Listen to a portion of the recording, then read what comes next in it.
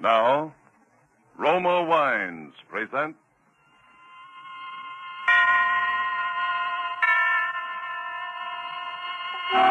Suspense.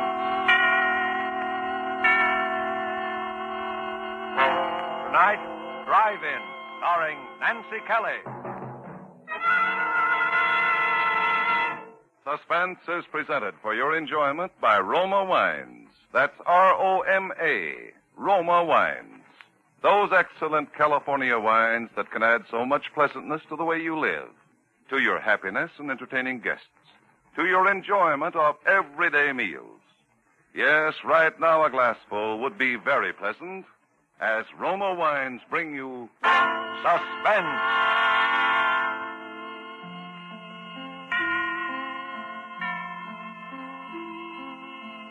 This is the Man in Black, here for the Roma Wine Company of Fresno, California, who tonight from Hollywood bring you as star Miss Nancy Kelly in the suspenseful narrative of a Hollywood working girl who, one rainy midnight, found death sitting beside her on the ride home. And so with Drive-In and with the performance of Nancy Kelly, we again hope to keep you in suspense.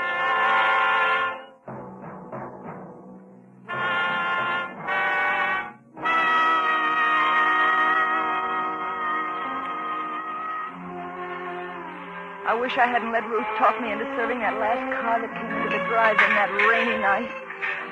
It was late. I was tired.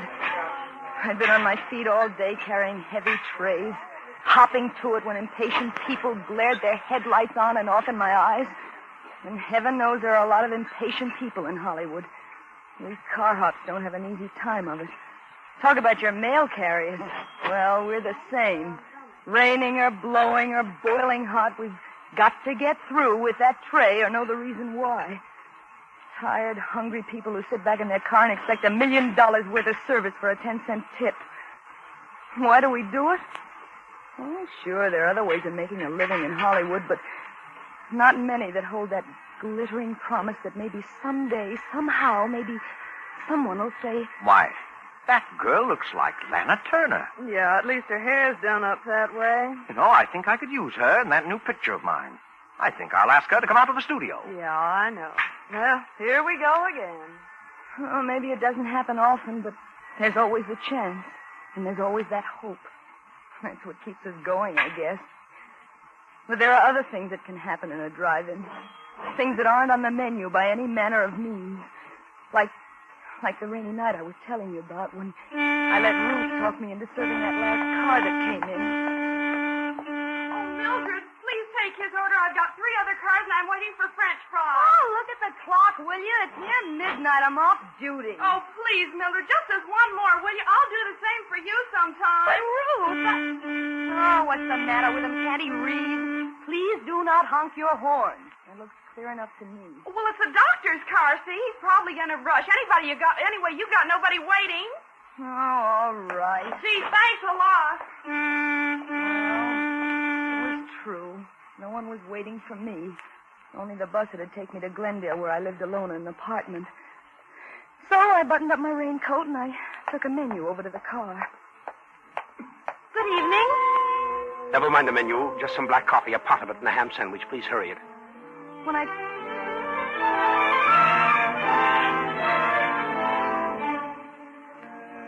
I took his order over to the car, the window was rolled up a little too far, and it interfered with the tray, so I reached in to wind it down. When I touched the handle, it felt wet and kind of sticky, too, but I didn't think anything about it, and I got the tray firmly set, and then I looked at my hand. It was as red as blood. I looked up quickly at him. Oh, I'm sorry. I'm Dr. Morgan. I just had an emergency in the car. Oh, an accident? Yes, Sunset and Vine, quite a crash. I just happened by, and I took one of them to the hospital. Oh, gee, that's too bad. Yes, it was very unfortunate. I walked back, trying to wipe the blood from my hand with a paper napkin. Ooh, it gave me a creepy feeling to have somebody's blood on my hand. Then I went in to wash. I was keeping close track of the time, and I was a little worried for fear the big drive-in clock wasn't right. It sometimes ran slow. So I took a coin from my pocket. I figured it was worth a nickel not to miss that last bus to Glendale. I walked over to the payphone, and I was just about to drop the nickel in when I looked out, and he was leaning on the horn and beckoning to me at the same time. I put the nickel back in my pocket, and I hurried out to him. I'm sorry, but I'm in a hurry, and I haven't time for this coffee to cool off. I'll take the sandwich with me. How much do I owe you? 40 cents. 40 cents. Here you are. I hope I didn't interrupt your phone call. Wasn't important, was it? No. I was just checking on the time. I didn't want to miss my bus. There was a clock right over your head. Oh, it's usually wrong. I have the time. It's about 4 minutes to 12. Oh, gee, I am going to miss my bus. What time does it leave? At midnight from Hollywood and La Brea. Well, hop in. I'll take you. I'm going right past there. Oh, gee, would you? I'll take the tray and I'll be right back. Okay. I might still make it. In my hurry to unhook the tray from the window, I gave it a jerk and it fell crashing to the ground. Oh, Rose! Rose, please help me pick these things up, will you? I'm going to miss my bus. Oh, all right, Mildred, okay. We picked the things up quickly, and Ruth went off with the tray. I started to run around the other side of the car when I noticed something shining on the ground. It was one of the shakers that had fallen from the tray. I picked it up, and I started running toward the drive-in when he spoke to me. Why don't you just put that in your pocket? You can return it tomorrow. Come on. You're going to miss your bus.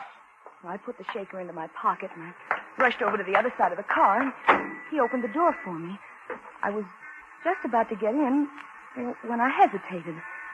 I wasn't used to doing this sort of thing. The other girls sometimes let the customers drive them home, but I never did. Still, he looked so decent, and... Come on, you'll miss it. Then he reached out as if to help me in.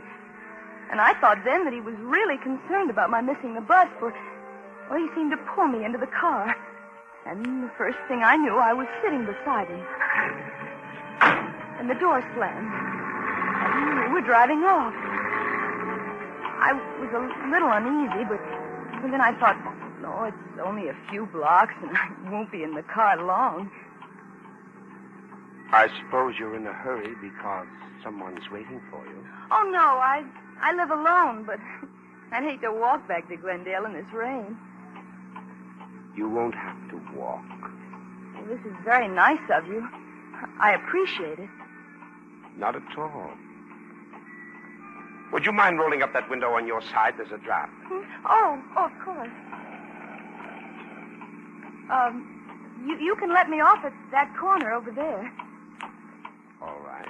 Anywhere along here will be all right. This is fine. Right over there by that stop sign. Well, you're going right through that stop signal. Am I? Yes. But I'll get over there by the other one. My bus. You're turning the wrong way. Am I? Yes. This goes up to Laurel Canyon. Does it?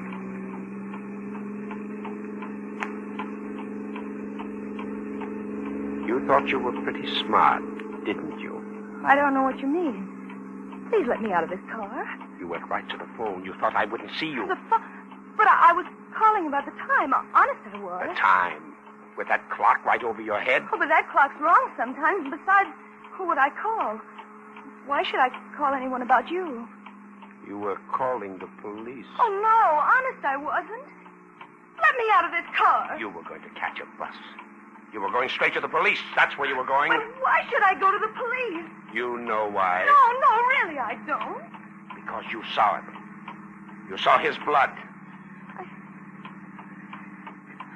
No, you don't. Oh, no. There, you won't need to try to open that door again. Now we'll be getting along.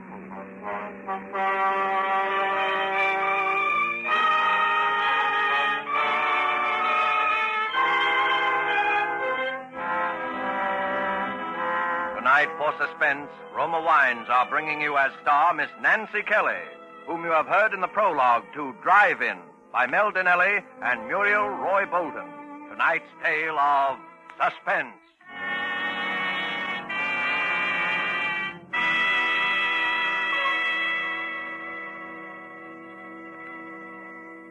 This is Truman Bradley for Roma Wines.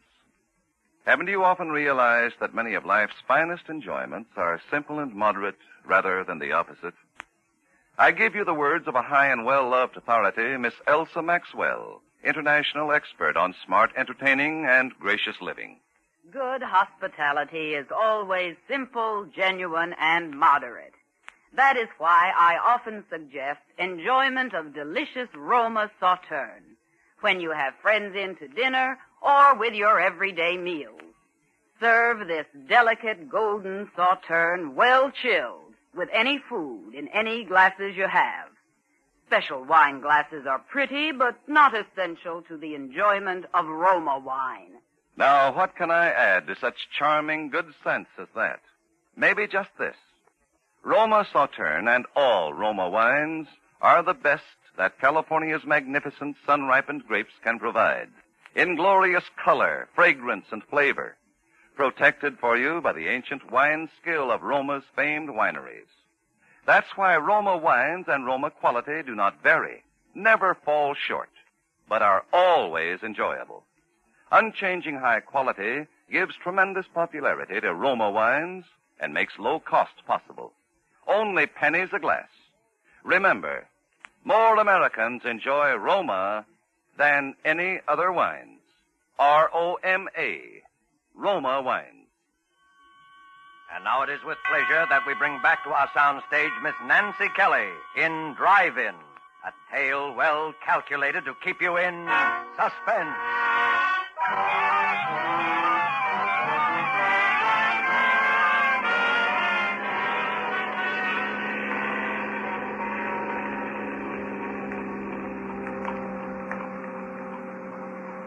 After I made that last try to get out, and he broke the handle of the door, all the strength seemed to go out of my body. I just sat there as we drove on.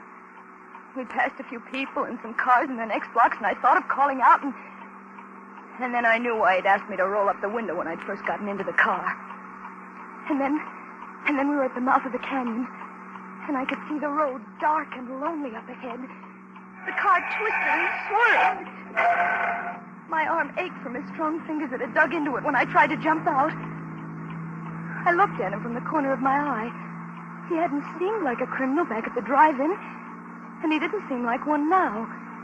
His jaw was black from needing a shave, and still his face, well, it wasn't like a criminal's at all. It was so tired.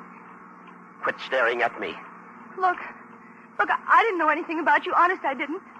Please let me go. You know something about me now. I won't tell anybody. Whatever it is, I promise you I won't. A woman's promises. Remind me to tell you a story about a woman and a promise. Let me out. Please let me out right here. It's a long way back to Glendale. Well, that's all the better. It'll take me hours to get back, and you'll be miles away by then. I'm not taking any chances with you, kid. Please. Oh, please let me out. I've got to get back. You said no one was waiting for you. You live alone, don't you? No one will miss you. We both heard the siren then. He looked quickly into the rear vision mirror. Then he took a gun from his pocket, and he turned to me. If that's for us, and we're stopped, remember this. I've used this gun before tonight, and I can use it again if I have to. If I'm taken, you'll go first. But now listen, I'm a doctor and you're a nurse, and we're headed on an emergency. If you want to live, you won't try to pull anything. Now remember that. Remember it.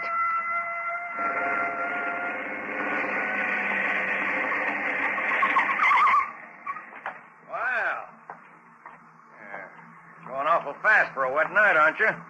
Followed you all the way up from Hollywood. I'm Dr. Morgan, and this is Nurse Johnson on an emergency call.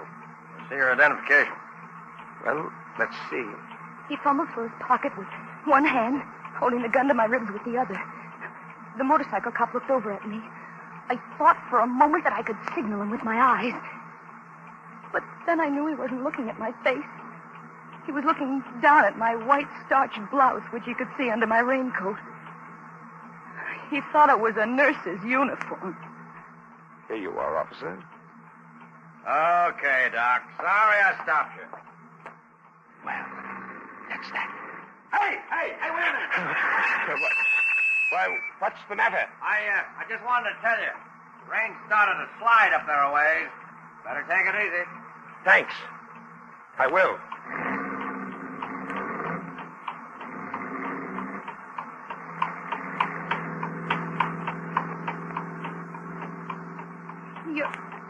You're not Dr. Morgan, are you? What do you think?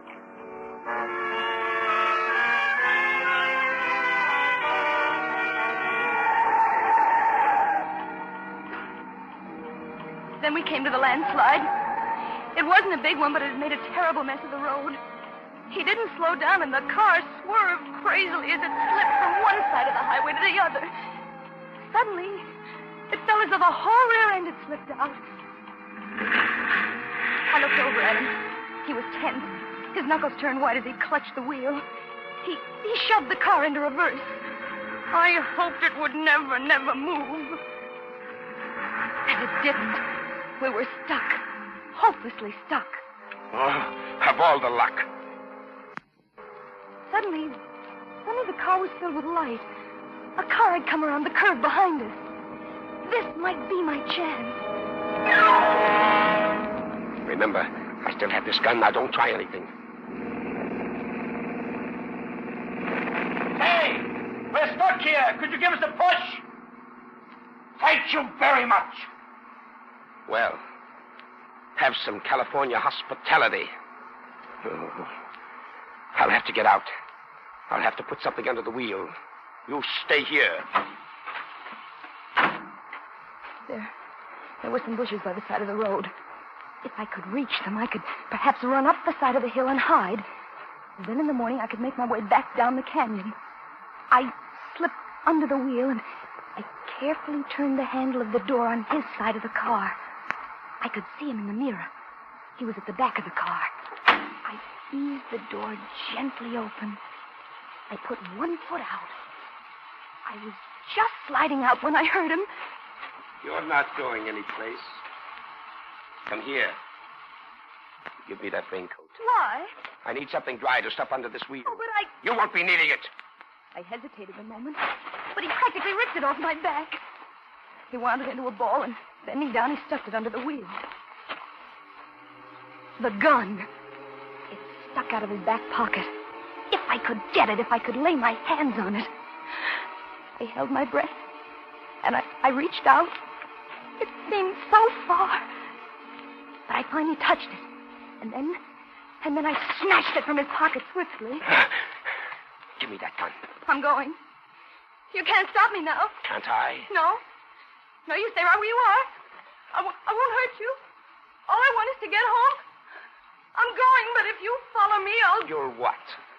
I'll kill you. I don't think you will. Oh, yes, I will. You think I'm afraid? Aren't you? No. No, I don't care what happens to you. You're a murderer. You killed somebody. I thought you didn't know anything about I me. didn't, but I do now, and I'm going to tell the police. Stay where you are. No. No, I'm not afraid. I'll shoot.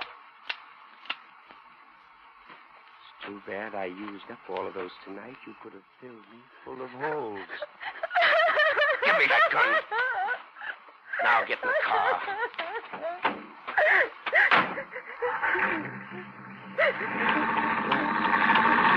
That's better.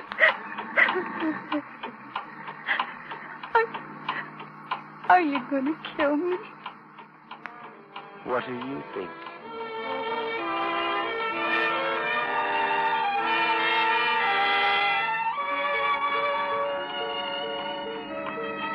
We were nearing the top of the canyon now. The road was very steep. The rain had let up. It was just drizzling now. Even though he hadn't answered my question, I knew the answer. He was going to kill me. I wouldn't get back home tonight. Not tonight or any other night. It was funny. I sometimes used to hate that little apartment of mine where nothing ever happened. But tonight... And then, for some reason, I thought about Ruth. What would she say tomorrow when I didn't show up at work? And then I wondered where they'd find my body. Well, here we are. Lookout Mountain, the top of the world. Suddenly, we came over the crest of the hill. And way down below, the city stretched out for miles. Millions of lights glittering in the rain. For a moment, I forgot everything. It was the most beautiful sight I'd ever seen.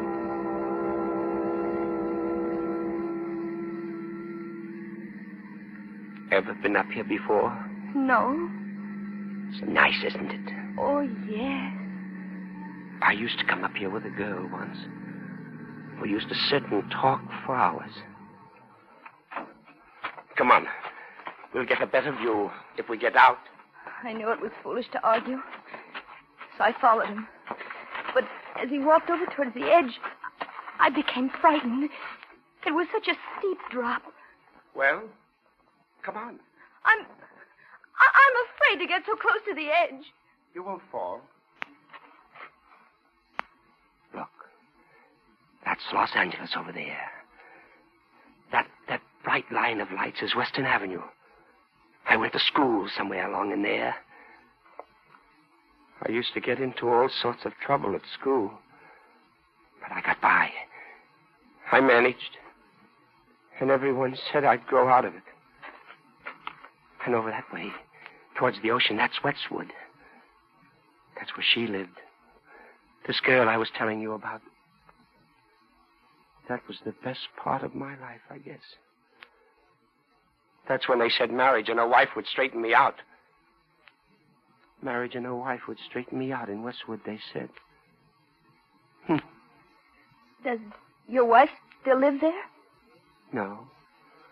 She's dead. Oh, I'm sorry. You needn't be. I killed her. Oh, why?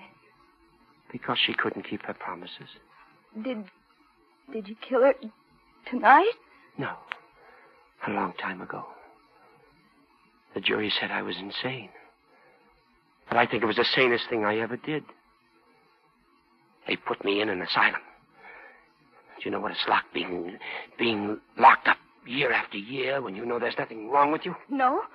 It isn't good. You'd do anything to get out. Anything. I knew if I could keep him talking, maybe a car would come along. Maybe something would happen. It was my only chance. What are you thinking about?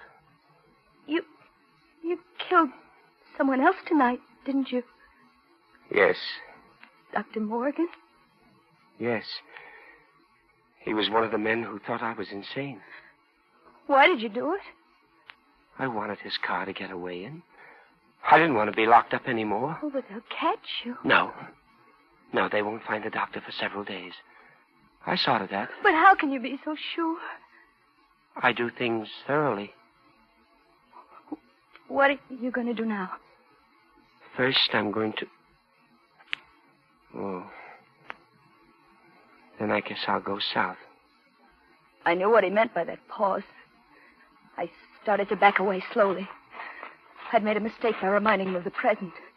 My hands went instinctively to my pocket for something to defend myself with. I knew there was a pencil there.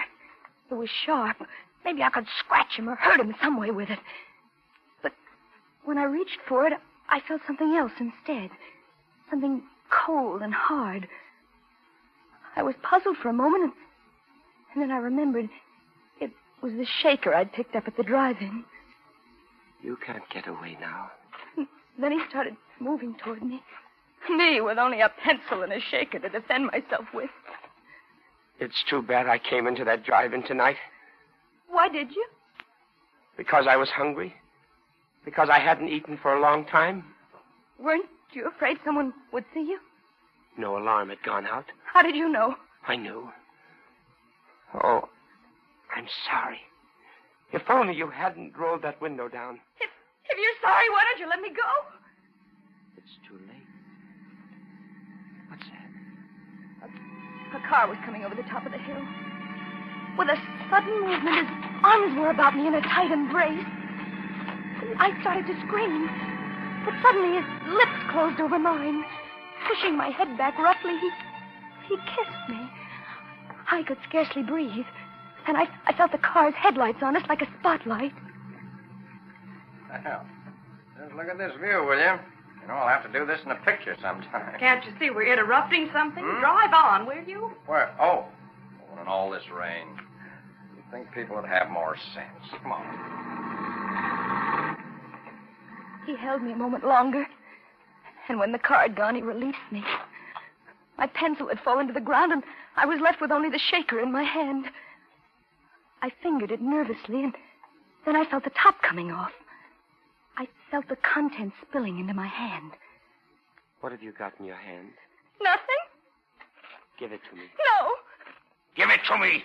He grabbed my wrist, and he pulled me toward him. We were moving to the edge of the cliff, but my other hand was free, and I threw the contents of the shaker into his face. His hand flew to his face in an effort to clear his eyes. But it was too late. The pepper had blinded him. He lunged out for me, but I stepped aside quickly, and he slipped in the mud. His hands went out to steady himself. He clawed frantically at thin air, and then I saw him falling over backwards, over the edge.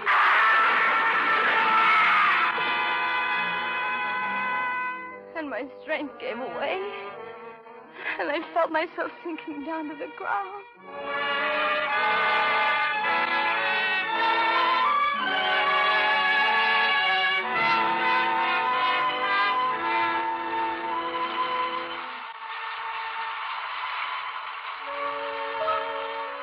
I don't know how long I must have been there, but when I came to, it was raining again. I was soaked to the skin, and there was mud caked in my hair. And there was no one in sight. The lights of Los Angeles stretched out in a pattern peacefully below, and I knew that somewhere at the foot of those hills was Glendale and my apartment. I rose slowly to my feet, and I started back toward the road. And somehow, everything that had happened seemed unreal, like a dream. Everything except the way he'd kissed me to keep me from crying out.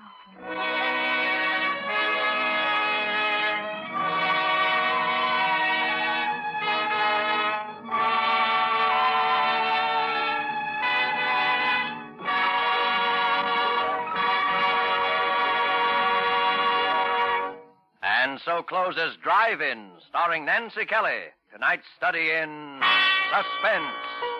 Suspense is produced, edited, and directed by William Spear. We are sometimes asked, why does Miss Elsa Maxwell always say it is smart to serve Roma wine? Her explanation is simple. It is smart to serve Roma wine, first of all, because Roma wines are so delicious, so good with food or any time. It is smart further because Roma wine affords simple pleasure, enjoyment that is truly moderate. Finally, it is smart because it is such an easy and inexpensive addition to hospitality and everyday living. Yes, in every way, it is smart to serve and enjoy Roma wines. They are California's finest, always good, unvaryingly fine in flavor and quality. And remember, the cost is only pennies a glass. More Americans enjoy Roma than any other wines. Roma, R-O-M-A, Roma wines. Nancy Kelly appeared through the courtesy of RKO and will soon be seen in their production, Betrayal from the East. The part of the man was played by Wally Mayer. Next Thursday, same time, we will have an unusual program for you that you won't want to miss. It will bring you, in his first appearance as a dramatic actor, Mr. Frank Sinatra. And appearing with Mr. Sinatra will be that incomparable actress, Miss Agnes Moorehead. Don't miss them next week on Suspense. Presented by Roma Wines, R-O-M-A, made in California for enjoyment throughout the world. This is CBS, the Columbia Broadcasting System.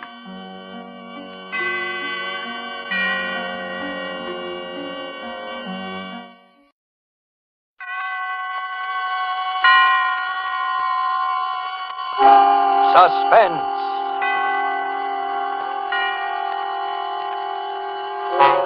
Tonight, To Find Help, starring Frank Sinatra and Agnes Moorehead. My roomer, Mr. Armstrong, tried to warn me that morning he left on his business trip. I remember we were just finishing breakfast and he was rather in a hurry. I don't care what you say, Mrs. Gillis. I just plain don't like it. You're alone here in the house all day. There are no close neighbors. And after all, you know nothing about the man. Good gracious, Mr. Armstrong, you'd think I was a pretty young thing of 20 to hear you tell it. And another thing. Seems very strange to me that a young man should be job hunting from door to door in this day and age. Why, there are plenty of jobs to be had. That's just why it's so difficult to find help these days. Oh, you're a worrywart, Mr. Armstrong. And now that I've found someone to do my heavy work, I'm not going to let your silly notions change my mind. All the same, though, I'm not leaving the house this morning till I get a look at the guy. I remember I kept worrying about poor Mr. Armstrong missing his train because it was getting to be 9 o'clock. He dried the breakfast dishes for me, and as he talked, he kept looking out of the window towards the long driveway. Hey, here he comes. Well, I guess I needn't have worried. Mr. Armstrong was smiling, for he'd seen my young man who was coming up the driveway. And I smiled, too. Even I had forgotten what a meek, harmless-looking lad he was. Why, he could hardly be called a man at all, I thought. So that's the critter who's been causing me all this mental anguish. Oh, there. You see, you and your silly ideas. Why, the little guy's not strong enough to keep a regular job, I suppose. Why, I believe Sarah's getting some of your foolish notions, Mr. Armstrong. There now, Sarah. I'm sorry that we made you nervous about him. Why, if you could see the guy. He'll hear you. Oh, good morning. Good morning. I've been expecting you. This is my roomer, Mr. Armstrong. I don't believe you told me your name. I'm Howard Wilton, ma'am. Hello, Howard. I'm glad you come. I know you'll be a great help to Mrs. Gillis. And you'll be company, too. Well, I'm off. Take care of yourself. I don't think you'll have much trouble.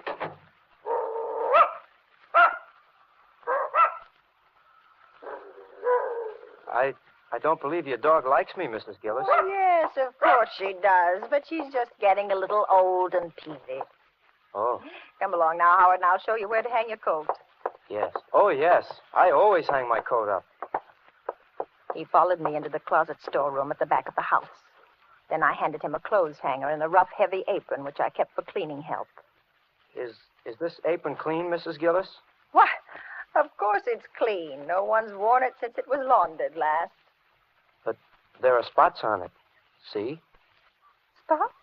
Well, here, let me look at it. Oh, but that's paint. No dirt and dried paint. If you don't mind, I'd rather not wear it. Well, what do you wear then? You didn't bring out the clothes, did you? I'm a neat worker, Mrs. Gillis. You needn't worry about my clothes.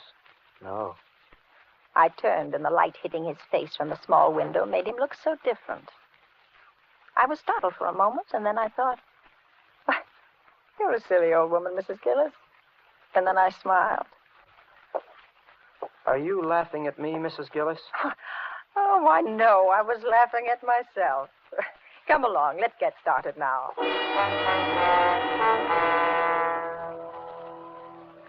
He'd only been at the den floor a short time when I heard him walk back to the closet storeroom. Can I help you, son? I'm going after my coat, Mrs. Gillis. I don't like it being out there in the storeroom. It's a breeding place for moths, you know. Oh, now, son, it takes longer than that for moths to do any damage. Perhaps you won't think it's quite so amusing when I tell you that it's my best and only coat. Oh, I didn't mean to hurt your feelings, Howard. Where would you like to put it? In the kitchen, perhaps? No, the cooking fumes wouldn't be good for it. I'll take it right in the den with me. That is, if you don't mind. Oh, go right ahead, Howard. If you don't mind. Suddenly, I was thankful that there was a phone. He was such a peculiar boy. I wasn't really alarmed. Not then, I wasn't. Still, it was good to know the phone was there. And that old Sarah was still in the breakfast room asleep.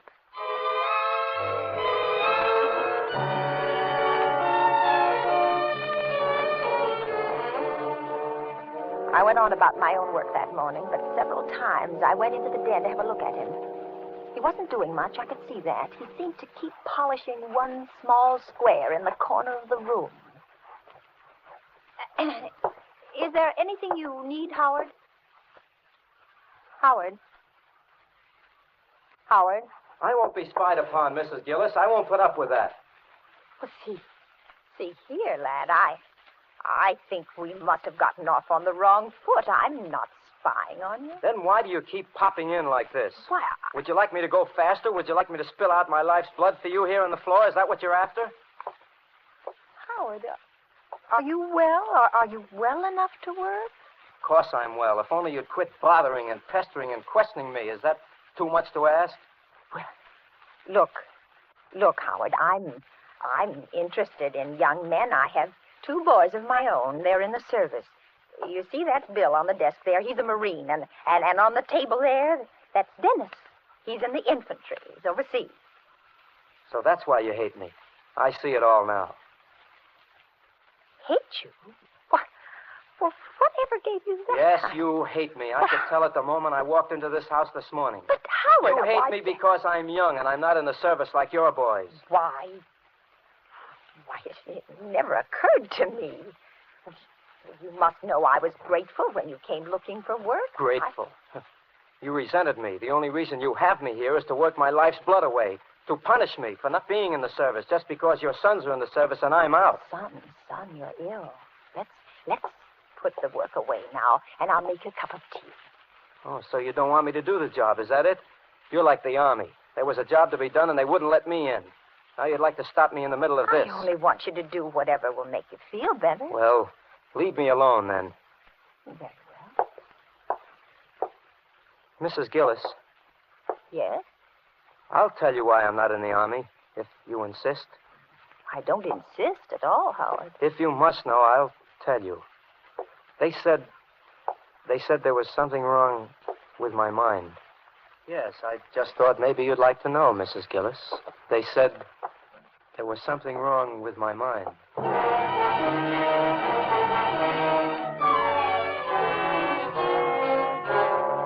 The first thing that I thought of when I reached the hallway was the phone, but it was in the den with Howard.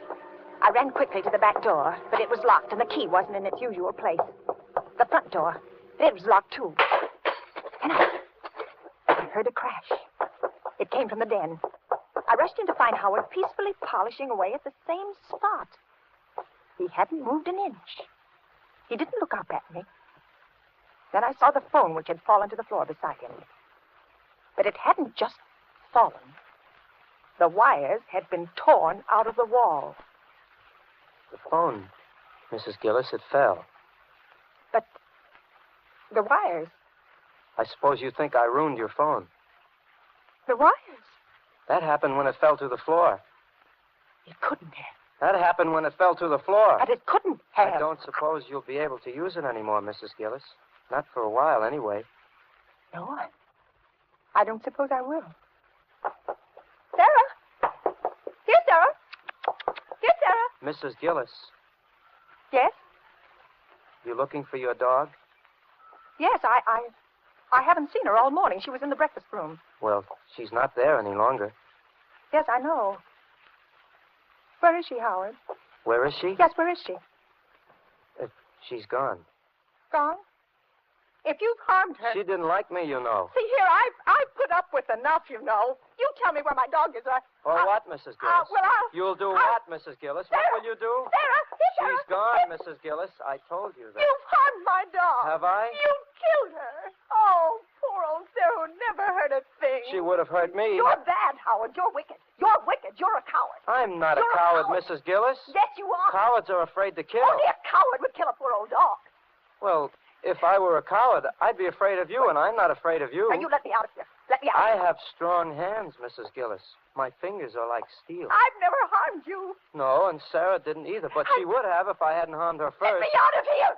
You're getting Let very me out. noisy, Mrs. Gillis. Perhaps if I locked you in this closet, you'd calm down a bit. Howard!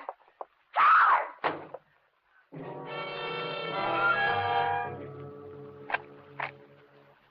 And then I heard the key turn in the lock. For a moment, I had the feeling of unreality. Was this really happening? But I found out soon enough that it wasn't a dream. For the dim light from the little square window picked out a limp, lifeless object in the corner among the dusty mops. I knew without looking further what it was. Poor Sarah. Sarah, who never harmed a soul.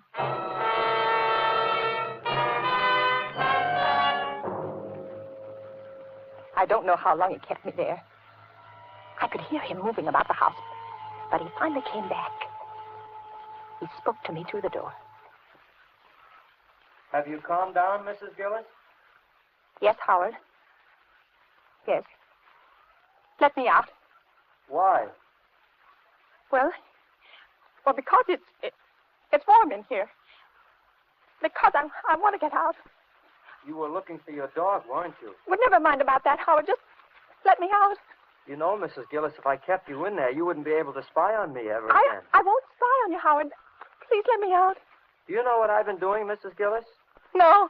I've been doing your den floors, just like you asked me to. And that's fine, Howard.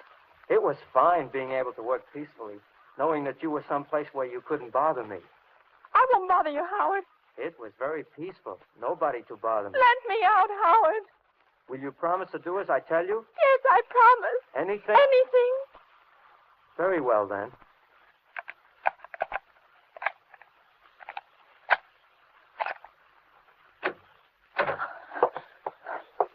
Now, no tricks. No. Feel my hands, Mrs. Gillis. He held them out before him. They were thin, weird-looking hands. Then he turned them over slowly, and he looked down at them. Are they nice hands, Mrs. Gillis? Yes. Yes, they're nice hands. But you haven't felt them. I knew better than to argue, and I forced myself to take hold of one of them. It was icy cold, and the floor wax had made it sticky. Have your sons as nice hands as these? Oh, no. No, they haven't. But they got into the army, didn't they? I'm just as good as they are, you know. Oh, of course you are, Howard. Wouldn't you like some food, lad? You haven't eaten all day, you know. Some food would be good. Let me fix you some. Mrs. Gillis, you know, a woman I worked for once said my hands were weak. She did? Yeah, but she soon found out, however. Well, here. Here now, lad, I have some nice cold roast in the icebox. I taught her a lesson. And it'll only take me a minute to fix some salad. Are your son's hands strong, Mrs. Gillis? Not as strong as yours, Howard. But I'll set the table right away. Mrs. Gillis, feel my hands again. They're like steel, you know.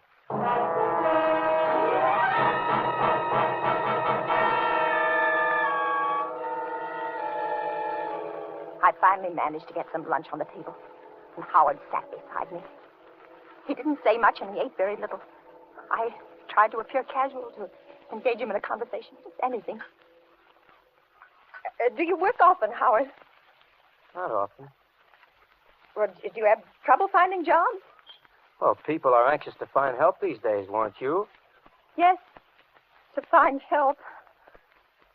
Mrs. Gillis, they're looking for me. Who, Howard?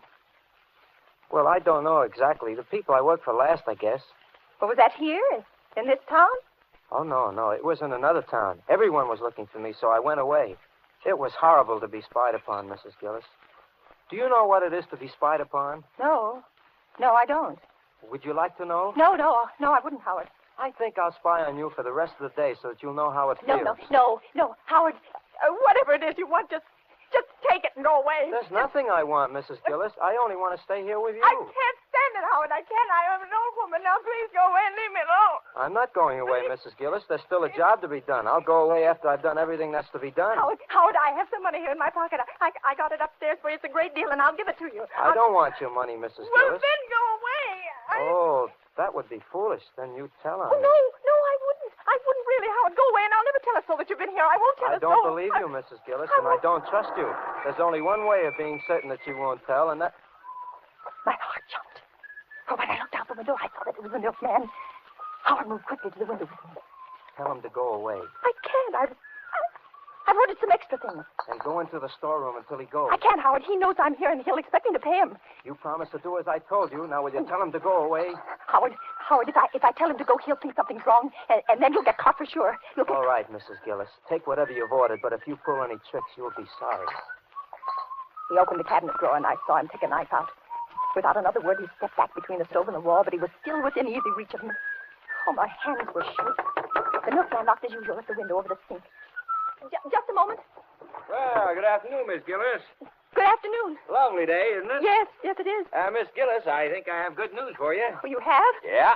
Beginning the 1st, I think we're getting some badly needed help. And in the future, your deliveries will be made in the early morning. Well, that's nice. I don't believe you ever did like these late deliveries, did you? Well, I had never really minded. Well, if all our customers were like you, Miss Gillis, it wouldn't be such a bad world.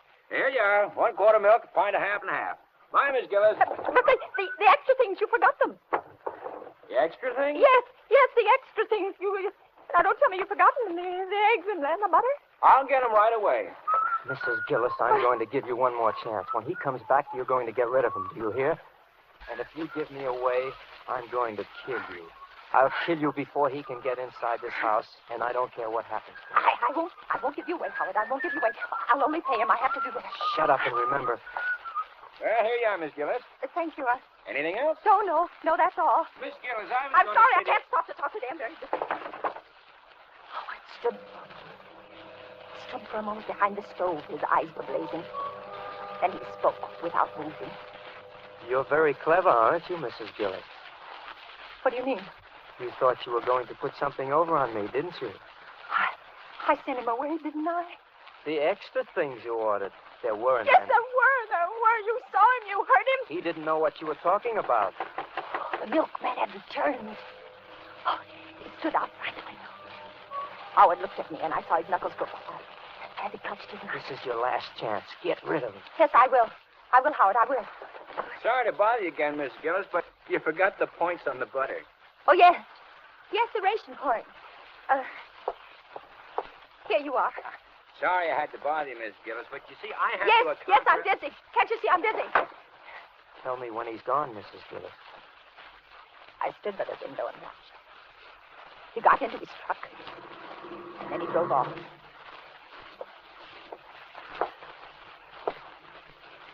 So that was your scheme, was it? So you wanted to give me away. He's gone now, Howard. You thought he'd save you, didn't you? No, I sent him away like you asked me. Do you know what would have happened to me? I sent him away. Do you? They would have taken me away. Howard, leave me alone. I'm going to punish you. No, Howard, I've been punished. No, you haven't. Standing very close now, and I knew he still held a knife. And suddenly, everything was black, and I slipped to the floor.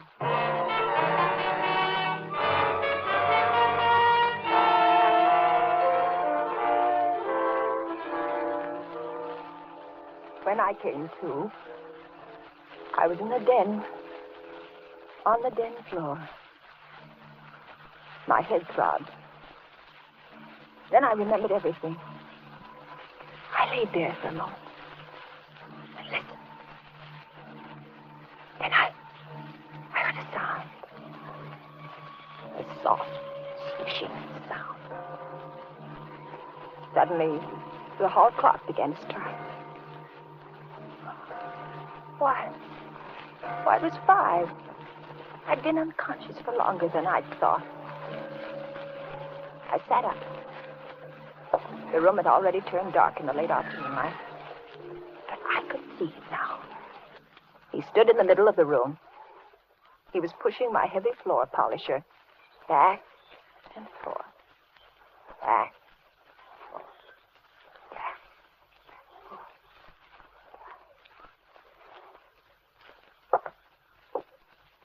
What time is it, Mrs. Gillis? About 5.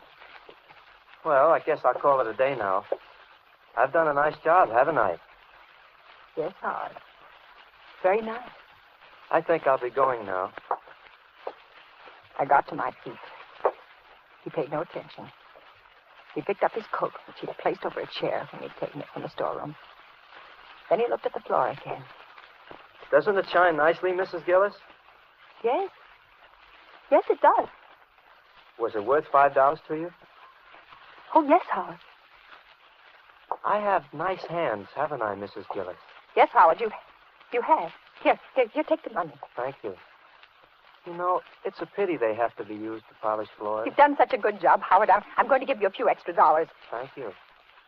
Will you be needing me tomorrow, Mrs. Gillis? No, thank you, Howard. The door's locked, Mrs. Gillis. Yes, Howard. Do you have the key? Yes, I do. I just remembered. I just remembered a lot of things. Mrs. Gillis, there's someone at the door. Yes, Howard. Will you open it? Oh, should I?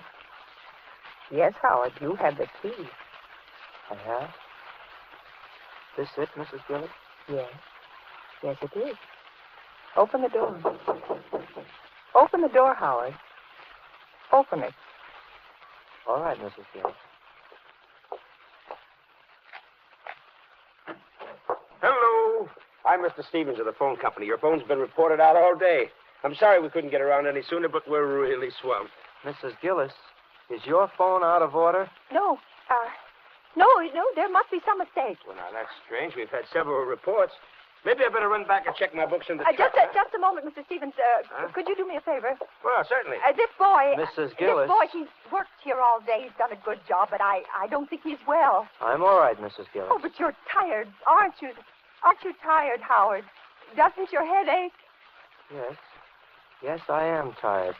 And my head does ache. Well, maybe Mr. Stevens will be kind enough to drive you to the car line. Sure, I'll be glad to, Mrs. Gillis, but I can't wait Well, long. right away, and I'll go along, too. I have some marketing to do. And, Mr. Stevens, as long as you're here, would you mind checking the phone just to make sure? Of course. I'll show you where it is. Can I show him, Mrs. Gillis? No, Howard, you wait here. We'll be right back. I moved quickly towards the den. Mr. Stevens followed me. Once inside, I closed the door behind us.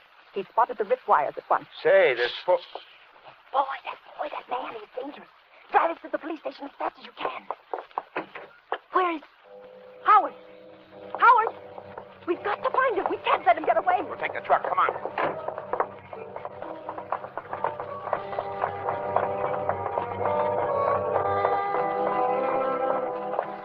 But when we reached the car, I suddenly saw him. He was sitting in the front seat with his coat folded neatly over his lap. Were you looking for me, Mrs. Gillis? Yes, Howard. Yes, I was. Are you ready to go? Yes, I'm ready.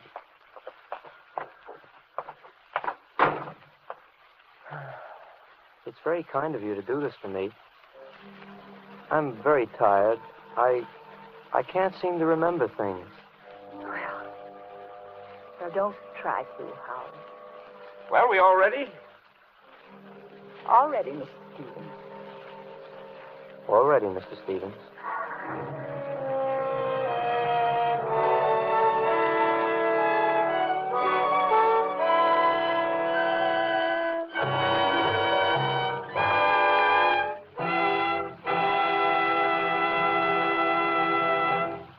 And so closes To Find Help, starring Frank Sinatra and Agnes Moorehead. Tonight's study in Suspense. Suspense is produced, edited, and directed by William Spear.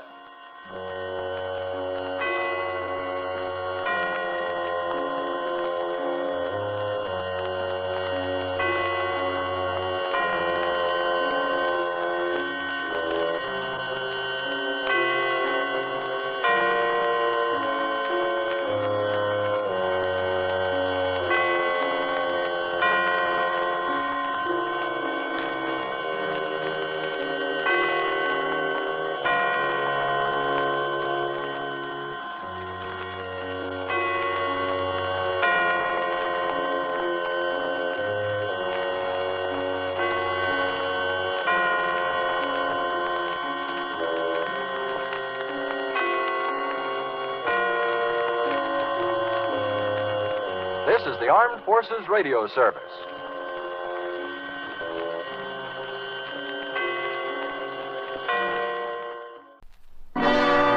Now, a tale well calculated to keep you in suspense. The events that are covered in this report began on the night of December the 28th, 1910, although I didn't know it at the time. But it was on that night that I opened my eyes to discover that I was lying behind some trash barrels in a dark London alleyway. Thunder was ripping the skies apart, and the sheets of rain that were pelting on my unprotected body had soaked me to the skin. My head was aching unbearably. As I automatically tried to rise, I found I was so dizzy that I had to hold on to the barrels for support.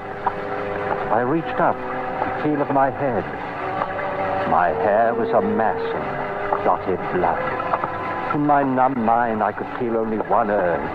I had to find a lighted building somewhere where someone could get me warm clothing and call a doctor. It seemed hours before finally I saw an office building in which a light was burning and gratefully stumbled in its direction.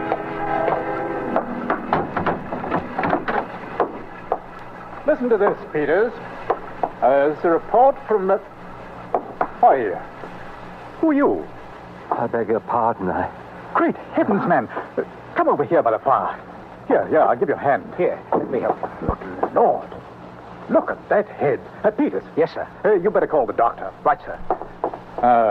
Let's get some of these wet clothes off, eh? Yeah. Easy now. This is very kind of you. Now the trousers. That's it. Robbed, eh? I suppose so. Suppose? Yes. You see, I don't know. Oh, come, sir. You must know whether or not you had a pocketbook. There's nothing here now, certainly. There's nothing? Who are you, by the way? Huh? I say, let's have your name. My name is... My name? I don't know my name. I don't know! I must have fainted, because the next thing I knew, I was lying on the couch in the office, covered with warm blankets and slowly returning to consciousness. My benefactor and the doctor were talking in hushed voices near the bed. You say no identification on him, eh? Nothing except these. I found them under his hatband. 2 ticket stubs, Drury Lane Theatre, December 24th, 1910. Have you checked there? Oh, there's no possible way to trace them. We'll have to call him something. Yeah. Drury, that's it. After the Drury Lane. And Terence after you, Inspector Terence Drury. Oh, very well. Well, how long do you suppose this condition will last? Amnesia? No way of knowing. I suggest a bit of rest and then some kind of absorbing work. Not strenuous, of course. Mustn't be allowed to brood, you see. Danger in this sort of thing lies in a man's working himself into a genuine psychosis from worry. I see. I say, Carruthers, why don't you put him to work here? At least until you locate his family. After all, you can't very well turn your back on the chap now that he's named after you. Well, as a matter of fact, it happens that I could use a new man around here very nicely. Oh, there you are. And as to forgetting one's worries and absorbing work, I can't think of a better place in the world for a man to do that than Scotland Yard.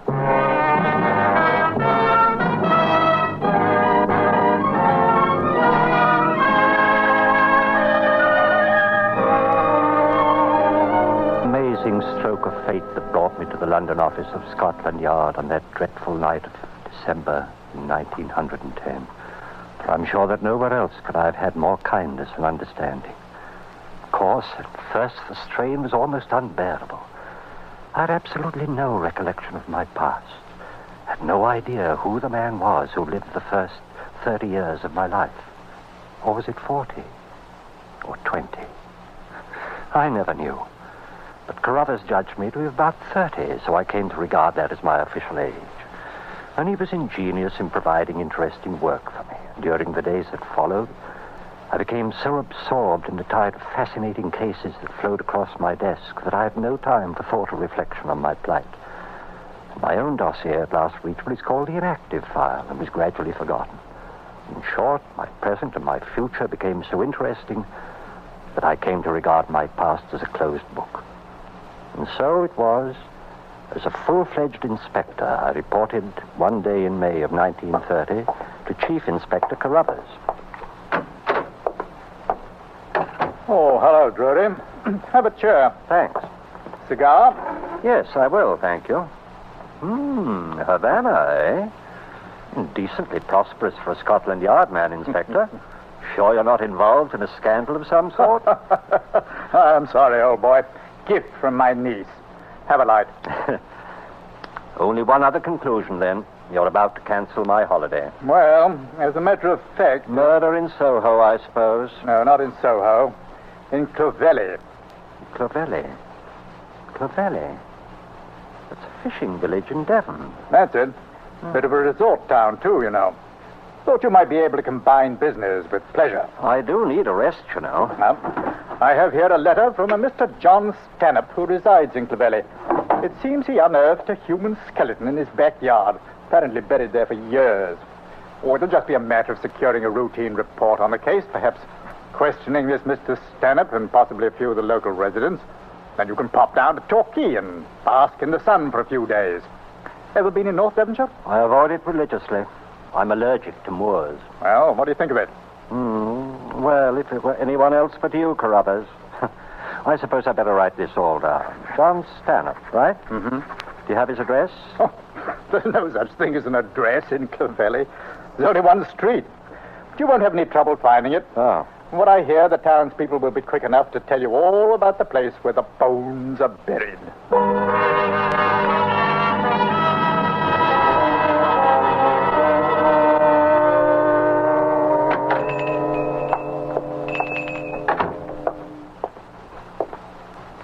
How do you do, sir? Welcome to Clovelly. How do you do? My name is Drury, Scotland Yard. You'll want a single, I expect. Yes, if you have one. Just sign the register, please. Very well. There. I understand that Mr. John Stanhope is to leave a message here for me. Oh, you must be here about the bones. Yes. Some excitement they've caused, I'll tell you. What with the Ashley Nortons' disappearance, a dark mystery these 20 years and all. Who were the Ashley Nortons? Lived in that house 20 years ago, they did. That would be just about the time the body was buried, wouldn't it, sir? Yes. Did you know them? Never did see her. Saw him once or twice. Strange pair they was. Unsociable. Keeping themselves to themselves night and day in that house on the cliff. No telling what went on behind them doors. What do people think went on? There's some that thinks that what went on was murder.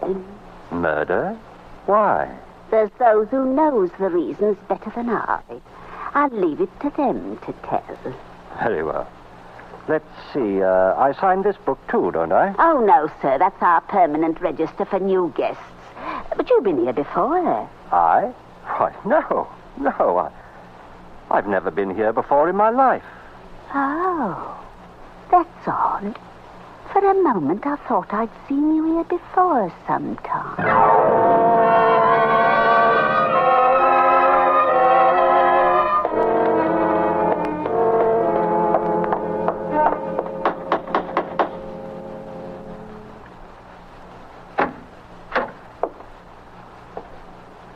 Mr. Stanhope? Yes?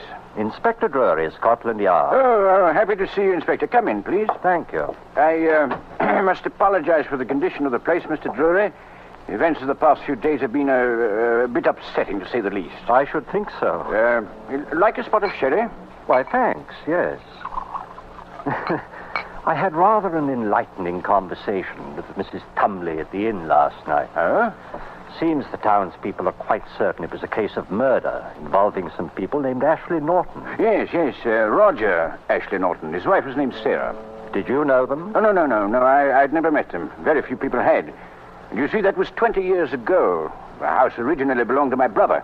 He died in 1925, and I didn't come into the property until after that.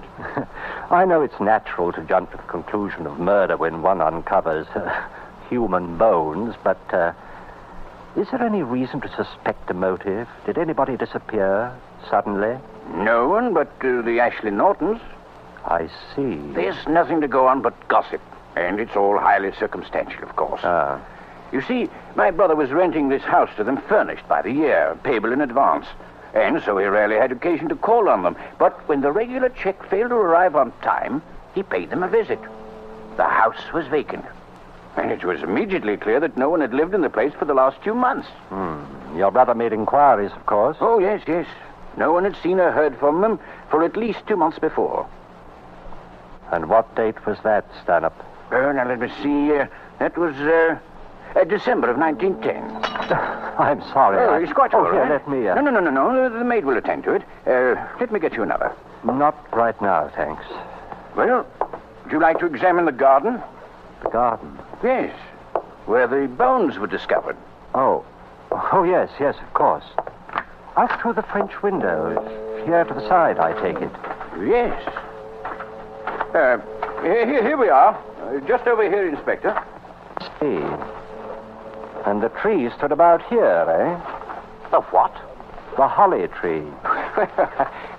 I must admit you're a jolly fine detective, sir. The gardener discovered the body while removing the dead holly tree, all right, but I wasn't aware that I mentioned the fact to Scotland Yard. It was in my room at the inn late that night that I first began my notes. I include them now in this report, just as I wrote them then. Clovelly, Devon, May 18, 1930. The feeling that this is all a book that I've read or a play I've seen somewhere in the past has taken hold of my very soul. And the terror that grips me when I think of the future makes rational thought very difficult. But nevertheless, I have resolved to pursue the investigation until I am certain that there is no further doubt. I must discover someone who knew Ashley Norton intimately, his profession, his habits, his personality. I think I must risk tomorrow another talk with Mrs. Tumley. But meanwhile, I shall withhold any further report to Carruthers.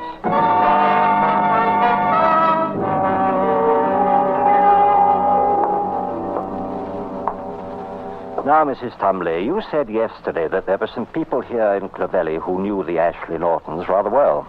Did I? Yes, Mrs. Tumley. Well, it might have been Effie Wilkes I had in mind. Who was Effie Wilkes? She was the Ashley Norton serving maid, sir. And where is Effie Wilkes now? Oh, she disappeared, sir. She disappeared? The same time they did, sir. And not a sight nor sound of her since. Not these 20 years. Who else? Who else knew the Ashley Nortons? Only the other one I could think of would be Ben Sykes. Blind Ben, they call him now. But he could see then right enough. And where is he? Oh, he's hereabouts. Gone to Bideford with his nephew today. But he'll be back Wednesday if you'd care to speak with him, sir. Did he work for the Ashley Nortons? In a manner of speaking, sir. He helped out with the experiments. Experiments? Oh, yes, sir. Mr. Ashley Norton was quite a scientist. Or so he said. What did Ben Sykes have to do with these experiments? Oh, he got things for them, sir. What sort of things? Live things, sir. Live things? Rabbits, animals, such like things, Oh, sir. oh, is that all? No, sir. If you ask me, that wasn't all. What else?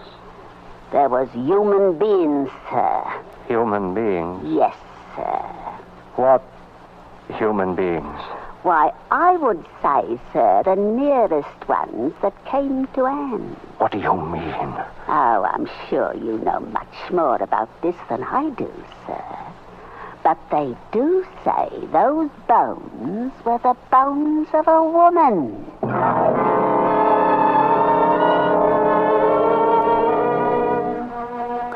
Carruthers wired today that he expects to locate the serving girl, Effie Wilkes, within a matter of hours. That means at least that she's alive. And it also means that our testimony will complete the case. And I can no longer deceive myself as to the outcome. I don't quite know why I sent Carruthers the information about Effie Wilkes, knowing as I do that I'm endangering myself by that action.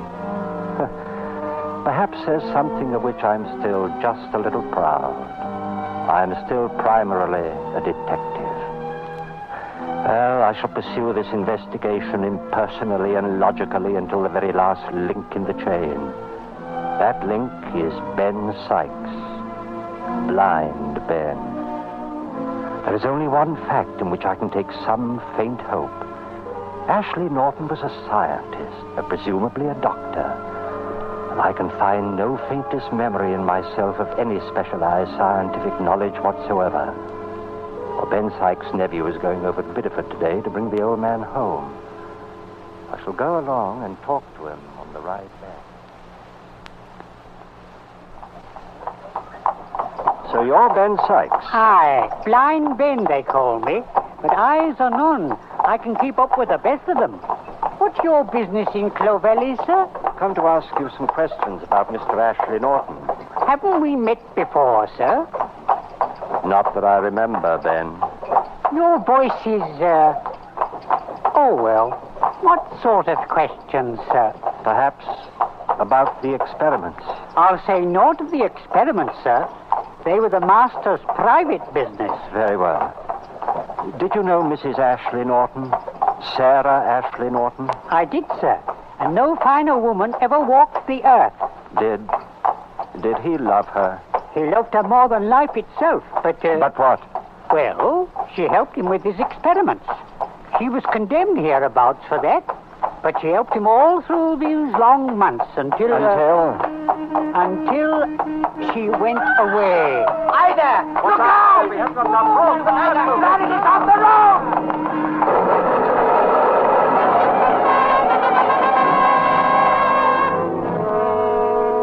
The last I remember was the sickening sway of the wagon as it overturned in the ditch to the left of the road. I must have hit my head on something and lost consciousness just for a moment.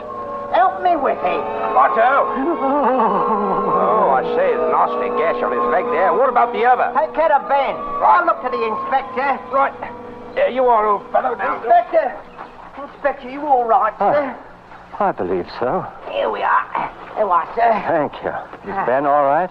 Oh, he's hurt. His leg. I've sent for the doctor. Let me have a look at it. Oh, yes, sir. No, don't roll it back. Huh? Now, get me a knife. Oh, here you are. Now, help me with this. Here. That's it. Compound fracture and bleeding pretty badly. Have you a handkerchief? Ain't clean enough for a bandage. It isn't a bandage. Now, get me a small stick. Oh. That's it. Now, around here, just below the patella. Now, hold on to that and relax it when I tell you. Yes, sir. Tibia and fibula, both compound. Dislocation of the talus. Need X-ray immediately. What? I didn't know you was a doctor, sir. Huh? What? Neither did I.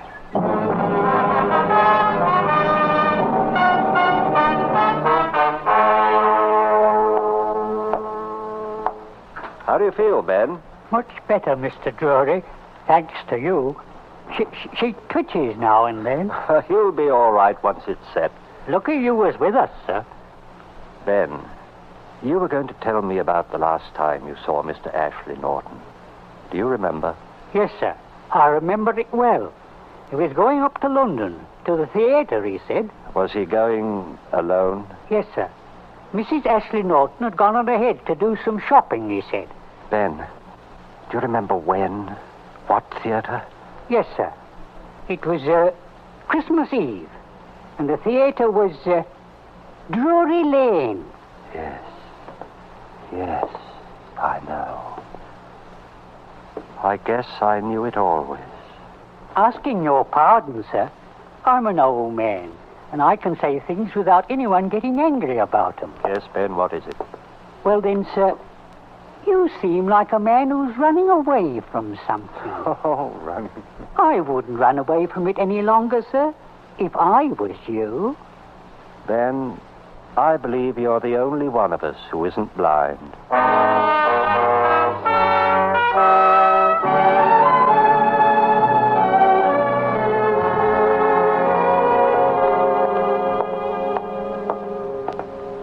Hello, Drury. Well, welcome back.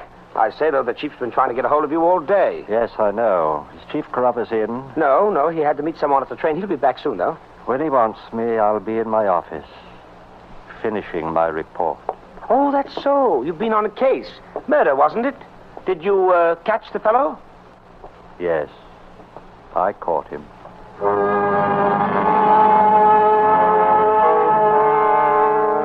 There's little now that needs to be added. Christmas Eve, Drury Lane Theatre. And Ashley Norton went alone, he said, because his wife Sarah had gone on ahead. And the medical training, it came back to me when I needed it as though it had been my life, my former life. There can be only one conclusion to this report. Sarah Ashley Norton was murdered by her husband. The case is closed. Signed, Roger Ashley Norton, formerly Terence Drury.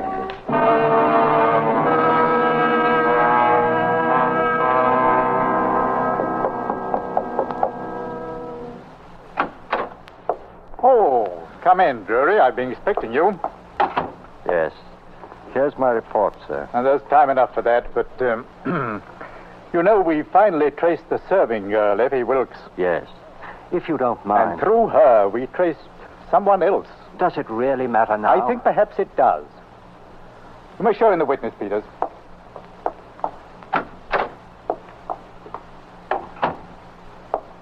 Yes. Yes, it is. Roger. Oh, Roger. I beg your pardon, but who? Roger, don't you remember me? Remember you? I only remember that you were someone who was once very dear to me. And now it's too late. No, Roger. No, it isn't too late. I'm... Sarah. Sarah. Oh, darling. You see, Drury, or rather Mr. Ashley Norton, it seems you and your wife did go to the Drury Lane Theatre on that Christmas Eve 20 years ago, and that very night you were both to go on to Paris. Then at the last moment you ran into some chap who begged you to deliver a lecture the next day. You agreed, and Mrs. Ashley Norton went on ahead. You were to meet her in Paris in 2 days. Oh. When you didn't come, I checked with the steamship company, and they said your ticket had been used. The thief who robbed you must have used it, but I couldn't know that. I thought you must be somewhere in France for years. Then I thought you must be dead. Oh, Roger. My dear. Sarah, do you suppose you could call me Terence? I've got used to it, you know, and... Oh, very well, Terence. You haven't changed very much, really. I suppose you haven't either. Oh, and can you ever forgive me? Forgive you? For what? The bones. Oh, the bones. Yes, Well, I suppose if that Mrs. Tumley hadn't been so nosy, I wouldn't have done it. But I was afraid if they found it in the house, it would look even worse. So that's why I did it.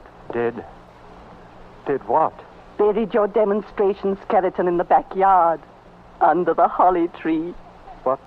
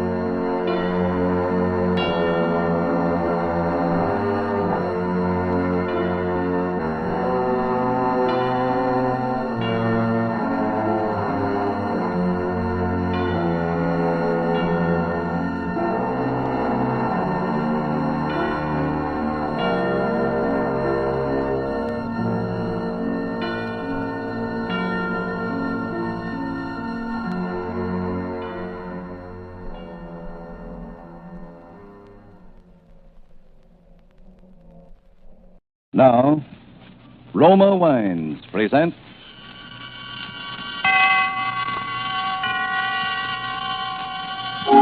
Suspense. Tonight, The Most Dangerous Game, starring Joseph Cotton with J. Carroll Nash. Suspense is presented for your enjoyment by Roma Wines. That's Roma, Roma Wines. Those excellent California wines that can add so much pleasantness to the way you live. A most interesting woman who extracts all the simple pleasure and happiness possible from living is Elsa Maxwell, International Authority on Hospitality. She offers you some friendly counsel. I am always telling people to take it easy, as they say, to be moderate and natural and at ease. And so, obviously, I suggest the enjoyment of a glass of Roma California port after dinner or during the evening. It is also very smart to serve when friends drop in, for this is one of the most glorious of all wines, richly fruity in flavor, with wonderful deep red color, utterly delicious. This is simple enjoyment, easy and restful enjoyment, moderate pleasure that helps you feel calmly at ease, and so happier. Don't bother about special glasses. Just use whatever glasses are convenient and enjoy your wine. You really should act on Miss Maxwell's suggestion. Roma Port, as all Roma wines, is the best that California's magnificent sun-ripened grapes can provide. In glorious flavor, color, and aroma, is unvaryingly good, always enjoyable. Protected for you by the ancient skill of the noted Roma wineries located in the choicest vineyard areas of California. Yet, all this delight costs you only pennies a glass. Remember, more Americans enjoy Roma than any other wine. Roma, R-O-M-A, Roma wines. Yes, right now a glassful would be very pleasant, as Roma wines bring you Mr. Joseph Cotton as Sanger Rainford with J. Carroll Nash as General Zaroff in the greatest manhunt story written in our time, The Most Dangerous Game, a supreme adventure in suspense.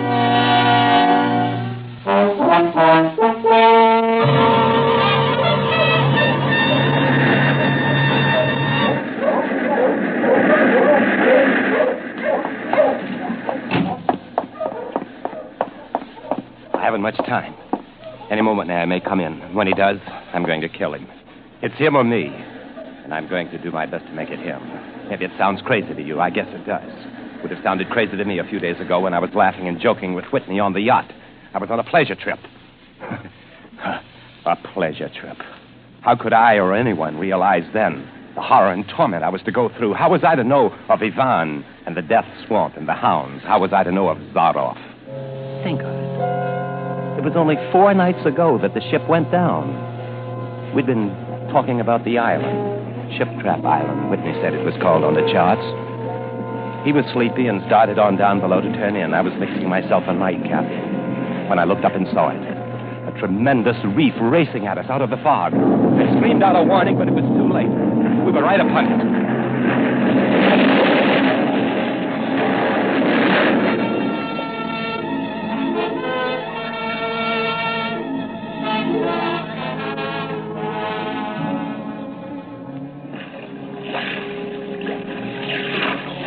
Exploded right on top of Whitney and the members of the crew. The force of the explosion hurled me into the blood-warm waters.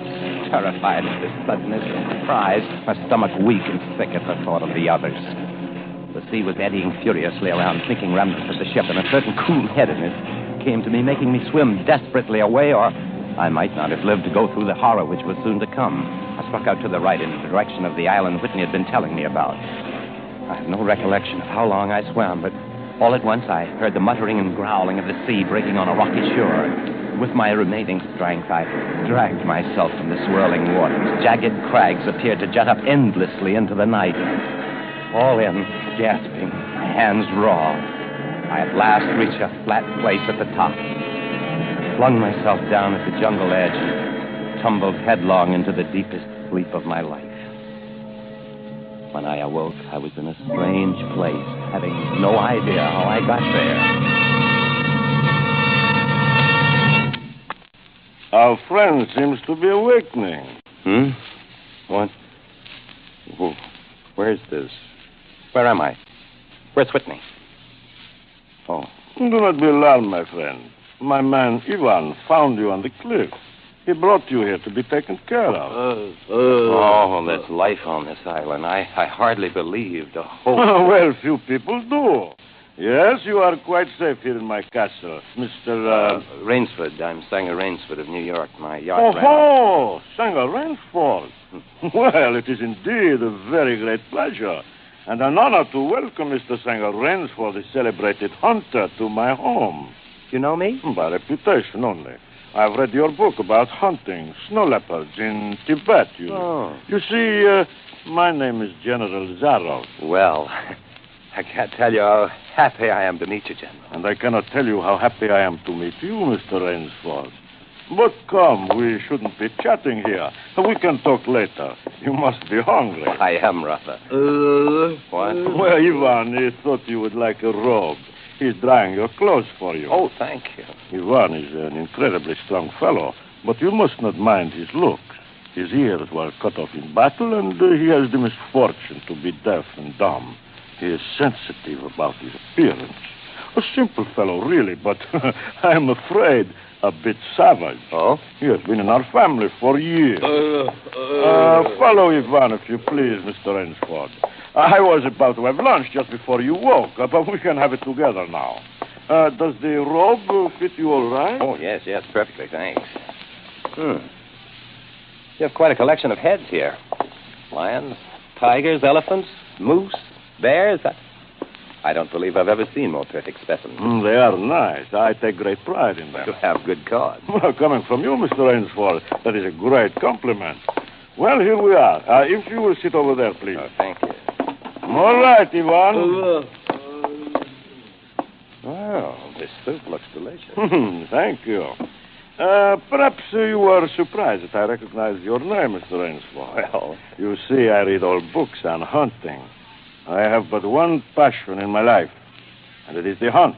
Your heads are really remarkable, General. That Cape buffalo is the largest I've ever seen. You know, I've always thought the Cape buffalo the most dangerous of all game. No, you are wrong, sir.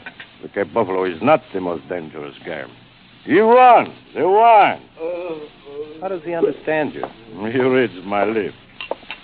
I think you will like the champagne, Mr. Rainsford. Ivan chills it expertly. No, the Cape buffalo is not the most dangerous game. Here in my preserve on this island, I hunt more dangerous game. Is there big game on this island? The biggest. Really?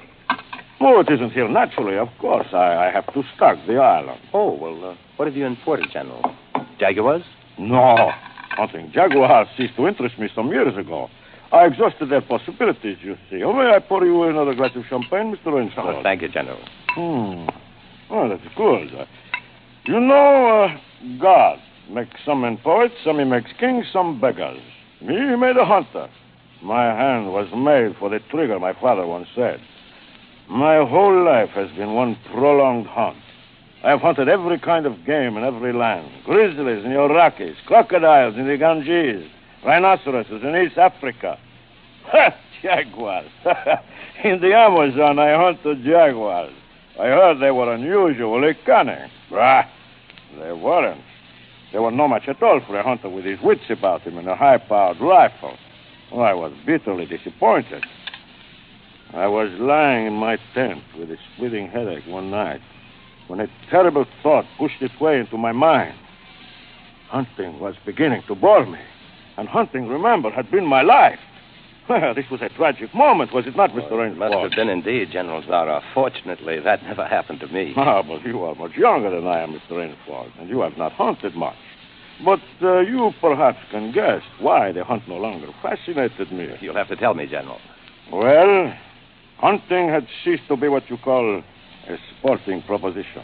It had become too easy. I always got my quarry, always. No animal had a chance with me anymore.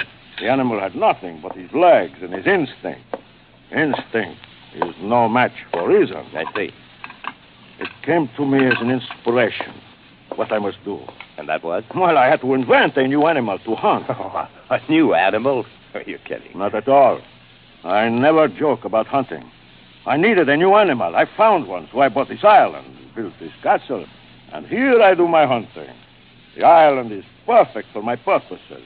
There are jungles with maze of trails in them, hills, swamps. But the animal, General Zaroff. Well, I wanted the ideal animal to hunt. So I said, what are the attributes of an ideal quarry? And the answer was, of course, it must have courage, cunning, and above all, it must be able to reason. But no animal can reason. My dear fellow, there is one that can. One? One. You can't mean... And why not? Oh, I can't believe you're serious, General Zaroff. You're just joking. Joking? I'm quite serious.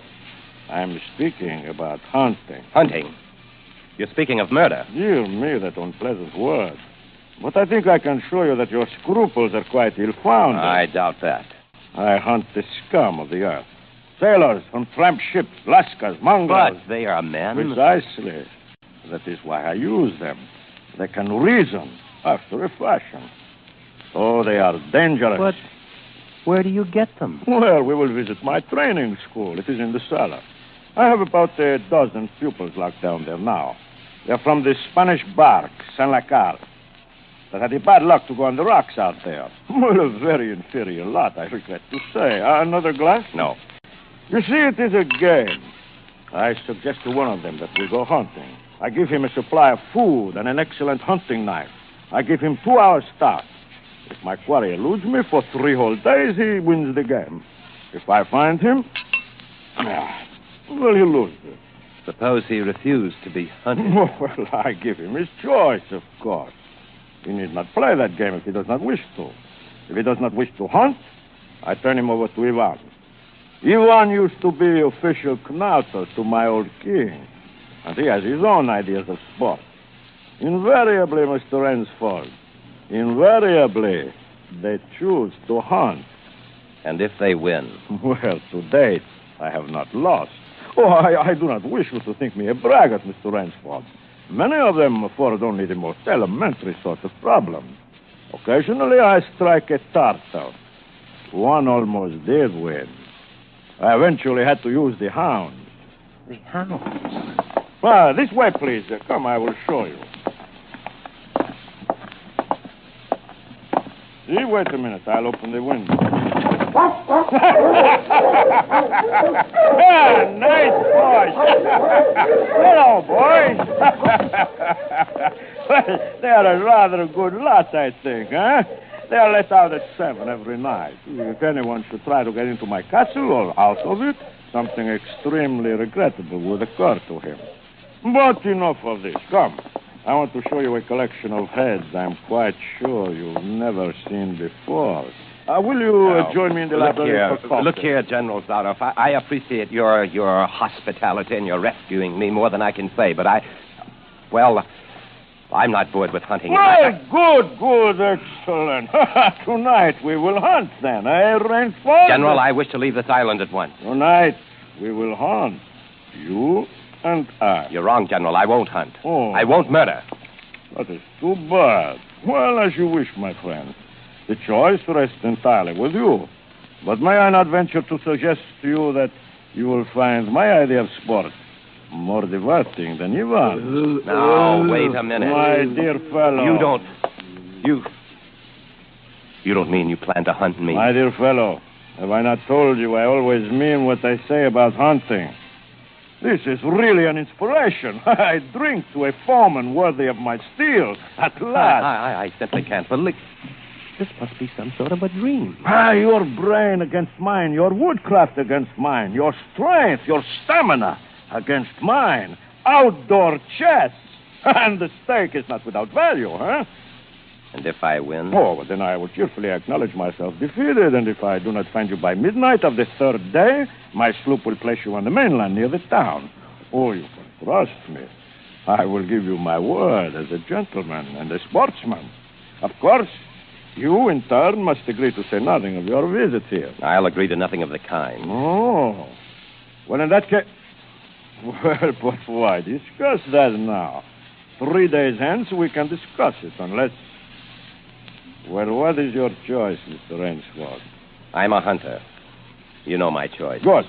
Ivan here will supply you with hunting clothes, food, and knives. I suggest you wear moccasins. They leave a poorer trail. I suggest, too, that you avoid the big swamp in the northeast corner of the island. We call it Death Swamp. There's quicksand there. Well, I must beg you to excuse me now. I always take a siesta after lunch. You will want to start, no doubt. Well, au revoir, Mr. Rainsford. Au revoir. Look here. Isn't there any way I could...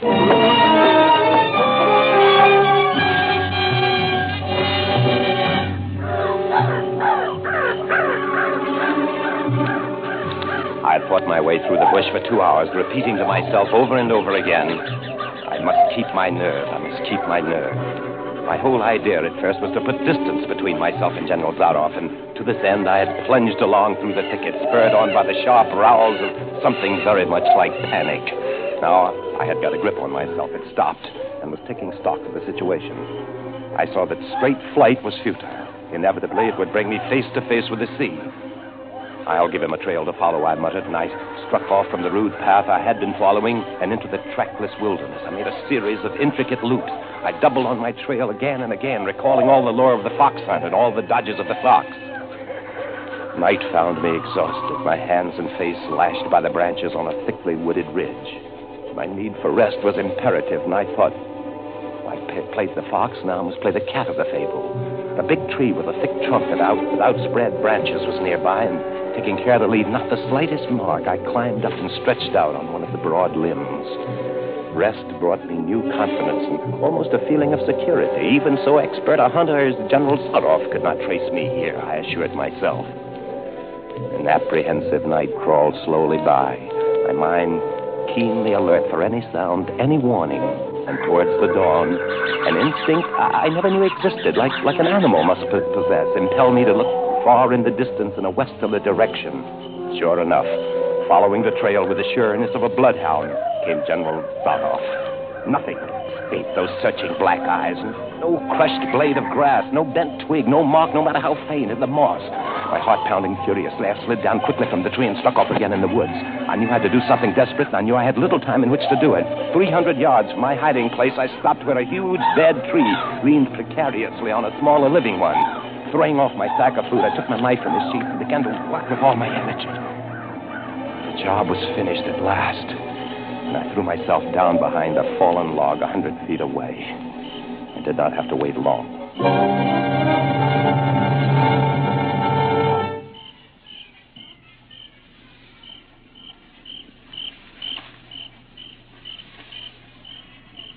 Rainsford! Rainsford! Rainsford!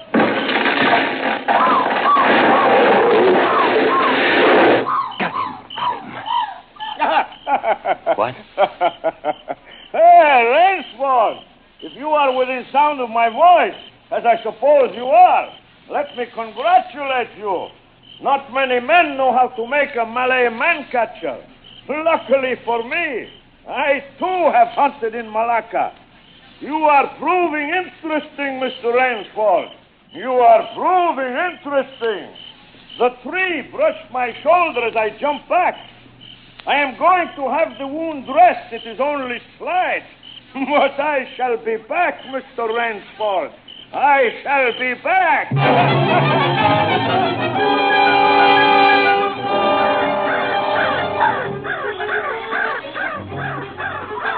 It was flight now. A desperate, hopeless flight that carried me on for hours. I don't know where I got the strength. I kept telling myself over and over again that I must keep my nerve, that I was competing with a monster, a super huntsman. Dusk came, then darkness, and still I managed to press on. The ground grew softer under my moccasins. The vegetation grew ranker, denser. Insects bit at me savagely. Suddenly, as I stepped forward, my foot sank into the ooze. I wrenched it back. Mud sucked viciously at my foot like a giant leech. With a violent effort, I tore my foot loose. I knew where I was then. Death Swamp and its quicksand. But the softness of the earth had given me an idea. I stepped back from the quicksand a dozen feet or so and began to dig. When the pit was above my shoulders, I climbed out and from some hard saplings cut stakes and sharpened them to a fine point. These stakes I planted in the bottom of the pit with a point sticking up. As fast as I could, I wove a rough carpet of weeds and branches and with it covered the mouth of the pit. Then wet with sweat and aching with tiredness. I crouched behind the stump of a lightning-charred tree. I knew Zaroff was coming. I could hear the paddling sound of feet on the soft earth. He was not feeling his way along foot by foot.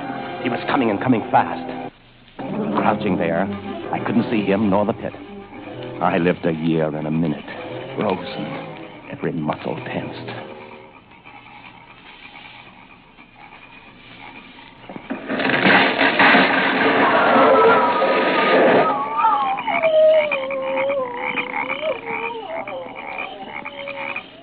Excellent, Rainsford. Yes, excellent. You have done well. Your Burmese tiger pit has claimed one of my finest hounds. Again you scored. I think, Mr. Rainsford, I will see what you can do against my whole pack. I am going back to get them now. Thank you for a most amusing evening.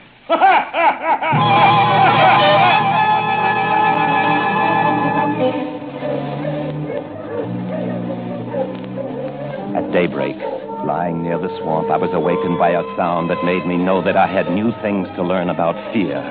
It was a distant sound, faint and wavering, but I knew it. It was the baying of a pack of hounds. I could do one of two things. I could stay where I was and wait. That was suicide. I could flee. That was postponing the inevitable. I put my every last hope into that tiger pit. For a moment, I stood there thinking. All at once, an idea that held a wild chance came to me, and tightening my belt, I headed away from the swamp. The baying of the hounds grew nearer. It would be on me any minute now. My mind worked frantically. I thought of a native trick I had learned in Gandhi. I caught hold of a springy young sapling, and to it fastened my hunting knife with the blade pointing down the trail. With a bit of wild grapevine, I tied back the sapling. Then I ran for my life. The hounds raised their terrifying voices as they hit the fresh scent. I knew then how an animal at bay feels. Last, I had to stop to get my breath. The baying of the hounds stopped just as suddenly. With it, my heart stopped, too. They must have reached the night. Excitedly, I shinnied up a tree and looked back. My pursuers had stopped all right. But the hope that had been in my brain when I climbed died. For in the shallow valley, I saw that General Zaroff was still on his feet.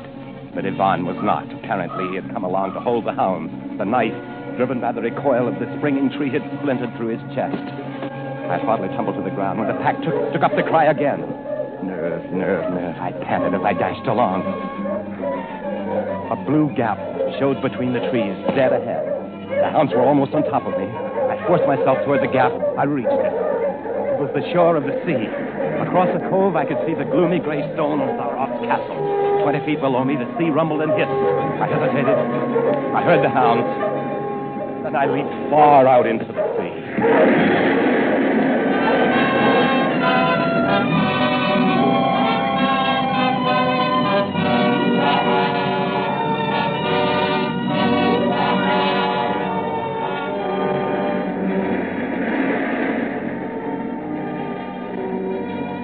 Oh, the sea was good to me.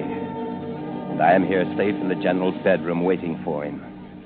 The 3 days are up, and I have eluded him. But now I know I must go further.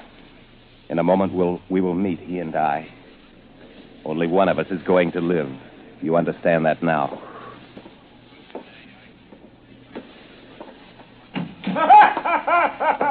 The rooster rassar quando la populta rassando frassan Rainsford. General? Rainsford. How on earth did you get here? Swam.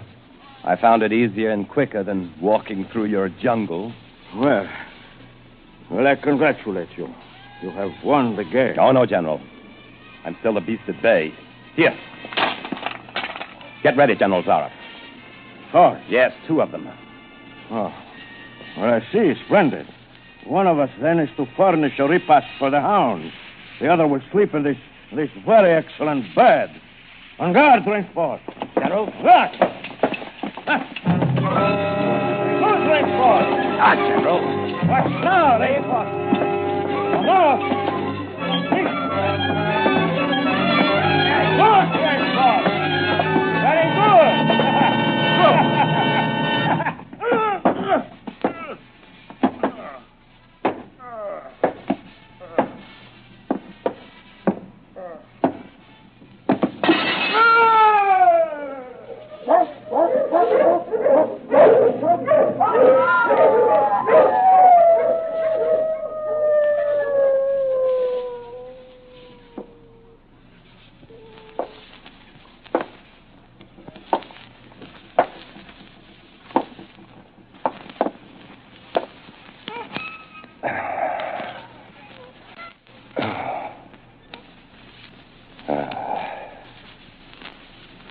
just as my late host said it would be. A very excellent bed.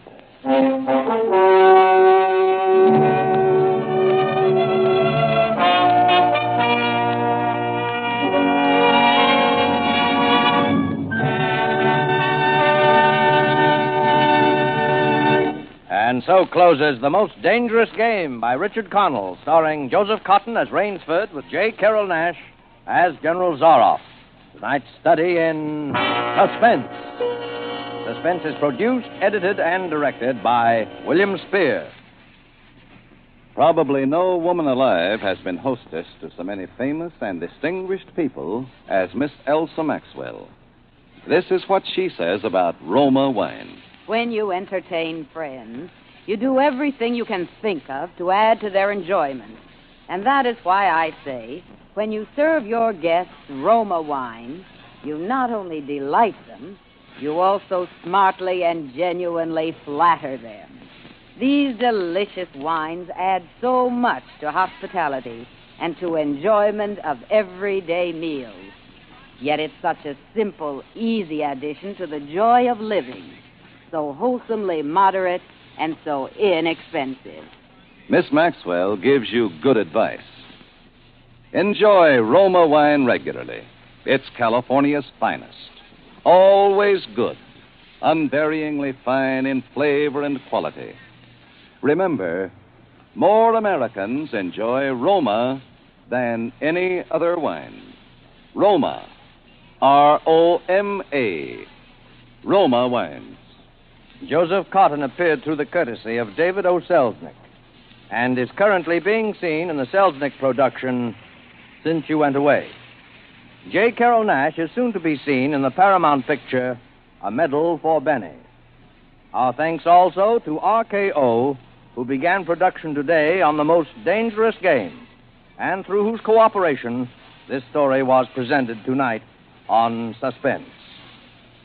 Ladies and gentlemen, next week you will hear Claire Trevor and Nancy Kelly as co-stars of Suspense. Presented by Roma Wines. R-O-M-A. Made in California for enjoyment throughout the world.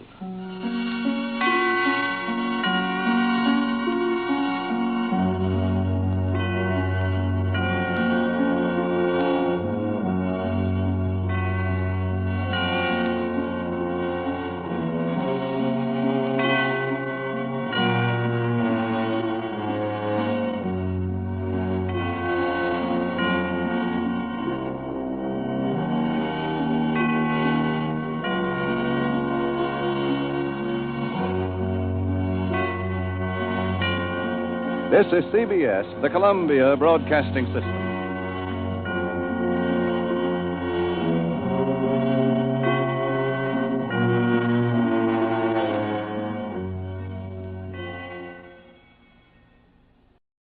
Now, the Roma Wine Company of Fresno, California presents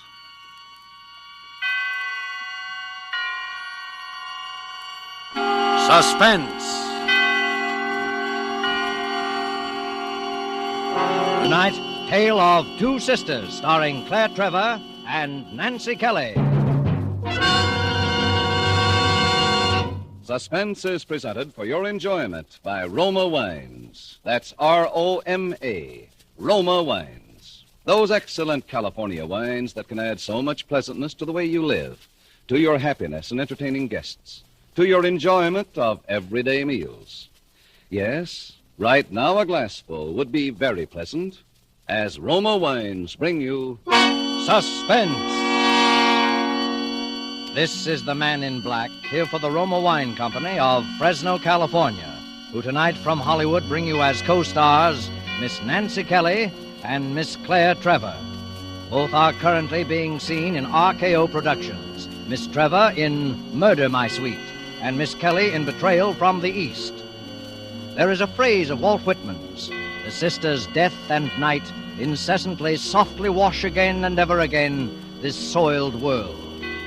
And so with the tale of these two sisters, and with the performance of Claire Trevor as Clara and of Nancy Kelly as Adele, we again hope to keep you in suspense.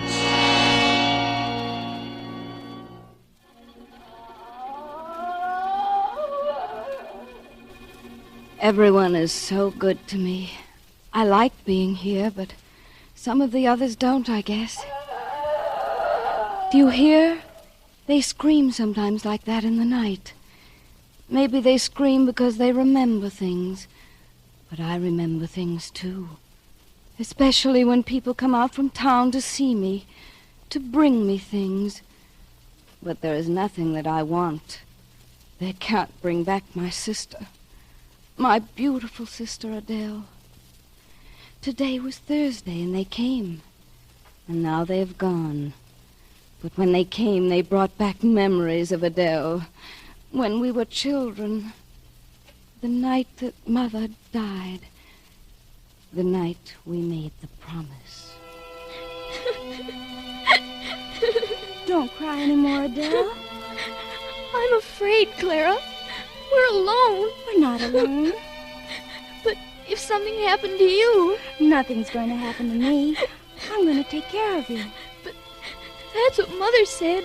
And now she's left us, too. But Adele, Mother didn't know that she wouldn't have left us if she could have helped it. Promise me you won't die, Clara. And that whatever I do, you'll do. And that you'll never leave me. I promise. And we'll be together. Always and forever. Always and forever. I promise.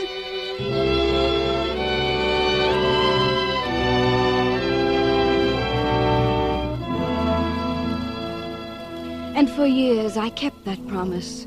Adele and I were as close as anyone could be. We had few friends, and I didn't mind as long as she was happy. But sometimes I was frightened at the way she clung to me after we were grown. I was afraid of what would become of her in case anything ever happened to me. And then something did happen. I met Douglas Foley. Adele liked him until she realized that I'd fallen in love with him. Then she hated him in a childish, vicious way. He tried to win her over, but it was no good. And then he asked me to marry him, and I said yes. That night, after he'd gone, Adele was waiting for me in my room. Adele! Clara! Douglas told me. Adele, you're so white, darling. You're ill. Would you promise me? Oh, but Adele, I'm not leaving you. You're going to live with us. No, it won't be the same. You promised always and forever. But we were children, Adele. You promised.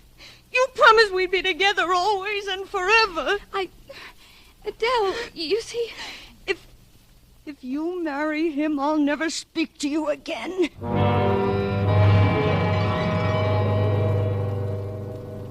But we were married, and we believed that Adele would forgive us in time, but she didn't. She refused to see us. Then when we learned that my husband's new job was to take us to Europe, our first thought was of Adele. If she would only go with us.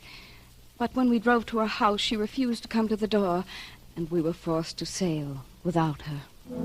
My son, Doug, was born in Europe, and I wrote Adele a long letter telling her about him, but the letter was returned, unopened. When Doug was just 10, we returned to America. I went directly from the station to Adele's home. She was working in the garden when we drove up. I was shocked at her appearance. Her hair had turned almost white, and there was a strange look about her. I sent Doug to the gate to introduce himself.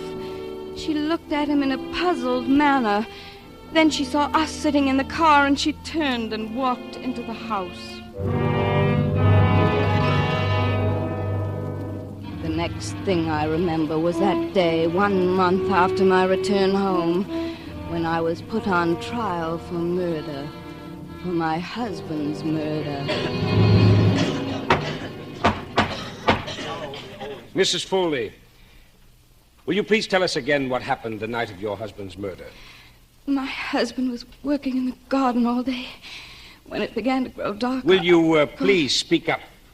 Yes. My husband had been working all day in the garden, and when it began to grow dark, I called, but he insisted that he had something to finish. I called him several times after that, and I became irritated. I gave up. I had my dinner alone, and I went up to my bedroom. Then you admit that you quarreled with him the night of the murder? No, we didn't quarrel. I was irritated, but I said nothing to my husband. Your husband's death was caused by a deep, narrow wound in the vicinity of the heart. It's the opinion of this court that the instrument used might have been an ice pick. Mrs. Foley, have you any other ideas as to what might have inflicted this wound? Oh, no. Had your husband any enemies, Mrs. Foley? No.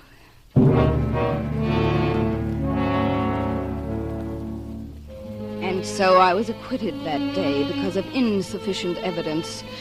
I thought Adele would come to me during those awful days, but she didn't. I saw her in the courtroom, but she never looked my way.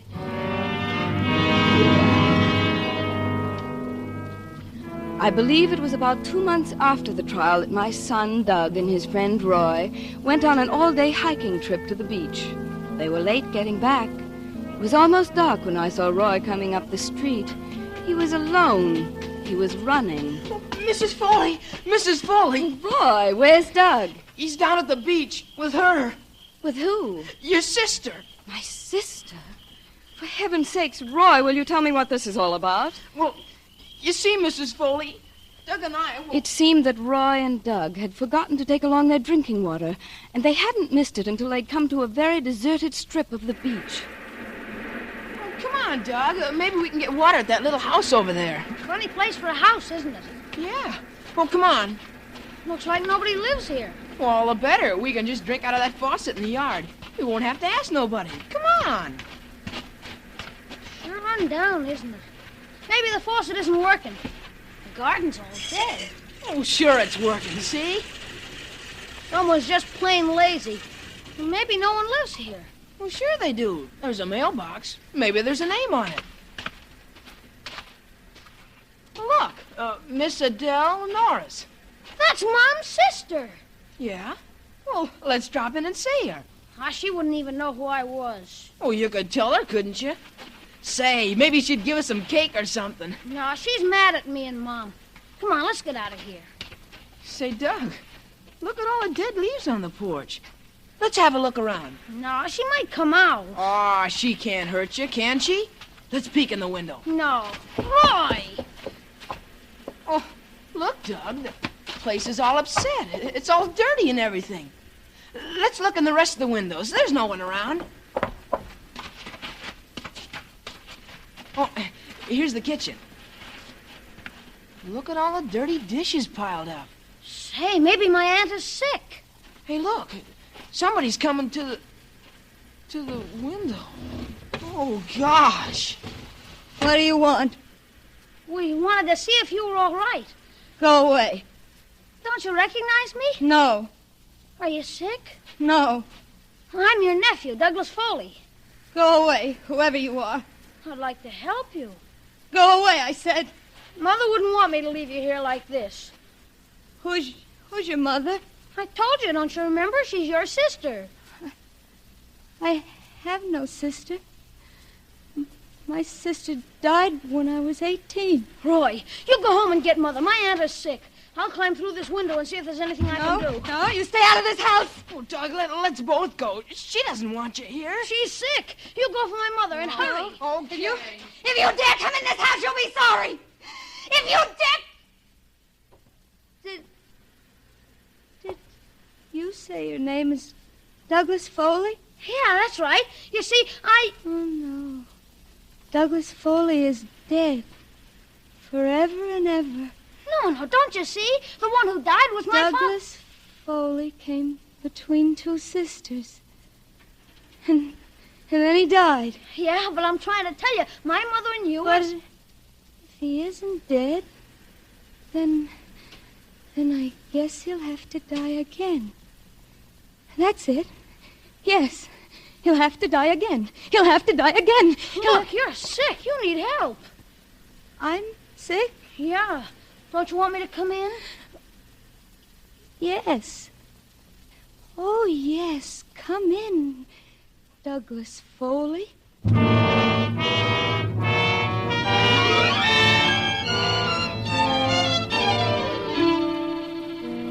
Tonight for Suspense, Roma Wines are bringing you Nancy Kelly and Claire Trevor in Mel Dinelli's radio play, Tale of Two Sisters. Tonight's study in Suspense.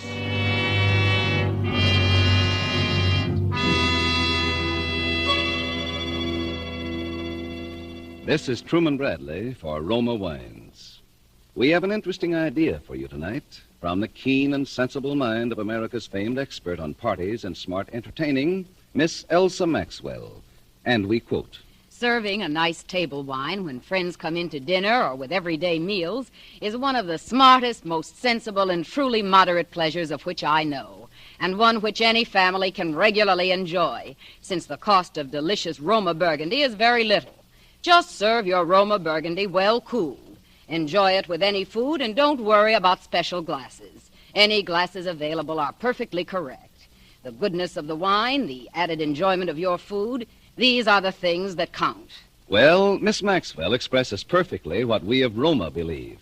In Roma, California Burgundy, in all Roma wines, you enjoy the glorious color, aroma, and flavor of superb sun-ripe grapes. Our noted wineries, located in California's choicest vineyard areas, assure you of flavor and quality which are always good, never varying, always delightful. And so, Roma quality is preferred everywhere, and you are able to enjoy these fine Roma wines at modest prices, only pennies a glassful.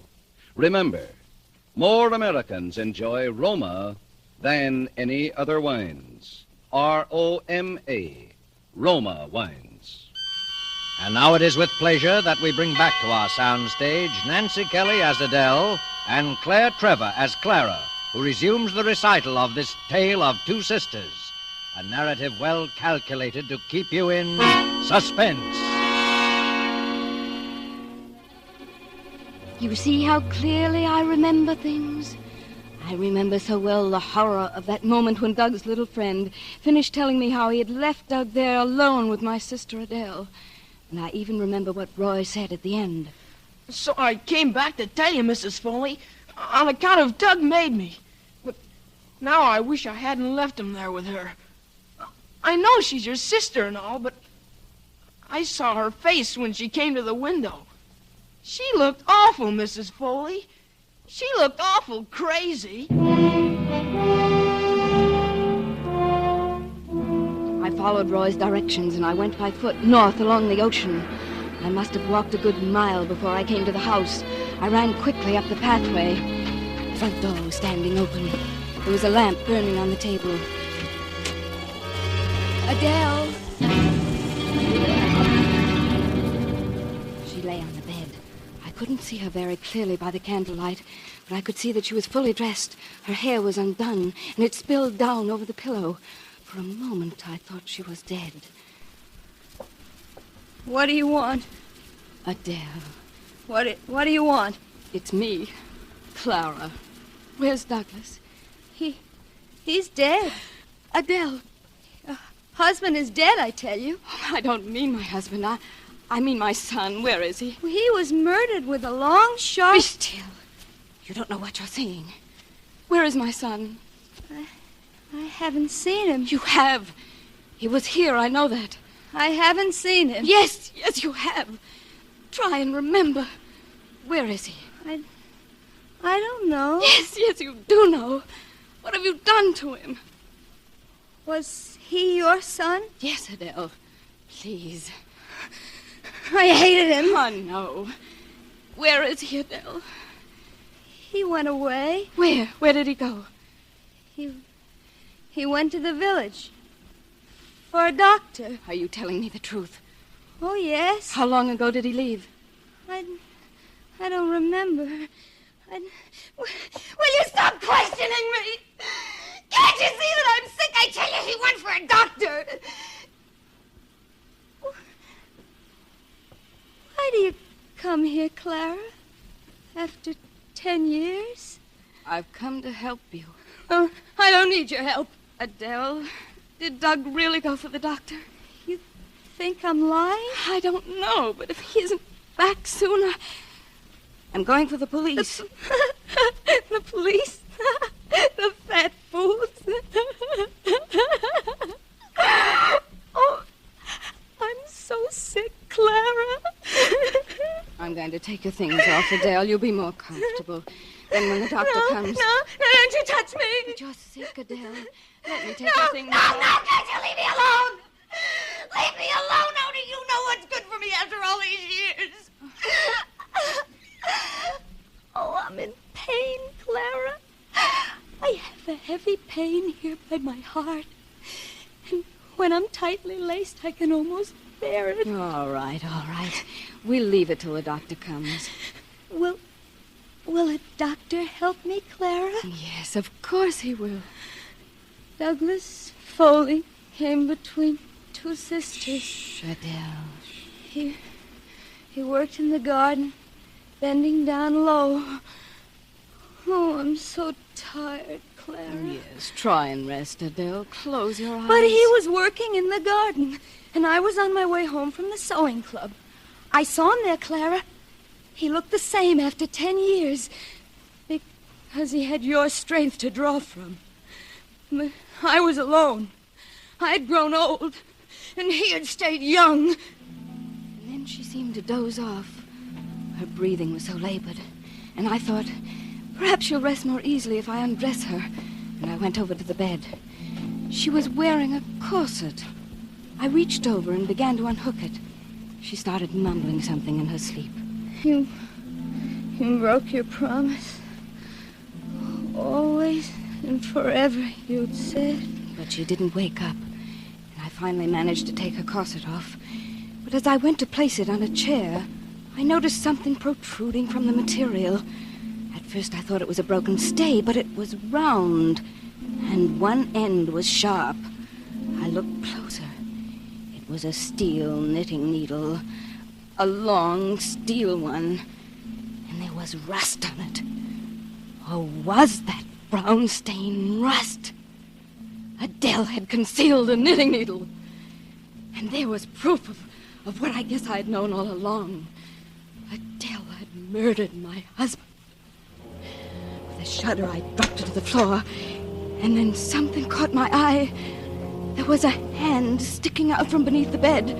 It was white and still. It was a child's hand. I fell swiftly to my knees. Doug! Doug! And just as I reached out for him, I felt a sharp blow on the back of my head, and I fell to the floor, unconscious.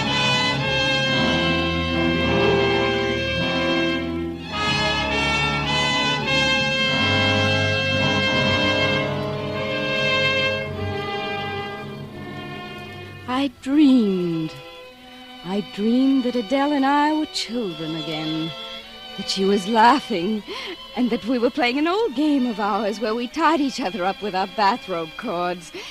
And then we waited for a knight in armor to rescue us. It was the odor of kerosene that brought me to. The room was filled with it. My head was pounding, and I couldn't seem to focus my eyes.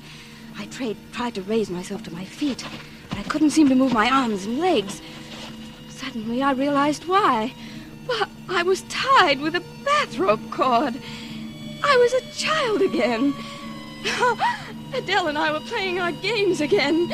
My husband, everything that had happened between Adele and me had been nothing but a bad dream. A feeling of relief swept over me, and then I heard footsteps. And the door creaked slowly open. And suddenly I knew that what had happened had not been a dream, for Adele stood in the doorway. Not Adele, the child who would rescue me, but Adele with gray hair who hadn't spoken for all those years. She wore a long dressing gown. She was barefoot, her long hair streaming about her shoulders, and there was a vacant, stupid smile on her face. She carried a bucket in her hand, and the odor of kerosene filled the room. She didn't seem to notice me as she went past me, and she threw the liquid from the bucket onto the bed. There! Adele, no, Adele! She paid no attention to me as she left the room again. I struggled wildly, but it was no use. I was tied securely. And then I saw a still figure on the bed. It was Doug. His face was white. He was unconscious. And there was a deep gash at the side of his head. And then Adele came into the room. She had filled her bucket to the brim, and she walked towards the bed again. Adele! Clara? Adele, untie me! Untie you? Why? Adele, listen to me. This is your son, Clara. Oh, yes, Adele. Untie me. You were looking for him. And he was here all the time. For years I never knew him. How old is he, Clara? He's only 10. He's just a boy. Adele, you're sick. Untie me and we'll go for a doctor. You want me to be well, Clara? Yes, untie me. Are we friends again, Clara? Yes, we're friends. I want to help you. Oh, but I can't forget the years, Clara. I must wash those years away before we can really be friends again. Adele, forget those years. Let me help you. Untie me. No, we can't forget them, Clara. We must wash them away. That's what I was doing. I was washing away the years. Your husband's gone. Your son is all that remains of them. And then we can be sisters again. You don't know what you're doing. Untie me, Adele. But this isn't water that I have in this bucket. No, you see, you're sick, Adele. It's what I put into the lamps to make them burn. No! Perhaps I could burn away the years. Oh, yes, that'd be better. Much better. No. Adele, for the love of heaven, untie me. If I could burn away these years that remain on the bed. No, Adele. If I could do that with this candle, well, then you and I could really be friends again. Like when Mother was alive. Oh, we could be sisters again. Always and forever. We're sisters now, Adele. No, you're lying. We're not sisters. Adele, listen to me.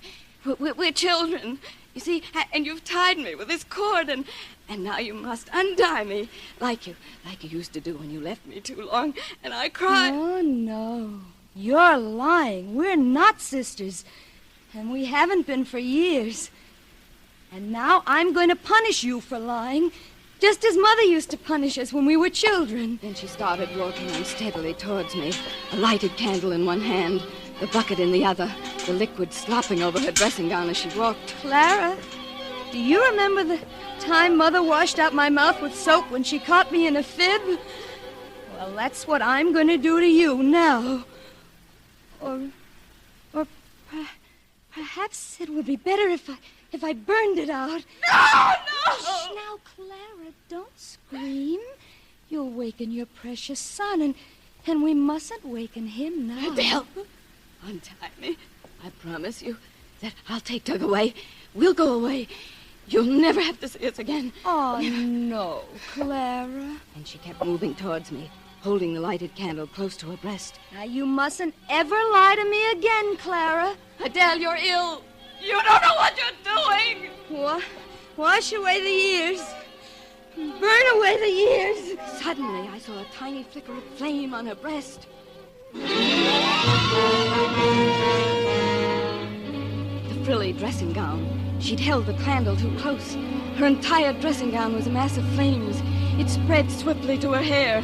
In a moment, she was a blazing torch, and the odor of burning filled the room. Oh, no. I could see her face, surprised and contorted with pain. She turned and looked towards the bed a second, the bucket flaming in her hand, and then she went screaming out the front door and towards the sea.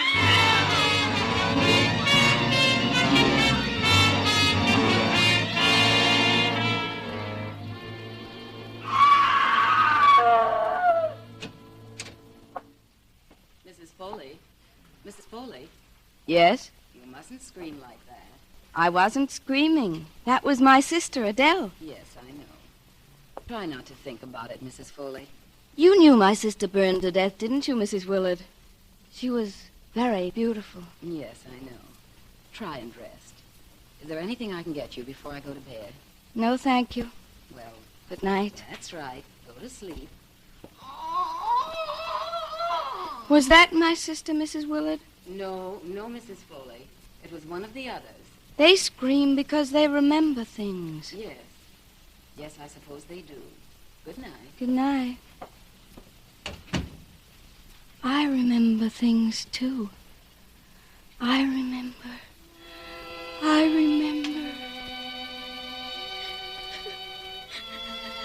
Promise me you'll never leave me, Clara. And whatever I do, you'll do. I promise. Always and forever. Always and forever. I promise.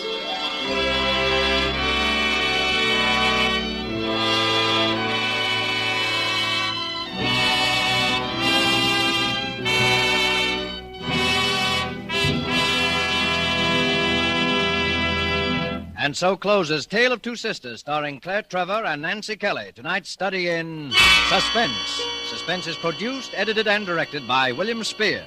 The other day, Elsa Maxwell told us about a friend who had lived many years in wine-loving countries around the world. I gave him some of our delicious Roma California Burgundy at dinner, and he confessed to me that he thought it every bit as enjoyable as any he had ever had. So I say, you people who do not regularly serve Roma wine are missing one of the most delightful treats daily living can offer. It's so good, so smart, and yet so very simple. Take Miss Maxwell's advice. Enjoy Roma wine regularly. It's always good, unvaryingly fine in flavor and quality, and only pennies a glass. Remember, more Americans enjoy Roma than any other wines. Roma, R-O-M-A. Roma wine. Next Thursday, same time, you will hear Mr. Lee Bowman as star of Suspense. Presented by Roma Wines, R-O-M-A. Made in California for enjoyment throughout the world. This is CBS, the Columbia Broadcasting System.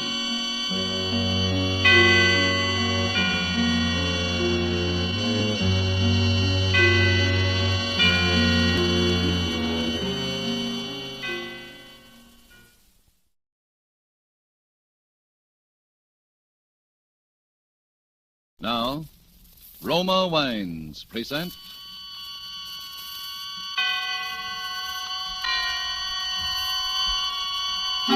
Suspense. Tonight, Sell Me Your Life, starring Lee Bowman. Suspense is presented for your enjoyment by Roma Wines. That's R-O-M-A, Roma Wines. Those excellent California wines that can add so much pleasantness to the way you live, to your happiness in entertaining guests, to your enjoyment of everyday meals. Yes, right now a glassful would be very pleasant as Roma Wines bring you Suspense. This is the Man in Black, here for the Roma Wine Company of Fresno, California, who tonight from Hollywood bring you as star Mr. Lee Bowman, who is currently being co-starred with Rita Hayworth and Janet Blair in the Columbia Technicolor musical Tonight and Every Night. He appears this evening as a rather embittered young man whose life really began in spite of himself at the very moment when he had planned to take leave of it. And so with Sell Me Your Life and with the performance of Lee Bowman as Joe Bland, we again hope to keep you in suspense. All right, quiet down. I want to hear this guy's story. Go ahead, Bland. No. Why waste any more time? Because I'm going to hear your version of what happened. I'm going to hear it now. Listen, Lieutenant. Less than 2 hours ago, I was ready to kill myself. You think I'm going to spend any time now trying to convince you I ought to live? What difference does it make? Come on, let's get out of here. Let's have the story. I don't get it. You're not going to believe any part of it, and you know it. So far as you're concerned, I'm already in the chair. We'll see. Go on with the story. Do you believe that tonight I was standing on top of the railing of the Grand Street Bridge ready to jump? Do you? No. No, of course you don't. All right, keep going. Let's hear it all. Well, that's where I was. And that's what I was about to do. Do you know how it feels, Lieutenant? Standing there, then all of a sudden making your decision. I didn't worry too much about being seen. It was too late at night, and the mist was too heavy. I looked down at the black water. Then I closed my eyes. I caught my breath. And then the headlights hit me.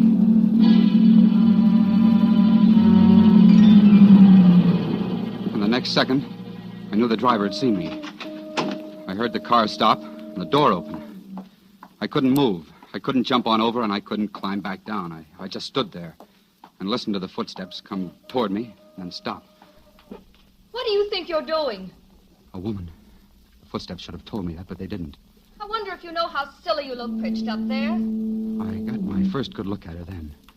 Dark hair, about 30, and, yeah, a knockout. Come on. Come on down. Why don't you get back in your car and go on about your business? I'm waiting for you to come on down, or else jump over. You?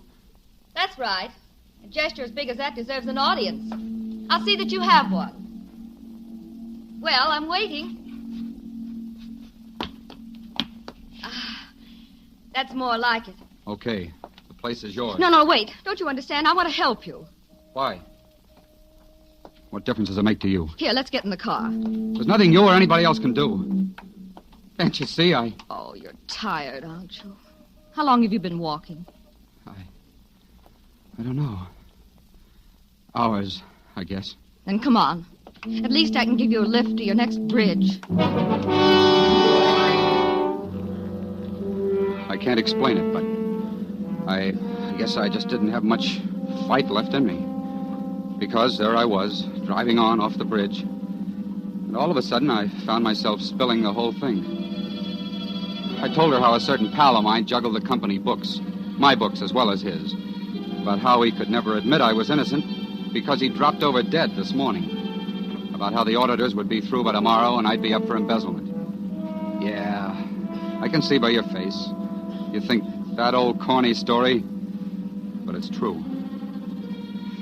Well, I told her about it, about how that would put me away for good because it would make my third conviction.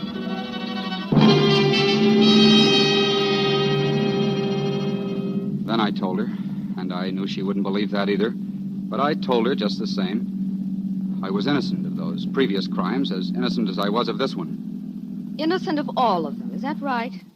Yes. Well, why don't you let me out here? Thanks very much for everything. Wait. That money they think you took. Wouldn't it help if you could somehow make it good? Sure. All I gotta do is walk in tomorrow morning and plank down $1,000. Only 1,000? Only 1,000. And I've got $4.62 in my pocket. There's someone I want you to meet. What? Who? Your future employer, I hope. His name is Andrew Bodine. Bodine? The banker? Yes. You see, I'm Mrs. Bodine. That won't work. Well, you've no reason to say that. My husband has helped hundreds of people. It can't work. The breaks I've been getting will go right on, and there's nothing you can do to stop them. My life's over, I tell you. It's spent. No, not yet. It isn't. And if you don't want it, I'll take it. Oh, please. For just 1 hour, sell me your life. What have you got to lose?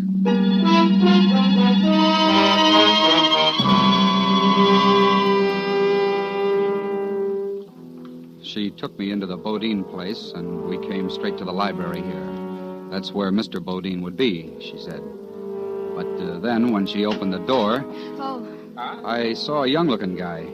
He was over there, working at the desk. Oh, I'm sorry, Mr. Faraday. It was just that I expected my husband. Oh, another one of those conferences, I'm afraid. He was called away only a few moments ago. Oh, that's unfortunate. Oh, this is Mr. Faraday, my husband's secretary. Glad to know you. Well, thank you. I don't believe I heard your name, Mr. If you don't mind, Mr. Faraday, I wonder if you'd excuse us. Why, certainly. My work's pretty well cleared up anyway. Good night, Mrs. Bodine. Good night. See, the fact that my husband isn't here right now isn't really going to matter too much. I'm appealing to you for help. Appealing to me for help? Yes.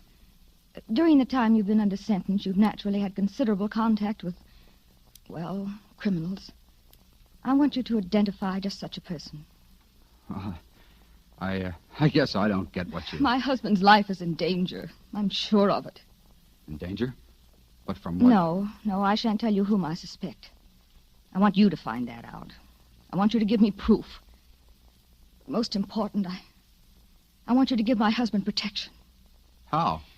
By watching him, by observing everyone who comes in contact with him, whether casually or regularly. Oh, yes, would you just step over there to the desk? No, behind it. Now, that first drawer on the left. This one? Yes, that's it. Open it. Why, it's filled full of bills, $100 bills. Mm-hmm. My husband calls it his trust fund. It's always there to help those he feels deserve help. Count off 10 of them. Please, go on. Why, I can't do that. Oh, it isn't charity. In your case, it's salary. And it will settle up that difficulty at your office, now won't it? If it doesn't, we can always add to it. Yeah, but you don't know anything about me. You don't even know I was coming to that. You'll probably start work for us tomorrow, and... Oh, yes, here's a pad. If you'll just jot down where we can reach you. You mind? No, of course not. It's the Rex Hotel. They've got a payphone in the lobby. I put the number down there. Good. That should do it. Well, you're forgetting something, aren't you? Forgetting something? My name. I put it down, too. It's Bland. Joe Bland. Well, I'm happy to know you, Joe. Haven't you forgotten something? Me? No, what? $1,000. Oh. You're a wonderful person, Mrs. Bodine. I wish I knew how to thank you. I'll tell you. Just stay alive.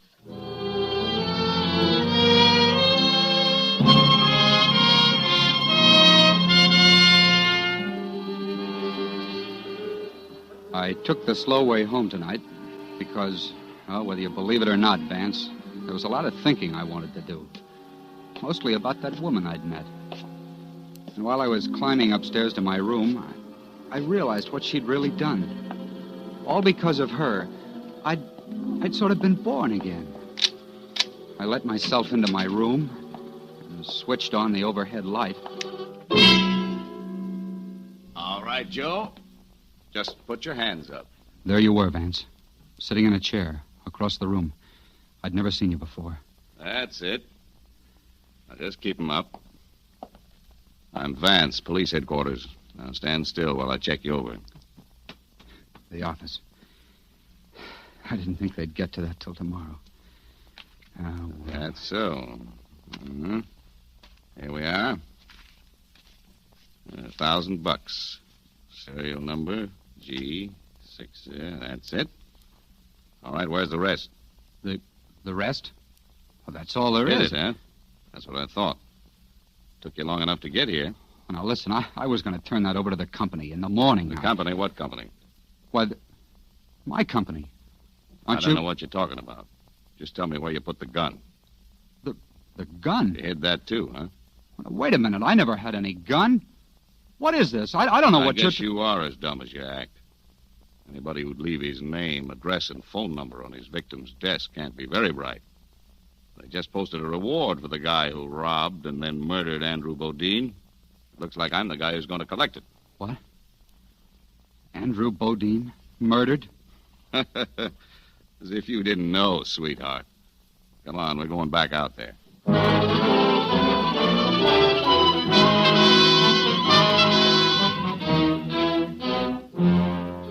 Tonight for Suspense, Roma Wines are bringing you as star Mr. Lee Bowman, whom you have heard in the first act of Sell Me Your Life by Emil C. Tepperman. Tonight's tale of Suspense.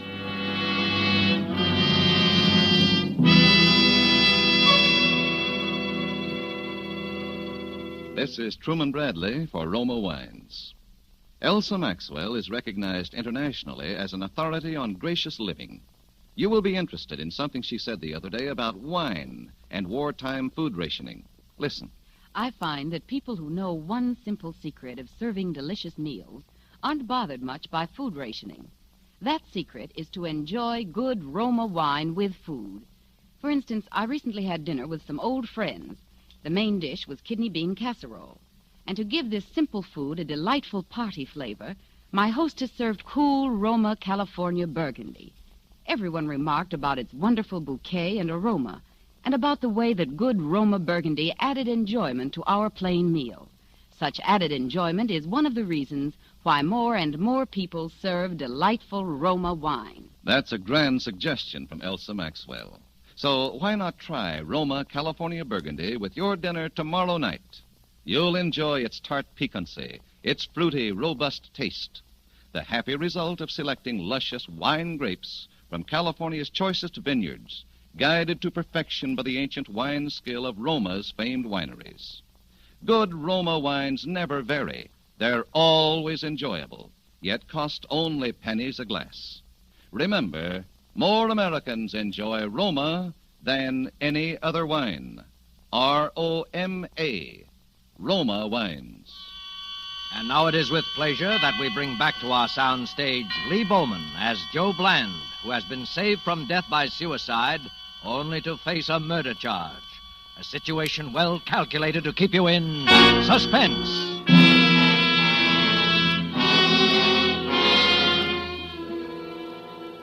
We came back here to the Bodine's library.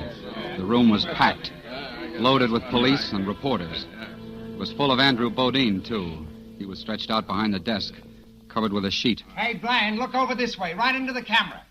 That's it. About this guy's fingerprints, Lieutenant. We got him off his police record. Yeah? They matched the prints on the desk drawer, all right. Where the money was, I mean. I know. He admits taking the money, 1,000 of it. Says Mrs. Bodine told him to take it. Anything else? Yeah, he admits he needed the dough. Says he's about to be stuck on an embezzlement charge. Has he admitted shooting Lincoln yet?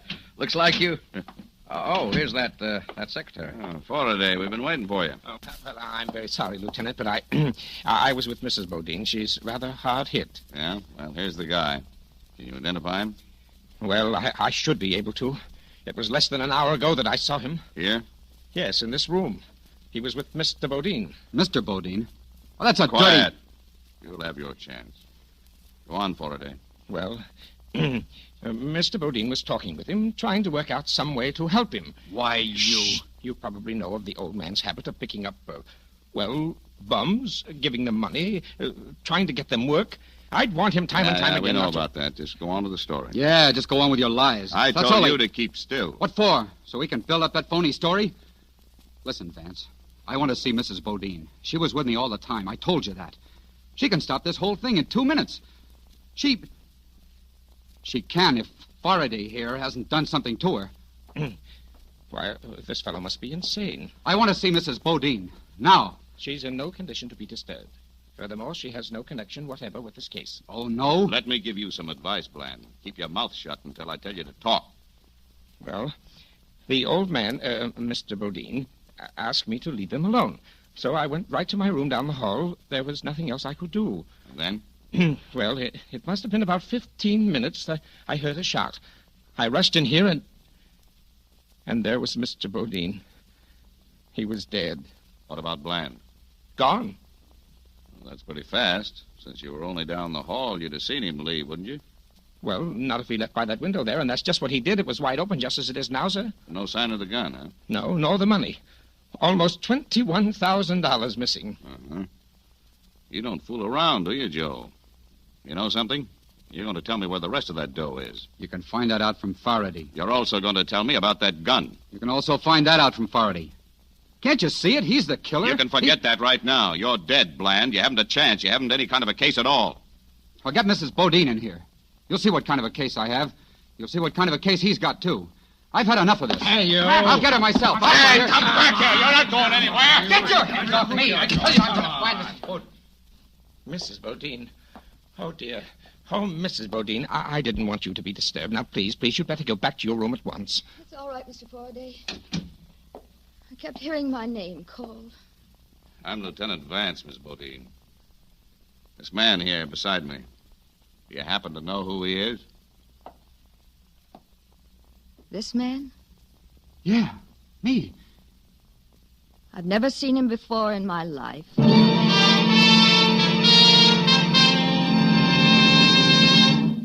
She'd never seen me before in her life. Well, that did it, Vance. After that, I was with you, sitting between you and your pal Tannen in a police car bound for headquarters.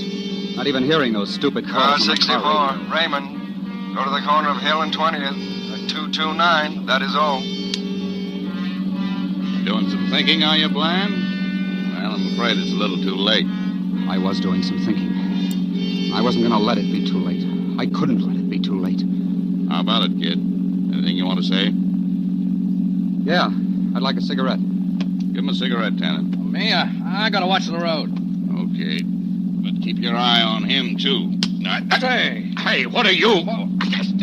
My gun, Tannen. Hey, look out. Get your foot off that, Bland. You'll wreck us. He's after my gun. Get him, Tannen. Hey, look out. I can't. Okay, Tannen. Just pull the car to a stop and don't reach for your gun. Because I'm taking it. Now. I might need to. You're a jerk, Bland. This'll never work. I'll try anything. Even suicide. Didn't you know? I'll stay there. Till I get Vance out. Okay. Now you come out. No. Don't touch the keys. Just come out. It'll never work. You'll be shot down on sight. Not for a while, baby. Not in a police car. R82. Rubin and Malone. Check on the 13. 1000 Block Forest. That is all.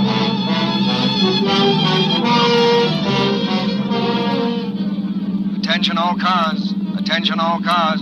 Joe Bland, accused slayer, has just stolen police car 46. Then I heard it. Over the car radio. This man must be apprehended. He is desperate. Shoot to kill.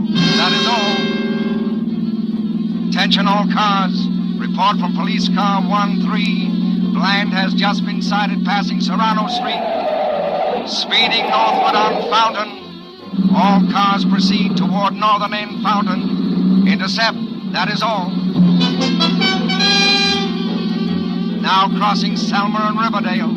Car 1962. Form roadblock next intersection. Cars 20, 13. Cut off rear escape. Attention. Bland just sighted abandoning car. Running east on Selma. Stop him. This man must not escape.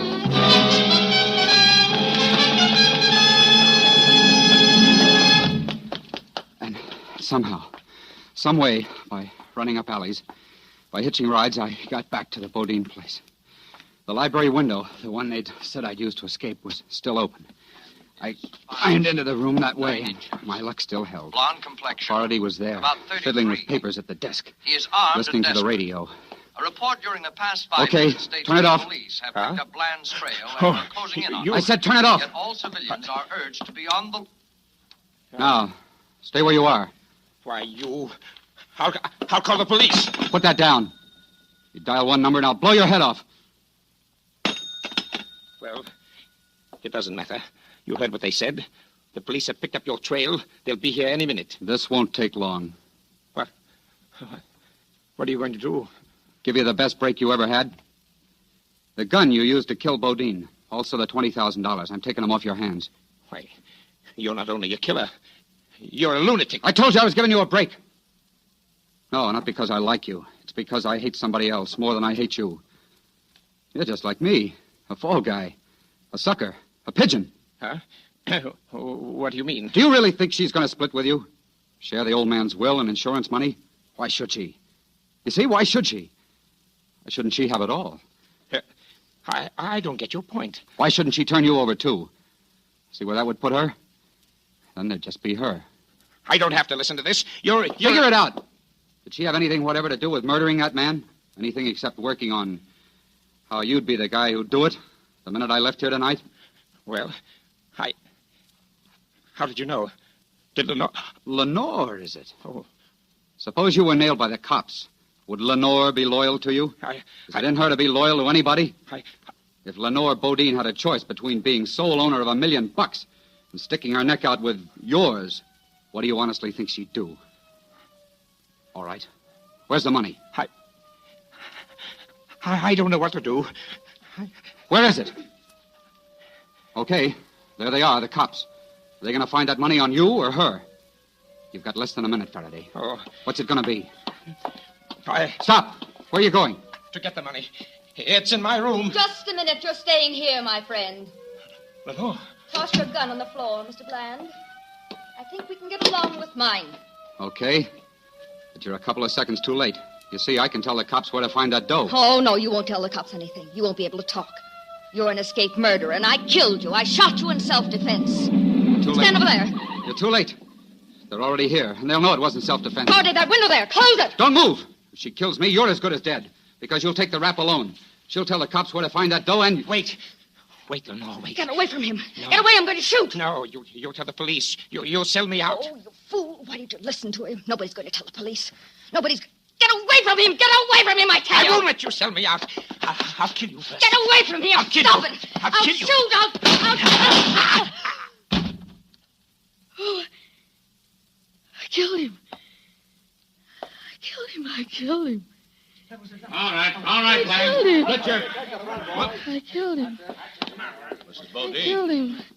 you've got the gun. Huh? Yes, I've got the gun. But I was too late. I tried to get it out of his hand before he shot Faraday. But I was too late. No, that's not true, Vance. Don't even budge. All right, the rest of you men, come on in. This guy Bland's killed another one.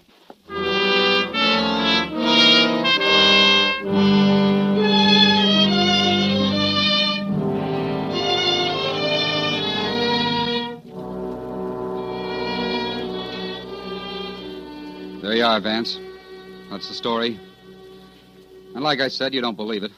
Doesn't matter anyway. I can't win. What's the use of trying? Come on. Let's go on back to headquarters. And, Lieutenant, please see that he stays in the car this time. Don't worry, Mrs. Bodine. He won't be back here again.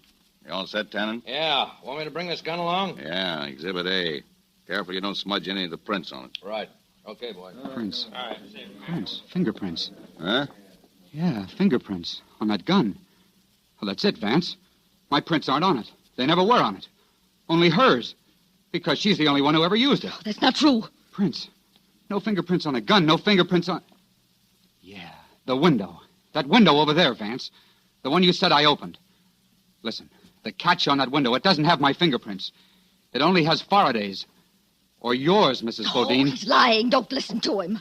Yeah? Look, Bland, so it doesn't have your fingerprints on it. Maybe you wore gloves, huh? If I had, I wouldn't have left prints on that desk drawer, Vance. That's the drawer where the money was. And incidentally, you'll find that dough in Faraday's room. Now, how about it, Lieutenant? Convinced? I rather think I am. What about you, Mrs. Bodine? Are you convinced? Yes, I suppose I am. Well, it looks as though Mr. Bland will have company on his trip to headquarters. We ready? I'm afraid I won't have the pleasure of joining you. Thanks very much anyway. Haven't you forgotten something, Mr. Bland? It was a little matter of embezzlement, I believe. I'm so sorry I wasn't able to help you on that. Oh, you did all right. That $5,000 reward you posted. I think I've won it, don't you? Now, wait a minute. The guy's got a point, Mrs. Bodine. The way I see it, that reward ought to take care of the embezzlement charge with quite a nice sum left over. Looks like you got gypped, Lenore. You asked me to sell you a washed-up life. I think you'll pay for it with your own.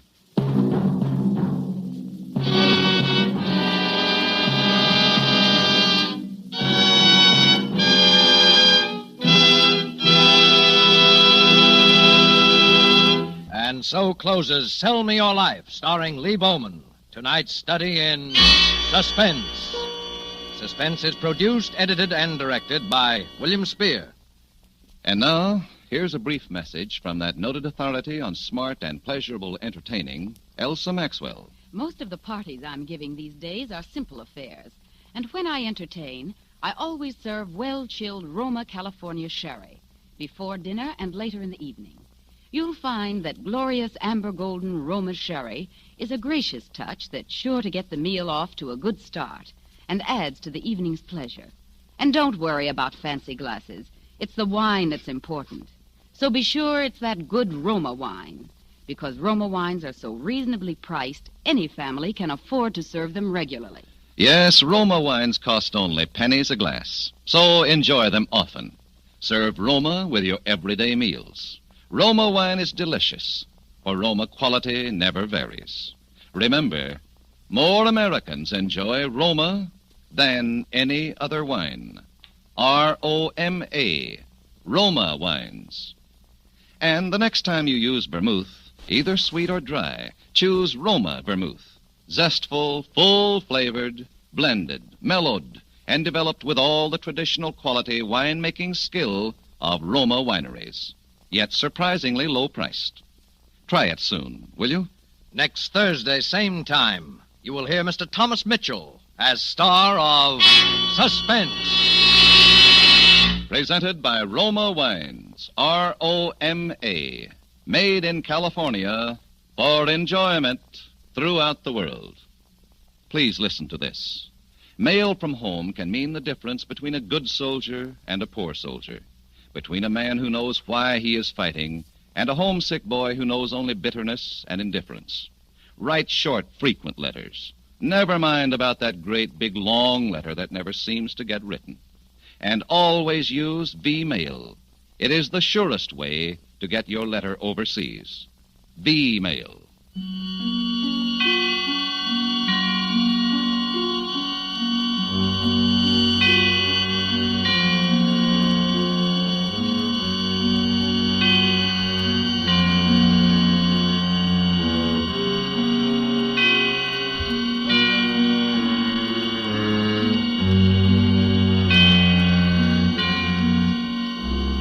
This is CBS, the Columbia Broadcasting System.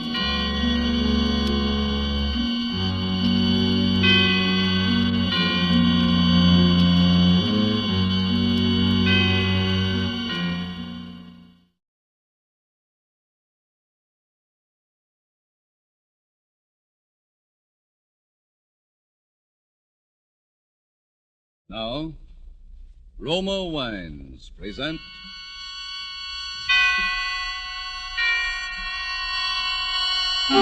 Suspense.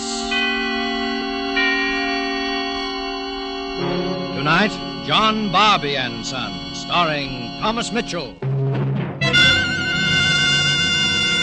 Suspense is presented for your enjoyment by Roma Wines. That's R-O-M-A, Roma Wines.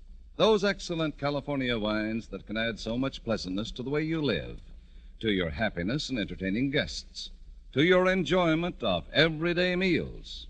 Yes, right now a glassful would be very pleasant, as Roma Wines bring you Suspense.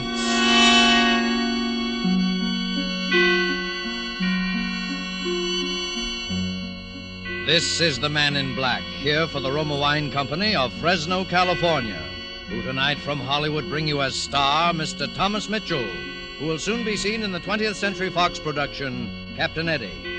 He appears this evening in a drama of desperate escape. And so, with John Barbey and Son, and with the performance of Thomas Mitchell, we again hope to keep you in suspense.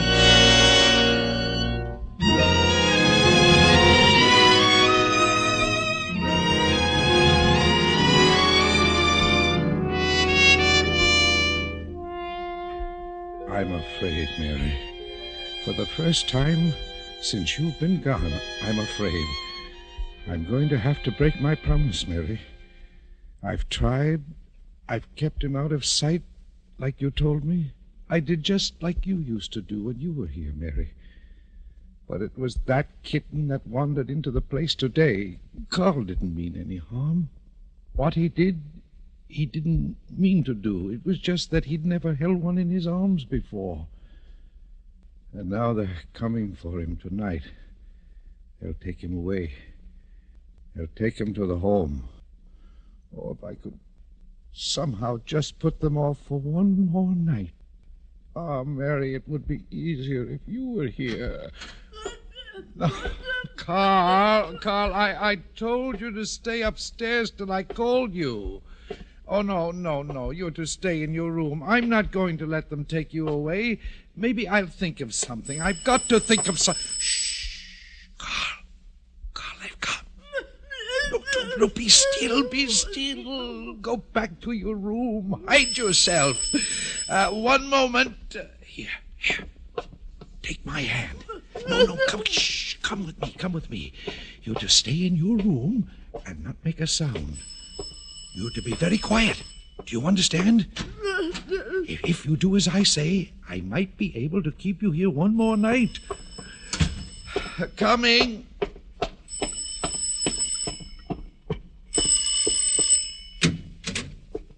Mr. Barbey? Yes? I'm Mr. Wilk from the home. I've come for your son. I know, but the boy is ill. We'll take care of him. Far better than you can here alone with him. But I'm afraid it's something contagious. He's broke out in a rash. Are you sure? Yes, he's got some sort of red spots all over him. Well, I wouldn't want to run the risk of infection. I mean for the others at the home, of course. Of course, that's what I mean, Mr. Wilk. Perhaps I'd better have a look at him. Oh, please, Mr. Wilk. The boy's asleep. We'll have to wake him. You don't understand, Mr. Wilk. He's miserable since he knows he has to go. Don't wake him. You have my sympathy, Mr. Barbey, but I have my orders. Well, if you could bring a doctor first thing in the morning, then you'd be sure of no one catching anything from him. Well, I suppose that would be better. Yes. What about the neighbors? Oh, they won't know. They've never even seen him before today. If it hadn't been for that kitten... I can't go into that with you now, Mr. Barbey. No. The animal's dead. Yes. However, under the circumstances, it might be better if I brought the doctor back with me in the morning. Thank you, Mr. Wilk. But the boy's not to leave the house. Do you understand? Yes.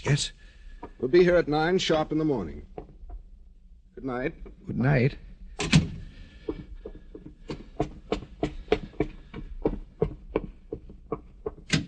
Carl. No. It's all right. It's all right. Now you can stay one more night. Well, Carl, I promised your mother that I'd never let them take you away.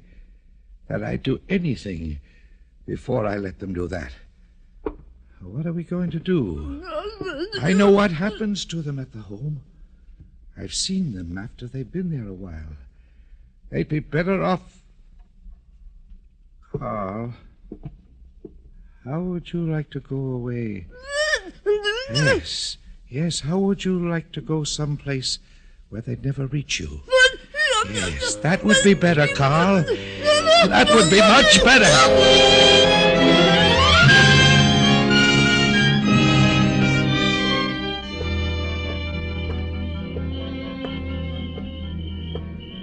Here comes a truck, Carl. Now listen carefully.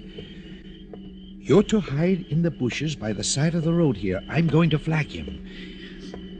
If he stops to pick me up, you're to climb in the back of the truck without him seeing you. You're not to make a sound.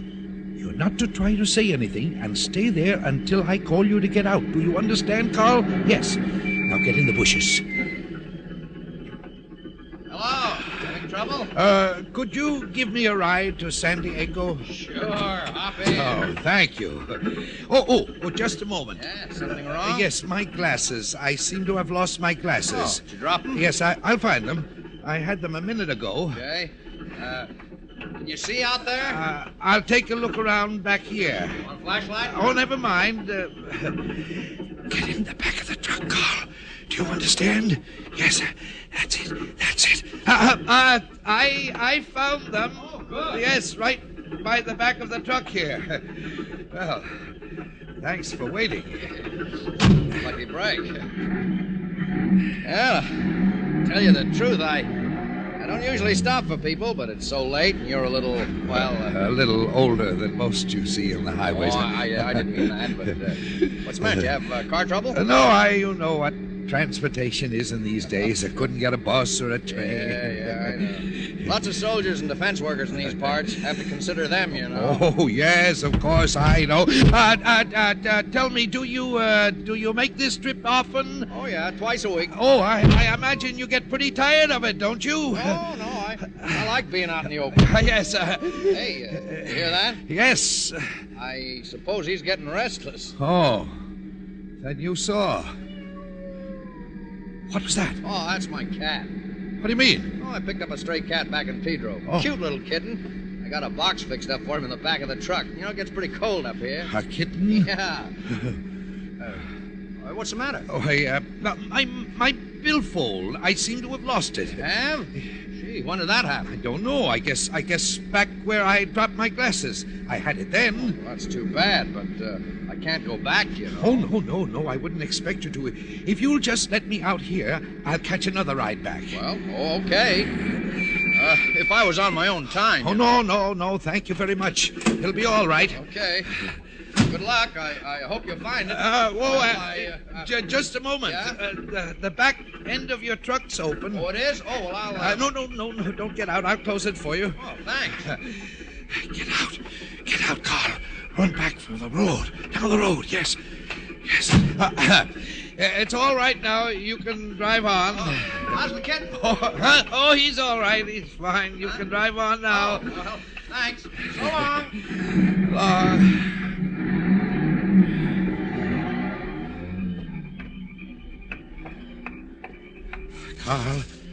Carl. Oh, no, you don't have to hide anymore, Sonny. He's gone now. Oh, you were a good boy, Carl. You did just like I asked you to. And you didn't touch the kitten, did you? Come on now. We'll get other rides. We'll manage.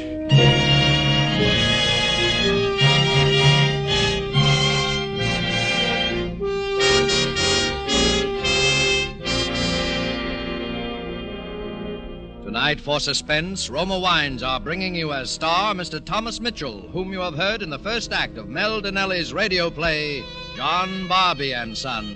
Tonight's tale of Suspense.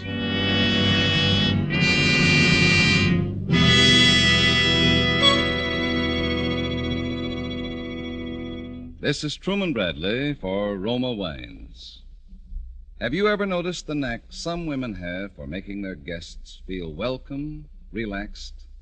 Well, one such woman is the renowned hostess, Elsa Maxwell. And here's what she suggests you do the next time friends come to dinner. Flatter your guests and make that dinner more enjoyable by serving good Roma California wine. You'll find Roma's Golden Sauterne is delicious with all main dishes, and particularly a delightful flavor mate with fish or fowl. 2 point-free foods now more popular than ever. Just be sure you serve that good Roma Sauterne well chilled.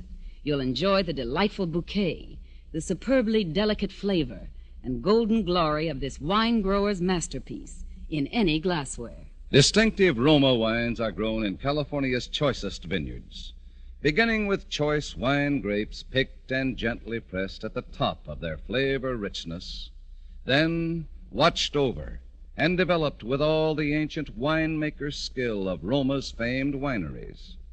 The quality of Roma wines never varies, always the same tempting flavor, yet all this goodness is yours for only pennies a glass. No wonder more Americans enjoy Roma than any other wines. R-O-M-A, Roma Wines. And now it is with pleasure that we bring back to our soundstage Mr. Thomas Mitchell, who resumes his role as father and fugitive in John Barbey and Son, a tale well calculated to keep you in suspense.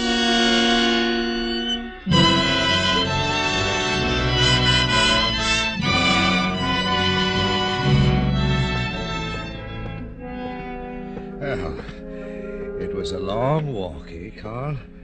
But we'll get us a room now and get some rest. I'm going in alone. It's not good for us to be seen together.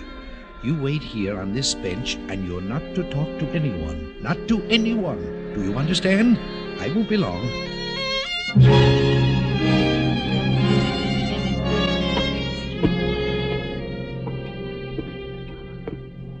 Good evening, sir. I'd like to have a room, please. Oh, you're very lucky, sir. I've just had a single vacated. Oh, you haven't a double? Oh, I'm sorry, I haven't. I thought you were alone. Oh, well, I am, but I prefer a double bed. I'm afraid you're going to have trouble finding any kind of a room in San Diego, sir. We're lucky to have this one. Yes, I'll take it. It'll be all right. All right, sign here, please. Yes. It's really not a small bed. It's 3/4 size. Here's your key, sir. Oh, that's fine. Thank you. Oh, could you tell me, is it on the ground floor? Why, no, it isn't. Oh. Had you wanted it on the ground floor? Yes. You see, I'm a little nervous about fires. Oh, well, there's a fire escape just down the hall from you. Oh, there is? That'll be all right, then. I've got to get... I'm going out for a while. I'll be back later. Thank you. Yes, sir. Did you hear that, Miss White? Yeah. Can't sleep in a single bed. Afraid of fires. I'll tell you meet all kinds, don't you? You certainly do.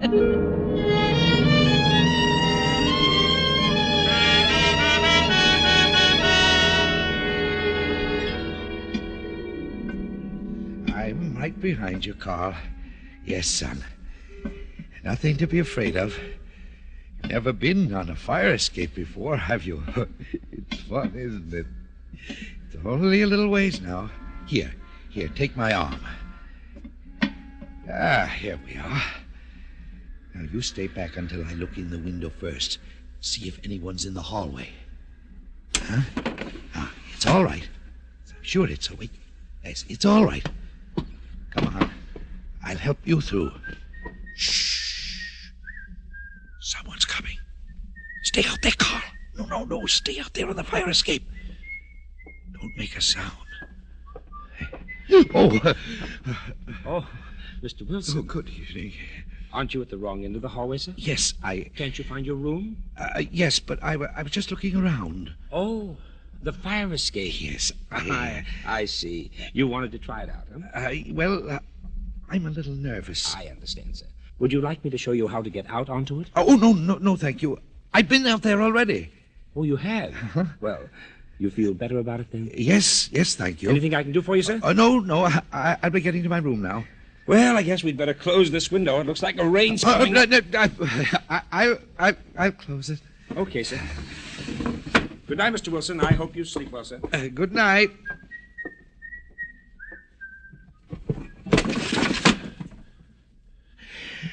It's all right. Come on, Carl. Careful now. Follow me, quickly.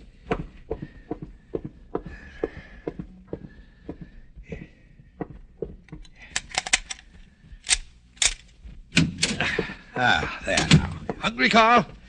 Well, I'll get us something to eat. Then we'll have a good night's rest.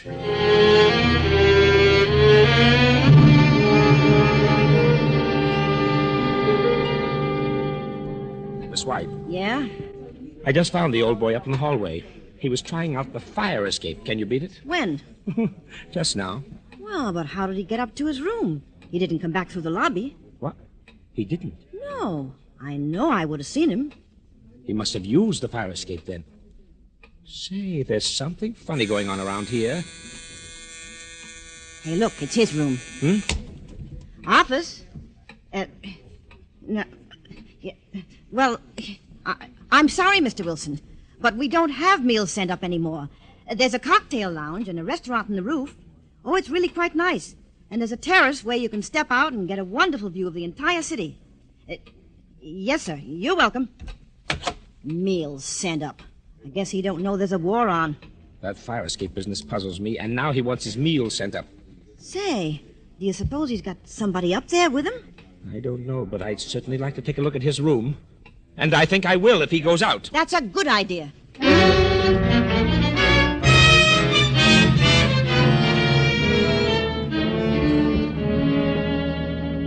Now, I won't be long, Carl. But you're not to make a sound while I'm gone. And if someone comes to the door, don't you answer it. And if someone starts to unlock it, you hide. Here. Hide here in this closet. You understand? Remember now, no noise. Do everything I tell you, and everything will be all right. Yes. I'll get you something to eat, and I'll be right back.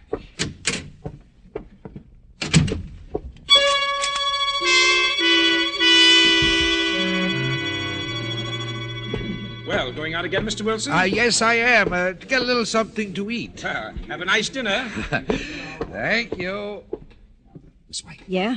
Have Frank take the board. Let you and I go upstairs. We'll have a look around while he's gone. Okay. Frank. Yes, ma'am? You saw the old man that just went out the door? Yes, ma'am. Well, we're going up to his room. If he comes back before we return, ring twice to warn us. Yes, ma'am.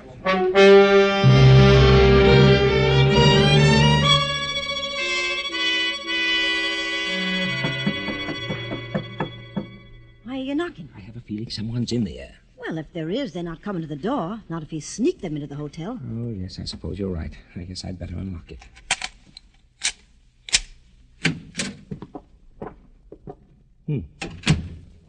Well, there's nothing unusual here. Look at this bundle of things, though. What do you mean? Well, here's a cap. Well, that looks like a boy's.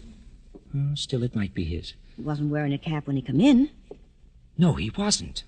Should I look in the closet? No, I don't think we need bother. If he did have someone in here, they're not here now. Well, I just think I'll take a look, as long as we're here.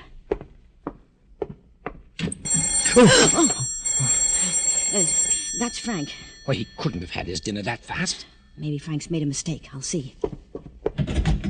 Frank? Yeah? All right, we'll be out. He says he's carrying a package. Must have brought something back to eat here in the room. Come on, Miss White. We'd better get out of here. Hey, we'd better go down the stairs. I think he'll be coming up in the elevator. Come on. Miss White. What's the matter? You walked off with the cap. Great Scott, I have. I didn't realize... what do we do? Shall I go back? No. I don't think you'd better. No. He'll be up here any minute. Yeah. Well, maybe he won't miss it, and we can put it back if he goes out again. Yes. Come on.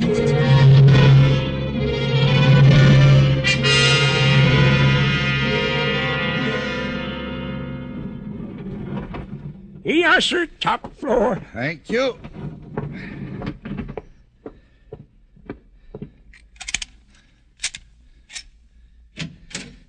Here we are. Milk and... Carl? Carl, where are you? What are you doing in the closet? Was somebody here, Carl? Someone's been here. Where's your cap that was on the bed there? Who's here?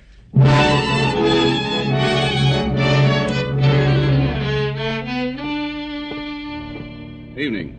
I'd like to see the manager. He's not in. I'm in charge. Could I help you? I'm Detective Bowen. Oh. We're checking hotels in the vicinity for a certain John Barbey. Have you anyone registered with that name? No, I don't believe I have. But what kind of a looking man is he? Older man, about his 60s. Hey, wait. I have someone here who answers that description. He's been acting peculiar, too. But he's registered under the name of Wilson. Here it is. John Wilson. He might be the one you're looking for, and I have a hunch he is. Is he in his room now? Yes. He went up just a short time ago. I'd like to go up. Here's my badge. Oh. What's the room number? 408. Is it something serious? Yeah. Murder. I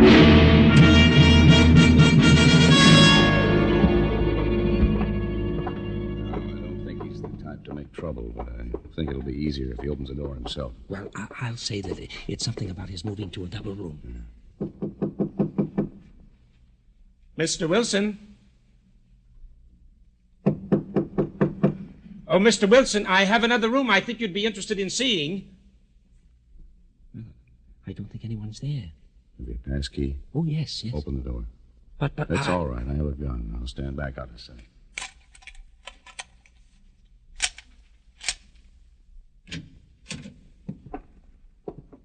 There's no one here. Look back at the door. No. Here, maybe the closet here. No, there's nobody here. Say, he must have had somebody with him after all. What do you mean? Well, he registered alone, and I suspected there was someone with him, but look on the dresser there. 2 bottles of milk and 2 sandwiches. They haven't been touched either. He must have left here in a hurry. Is there a fire escape on this floor? Oh, yes, there is. And I found him looking it over right after he moved in. Come on, let's have a look at it. Yes. Right this way, please. Down the hall here. Look, the window's open. He must have gone out that way. Let's have a look outside. No one down below. You must have just missed him. Look, Mr. Bowen. What is it? There's somebody up above. Somebody climbing in the window at the top of the fire escape. That's him. Come on. Wait. It'll be quicker going up to the elevator. He can't get away. There's a cocktail lounge on the top floor. We'll catch him there. There's no place else for him to go.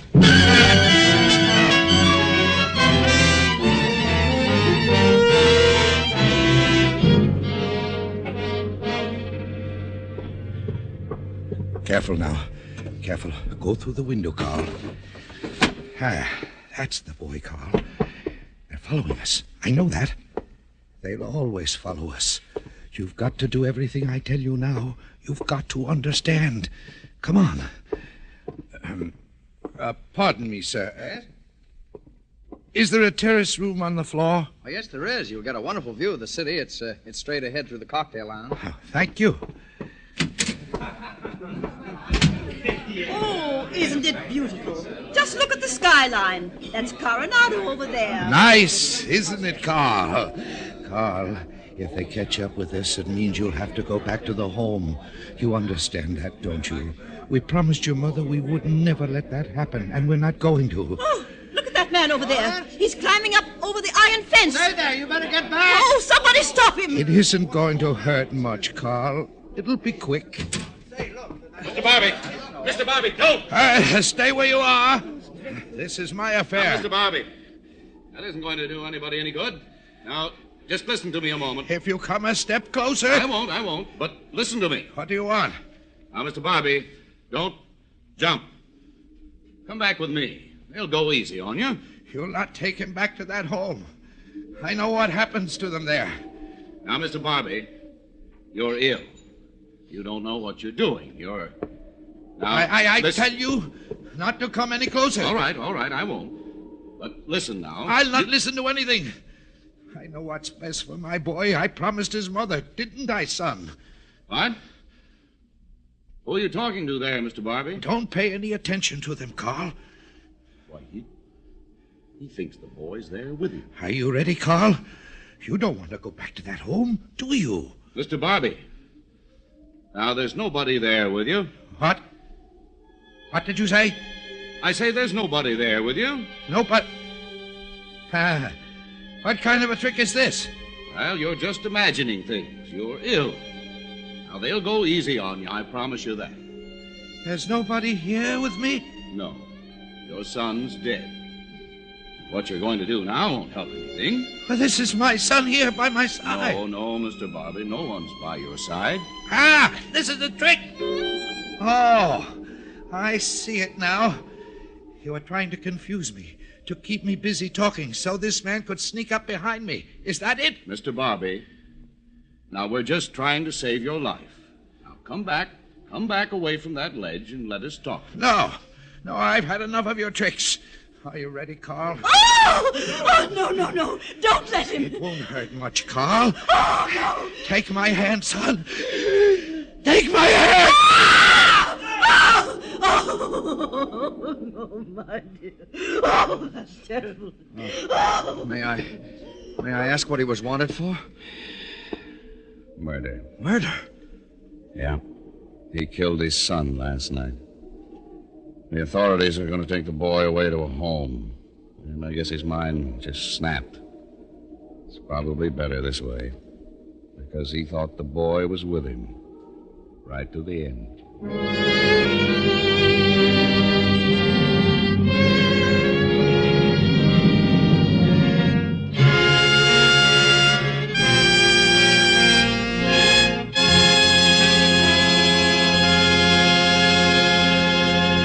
And so closes John Barbey and Son, starring Thomas Mitchell, tonight's study in Suspense. Suspense is produced, edited, and directed by William Spear. Before Mr. Mitchell returns to our microphone, this is Truman Bradley for Roma Wines. Genuine cordiality, unaffected simplicity. These are qualities that have made Miss Elsa Maxwell's hospitality famous the world over. In her own words, friendliness and hospitality begin at home, and there's no better or simpler way than with a glass of distinctive Roma wine. I suggest Roma Tokay, a most delightful wine, to be enjoyed any time, any place. Serve with coffee or dessert, as a delightful finishing touch to your meals, or set out Roma California Tokay with cheese and crackers when friends drop in. Roma Tokay is a velvety, flame-colored wine, moderately sweet, light, with a slightly nutty flavor. Be sure it's Roma Tokay you serve. That's a mighty worthwhile idea, Miss Maxwell's. Try Roma Tokay and the other Roma wines, too. You can depend on Roma wines to be always delicious, always pleasing to the palate, of unvarying fine quality. And the next time you use vermouth, sweet or dry, choose Roma vermouth. Zestful, herb-flavored Roma vermouth is blended, mellowed, and developed with all the traditional wine-making skill of Roma wineries, yet surprisingly low-priced. Try Roma vermouth soon, will you? This is Thomas Mitchell. It's been a great pleasure to appear here tonight on Suspense, a program for which all actors have a unique regard. Next Thursday, my old friend Edward G. Robinson will be your star. Mr. Spear's been telling me a little about the story. Sounds like surely the most remarkable predicament a man ever got himself into over his wife. I'm sure you won't want to miss it. I know I won't. Good night. Remember, next Thursday, same time, you will hear Mr. Edward G. Robinson as star of Suspense. Presented by Roma Wines. R-O-M-A. Made in California for enjoyment throughout the world.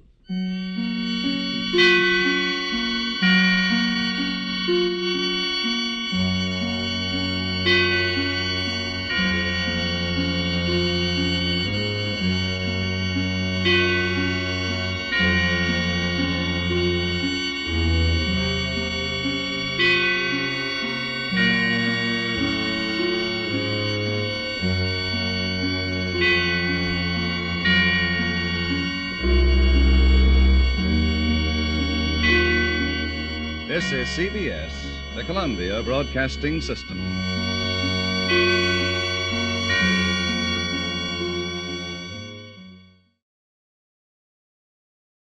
Now, Roma Wines present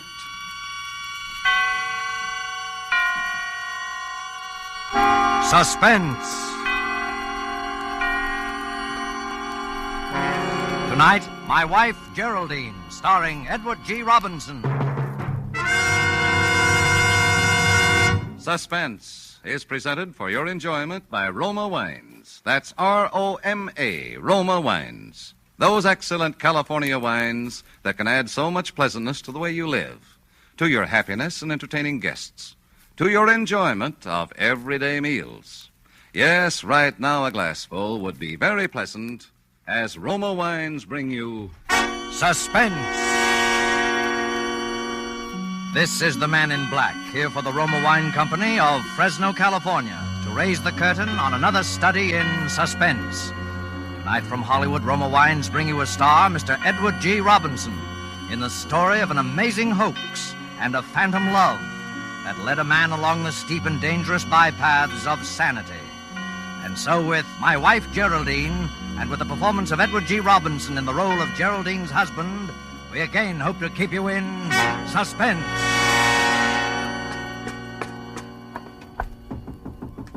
Mr. Graham. Mr. Graham. I know you're in there, Mr. Graham. You'd better open up. It's important. All right, I'll use my passkey then. Oh, why are you sitting in the dark, Mr. Graham? Go away. Leave me alone. I've something to tell you. How can you sit here in the dark alone at a time like this? Gives me the creeps. Where's that light switch? Now, isn't that better with the lights on? What do you want? Why do you keep bothering me? I told you I'm not hungry. All right. I just brought this soup along in case. Now, listen to what I have to say, Mr. Graham. Well, I can't very well help myself, can I? That detective is coming back for you. He'll be here in just a few minutes. Why are you telling me this? I don't know. It won't do you any good unless I want it to. What are you driving at? Did you kill your wife, Mr. Graham? Oh, that's a good one. And the others. Did you really kill all those women? All what women? They say you're that wife killer. The one the newspapers call the Black Widower. Well, aren't you afraid being all alone in the same room with the Black Widower? No, not exactly. Besides, they say he only kills women he's married to. Well, then I should propose to you without further delay, Miss Barton. Please, please don't joke. There's not time for it. I know a way for you to get out without being seen. There are police all around the house, but I know a way. I'm not interested. I wasn't going to tell you anyway. Not unless I discovered it wasn't true. About your being that murderer. Well, the police say I killed Geraldine. They ought to know. They found her body, Mr. Graham. Found her. Found Geraldine. No. This is too good. Who identified her? You? You forget, Mr. Graham. I scarcely ever saw her close enough to identify her. Yes, but you did see her. Well, after all, a person could hardly live in the same house for close on to 6 months without catching a glimpse of Geraldine. Yes, of course. Mr. Graham, you haven't much time. And what do you want, Miss Barton? A nice, juicy confession? Yes, that would be useful, wouldn't it? You'd never have to take in roomers again. You could charge admission to this house. And this is the room where the Black Widower confessed all to me. I couldn't help it, he said. It was a compulsion. I loved her, but I had to kill her. It was just like all the others. I'm sorry, Mr. Graham. I won't bother you again. If you need anything, well, I'll go. No, wait. I've hurt your feelings, haven't I? Sit down. It's better with you here. Really, it is. Just tell me one thing and I'll go, Mr. Graham. Did you kill her? Not the others, but her. Well, why Geraldine especially? Because you loved her so. It was the most beautiful thing that ever happened to me. Sharing your happiness with her. The talks we used to have about her. The way you used to... Oh, stop it. I'm sorry. I'll tell you. You won't believe it, but I'll tell you. Oh, please do, Mr. Graham. And, this may seem strange, but I shall have to exact a solemn promise from you never to tell anyone what I'm about to reveal. I suppose it's wrong, but very well. You have my promise. Well, to begin with, I couldn't possibly have killed Geraldine. Then they've made a mistake. She's still alive. No, she's not alive.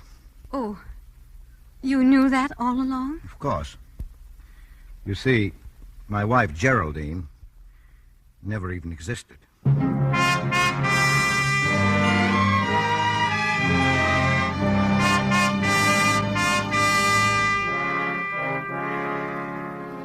Tonight for Suspense, Roma Wines are bringing you as star Mr. Edward G. Robinson, whom you have heard in the prologue to My Wife Geraldine, a radio play by Robert Tallman from a story by Lawrence Marcus. Tonight's tale of Suspense.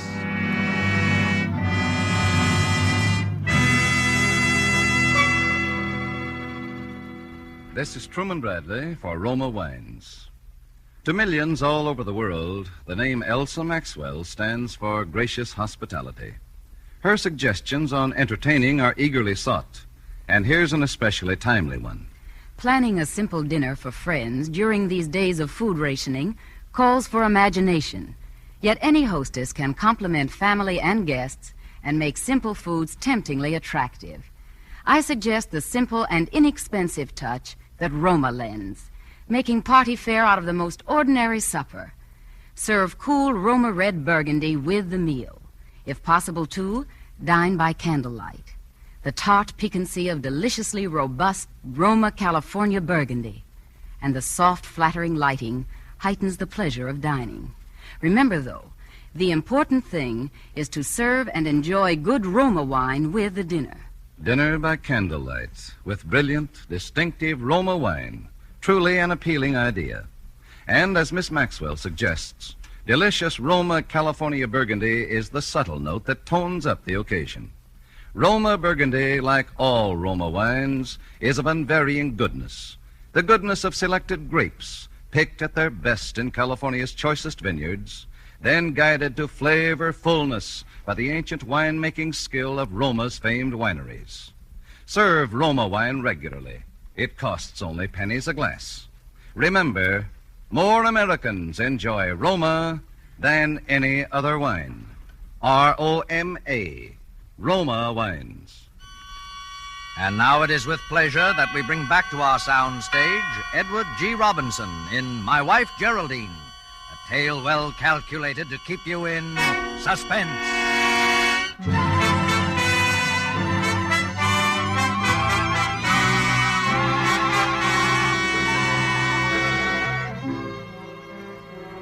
I'd better go back to the beginning, before Geraldine, shall we say. I was a bachelor, Miss Barton, what they call a confirmed bachelor. My mother was left a widow at the time of my life when most young men start going out with girls. She was an invalid. Well, you know how it is. It's an old story. In those days, Geraldine was only a sort of vague picture in my mind. She didn't have any name. She was only the girl that I hoped one day to marry. As the years passed by, the hope faded. But as it faded, the image of the girl became more vivid. I'd always admired Geraldine Farrar, and so I named my dream girl Geraldine. I used to ride the commuting train to my job in the city, and I got to know all the regular commuters who rode in the same smoking car. They were all married men, and... Good morning, Holmes. Oh. Morning, Jackson. Smith. Hello, Graham. Oh. Say, fellas, did I tell you my wife's expecting again? You don't say. Well, congratulations, Smith, old boy. Thanks. How's about a bet? $5 says it's another girl. I'm betting on twins. Odds 1,000,000 to 1. What's your bet, Graham? My bet? Oh, well, I don't have any children, you see, and What's your wife raise? Pekingese poodles? Yeah. Now that I think of it, you've never mentioned your wife in all the times we've been riding together, Graham. Well, my wife, Geraldine, I'll show you her picture someday. She must be a raving beauty. Graham wouldn't be so quiet about it. Huh, fellas? I always knew Graham was nursing some secret. Now it's out. An extravagant wife. No, Geraldine is not extravagant. I don't like your tone of voice, Holmes. You're speaking of my wife. Oh, no, wait a minute. He was only kidding. I can see you haven't been married very long, Graham. I don't believe he's married at all. Oh, you don't? Well, let me tell you something. Not all marriages are like yours. Some people stay in love. I think I may safely say that Geraldine and I will always be in love.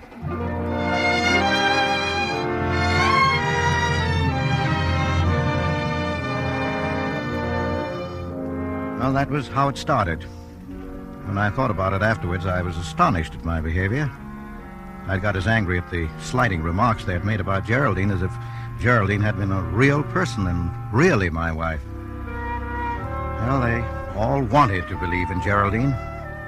And after my mother died, she became more and more real to me and more necessary. Come in. You sent for me, Mr. Potter? Yes, Graham. Have a chair. Cigar? Oh, thanks.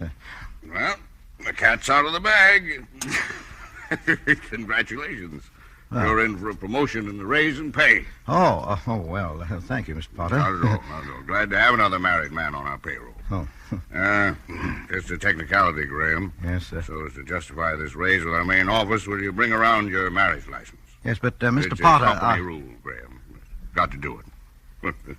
For all we know, you might be this black widower fella. The one that's married all those women on fake marriage licenses and then killed them for their cash and jewelry. Yes, sir. Some women will marry anybody. Even you, eh, Graham? Well, no offense, old man. Well, I guess I better be getting back to the job. That's the spirit. Don't forget that marriage license. No, sir, I won't forget.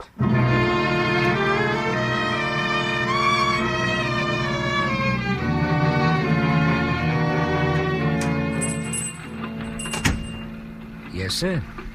Are you, Fred Bell? Yeah? Well, look, I'm in sort of a spot. I've just changed jobs, and for the record, you understand, I have to show them my marriage license.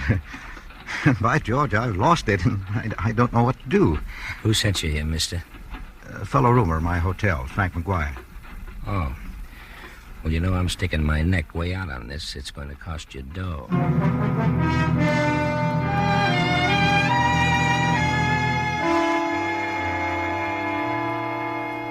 And now, now it became necessary for me to change my mode of life even more. I could scarcely go on living in bachelor quarters with Geraldine. And that brought me to you, Miss Barton, remember? Yes? I saw your advertisement in the Morning Herald. A furnished apartment. Oh, yes. Come in, won't you? Thank you. You better set your bag down on the hall here. No use lugging it upstairs till you've seen the place. Yes. That's a good idea. It's right up these stairs. Thank you. Is it just you alone? Oh, no. Myself and wife. Oh. Well, she works late in a war plant, so she gave me the rather unpleasant job of finding a place. Well, this is it. 2 rooms and a small kitchen. Oh. The bath's in there. Yes. Looks very nice. It's a good vanity table for your wife. Oh, yes. I'm sure she'd like that especially. There's plenty of closet space for her clothes. For clothes? Well, if she's anything like most women, I'll bet that isn't all of her clothes in that one suitcase. No, of course not. Oh, goodness, no. Well, I don't give a hang for clothes myself. Maybe that's why I'm an old maid. Oh, no, you don't. Well, what is the rent? $10 a week. That we could get more, but since your wife Yes, is... well, all right, I'll take it. Here's the first month's rent. Well, I'd better give you a receipt for this. Well, it's not necessary, but my wife likes to hang on to such things for some reason. So you better make it out to her. Mrs. Graham, Geraldine Graham. All right, Mr. Graham. And now I better go back to our old place and bring over the rest of our clothes.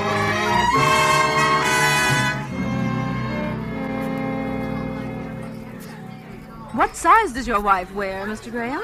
Why, I don't know exactly. What size do you... Well, I wear 16. She'll probably be in to have them altered anyway. Now, here's a little model that just came in. Oh, no. That won't do at all. That's much too fussy for Geraldine. Well, perhaps it would help if you could describe her for me. Well, she has a kind of a gentle dignity in bearing, if you know what I mean.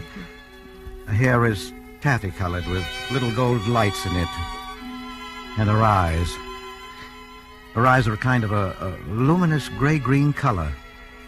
Some days they look green, and other days they're gray with gold flecks in them. Her features are delicate, but strongly molded. Sensitive, but not fragile. And her skin is fair, almost translucent, with just a sprinkling of freckles when she's been out in the sun for a day. She tries to cover them up, of course, as all women do, and she's... well, she's not exactly... How long have you been married? What? Why, only a short time. I thought so.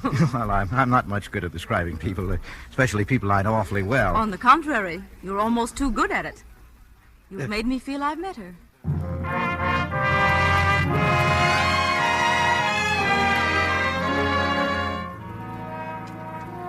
You see, she was becoming more and more definite all the time. Remember how you dropped in to see me, us, that day? Oh, come in, Miss Barton. I thought I could help you with your unpacking. Well, perhaps you could help with my wife's things. She gets home so late, I'd like to have everything arranged for her. Oh, what lovely clothes. And that suit. Yes. Why, just look at that suit. It's new, isn't it? Well, I think it is. I'm not sure. Of course it is. This is the suit I've had my eye on. I wanted it for Easter. Oh, I'm so sorry. Why, she's just my size, too. Oh, Yes, I believe she is. Well, she must be just about my coloring, too, judging from her clothes. Well, yes, there is something about the hair and eyes. Oh, I can't wait to see what she's like. Well, don't be surprised if you don't see her for some time. She comes in quite late and leaves so early in the morning that sometimes even I wonder if she's really been home or if I just imagined it. Well, I must say, you're a gentleman to put up with it. Well, she gets a kick out of this war job. And after all, it's only for the duration. You must be very much in love, Mr. Graham. Well, Geraldine and I are We're an unusual couple, Miss Barton. But so far, I believe that our marriage is an unqualified success.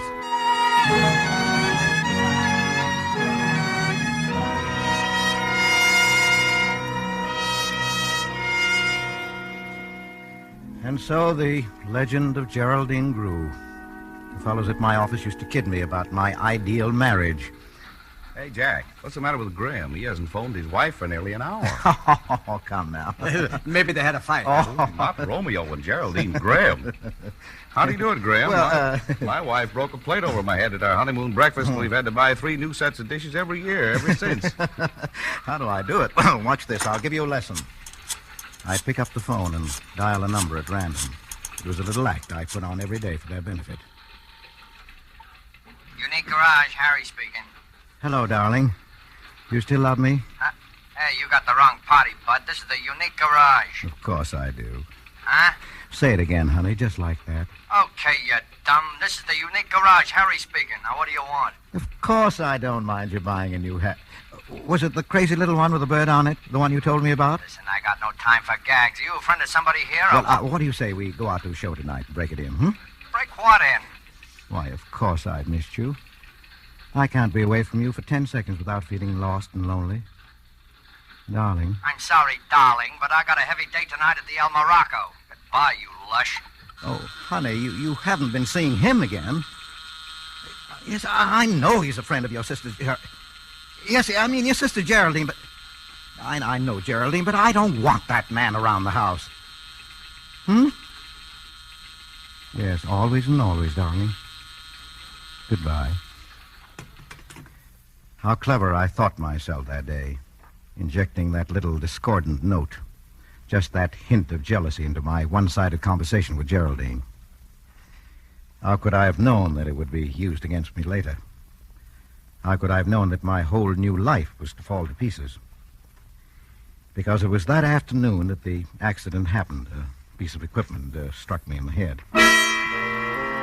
When I regained consciousness, Mr. Potter was sitting beside my bed there in the company hospital. Well, where is she? Look, she's got to be notified, old fella. Next to kin, you know. It's the law, I believe. If she isn't at home... Now, please don't ask me any more questions. Now, look here, Graham. Forget that I'm your employer. Think of me as a friend. You can tell me. What is it? Has she left you? No. Well, then where is she? Well, I won't say any more. I was going to tell you everything, but I know you wouldn't believe me. I'll just say this. There's no use you're looking for her. You won't find her. You don't want the police mixed up in this, do you, Graham? Oh, I don't care. I'll go to prison. I'll do whatever I must, but I won't answer any more questions about Geraldine.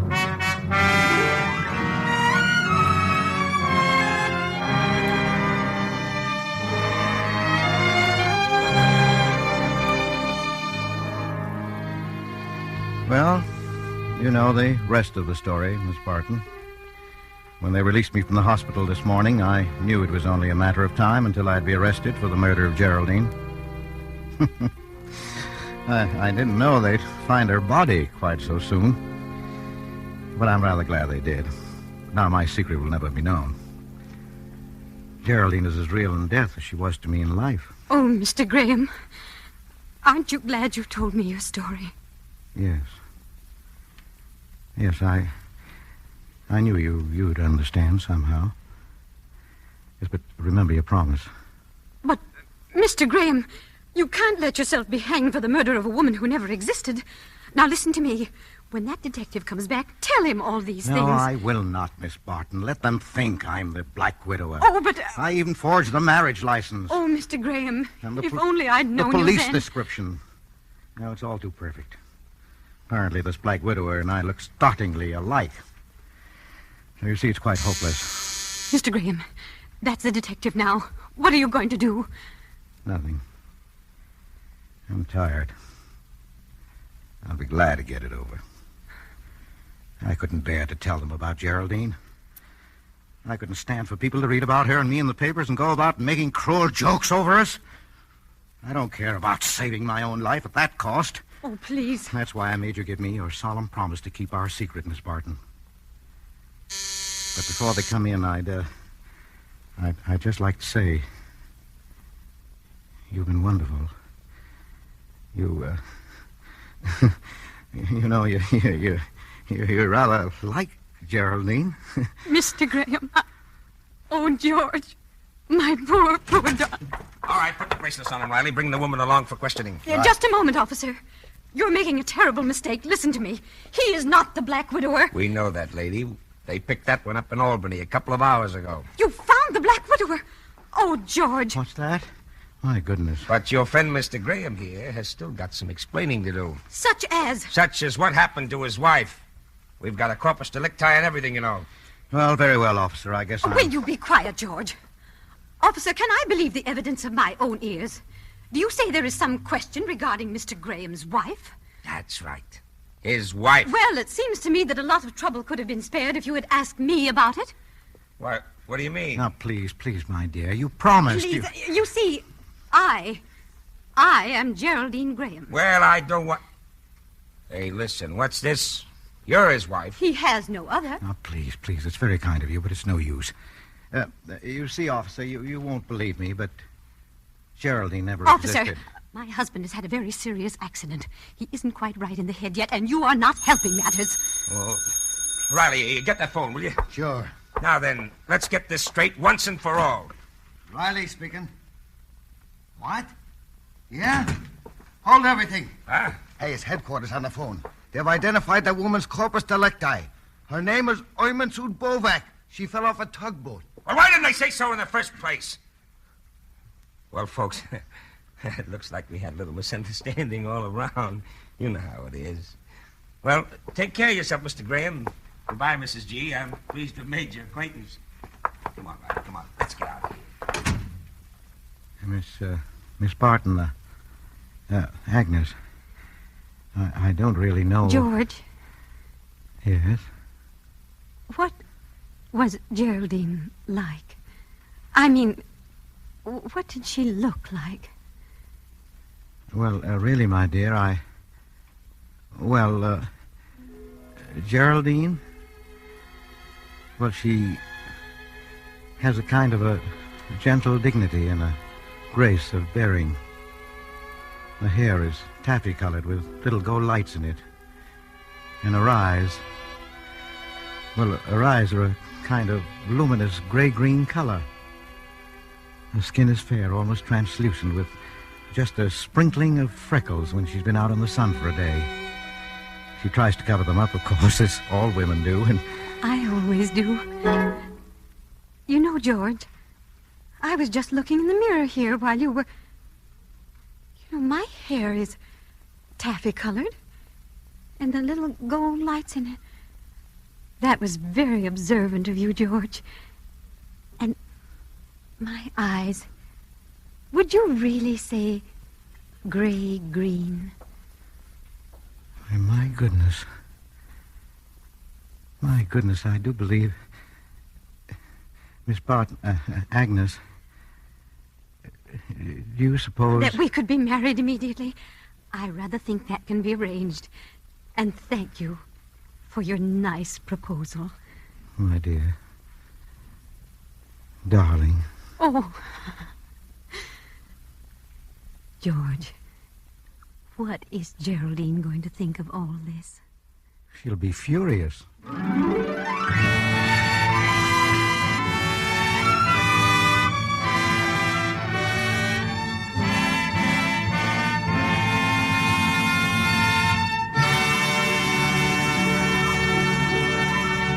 And so closes My Wife Geraldine, starring Edward G. Robinson. Jeanette Nolan appeared as Agnes opposite Mr. Robinson in tonight's study in Suspense. Suspense is produced, edited, and directed by William Spear. Before Mr. Robinson returns to our microphone, this is Truman Bradley for Roma Wines. One woman recognized as knowing all the niceties of entertaining is the world-famous hostess, Miss Elsa Maxwell. She has this to say about simple wartime entertaining. Good friends and good Roma sherry. These are the makings of a pleasant evening. Roma California sherry is ideal for any occasion, before dinner with appetizers or during friendly afternoon or evening visits. You and your guests will enjoy the light, nut-like flavor of glorious amber-colored Roma sherry. And for fullest enjoyment, serve cool. Delicious and distinguished as they are, Roma wines cost only pennies a glass. Serve and enjoy them often. Remember, more Americans enjoy Roma than any other wine. R-O-M-A, Roma wines. And next time you use vermouth, sweet or dry, choose Roma vermouth. Zestful, full-flavored Roma vermouth is blended, mellowed, and developed with all the traditional wine-making skill of Roma wineries, yet surprisingly low-priced. Try Roma vermouth soon, won't you? This is Edward G. Robinson. I have certainly enjoyed appearing here this evening on Suspense, and I want to tell you how much I'm looking forward to hearing next week's broadcast in this series. My friend James M. Cain, who wrote Double Indemnity, in the film version of which I had the honor of appearing this year, is the author of another wonderful suspense story called Love's Lovely Counterfeit. You will hear it next Thursday, and your star will be Mr. Humphrey Bogart. Remember him? I used to knock him off every morning before breakfast. Well, that sounds like quite a show, and I know you won't want to miss it. Edward G. Robinson is currently starring in the international production The Woman in the Window. Next Thursday, same time, Mr. Humphrey Bogart will be your star of Suspense. Presented by Roma Wines, R-O-M-A, made in California for enjoyment throughout the world. This is CBS, the Columbia Broadcasting System.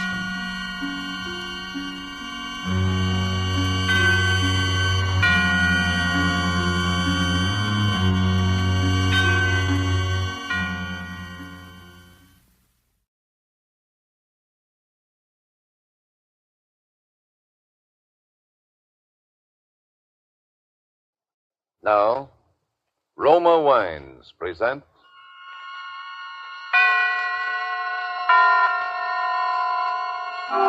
Suspense.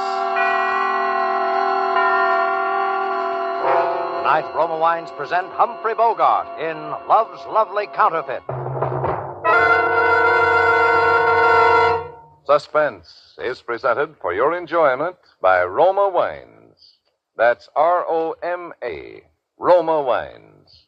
Those excellent California wines that can add so much pleasantness to the way you live, to your happiness in entertaining guests, to your enjoyment of everyday meals.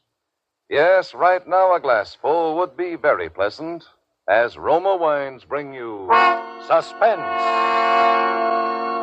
This is the Man in Black, here for the Roma Wine Company of Fresno, California, who tonight from Hollywood bring you as star Mr. Humphrey Bogart, who is currently being seen in the Warner Brothers production To Have and Have Not.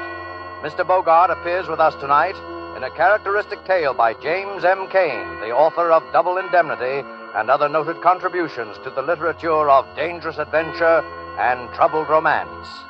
And so, with Love's Lovely Counterfeit and with the performance of Humphrey Bogart, Roma Wines again hope to keep you in suspense.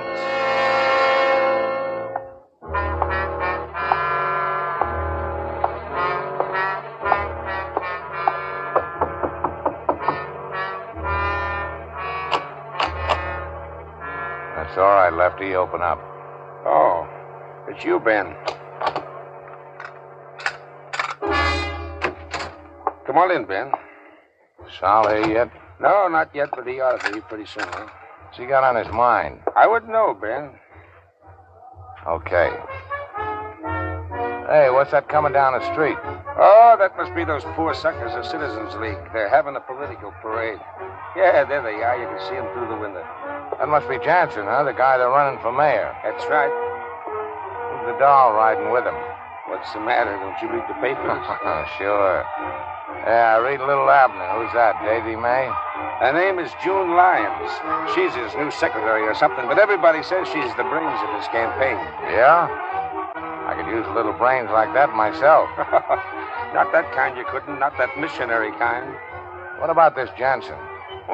I keep forgetting that you're new around here. Jansen doesn't have a chance. Well, he's putting out a lot of publicity. He must have some dough behind him. Yeah, but you can't elect a reform ticket in a town like this, Ben. Saul's machine is too strong, not unless you got some dirt, some real dirty dirt that smells so bad people can't ignore it. And who's going to get anything on Saul with half of the police force on his payroll? Sal isn't even worried, huh? Ah, why should he be? Saul puts up the dough, Maddox wins again, and Saul keeps on running the town. Oh, that must be Saul now. Hiya, Lefty. Hiya, Benny. Hiya. See your draft board today? Yeah, I saw him. What'd they say? Same thing. I still got that hernia from football. That football hernia comes in pretty handy, don't it? What's that crack supposed to mean? What's the matter, Benny? Can't you take a joke? Sure. I can take a joke. What you got on this afternoon, Benny? I guess you forgot. This is my day off. I said, what you got on this afternoon? Nothing that I can remember now. Why? Little job. What kind of a job? I got a tip. Some friends of mine may be in a little trouble. Something about a bank.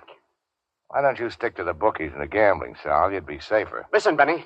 Anytime you think you're big enough to run this business, just let me know. I'll be glad to work something out for you. What's the job? These kids are going to crack the Castleton First National just after closing time. They got a room here in this hotel, room 480. They'll be back here about 3:30. You see, I own this hotel, and I want you to go up and collect the room rent. I'm giving them good protection, so I figure it'll come to about 20 grand. Yeah?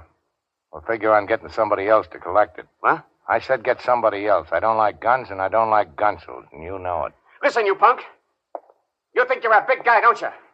A big guy with muscles, and I'm just a little guy. That's what you think, isn't it? But if you try to cross me, I'll have you crawling to me on your knees. When I get through with you, you'll beg me to use a gun on you because you're yellow, aren't you? Aren't you? What's the room number? 480. Come on, Lefty. Yeah, okay.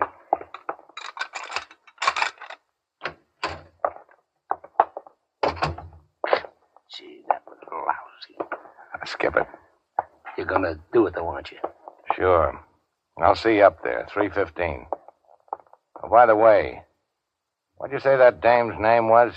What dame? That dame was Jansen, that brains of the opposition. You mean June Lyons? Yeah, that's it. Now, wait a minute, Ben. You know that's poison. If Saul ever thought that... You know, Lefty, Miss Lyons interests me in more ways than one.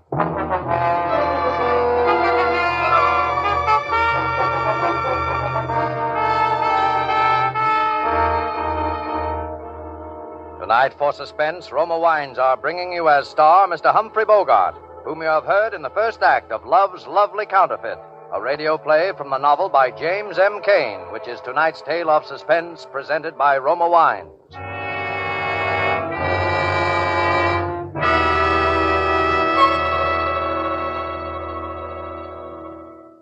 This is Truman Bradley for Roma Wines.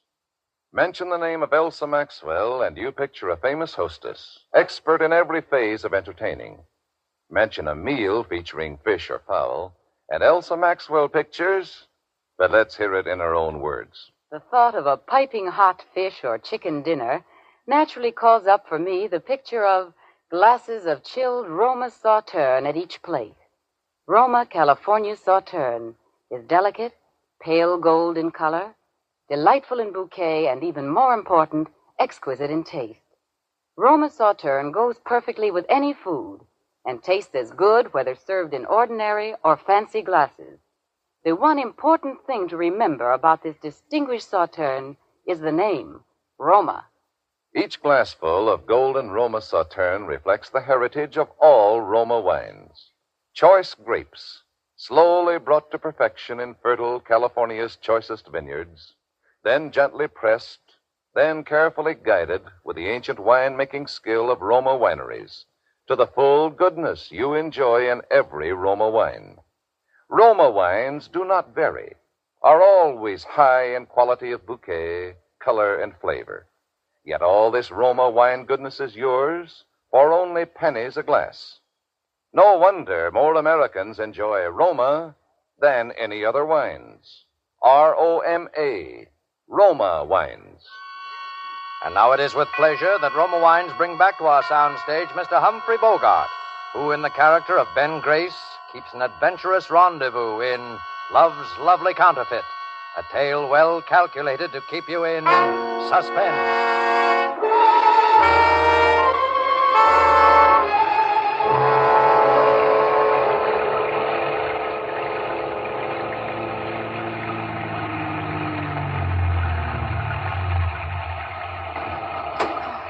right, get rolling. Are you, That's right, get rolling. So you're June Lyons, the brains of the opposition. What's this hot tip you told me about over the phone? I don't have much time. What's the matter? You worried? Not particularly. You don't have to be. I'm not interested in you. Why do you want to see Jansen elected? Suppose you let me ask the questions. All right. I'll ask you the same one. Why are you working for Johnson? Oh, I'm just one of those crazy idealists, I guess. Just a missionary, huh? Well, Jansen may not be the best man in the world, but at least he isn't hooked up with a racketeer like Saul Casper, the way Maddox is. June. Oh, it's June now, is it? What's your name? Maybe I'll tell you that later, and maybe I won't. Listen, June. If you were one of those earnest kids who stand around on street corners handing out leaflets, I might believe you wanted to reform the world, but you're not. I know that you know that electing Johnson isn't going to reform the world or even reform Lake City. It just doesn't make that much difference. Well, it does to me. But there's something else, too. Like what? If Jansen wins, of course, I'll get a city job out of it. A good one. That's more like it. But I want to explain why. You don't have to explain anything. But I want to. I'm a lawyer. At least I have a degree from law school. And I want to be a good lawyer. If you start out on your own, it can take years. But with the right job at City Hall, you can build up a practice in no time. Okay. As long as it's the dough you're thinking about, we can do business. Oh, it isn't just money. I know. Now listen. I know. You're a missionary.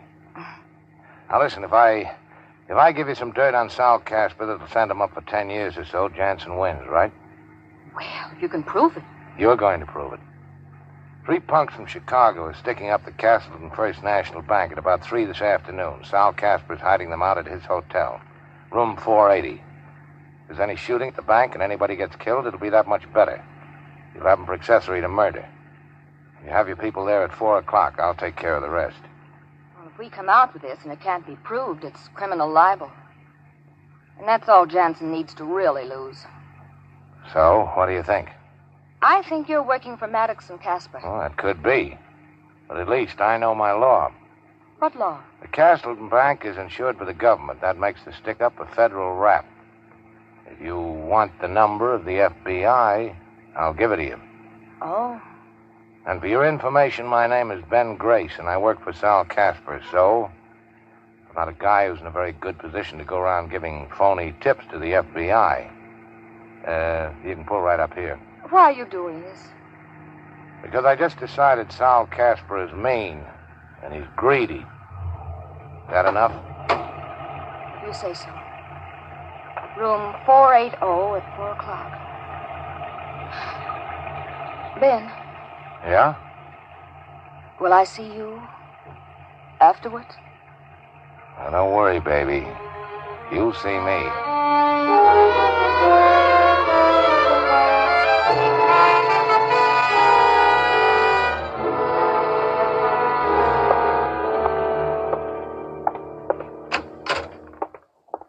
So this is room 480. Huh. Looks just like room 481. Hiya, Lefty. Sit down, Ben. You didn't take it too hard, what Solly said, did you? I can't say I liked it. What time is it? Oh, a couple of minutes to 4. Now, it's too bad about you, Ben. What's too bad? That you don't like trouble. You could go a long way in this racket, Ben, because you got brains. Now, me, I don't have the brains. I wouldn't. Did I ever tell you how I started, Ben? No. I was a preacher. A what? Yep, a preacher. So help me. By rights, I still am. Look here, I got the license right here in my wallet. It was one of those hillbilly outfits, and the bishop, as he called himself, was so far away from me that he never ever heard about me, I guess. Anyway, he never canceled the license. The Reverend Richard Jose Gauss. Yeah, that's one for the books, Lefty. I was just a kid. But I got hooked up with one of those big-time evangelists, and if I'd stuck to it, I could have hit the big time myself. But you know what I did? The first time we made a really big take, I tied a handkerchief over my face, got me a rod, and stick up the cash box. And they caught me. That's how I know I haven't got brains. I wouldn't let it worry you, Lefty.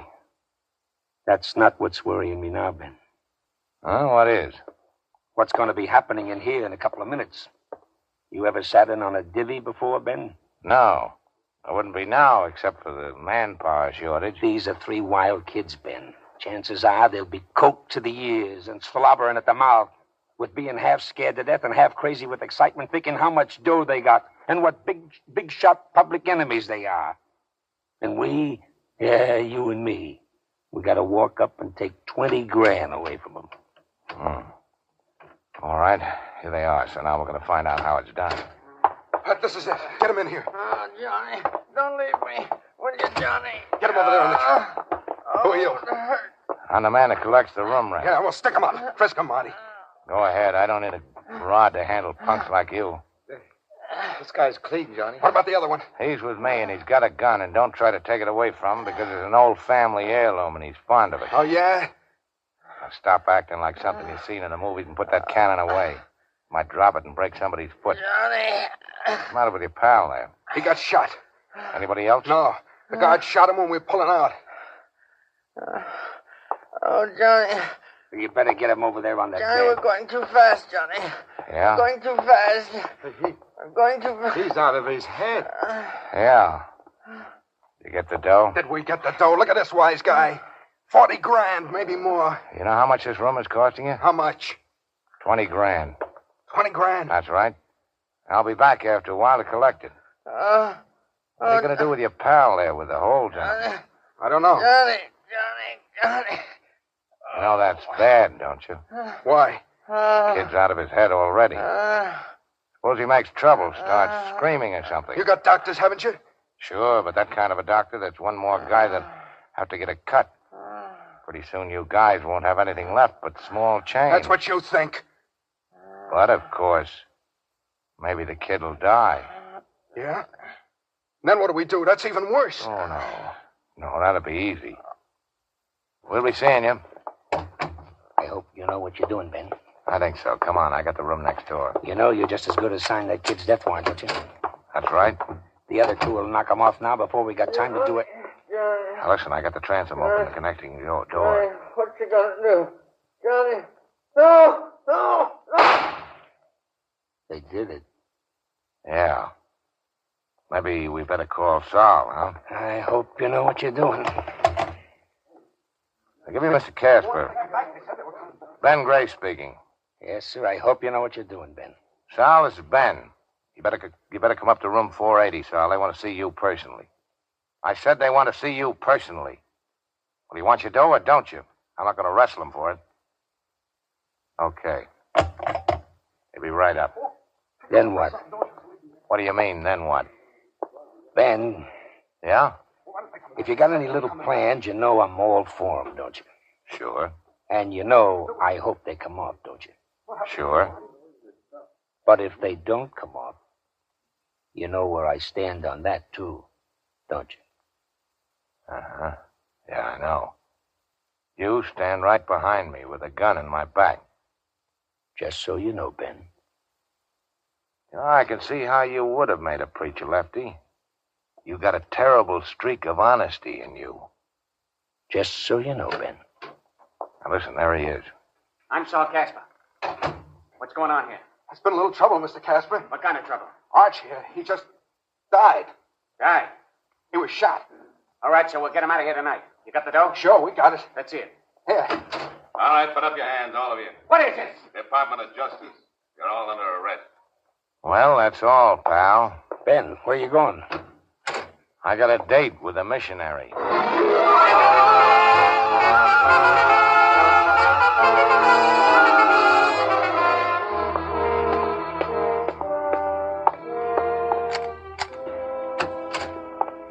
Ben. Hello, baby. Where's my good evening kiss? Oh, Ben, please. I want to talk to you. What about?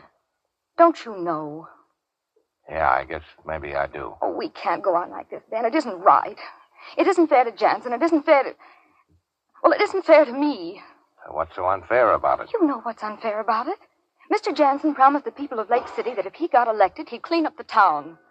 All right, why doesn't he do it? He's had 6 months. Because he doesn't even know what's going on. Great. Then what's the beef? Well, I know what's going on. The horse racing places and the gambling places and all the other places are just as open as they ever were. And I know who's keeping them open. Of course you do. I am. Listen, honey, if If I wasn't bossing the organization, someone else would be. People like to bet. People like to gamble. Ben, don't you see? I'm a city official. I have an obligation to the people of this community. To the people who elected Johnson because they believed in Still a missionary, huh? Well, I'm not a racketeer. Maybe not. But you're the next thing to it. Well, what do you mean? Well, where do you think the dough came from for that car I got you and the fur coat and this place? You never told me. Did I have to? You knew I didn't get it from a long-lost uncle. Well, why don't you admit it, baby? You're a chiseler. Am I? Sure, just like me. Only I'm honest about it. You're not. Then I will be. Starting now. Starting tonight. What are you going to do, turn me in? Oh, Ben. Maybe your big mistake was falling in love with me, baby. Now there isn't much you can do about it, is Oh, there? Ben, quit it, please. Get out of it. For my sake. Just because I don't like it. Because I hate it. Maybe I don't like it either. It's all I know how to do. What was... Hiya, Benny. Sal. Surprised? Kind of. Did you break out? Yeah, just to see you, Benny. Put up your hands. Well, you know I never carry a rod. Maybe you sort of wish you did now, huh? Not that you'd have a chance to use it. What are you going to do? I'm going to kill your boyfriend, sweetheart. And when I've done that, I'll think of something real nice to do to you. Oh. You sit right there where you are, sweetheart. Benny, you start backing up to that door. Slow. That's a bathroom, isn't it? Yeah. I think I'll kill you in the bathtub, Benny. That way it'll be quiet. There won't be so much of a mess. Now, reach behind you real careful and open the door. And when I tell you to start backing in, you back in. All right, start backing. Up! Don't leave me down. June! Is he? Yeah. Since when have you been carrying a gun? Just lately. Ben, are you all right? Yeah, I just want to sit down a minute. Oh, Ben. We got to get out of here, baby. Ben, listen to me. We'll go away. We'll get out of the country. We'll go to Canada. Sure. We can get married there. You do want to marry me, don't you, Ben? No, you know I do, baby. You can join the army up there. I'll do something, too. We'll do something decent with our lives. Oh, darling, I know it's been partly my fault. I know I've been weak, but it isn't too late to begin again, is it, darling? Maybe not. But your aim on that second shot wasn't too good, baby. Ben. So there's just one thing that's stopping us. Ben, what? The bullet hole in my belly.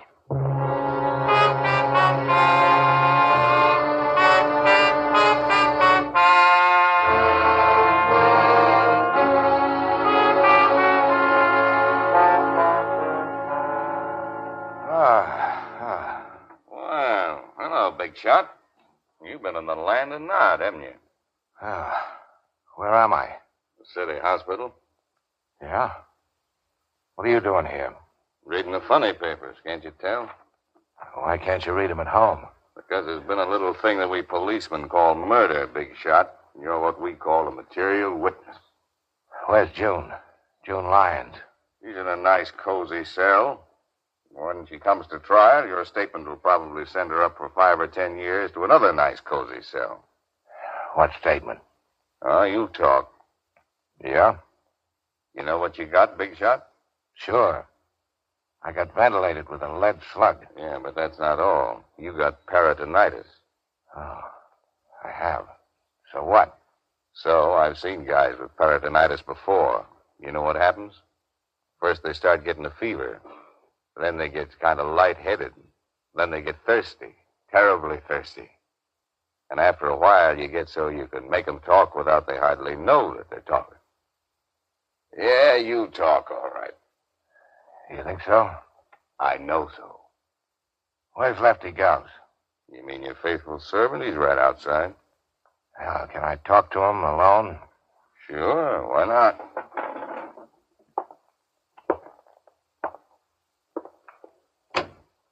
Hey, Putty Nose, your boss wants to see you.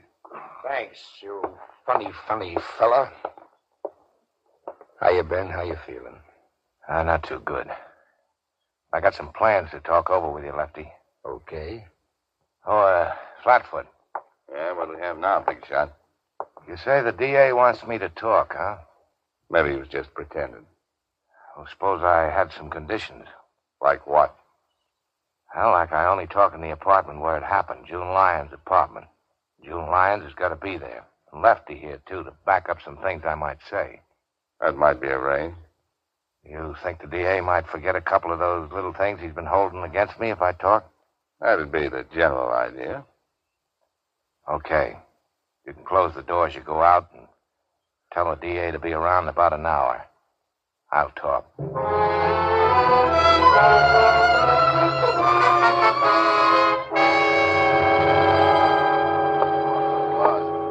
All I'm saying is that I won't be responsible. Dragging a man in his condition way out here in an ambulance, lugging him up 3 flights of stairs on a stretcher. Doc, that's the way he wanted it, and that's the way it's going to be. All right, everybody here. Miss Lyons? Yes. Lefty Gauss? Yes. How is he, Doctor? I've already told you. But he can talk.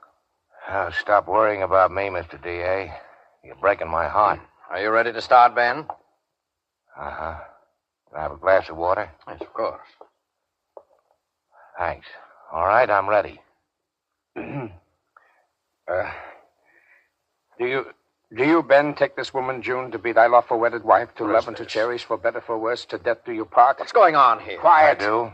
Do you, June, take this man, Ben, to be thy lawful wedded husband, to love and to cherish, for better, for worse, till death do you part? I do. I pronounce... Oh, no, you don't. Oh, yes, I do. I'm a licensed preacher, and this is Miss June Lyons' apartment, and it's outside the city's jurisdiction. It's in the county. And this marriage license was taken out at the county courthouse 1 minute before they closed today. And when I sign it, brother, it's legal. I pronounce you man and wife. I suppose you've heard that a man can't testify against his wife, Mr. D.A. Yes, I know. Oh, by the way, you mind if I kiss the bride? Oh, go ahead. Ben, darling.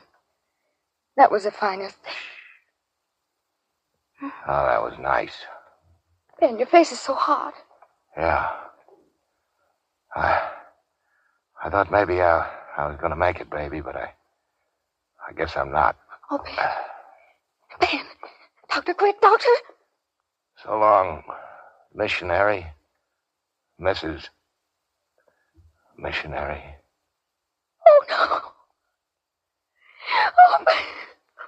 O Lord, we pray thee to receive the spirit of our dearly departed, and to forgive him his trespasses, as we forgive those who trespass against us.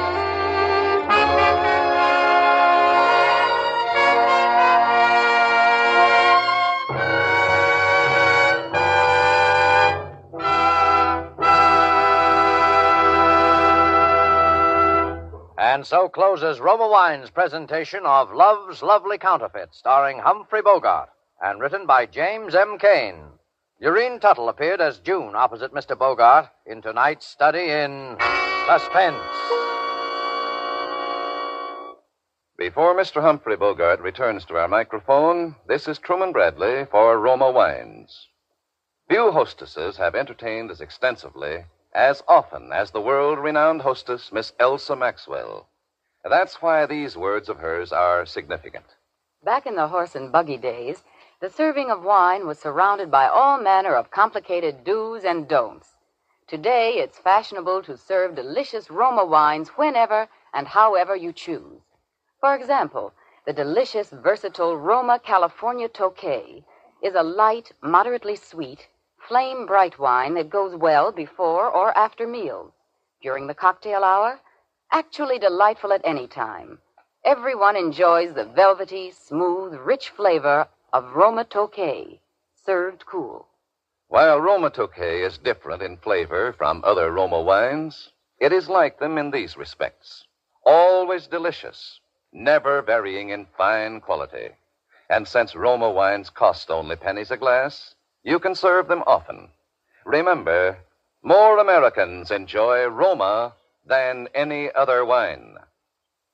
And the next time you use vermouth, sweet or dry, choose Roma vermouth.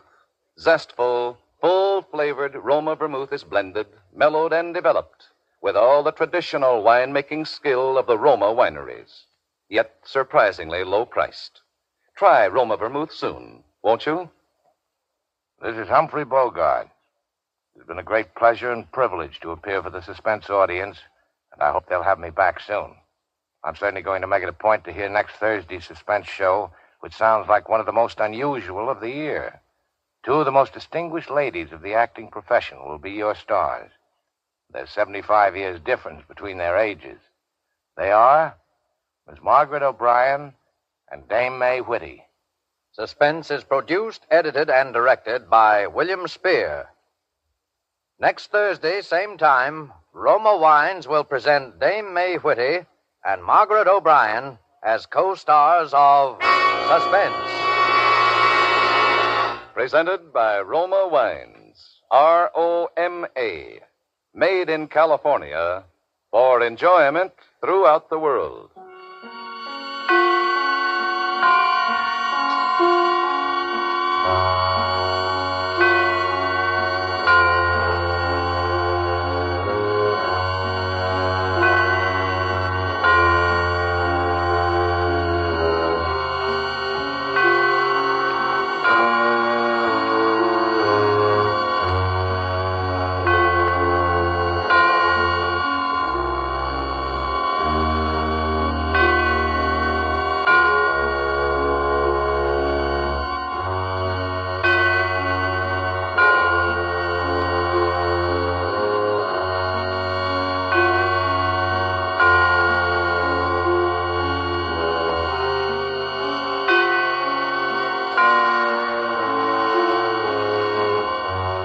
This is CBS, the Columbia Broadcasting System.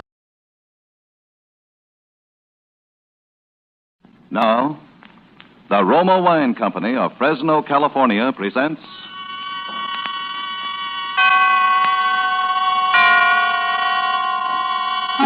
Suspense.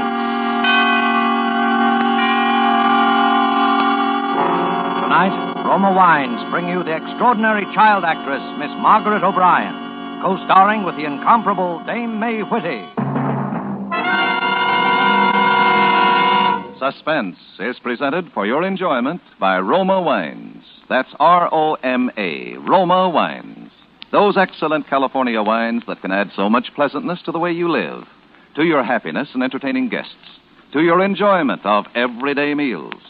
Yes, right now a glassful would be very pleasant as Roma Wines bring you a remarkable tale of suspense. And with the strange tale called Cricket, and with the performances of Margaret O'Brien as Little Florence, and of Dame May Whitty as her grandmother, Mrs. Edney, Roma Wines hope indeed to keep you in suspense.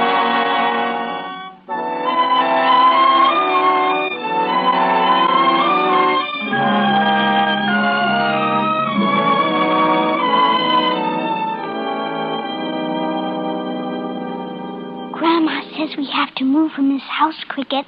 We have to go away. I guess it's the noises and the things she hears at night. She's good, and I love her, but she doesn't understand. There's nothing in this house to frighten anyone, nothing that is bad. Listen, Cricket, there'll be no one here but Anna tonight. And tonight you said you'd come. But I won't be here, Cricket. Grandma's taking me to Golders Green to stay with Aunt Collar until we find another house. Couldn't you come there too, Cricket? It wouldn't be hard to find. No, I guess you couldn't. I guess this is the only house that you can come to. Is that because you died here, Cricket? Florence? Yes, Grandma. Are you ready? Yes, Grandma. I was just saying goodbye. Please, Florence. You promised not to worry me anymore. Couldn't we stay here tonight? Just tonight? No, dear. Come now. We mustn't keep the cab waiting. All right, then. You go on ahead. I'll be right down. Goodbye, Cricket. I hope you'll understand.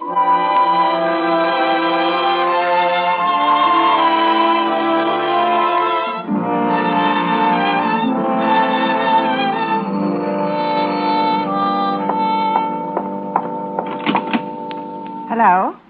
No, this is the maid. Mrs. Edney isn't here. No, she's staying overnight in Golders Green with her granddaughter. You're welcome. Goodbye. It's me, Anna. You shouldn't come in without knocking like that. I heard Mrs. Edney was gone. Have you finished with the cleaning? Not quite. You're early. I was worried.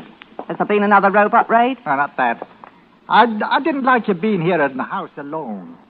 Anna, I want you to tell Mrs. Edney you're not coming back after today. But, Charles, I can't just... If Mrs. Edney chooses to live in this house, that's her affair, but... Have you heard it tonight?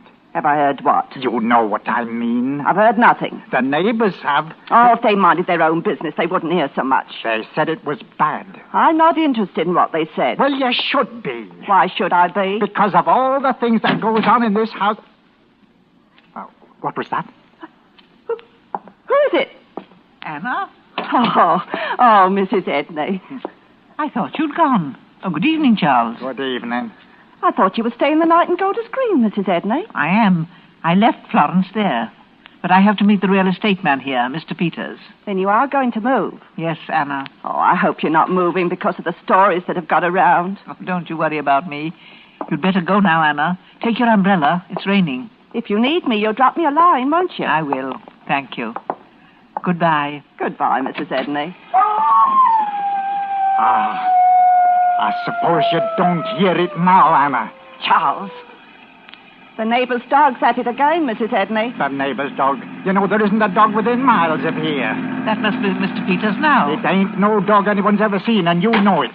Well, good night, Mrs. Edney. Whoa, hello there. Oh, Mr. Peters. Good night, Anna. Charles.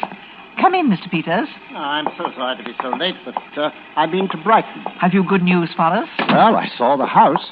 It's going to take a lot of work before you'll be able to move into it. Oh, no. I'd planned on being out of this house. Oh, couldn't you stay here until... I can't stay in this house another night. But, Mrs. Edney, after you went through all the trouble of remodeling it after the bombing last year, it seems a pity that you'd be leaving it for something so far less attractive. My granddaughter isn't well.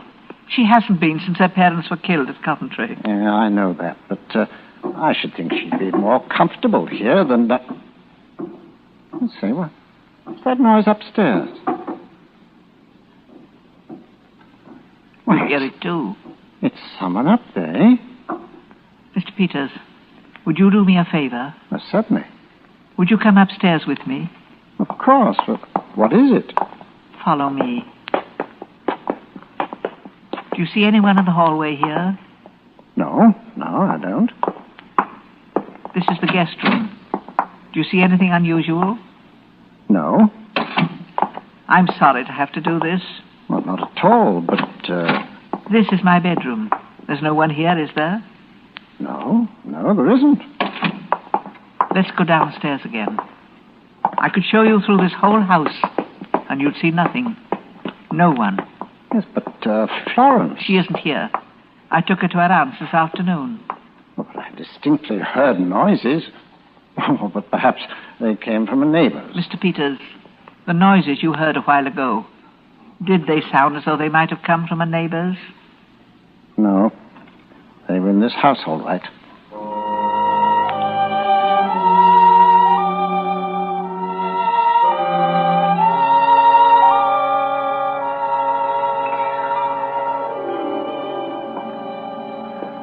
I wish I could help you, Mrs. Edney. I must ask you to say nothing about our moving to Florence. She's against leaving this house, but I know it isn't good for her to stay here. I understand that. I smell something burning. Yes, it's always like that. First the noises, then something burning. But there is something burning. You can search the house, you'll see no one. Nor will you find anything burning. I know. Are you certain there's no one upstairs? You saw a while ago. Yeah, but I heard it so clearly. And that smell... Would you like to go upstairs again? Yes. I'll go alone this time.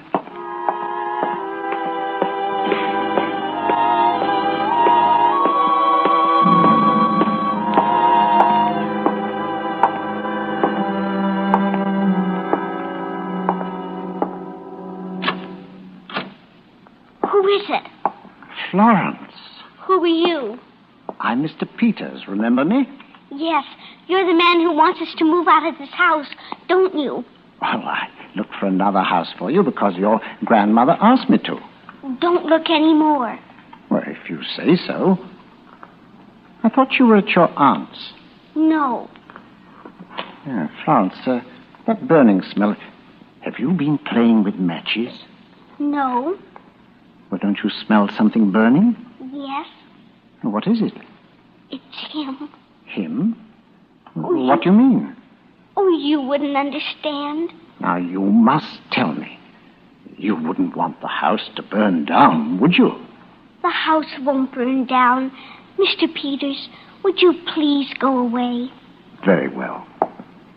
Good night, Florence. Did it hurt much, Cricket?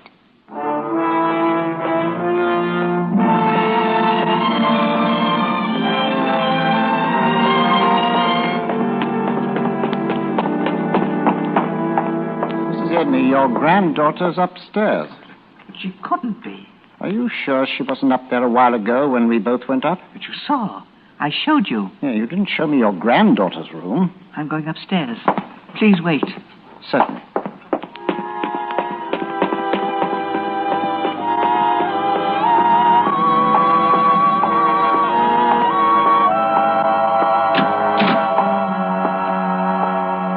Florence, what are you doing here? I couldn't stay at Aunt Collar's any longer. How did you get in? I came in the back door through the kitchen. Why? I was afraid you'd send me back again. How did you get here? I was given a ride. It was raining. Oh, you're soaking wet. What have you done with your shoes and stockings? I left them by the oven to dry. Well, put on your pajamas and go to bed. I suppose we'll have to stay here tonight. I'll say good night to Mr. Peters, and I'll be up later. I've come back, Cricket.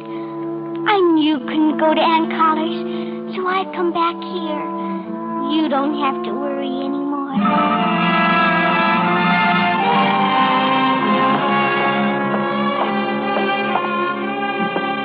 Mr. Peters? I'm out in the kitchen. Would you come here for a moment? I found these shoes by the oven. They're scorched. Oh, well, Florence must have put them to dry. Yes, I know you've been through a great deal lately, but I'd suggest that you take yourself in hand. But, Mr. Peters... Well, I think you've been imagining things. You insisted there was no one upstairs. But there have been other times. And are you sure that if you'd investigated them, you wouldn't have found an explanation like tonight? I know what you're thinking. I'm only trying to help you. This burning smell which you thought was so mysterious. You've been very kind and patient. I'm sorry to have kept you so late, Mr. Peters. Oh, not at all, but I do wish you'd reconsider your decision to move. Yes, I'll reconsider. Thank you. Call me in a few days, and if you still want to move, well, I'll see that... Very well, Mr. Peters. Good night. Good night. Why don't you complain to the neighbors about that dog? They've no right to... But you see, there isn't any... Thanks again for everything. Good night.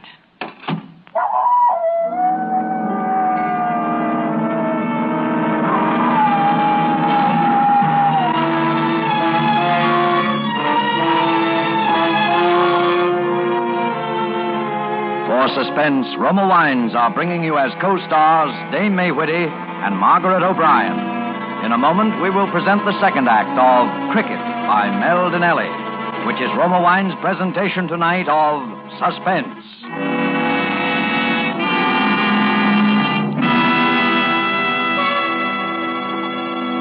Between the acts of Suspense, this is Truman Bradley for Roma Wines. Elsa Maxwell is recognized internationally as an authority on gracious living. You will be interested in something she said the other day about wine and wartime food rationing. Listen. I find that people who know one simple secret of serving delicious meals aren't bothered much by food rationing. That secret is to enjoy good Roma wine with food. For instance, I recently had dinner with some old friends. The main dish was kidney bean casserole. And to give this simple food a delightful party flavor, my hostess served cool Roma California Burgundy. Everyone remarked about its wonderful bouquet and aroma, and about the way that good Roma Burgundy added enjoyment to our plain meal. Such added enjoyment is one of the reasons why more and more people serve delightful Roma wine. That's a grand suggestion from Elsa Maxwell. So why not try Roma California Burgundy with your dinner tomorrow night? You'll enjoy its tart piquancy, its fruity, robust taste. The happy result of selecting luscious wine grapes from California's choicest vineyards, guided to perfection by the ancient wine-making skill of Roma's famed wineries. Good Roma wines never vary. They're always enjoyable, yet cost only pennies a glass. Remember, more Americans enjoy Roma than any other wine. R-O-M-A, Roma wines.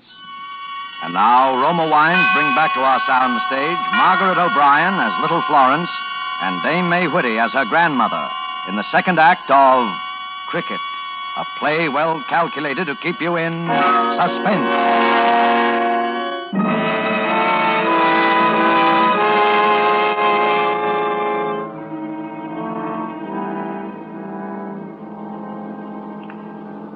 I'm letting you stay, Florence, but just for tonight. Now, you must promise me to go to sleep. But I'm afraid I'll miss him if he comes. Oh, you must stop talking like that. Do you know why he might come tonight, Grandma? He's not coming, dear. Oh, yes, he is. It's just a year that he's been gone. A year's an awfully long time for someone that you love to be gone, isn't it? Try not to think about it, dear. Please, Grandma, tell me about it. Oh, no, dear. I want you to go to sleep. Please, Grandma, tell me just once, and then I'll go to sleep. Tell me how brave he was. Please. Oh, Florence. Well, then will you promise to go to sleep? Yes, I promise. Very well. Very well. Once upon a time, there was a little girl. A lonely little girl and a dog. A very brave dog. Yes, a very brave dog. It was during one of those awful raids when we sometimes thought none of London would be left standing. I'd put you to bed in this very room, and I'd gone downstairs to lock up the house for the night. And the awful bombs seemed to be coming closer and closer. I was standing at one of the windows looking out when I heard the screeching whistle very close. Then there was a splitting crash. The door seemed to go out from under me. And the next thing I knew, I was out in the street. There were crowds and confusion. I'd been hurt. I couldn't seem to move. But I knew you were still in there. I tried to get up, but they kept telling me not to, that I'd hurt myself. The house was blazing by now. And then I remembered that Cricket was in there, too. And I prayed that somehow, some way, he'd do something. And then we saw you. You were dazed, and Cricket was tugging at you, pulling you towards the doorway.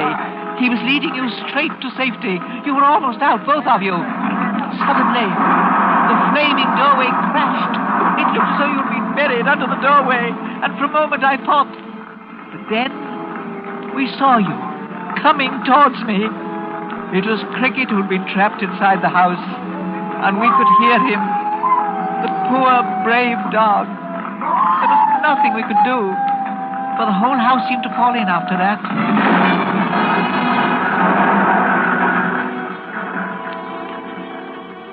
And so, the little girl was saved, and her best friend gave his life for her.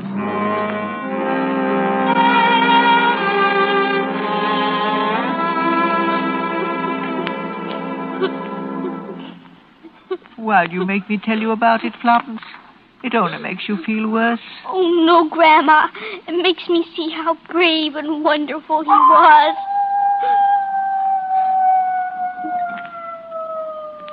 Grandma, do you hear? Shh. You're imagining things. It isn't good for you. Listen, Grandma. Charles hears it, too. I heard him telling Anna about it. Please, Florence. And that burning smell. Mr. Peters says it was my shoes. But it was, dear. Then what was it all the other times? Oh, Florence, if you want us to stay in this house, if you don't want us to move, you must promise to stop talking like that. It's him. When the burning smell is strong, I can almost see him sometimes. Florence, you're feverish. Being out in the rain. You've taken cold. Let me feel your head. He can't come to any other house. I know. Now, Florence, I want you to lie quietly and not talk any more. I mean it this time.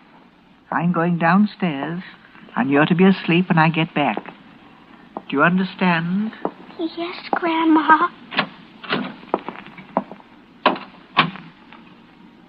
Did it hurt much, Cricket?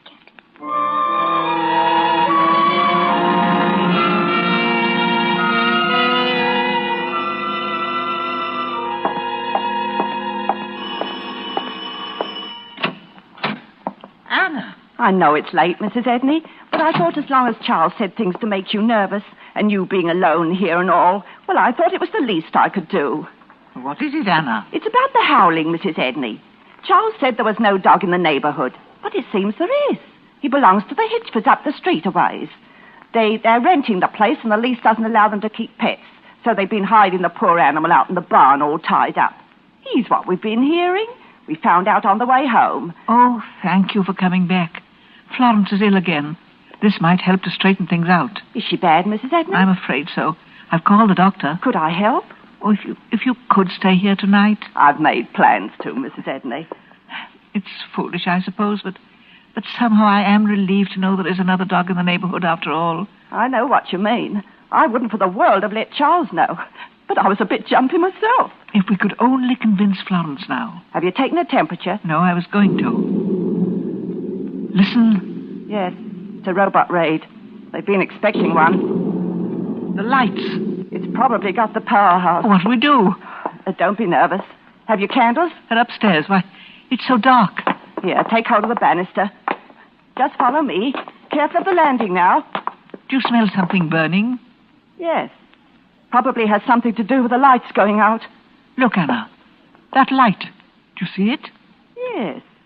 It's Florence's room. But all the other lights are out. Oh, don't get excited. We'll go up and see. Come on. Florence. Yes, Grandma? What you doing with that lighted candle? It's for Cricket. I told you to stay in bed. I put it in the window for him. It'll help him find the house. Florence, you're ill. Here, dear. Let me tuck you in bed.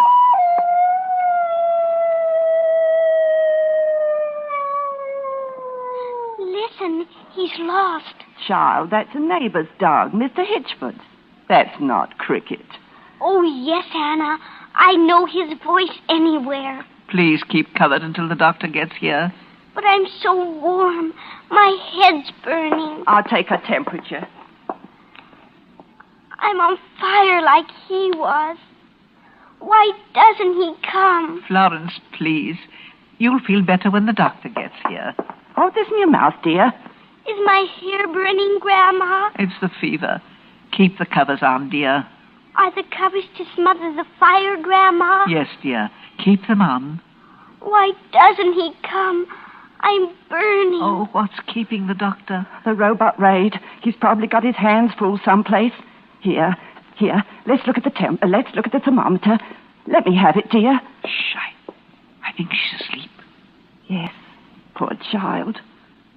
Mrs. Edney, it's almost 103. Good heavens. Listen, they're getting closer. What'll we do? We can't move Florence with a fever like this. It may be pneumonia. Oh, don't get excited.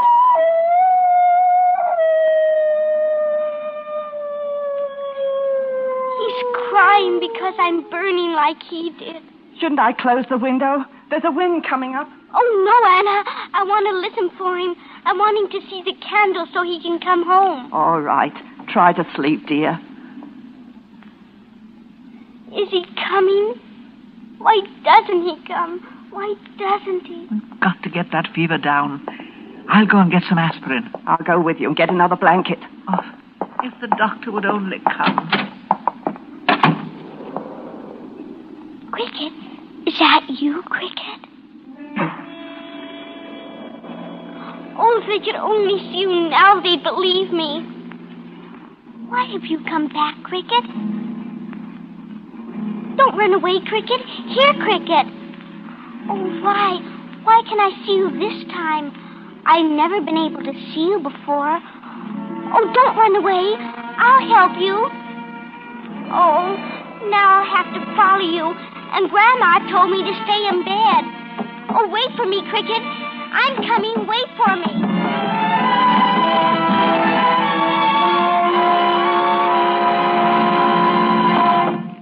Hurry, Anna. Look at the smoke. That's never happened before. It's coming from upstairs. Quick, Florence.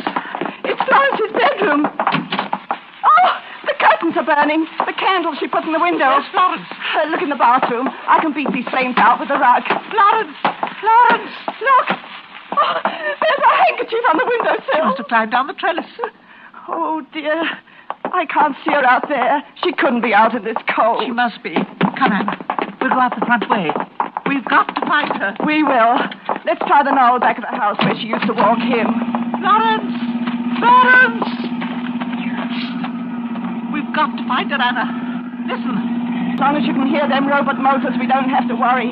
It's only when they stop. Look! Just coming over the knoll. It's Florence. Oh, thank heaven. Oh, Florence. Florence. Oh, darling, you shouldn't have come out like this. I had to. I saved him. He might have burned to death. Would you like me to carry her? No, thank you. It's not far. I put the flames out with my blanket, like he did, and now I don't burn anymore either. Florence. Mrs. Edney, feel her head. What do you mean? The fever's gone. How? I don't know. Ah! Ah! The bomb! It stopped. It's overhead. Fall to the ground, Mrs. Edney.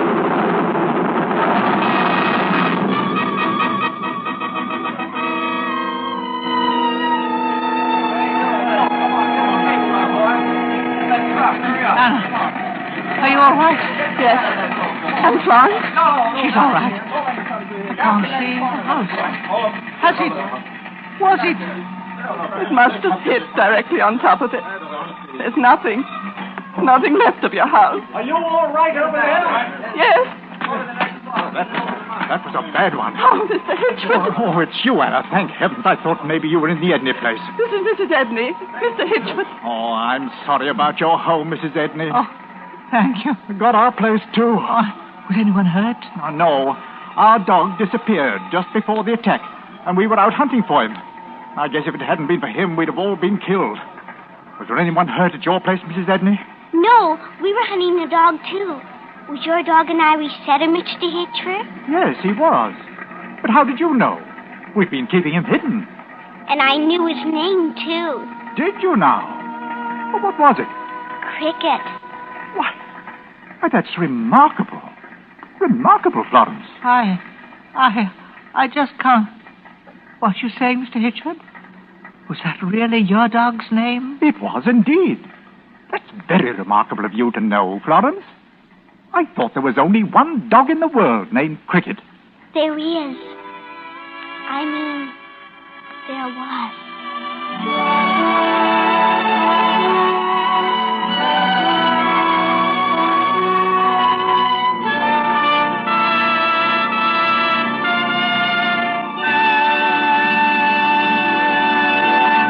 And so closes Cricket, in which Roma Wines have brought you Miss Margaret O'Brien and Dame May Whitty as co-stars of tonight's study in Suspense. Before our stars return to the microphone, let me say a word for Roma Wines, the sponsor of Suspense. Here's a brief message from that noted authority on smart and pleasurable entertaining, Elsa Maxwell. Most of the parties I'm giving these days are simple affairs. And when I entertain, I always serve well-chilled Roma California sherry before dinner and later in the evening. You'll find that glorious amber golden Roma sherry is a gracious touch that's sure to get the meal off to a good start and adds to the evening's pleasure. And don't worry about fancy glasses. It's the wine that's important. So be sure it's that good Roma wine, because Roma wines are so reasonably priced, any family can afford to serve them regularly. Yes, Roma wines cost only pennies a glass, so enjoy them often. Serve Roma with your everyday meals. Roma wine is delicious, for Roma quality never varies. Remember, more Americans enjoy Roma than any other wine. Roma, Roma wines.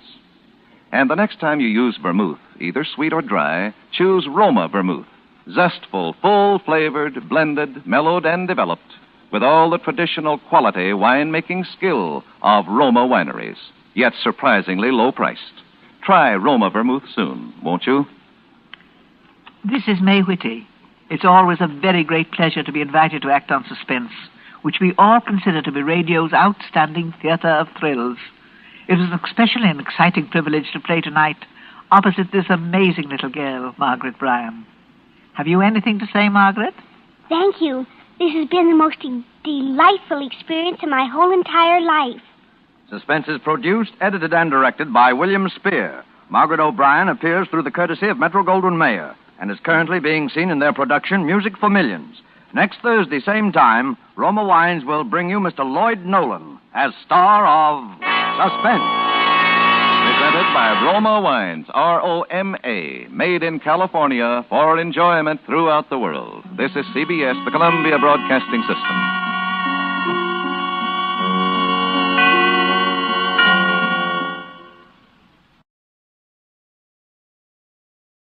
Now, the Roma Wine Company of Fresno, California presents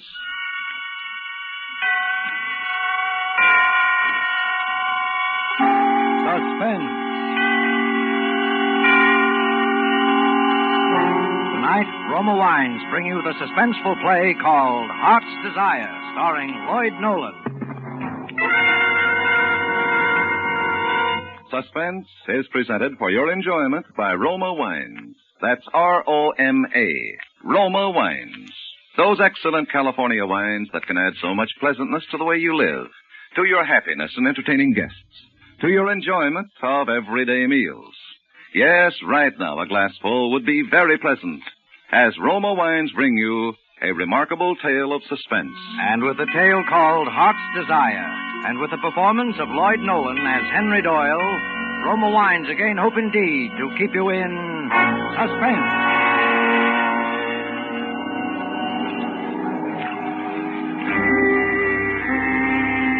A New York City dock, jutting out into the Hudson River. A place deserted now this night because the hour is late, until a man is seen moving down the dock towards the river, moving with a curiously groping, stumbling, aimless walk. And then there is a woman moving out of the shadows, a woman who is a little overdressed with a little too much makeup, sidling over to where the man must cross her path. Hello there. What? I said hello. What's your name? Lucille. What's your last name? Hey, you're a fast worker, What's huh? your last name? Tell me. Stop, you're hurting me. Tell me. Carmichael, Lucille Carmichael. Oh, no. What's the idea? No. That hurt. Oh, I'm sorry. What's the matter with you, anyway? Hey, are you in trouble? No, yes. What is it? Are you looking for somebody? Is somebody lost? Yes, I'm looking for someone. Someone you love? Love, yes. Someone that's my whole life. You want to tell me about her? It helps sometimes. What? Well, you don't have to if you don't want to. Yes, they say that a man can remember his whole life if he's drowning and... You didn't come here to... No, I came down here. I don't know why to think, to remember. But if I do tell you, maybe it'll come back like the drowning man. If I could start from the beginning, the very beginning. What was the beginning? My childhood. My father and mother were immigrants. Very poor people. I was hungry ever since I could remember. My mother was a scrub woman in a big office building. Sometimes she'd take me with her at night. I'd see those big, beautiful offices where important people were working all day long. My father didn't work. Oh, a few days sometimes, that was all. And always at home there were quarrels, terrible quarrels about money. First, it used to make me sick with misery. My mother and father fighting, I couldn't stand it. And I'd run out and go and walk on the streets, walk through the fashionable neighborhoods, watch the fine people. gazed through the great shop windows at all the beautiful things there were to buy. And above all, I'd come down to the docks near where I lived and watch all the gay and happy people sailing on the great ocean liners to wonderful, distant places. Oh, that was the best of all. That was when I knew most clearly that someday I'd grow up and live like those fine people. So I didn't have to think or worry about anything, ever anymore. And even when they died, my mother and then my father, it was nothing. To me, they hadn't really existed at all for a long while. Only then, I knew I must find some kind of work to do. So I went to the bank in a fine big building where I always knew I would go. I told them I was ready to go to work there. And they hired me. And after a few days, I decided that I should tell them what I had in mind. So I went to see the president of the bank. I was just 19 years old. Yes? Well? I'm Henry Doyle. Oh, yes. Well, Henry, it's a little unusual for one of our messengers to insist upon seeing the president of the bank personally. But since you're new here... Oh, no, listen. That's the Aquitania. Oh, is it? Yes. She's sailing this morning. I know when all the big ships sail. Mr. Frizzell, when I go abroad, would you advise that I take the Aquitania? Well, she's a very nice ship. Yes, I think she'd be best. Henry, you may not believe it, but a bank president is a fairly busy man. Oh, yes, that's why I came here to talk to you about my plans. Plans? Mm-hmm, yes, you see, I plan to be president of the bank someday myself. You what? Oh, not right away, of course, but someday. And I thought I ought to tell you. Well, Henry, that's a very laudable ambition. And there's no reason, if you work hard and devote yourself wholeheartedly to the interests of the bank, why you shouldn't be president someday. Or anything else your heart desires. Oh, you really think that, Mr. Frizzell? Why, of course I do. Remember, Henry, there's always room at the top. Oh, I'm very glad to hear you say so, because that's just what I've always thought myself. And that's what I was, a messenger. First, I was only an ordinary messenger, but then, later, as they came to trust me more and more, they gave me more and more important things to do, until at last I did only the very confidential things, the most important things of all. 800, 900, 1,000, and 100 more is 21,100. Will you sign for it, please, Henry? Oh, yes. Gee, Henry, doesn't it worry you sometimes carrying all that money around? What, this? Someday I'll have more than this, much more someday, when my ship comes in.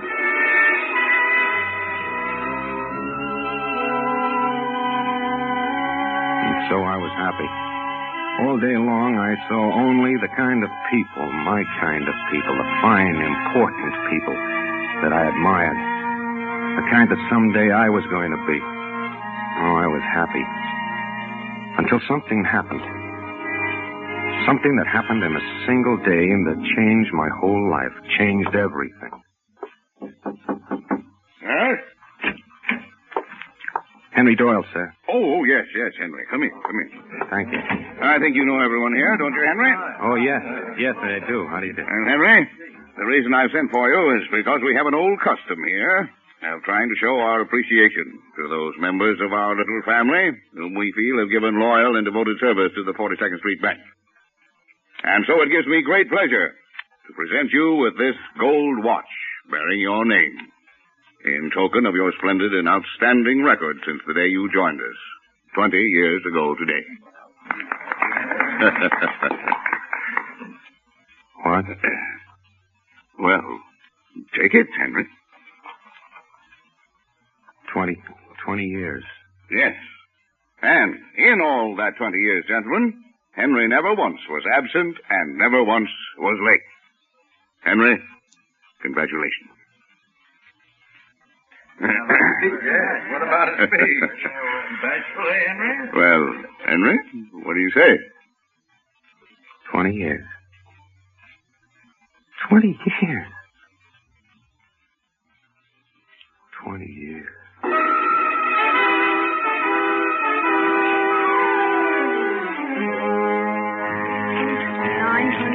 1,001 and 2, 51,200. Will you sign for it, please, Henry? Yes. Say, what's the matter with you today, Henry? You act like you're walking around in a dream. What? I said you act like you're walking around in a dream. For 20 years, I've been walking around in a dream. For 20 years. That day, for the first time in 20 years, I did not go directly to the place the bank had sent me. Instead, I wandered through the city to look again at the things I'd dreamed of in my childhood. The beautiful store windows, the elegant, well-dressed people, and the great ocean liners waiting to sail for enchanted, far-off places. Things that I knew now could never be for me. Because suddenly I'd grown up. I was a man. A man going into middle age, and the childhood dream had passed me by. These things I thought, and many other things, quite different things.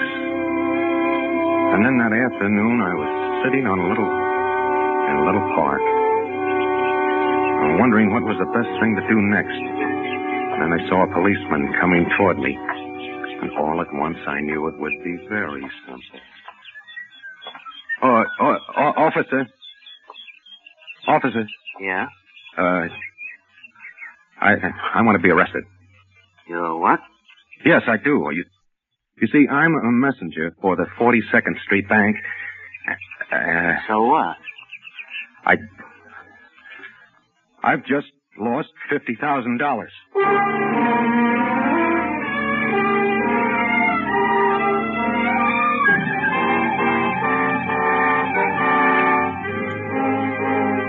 Suspense, Roma Wines are bringing you as star Mr. Lloyd Nolan, whom you've heard in the first act of Heart's Desire, a radio play by Robert Richards and Arthur Lawrence, which is Roma Wines' presentation tonight of Suspense.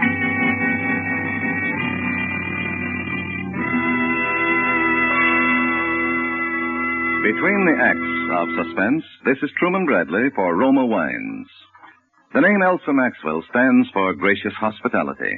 And here is a timely suggestion from Miss Maxwell. Planning even a simple dinner nowadays calls for real imagination. But there is a simple, inexpensive way to dress up ordinary foods and make them tempting. Dine by candlelight, if possible. And most important, serve golden Roma Sauterne, well chilled, with the meal. The soft light and the bright golden glory of delicate Roma Sauterne greatly heightens your pleasure. That is truly an appealing idea. And as Miss Maxwell suggests, delicious Roma California Sauterne, a wine grower's masterpiece, is the subtle note that tones up the occasion. You'll enjoy its freshness of bouquet and the superbly delicate flavor. And like all Roma wines, it possesses unvarying goodness, the goodness of selected grapes, picked at their best in California's choicest vineyards, brought to fullest flavor by the ancient skill of Roma's famed wineries. Serve Roma wines regularly. They are quite inexpensive.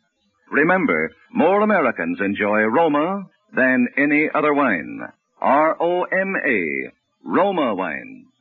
And now Roma Wines bring back to our sound stage Mr. Lloyd Nolan, who in the character of Henry Doyle continues a narrative well calculated to keep you in suspense.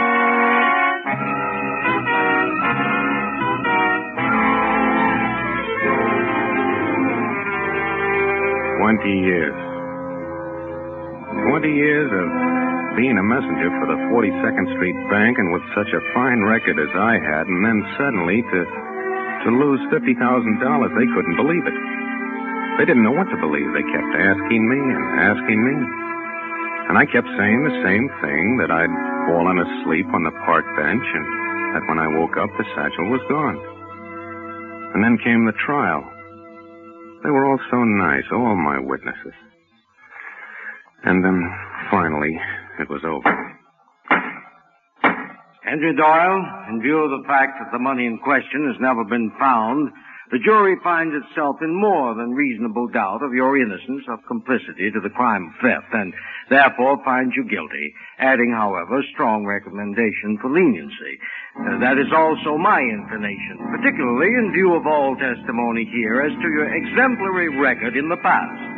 With this in mind, it is nevertheless my necessary duty to sentence you to 4 years in the state penitentiary.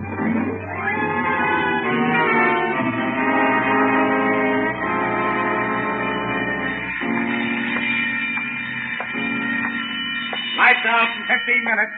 Lights out. 15 minutes. Lights out. Lights out. Sleep. How can you sleep behind bars? No, I like it when it's time to go to sleep. Yeah? Yeah. Don't you sleep kind of restless, Henry? Oh, no. I sleep very well. Hey, Henry, I don't think you ever told me what you're in here for. For losing some money. Yeah? How much? $50,000. And you just lost it, huh? Yeah. What'd they give you? 4 years. Gee, it's tough. And I'll be out in another year myself. Oh, I don't mind. You don't? No, 4 years isn't long to wait. Why should I mind? No, I didn't mind. Because almost every night I'd dream. I'd dream of the things that I'd done that day when I left the bank for the last time. Things I'd never told anyone. How I'd gone to the stationery store and bought a heavy brown envelope. How I'd thrown the empty satchel away in a vacant lot. How I'd sealed the brown envelope with red sealing wax. And how I'd gone to the little pawn shop down by the waterfront with a wide, dirty window. 3 crooked steps leading to the door. The little bell that tinkled when the door was open. The clocks, 10 or 20 clocks, ticking time away. The old man in pink shirt sleeves who sat behind the wicket. You want something? You the pawnbroker? That's right. Well, I'm going away for a long time, and I'd like to leave a package. Okay. I'm taking a trip around the world, and I may be away for several years. Well, don't worry. It's perfectly safe here. When you come back, it'll be just as you left it, with the seal unbroken. Well, thank you. I'll have the receipt for you in a minute. Receipt? Sure. Don't you want one? Well, no, I might lose it. I'm going away, see. Then how are you going to claim the package? Well, I could just take your name. Oh, yes, that's the best way. I'll leave my name, and you can make some kind of a note on the envelope that it's only to be given to me. Okay, let's have it. What? Your name. Oh, my name. Well, you see, my name. It don't have to be your right name. It don't even have to be a name. Just write something on there so you can identify the package. Oh, yes. Well, let me see. Yes, I'll just write something. Something that I can remember. And always then, just as I was about to write, I'd wake up. Oh, it was a wonderful dream. Even better than the ones I used to have, because this dream was real. And then one night, there in my cell, something happened. I was asleep. I was dreaming again. The same dream. Your name? Oh, my name. Well, you see my name. It don't have to be your right name. It don't even have to be a name. Just write something on there so you can identify the package. Oh, yeah. Let me see.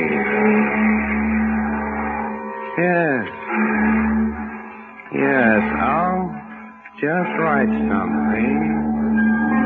All right.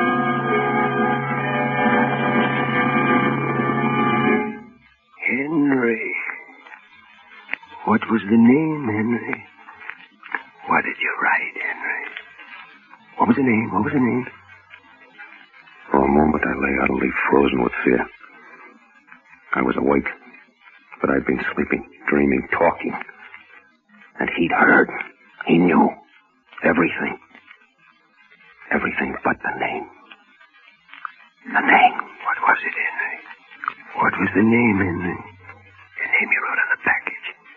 What was it, the name? What? You was kind of tossing around in your sleep, and I come over to see what was the matter. Oh, was I? Yeah, I guess you was kind of having a nightmare, huh, pal? Nightmare? Yeah, yes, it was a nightmare.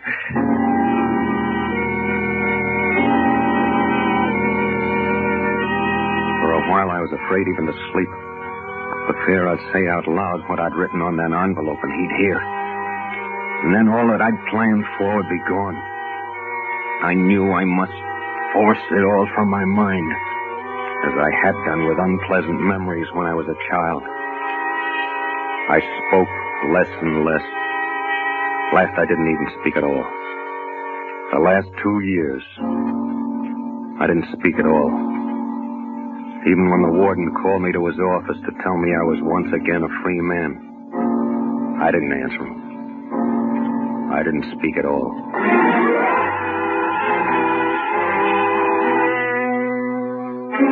I was free. At last, free of everything. I could hardly wait for the train to carry me back to New York. And then the pawn shop. Yes, the same dirty window, the same crooked steps, same tinkling bells, all those clocks ticking time. The clocks.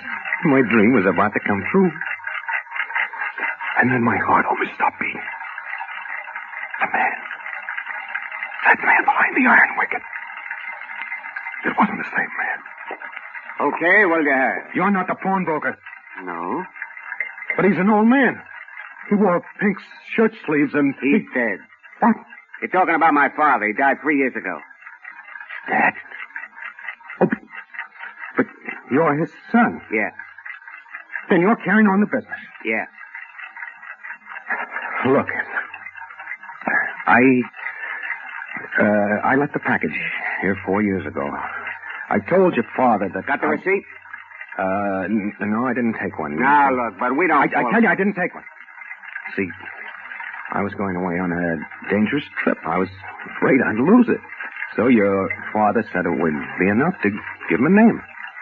He wrote a note on the package.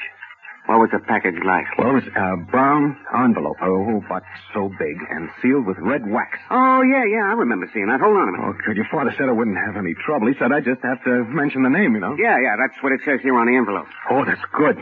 Can I have it, please? Sure, just give me the name. Of course. The name... The name's... Funny, isn't it? It slipped my mind for a minute. Isn't that silly? I just can't remember it for a minute. You sure this is your envelope? Well, of course it is. I told you what it looked like, didn't I? I described it perfectly, didn't I? Wide, brown envelope, sealed with red wax. Look, go on. What about the name? I mean, what's written here? Now, listen, you must know it's mine. You must know that envelope belongs to me. You must give it to me. Oh, I must I? What's in it? What difference does that make? If you know so much about it, you ought to know what's in it. Now, listen. That's my envelope. Give it to me. Look, Bud, don't tell me what to do.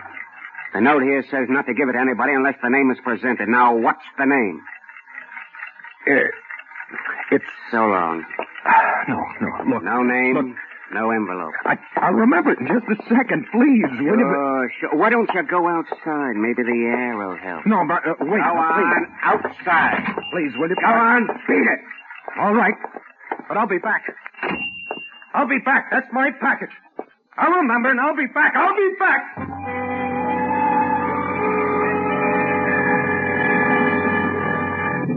I wandered through the streets. I beat my head with my fist, trying to remember. While I was in prison, I'd forgotten it. I'd made myself forget it. Now I couldn't remember. Names raced through my mind, but none of them were right. I began running, looking at names in the street, on the shops, anywhere I could see them. Name. Beauty Salon, Livingston Cross, Jewelry. Miriam and Company Neckwear. Sylvia Torres, Lingerie. William D. Roberts, Furniture. Billy Canfield, Drapes. Dorothy Gregory, Hats. Arnold Milton, Shoes. Delaney for Drugs. Lawton for Liquor. Benson for Books. Graham for Gowns. Alan Wilson. Edith Parker. Martin Slater. E. Billings. R. Nelson. E. Dawson. Dixon. Henry. Green. Gray. French. Miller. Muller. Martin. Minton. May. Bay. Day. Oh, no.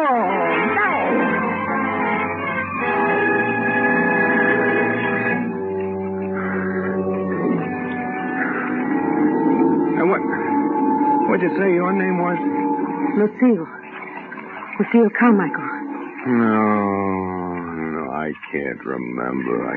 Gee, Henry, I feel sorry for you. Honest. You've been swell, but it's no use. Try again, Henry. Try to think back. I can't. You've got to. Maybe it wasn't a name at all, see? Hey, what were you thinking about when you wrote in the package? I don't. You must have been thinking about something. I was thinking about everything I'd always wanted to do, the things I was going to buy, places I was going to go. That was it mostly, the places I was going to go. All over the world, just wandering. Everywhere I wanted.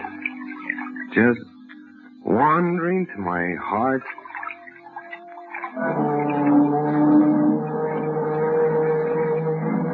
Henry.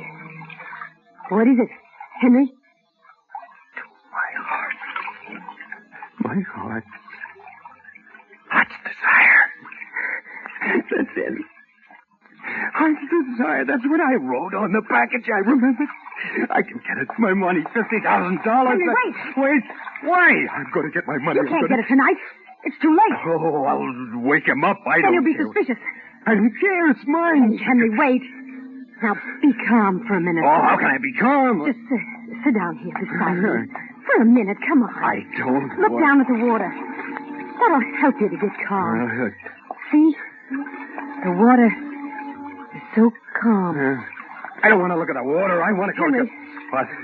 Can you swim? No, I can't. What's the difference? What are you doing? No!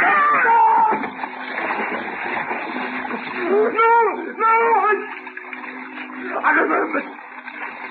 Heart desire! Heart desire!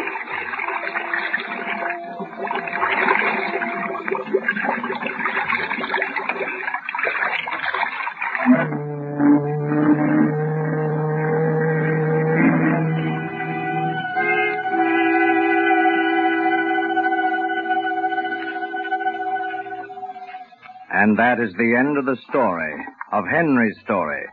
But you might have suspected that it was not quite the end of the story if you had seen a little item in the newspaper 2 weeks later under shipping news. I will read it to you. Miss Lucille Carmichael, who recently came into an inheritance from a long-lost relative, has engaged the royal suite of the Aquitania and is sailing for Europe tomorrow. Her stay abroad will be indefinite.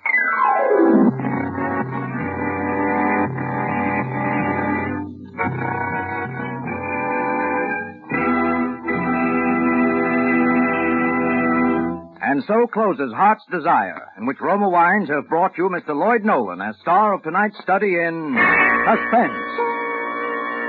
Before Mr. Nolan returns to the microphone, let me say a word for Roma Wines, the sponsor of Suspense. Genuine cordiality and simplicity have made Miss Elsa Maxwell's hospitality famous the world over. She often says, "There's no better or simpler hospitality way than a glass of distinguished Roma wine. I suggest Roma Tokay, a delightful wine for any time or any place. Serve with coffee or dessert as a delightful finishing touch to your meals. Or set out Roma California Tokay with fruit or nuts or any snack when friends drop in." That's a worthwhile suggestion. Try Roma Tokay, a velvety, flame-bright wine, moderately sweet, light, yet delightfully rich in flavor. You can always depend on Roma wines to be delicious, always unvaryingly fine in quality. And the next time you use vermouth, sweet or dry, use Roma vermouth. Zestful, herb-flavored, blended and mellowed, with all the traditional skill of Roma wineries. Yet, it's surprisingly low-priced.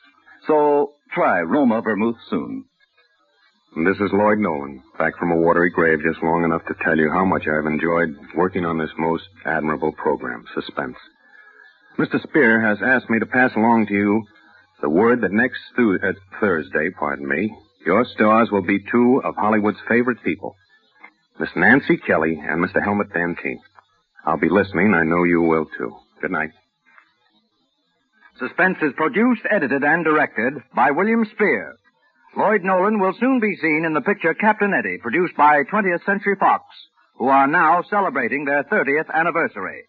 Don't forget, next Thursday, same time, Nancy Kelly and Helmut Dantine will be your stars of Suspense.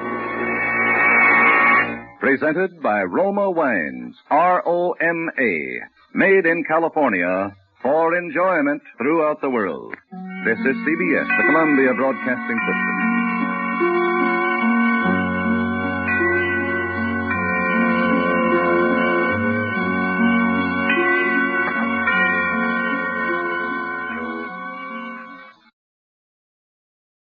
Now, the Roma Wine Company of Fresno, California presents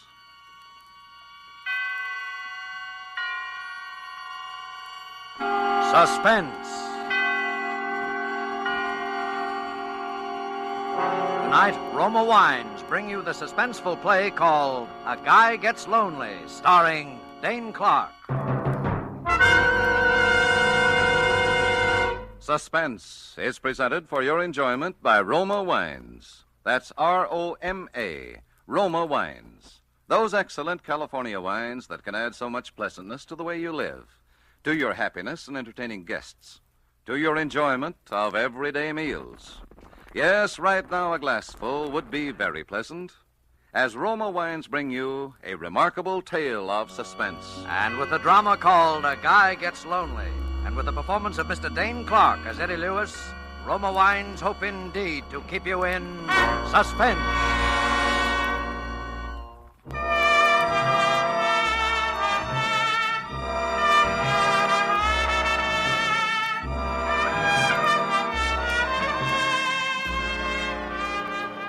Have you ever been lonely?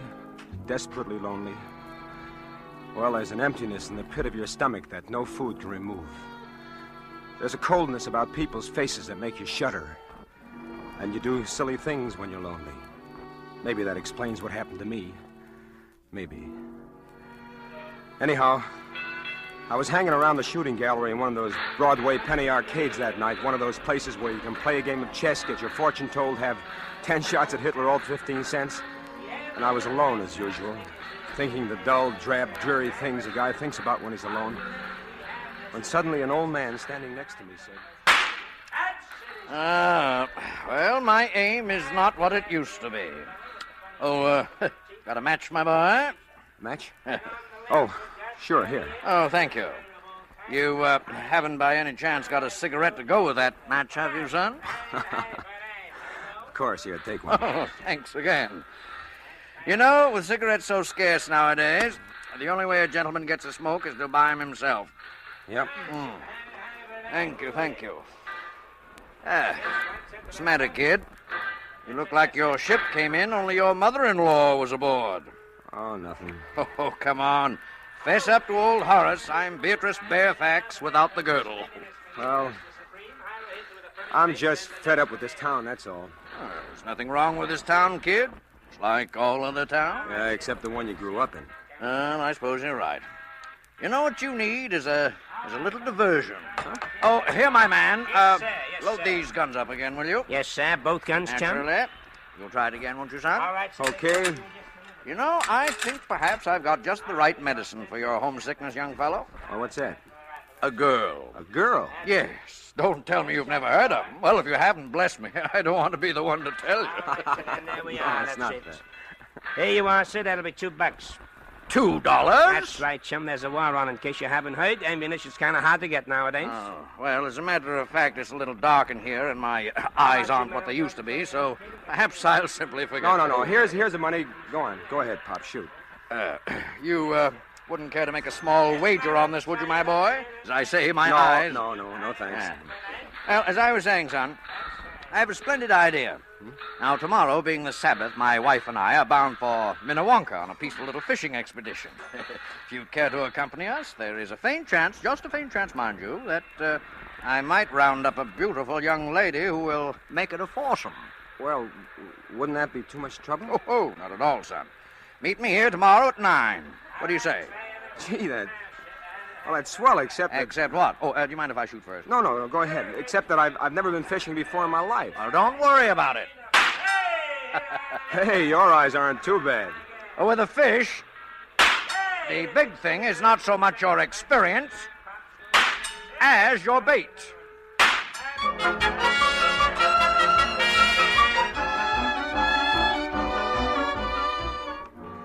The idea of not being alone again on Sunday is what excited me. I didn't give much thought to the girl until I saw her. If you've ever seen a truly beautiful woman walking toward you, you'll know what I'm talking about. First, you see the tiny gray silhouette in the distance, and then the figure seems to spring to life. Each curve rounds into place, and finally you see the smooth oval face and the long auburn hair dancing in the breeze. And before you know it, you're in a trance, that's all. That must have been what happened to me when I first saw Geordie, because I don't remember much of anything until I heard myself saying, "Oh, hey, what's that?" A worm, silly. You can't fish without a worm. Do I have to? Well, of course. As captain of this boat, I promised to bring in more fish than Horace. Wow. I order you to put that worm on the hook. No, it shakes. Rather gracefully, don't you think? Kind of reminds me of a shimmy queen at a burlesque show. Oh. There. Oh. Now you did it. Easy, wasn't it?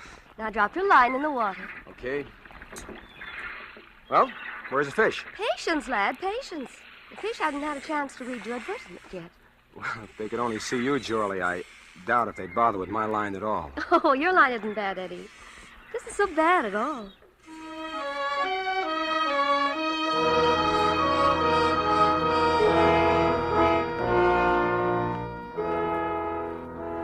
I guess in the next few hours I told her just about all I could remember about myself, about wanting to be an actor and leaving home and coming to this town and the disappointments and how I decided to go home while I still had some money left. And how lonely I was. How terribly lonely I was. And before she left that night, she wouldn't let me take her home. I made a date for the next night. It's funny how quick you can get to feel that way about somebody when you're lonely. We met in the Astor lobby, and after we talked for a while... Well... For a slow starter, you certainly poured on in the backstretch. No, please don't laugh, Charlie. I'm pretty serious. About what? About you. How about me? Charlie, look. I was planning to go home today. I had the ticket in my pocket, and this morning I turned it in. Oh. Look, I still want to go home, Charlie, but I want you to go with me. You want what? I want you to marry me. Charlie? I heard. Well? You want an answer now? Yes. It's no, Eddie. Oh.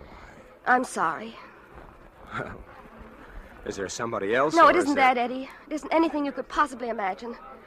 It isn't even that I don't love you, because maybe I do. Charlie! But you see, Eddie, I was going to ask you something tonight, too, and it doesn't stack up very well against what you asked me. Charlie, what? What?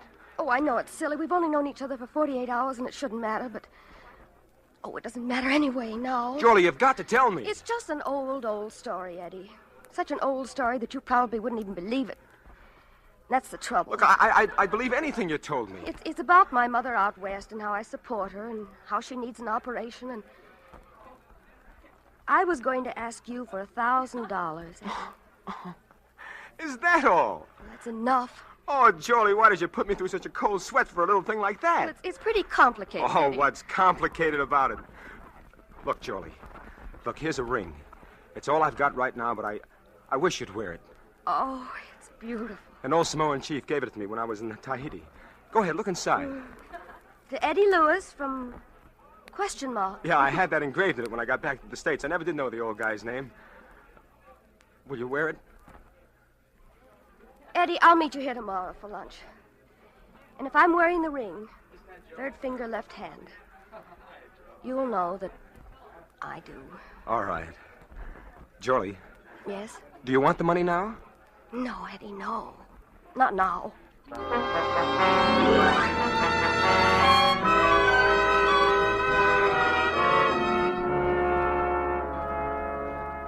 The next day, I was there waiting for her, way ahead of time again, but this time she was late.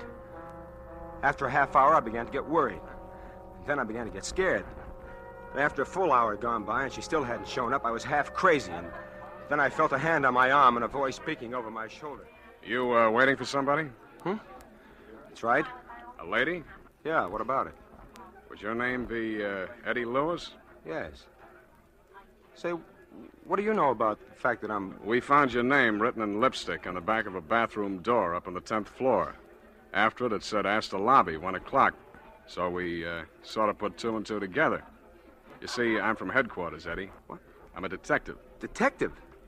Listen, if you know anything about Jorley Andrews, I was supposed to meet her here about an hour ago, and Would she have been wearing this ring by any chance? Well, that's right. That's my ring. Where is she? She's down at the city morgue, Eddie. She's dead.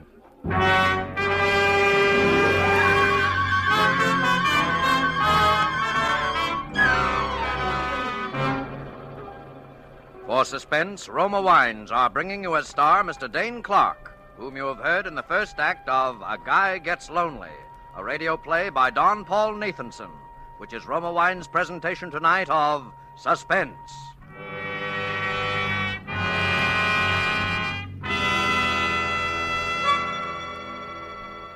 Between the acts of Suspense, this is Truman Bradley for Roma Wines.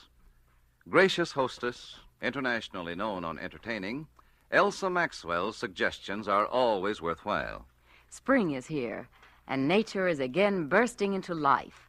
Let's bring some of this beauty to the dinner table. A centerpiece of spring flowers will brighten your table, and there's no better way to awaken winter-weary appetites than by serving cool Roma Burgundy with the meal. This glorious wine from California goes well with almost any food. So simple, and yet how charming. A few flowers to give your table the gay note of spring. A bottle of cool, delicious Roma Burgundy as the subtle accompaniment to a savory meal. You'll enjoy the tart piquancy, the fruity, robust taste of this distinguished Roma Burgundy. Like all Roma wines, unvaryingly good, always high in quality. The result of selected grapes, slowly brought to perfection in California's choicest vineyards, gently pressed, then brought to fullest flavor by the ancient skill of Roma's famed wineries. Yet all this goodness is yours for only pennies a glass. Remember, more Americans enjoy Roma than any other wines. R-O-M-A, Roma Wines. And now Roma Wines bring back to our Hollywood soundstage Dane Clark as Eddie in A Guy Gets Lonely, a play well calculated to keep you in suspense.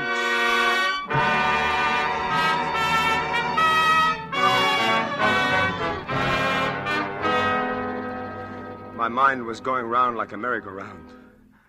Having an old moocher like Horace walk up out of a clear sky and introduce you to a girl like Jorley. Proposing to her after only 48 hours. And then having a cop come along and tell you she's dead. They took me down to headquarters, and I was there all day answering questions and trying to dope out what had happened myself. I even told them how she'd asked me for $1,000, but they didn't pay much attention to anything I said. Simple case of suicide, and that's that. But it couldn't be. Jorley wouldn't commit suicide. You recognized her, didn't you? Well, Well, what? People don't look quite the same after they've fallen 10 stories on a concrete side. But you recognized her? Yes, I recognize her. But why did she write my name on the inside of that door? How do I know what women think about before they jump out the window? I'm not Mr. Anthony. Well, look, maybe somebody followed her. Maybe somebody tried to force the door. There wasn't any lock on the door. Then it would have been that much easier. Maybe somebody... Look, Eddie, just what are you trying to make out of this? I don't know. All I know is it couldn't have been as simple as this. You wouldn't be thinking about murder, would you? Maybe. Now, Eddie, this sort of thing happens all the time. Look, I'll draw you a picture. Friendless girl meets guy. They start going together. Then she asks him for money. He doesn't give. The next day, Look, I told you we were I'm going to doing get the married. talking. She asks him for money, and he doesn't give, see? The next day, she writes his name on the handiest plain white surface, and boom. Now, how does that look to you? All right. But what about Horace? Have you tried to trace him? Yeah, sure. We tried to find Horace. Only we didn't.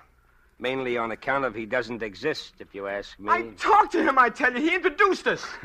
You don't have to go that far to explain how a man meets a girl nowadays, Eddie. Look, he did introduce us. He was an old man, white hair, was in the shooting gallery. And he has a hobby of introducing guys to beautiful gals, and nobody knows where he lives. And the only time you ever met him was in the penny arcade that's so busy they wouldn't remember George Washington being in there. That and the time you were seen together by a couple of lake trout. Oh, cut it out, will you, son? All right, go on home, Eddie. I wouldn't leave town just yet, though, if I were you. All right. And, Eddie. Yeah? I wouldn't push that murder theory too far, either. Why? Because you know who's the only possible suspect for murder? That's right. You.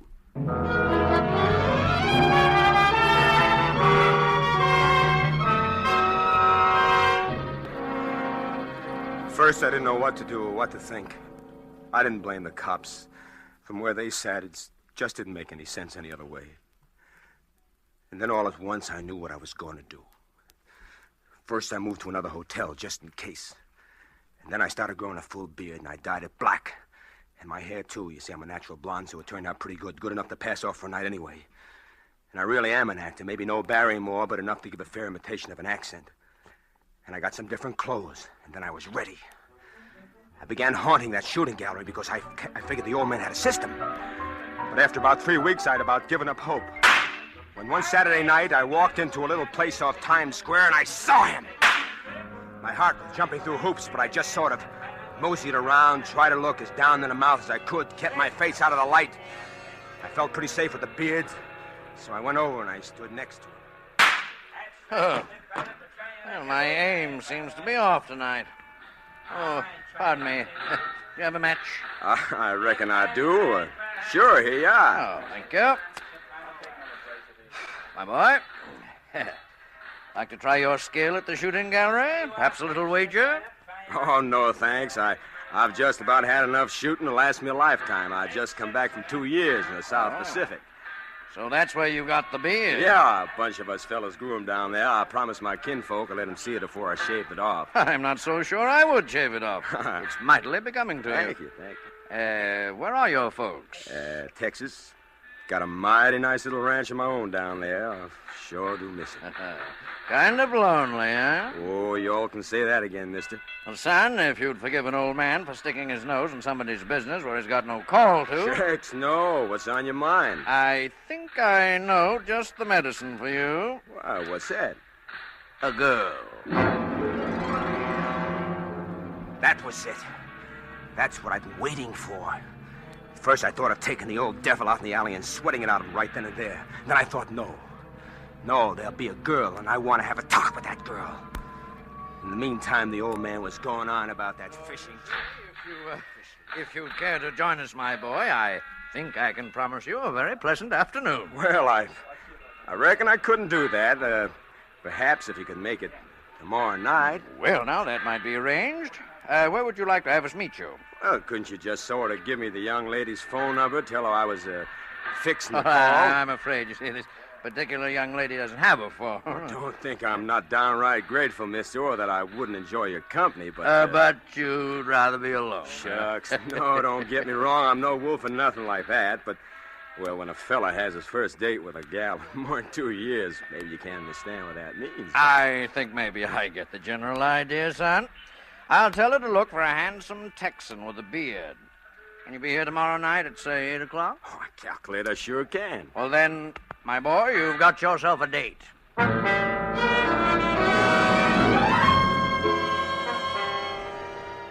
The next night I was there in plenty of time. I had plans for that girl, lots of plans. As I got around toward 8 o'clock, I kept looking toward the street entrance, but somehow I must have missed her because the next thing I knew, there was somebody standing beside me, and I heard a voice. Hello there. I'm Joyce Allen.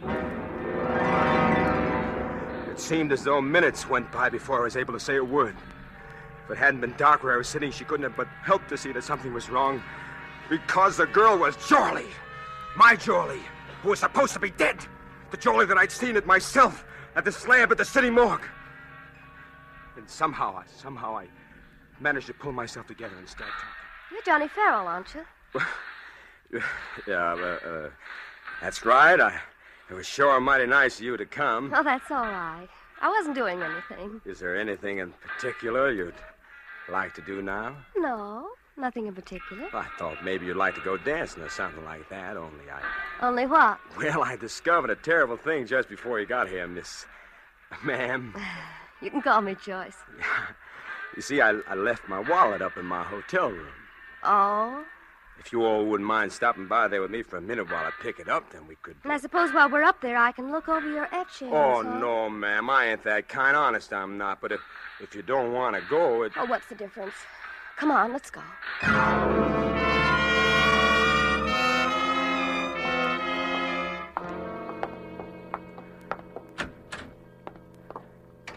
You always keep it this dark in here? Well, there's a couple of bulbs burn out. I told them to have them fixed. Oh, but well, they... never mind.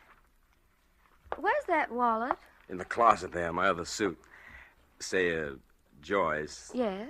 Would you mind if I stepped in here and sort of slicked up a little before we went out? No. Go right ahead. I went into the bathroom and got out my razor. My plans were still the same. I excused myself a minute before we came upstairs, and I made the phone call that I'd planned to. But there was a couple of little extra flourishes to be added on now that I hadn't figured on before. First, I shaved off my beard. Then I went to work on the hair dye with some rubbing alcohol. It came out pretty easy. And I was almost ready when I heard her voice in the next room. Johnny? Yes? I think maybe I'd better go home. You mean you reckon you don't want to go out with me? Oh, well, it isn't you, Johnny, but Well, what is it? you'll think I'm crazy if I tell you. No, I won't. What is it? Well, you sort of remind me of someone. Who? Oh, just someone I used to know. Oh, but Joyce, I'm all ready to go now. Well, Only first I thought maybe we better have a little more light on the subject. I thought you said you didn't have any... Hello, Jolie. Eddie. That's right. Eddie, I thought I'd never catch up with you. All right, Jolie, all right. Give. What? Come on, talk and talk fast. Who was that other girl, the one they thought was you, the one who's dead? Well, she was my sister. Sister? What happened to her? I don't know. What kind of a racket are you and the old man running anyway? Well, Horace is... He's my father, Eddie. He's my stepfather, anyway. Oh, that's nice. It's very nice. It keeps it all in the family, huh? Oh, Eddie, you can think anything you want to. Nothing could be quite bad enough, but... Please believe me, I wasn't playing any games with you. No? No. That's why I sent Evelyn that day, my sister. I gave her your ring so you'd know she really came from me. I just couldn't face you myself. Face me with what? With what Horace and I had planned to do to you. The old shakedown, huh? I guess so. Evelyn was horrified anyway when she got wind of it. She was a funny girl. She belonged to one of those religious sects, and she said we'd have to atone for our sins and be punished. No.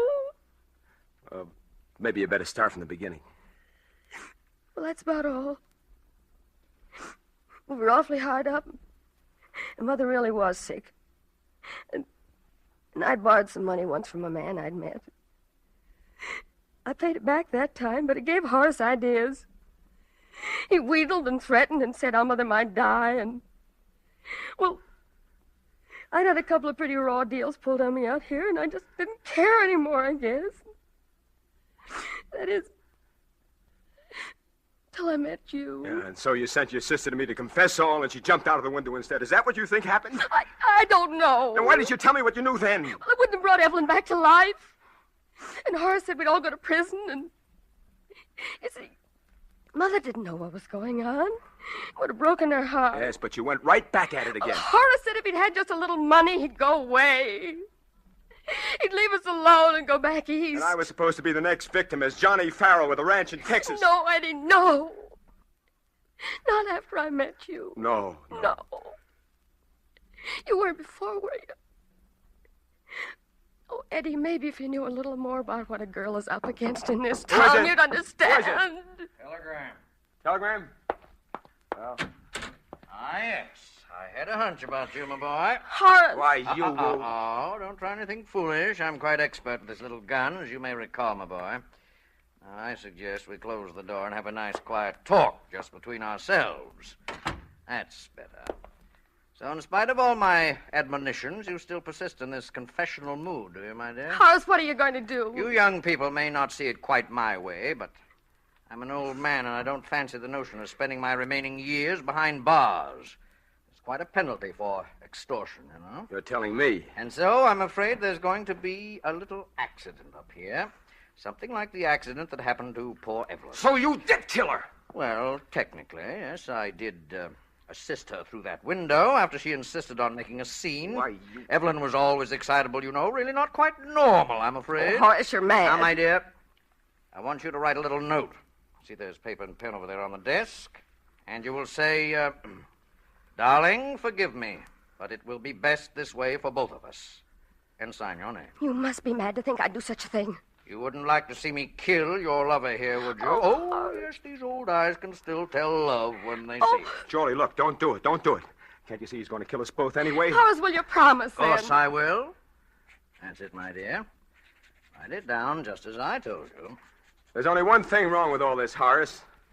You want to know what it is? Naturally. I've already called the police. They're waiting for me in the lobby right now. And if I'm not down there in about 5 minutes, they'll be up here. Oh, dear. This is embarrassing, isn't it? Isn't it?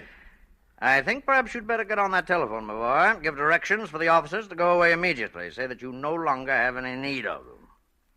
Well, all right. Hello? Hello, desk. You know those two men who are waiting in the lobby for me? Well, tell them to get up here as fast as they can. You! Horace, no! Jolie! Why, you won't... Jolie, are you all right? I think so. It's only my shoulder. Oh, darling, you shouldn't have gotten I'd rather have had it been me than you. Look, I'll call a doctor. What's going on here? We heard a shot. Look, there's the man who's responsible for the suicide of Jolie Andrews. Only it wasn't a suicide. He killed her. It wasn't Jolie Andrews. That's Jolie Andrews over here. What are you talking about? Hello? I've got to get a doctor. Wait a minute, will you? All right. Hello? Look, don't you understand? Look, that isn't Jolie Andrews that's dead. That's Jolie Andrews over there. You're not making sense, man. Look, fella, look. I met this guy at a hotel. Yeah? And then we went fishing, and then we put the worms on a hook, and... Yeah? And then she was in the slab, and she was dead, only she's not dead. She's wonderful. We're going to get married, see? I love her.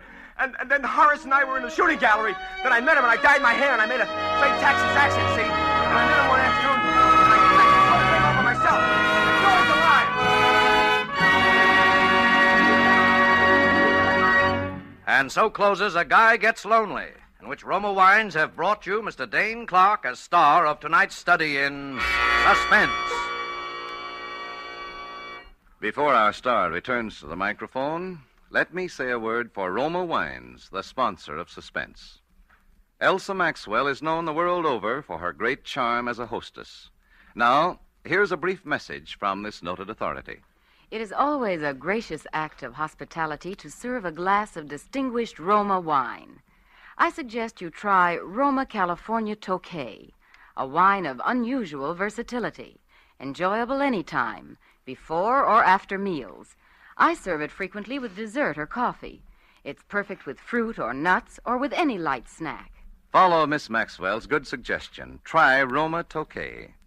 A velvety smooth, flame-bright wine, moderately sweet, light, yet delightfully rich in flavor. And you'll find that all Roma wines are always delicious, always of unvarying goodness and fine quality. The next time you use vermouth, sweet or dry, use Roma vermouth. Zestful, herb-flavored Roma vermouth is blended, mellowed, developed, and bottled in California with all the traditional wine-making skill of Roma wineries, yet surprisingly low-priced. Try Roma vermouth soon, won't you? This is Dane Clark. That I enjoyed appearing on Suspense goes without saying. All of us do. Next week's show sounds like it'll be really swell. It's a story written by one of the great contemporary masters of the art of suspense, Dashiell Hammett.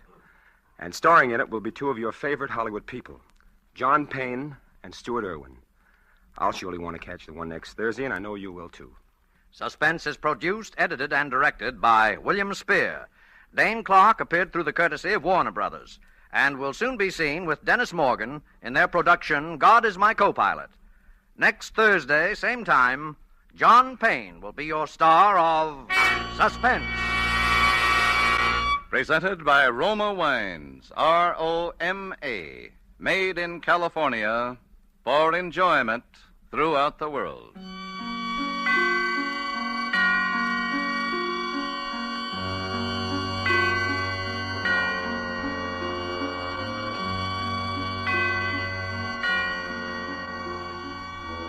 This is CBS, the Columbia Broadcasting System.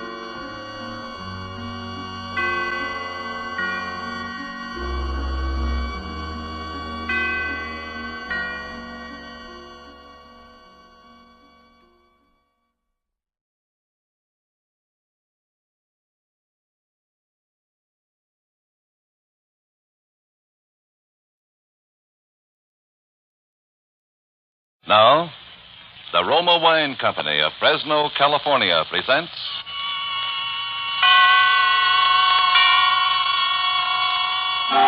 Suspense.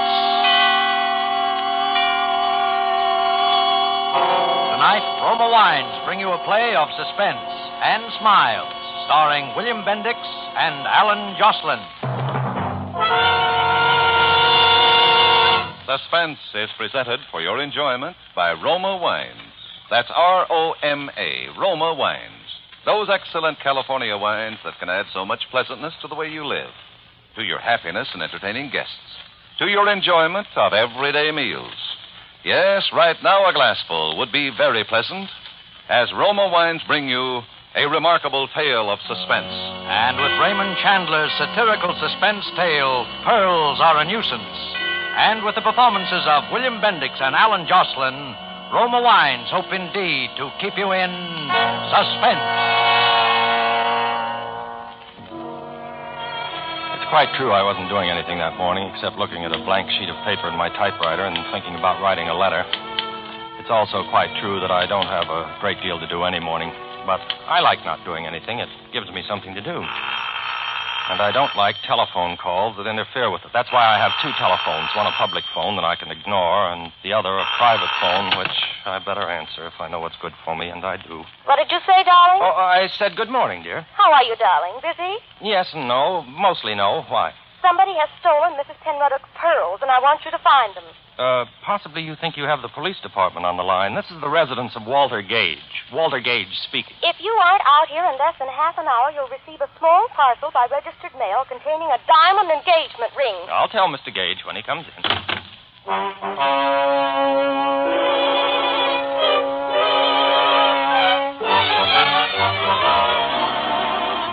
No, I went naturally. I even hurried. Ellen's voice has that effect on me. I think it's the way she says... Walter, darling. Yes, Ellen. Mrs. Penruddock's pearl necklace has been stolen. So you said on the telephone my blood pressure remains normal? It's a string of 49 matched pink pearls that Mr. Penruddock gave his wife on their golden wedding anniversary. Only 49 pearls for 50 years of marriage? Wonder which was the bad year. Oh, shut up, darling. Yes, dear. The worst part of it is the pearls are false. False? Oh, evidently they're all bad years. Don't be silly, Walter. The pearls were real enough when Mr. Penruddock gave them to her. The fact is, she sold them and had copies made. Those copies have been stolen. You've got to get them back, Walter. Well, what does it matter if they're false? Well, she's terrified that the thief will blackmail her when he finds out they're only imitations. If Mr. Penruddock ever hears that she sold originals... I begin to see what might be described as daylight. But where do I start looking for these baubles from which your elderly employer is so loath to be separated? Because I know who stole them. The chauffeur we had here a few months, Walter. A horrid big bruiser named Henry Eichelberger. He left suddenly the day before yesterday for no reason at all, without a word. I'm sure he stole the pearls. How big did you say he is? About 6 feet. In that case. 3. 3? 6'3"? 3. I'm sure he didn't take them, dear, couldn't he? He tried to kiss me once, Walter. Oh, he did. Tried to kiss you, huh? Where is this big slab of meat, darling? Here's the address he gave me when he first came here to work. Sounds like an unpleasant neighborhood. Not half as unpleasant as it'll be for Eichelberger when I arrive. Tried to kiss you, did he? The pearls are the important thing, Walter. And be careful. He's 6'3", remember? I find it difficult to forget.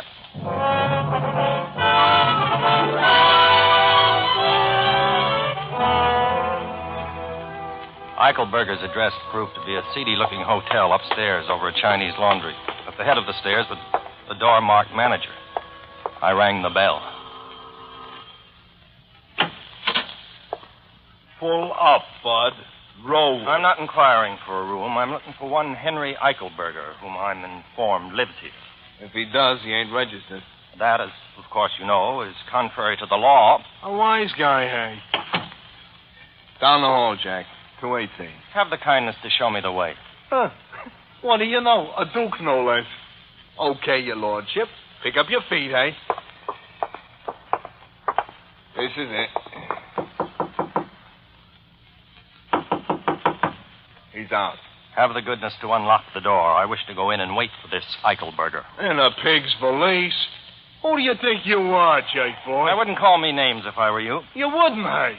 Well, that just shows the difference between you and me, because I would. You want to make something out of it, hey? Yes. What? Oh. Hey, that wasn't fair. You got 20 years on me, hey? Well, open the door, hey? I have no time to argue with you. Huh. $1. $2, and I won't even tell Eichelberger when he comes in, hey? That is a deal. Brother, you can hit. I'll say that for you, hey? Thanks, Hay. Here's your money. If you hear any noises later on, ignore them. If there's any damage, it'll be paid for generously. I hope you know what you're doing, hey?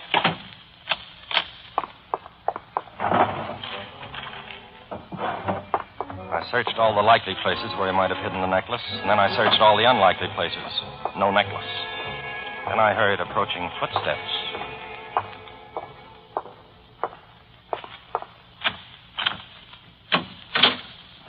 How did you get in here, Sonny? The explanation of that can wait. I'm looking for one Henry Eichelberger. Are you he? Get you, a real comedian. Wait till I loosen my belt before you make me laugh. My name's Gage, Walter Gage. Are you Eichelberger? Give me a nickel and I'll tell you. I'm the fiancé of Miss Ellen McIntosh. I'm informed that you tried to kiss her. What do you mean, tried? I hit him rather severely on the left eye. Then the right. And I gave him a crushing uppercut to the jaw. He looked at me with an air of patient resignation and then hit me.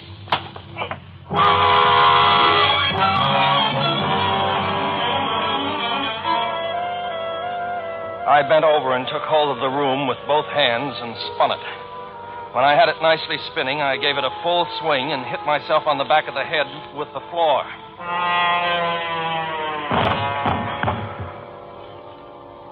I believe I lost consciousness at about this point. At any rate, I was no longer aware of the time of day.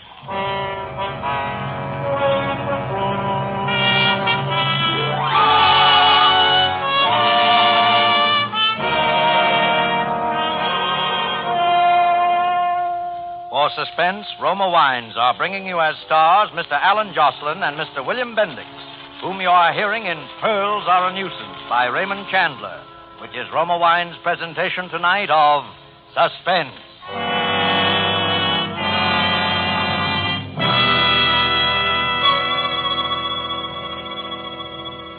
Between the acts of Suspense, this is Truman Bradley for Roma Wines. We quote now a brief word from the famous hostess, Elsa Maxwell. The delicious flavor of tender broiled chicken, the succulence of spring lamb garnished with mint leaves, deserves the matchless flavor complement of Roma California Sauterne.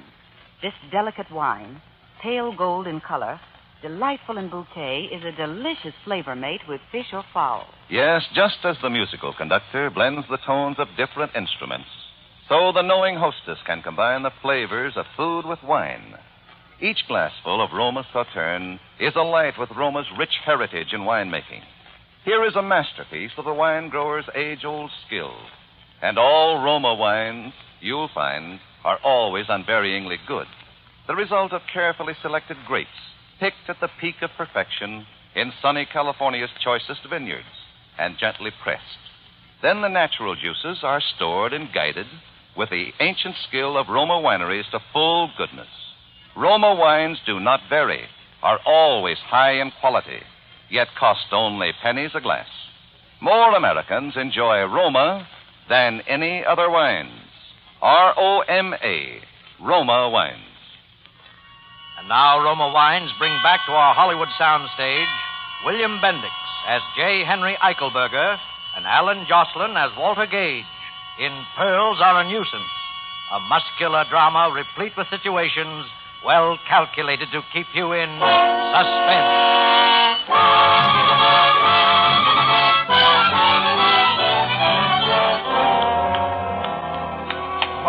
thinking about the possibility of getting back to my feet in the very near future, a wet towel began to slap at my face, and I opened my eyes. The face of one Henry Eichelberger was close to mine and bore a certain appearance of tender solicitude. All right, but I thought maybe you was killed, Jack. You got a stomach as weak as Chinese tea. What happened? As if I didn't know. You tripped on a itty-bitty tear in the carpet. You feel like getting up? Here, I'll give you a hand. Come on. Thank you, Henry. May I call you Henry? No tax on it. You look okay. Why don't you tell me you were sick? Eichelberger, you swine, that does it.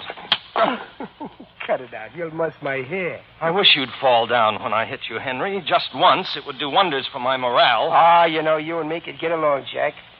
I never kissed your girl, even if I ain't saying I wouldn't like to. Is that all that's eating on you? Well, no, there's another matter. Well, sit down and tell me the score. Only, no more haymakers. They give me a headache. Promise? I promise. Tell me, why did you leave the employ of Mrs. Penroddock? You tell me. Am I what you might call a good looker? Well, Henry... Don't soap me. No, then. I wouldn't call you handsome exactly, but unquestionably you ate your spinach as a child, if that's a consolation. Get you, a real comedian. Wait till I loosen my belt. Look, suppose you fell for a doll with stars in her hair. A guy like me that looks like a taxi going down the street with both doors open. Then suppose you get a job where you see this doll all the time and every day. What would you do, Jack? Me, I just quit the job. Ellen? Yeah. Henry, I'd like to shake your hand. Go ahead. Now, there's one more thing. One rather insignificant detail. I'm empowered to arrange for the return of Mrs. Penroddock's pearls. $50 reward and no embarrassing questions. You got nerve, Jack. So you think I stole some marbles and I'm sitting around here waiting for a flock of dicks to swarm me? The police have not been told, Henry, and you may not be aware, but the pearls are false. False? You mean they're false? Exactly. And you think I'd bother myself to hook some phonies? You mean you didn't steal the necklace, Henry? Now, look. If they was ringers, I wouldn't be bothered. And if they was real, I wouldn't be holed up in no cheap flop in L.A., waiting for a couple of carloads of Johns to put the sneeze on me, would I? That's exactly what I thought, Henry. Well, as long as you didn't steal them, how'd you like the job of helping me recover them? Are you kidding? No, Henry, it's obvious that if you didn't snatch these marbles, I believe that's the expression, someone else did, and you can help me find him. How about it? Why not? Why not, indeed? Well, you got any ideas of where to start? Yes, I have. I feel that we must, as they say, tap the grapevine. When a string of pearls is stolen, all the underworld must be seething.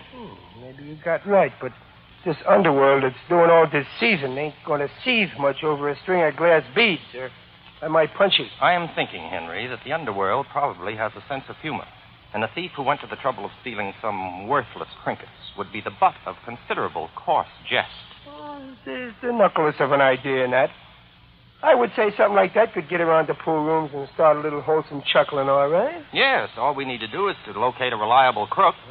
Say, there's a key named Lou Scandisi that runs the Blue Lagoon downtown. Might be interested in some marbles, but he don't like being asked questions. He sounds dangerous. Yeah, we'll turn him inside out and take a look at his liver.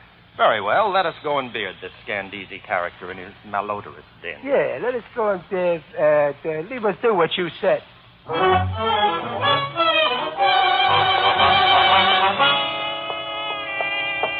Mr. Scandisi's Blue Lagoon wasn't difficult to find. It was a rather soiled establishment, bathed in an unpleasant blue light. Henry and I went through a small, dim dining room to a door marked private. You Scandisi? Who wants it to know? Me and my friend here want to talk to you. So? Talk. I'm listening. It's about some pearls. 49. Is that right, Walter? Quite right, Henry. A pearl necklace that somebody hoisted. Go on and get out before I have you thrown out. You do what? I'll do nothing. That's better, doughface. What about them pearls? Well, I don't think I heard about it. Try to remember. Maybe if I pulled off one of your ears, it might help. Henry, you seem to be doing all the work. Do you think that's quite fair? Well, okay, you work them over. These fat guys bruise something lovely. Oh, take it easy. I ain't heard nothing. You guys insurance man, huh? Now you're cooking with helium, doughface. Well, what insurance company you boys work for? Give him our card, Walter. No, this is my personal card. It has my phone number on it. Yeah. Okay. You may be surprised. You may get a call.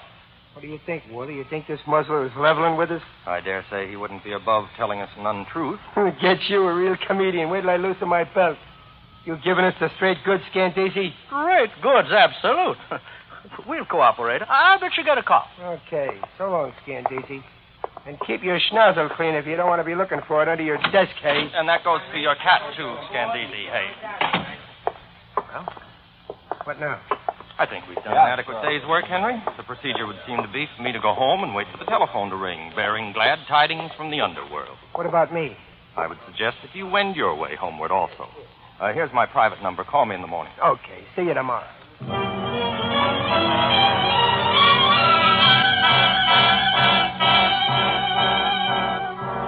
I went home and waited for the phone to ring.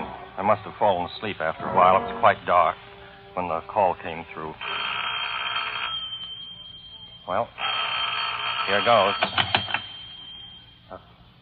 Walter Gage speaking, Acme Insurance Company. When did you become an insurance company? Oh, hello. It's you, Ellen. Why didn't you call on the private phone? Oh, I didn't have the number handy. You haven't found the pearls yet. How'd you know? We just got a telephone call. From whom? He wouldn't say. All he said was he heard from somebody named San something. Scandese? And that's it. That we were looking for the pearls. Has he found out the pearls are false? No. And I didn't tell him. All right, don't worry. We have an idea how to get them back. We? Who's we? Henry and me. Henry? Henry who? Heidelberger. I've hired him to help me find the pearls. Are you out of your mind? Didn't Henry take the pearls? Of course not. He only left because he was in love with you. Oh, Walter, that big brute. How could you say such a thing? Ellen, I thought you'd be flattered. Flattered? I never want to speak to you again, Walter Gage. Goodbye. Ellen. Oh. Women, I sometimes wonder. Oh, hello, honey. I'm so glad you called back. Listen, darling, Who you calling honey, sweetheart?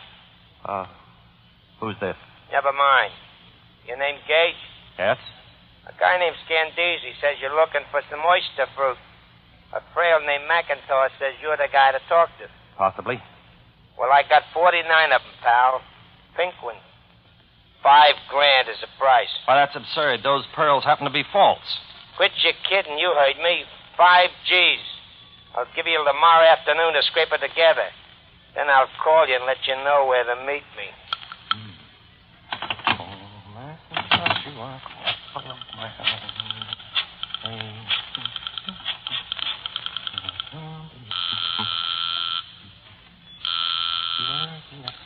Hello?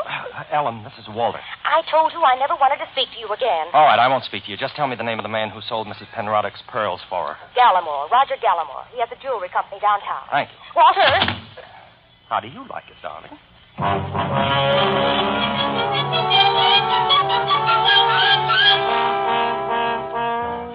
I was beginning to see the light. The next morning, I went to see this Mr. Gallimore. He was a tall, pink man of about 70, and he listened to my narrative of events with considerable interest. 5,000 seems like a good deal for a string of false pearls. Yes, indeedy. And do you know what I think, Mr. Gallimore? What, Mr. Gage? I believe that the pearls are in fact real. You're a very old friend of Mrs. Penroddick, perhaps even a childhood sweetheart. When she gave you the pearls to sell, you didn't sell them, Mr. Gallimore. Instead, you gave her $20,000 of your own money and returned the pearls to her, pretending they were imitations of the original necklace. Son, you think a lot smarter than you talk. I try very hard, Mr. Gallimore. And I'm correct? Embarrassingly so, Mr. Gage. The pearls are real. Now, what would you like me to do? Give me $5,000 with which to get them back.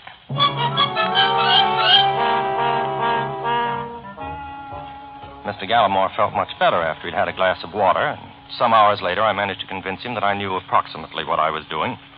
He gave me a check for $5,000. This check, Henry.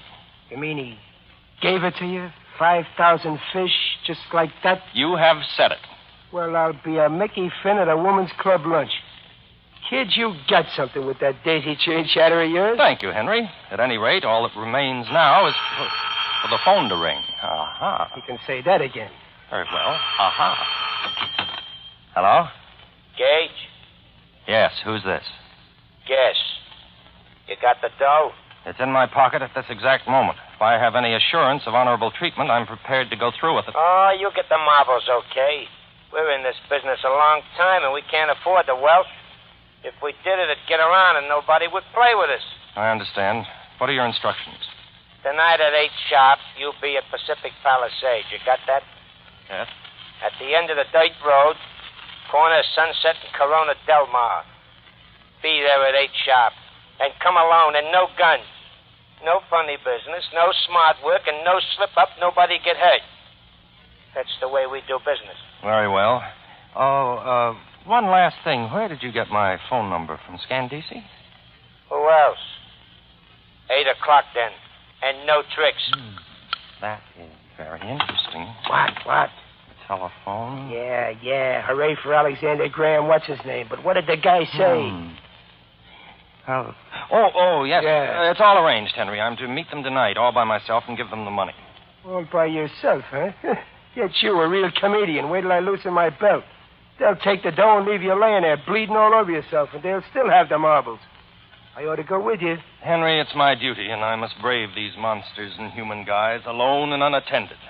Of course, I do have a big car, and you could hide on the floor under a rug. It's a cinch. But maybe... Walter, the only thing wrong with you, as far as I can see, is you got holes in your head. All I'm trying to do is keep you from getting another one. I'm going with you.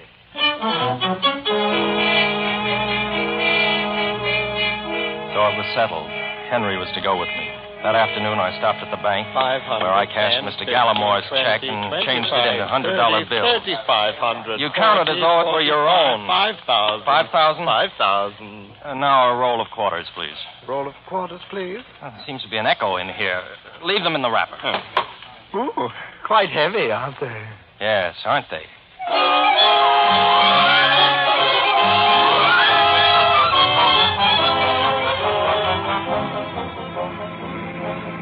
So late that evening, I found myself out on the Pacific Palisades with Henry Eichelberger, boy, in the back of the car. I was very nervous. I think Henry was also. Neither of us were any too sure of what was going to happen that night. Oh, me back. What's the matter, Henry? Aren't you comfy back there? Oh, I'm comfy, all right. Only my heater keeps digging into me. Ain't we there yet? Well, we're getting close. Stay down. This is business.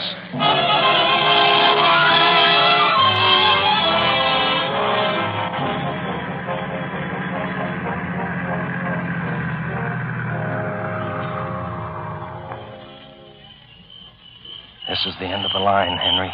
Be careful. They're probably watching me. Okay. What's that? Oh, that's me, Walter. My gun is breaking my back. Well, stop sitting on it. I did. Anything stirring? No, keep quiet. I'll make like a little mousey.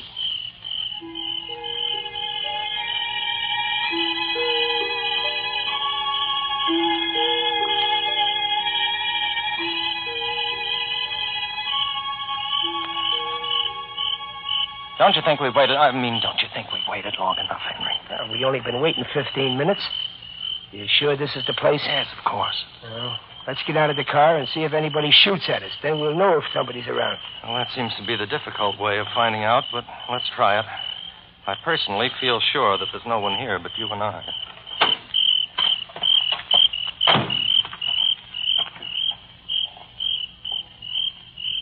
Suckered. You know what happened, Walter? What do you think, Henry? It was just a tryout, that's all.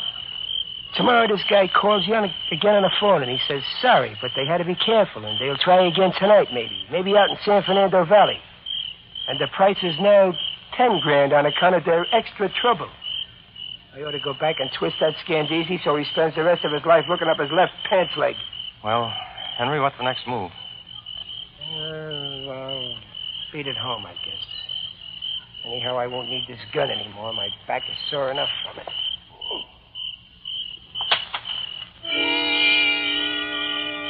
We stood there and looked at one another, Henry and I. He doubled his hands into fists and shook them slowly in his sadness. I, too, was melancholy. In the brief time I'd known Henry, I'd grown very fond of him. Yeah, that's it, all right. Nothing else to do but beat it on home. That's all is left to us. I took my right hand out of my pocket. I have large hands. In my right hand nestled the roll of quarters I'd gotten from the bank that morning. My hand made a large and heavy fist around them. Henry didn't notice. What are you looking at me so funny for, Walter? I just wanted to say good night, Henry. You had 2 strikes on me. Well, this is the big one. I don't get it. He got it then. My fist, with nearly a pound of metal in it, caught him squarely on the jaw. For a moment, he wavered back and forth on his feet, and then... Henry Eichelberger lay motionless on the ground, as limp as a rubber glove.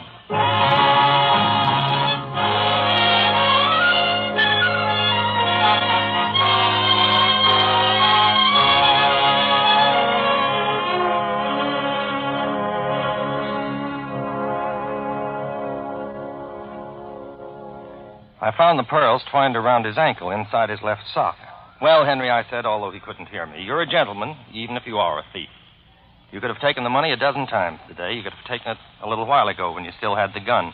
But even that repelled you. You threw the gun away, and we were man to man. But still you hesitated. In fact, Henry, I said, for a successful thief, you hesitated just a little too long.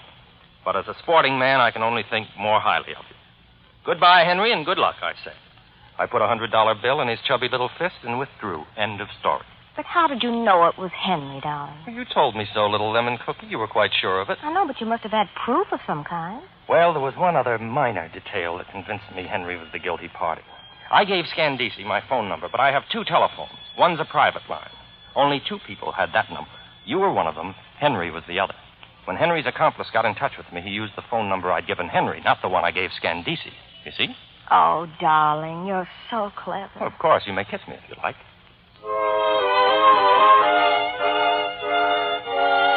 A few months after Ellen and I were married, we received a letter postmarked Honolulu. It was from Henry. My dear Walter, I have only just received the joyous tidings that you and Ellen are embarked upon the happy tide of holy matrimony. I am so glad for you. I often think of you, Walter, particularly with an overwhelming curiosity as to what it was you struck me with that night. Ah, well, I dare say it can only be conjecture on my part now. A hammer, perhaps. That I allowed my jaw to be exposed to your weapon while I stood there meditating as to whether to take your 5,000 then or wait for 10 the following evening was a human error of judgment. At any rate, I entertain no feelings of ill will toward you. On the contrary, I am indebted to you greatly. The ease with which you talked Mr. Gallimore out of $5,000 has changed my life. I have been taking English lessons myself, and am now practicing on a wealthy widow woman, not without financial success. Ah, toujours le sport. Devotedly, Henry. P.S. Was it perchance an anvil, I wonder? You know, Henry wasn't such a bad fellow. All I really disliked him for was his barbaric English. Now he's changed that. Maybe I should have married him. What do you think, Walter? Oh, gets you a real comedian. Wait till I loosen my belt. And so closes Pearls Are a Nuisance, in which Roma Wines have brought you William Bendix and Alan Jocelyn as co-stars of tonight's study in Suspense. Suspense is produced, edited, and directed by William Spear. Before our stars return to the microphone, let me say a word for Roma Wines, the sponsor of Suspense. Elsa Maxwell's hospitality is always simple and unaffected. The other day she said, A few old friends, some comfortable chairs, a glass or two of good Roma California sherry, and there you have the perfect combination for a pleasant evening at home. In fact, you'll find the light, nut-like flavor of this glorious amber golden Roma sherry is delightful any time. A delicious prelude to dinner, a gracious note of hospitality whenever friends drop in. best of all, Roma Wines are so reasonably priced, any family can afford to serve them regularly.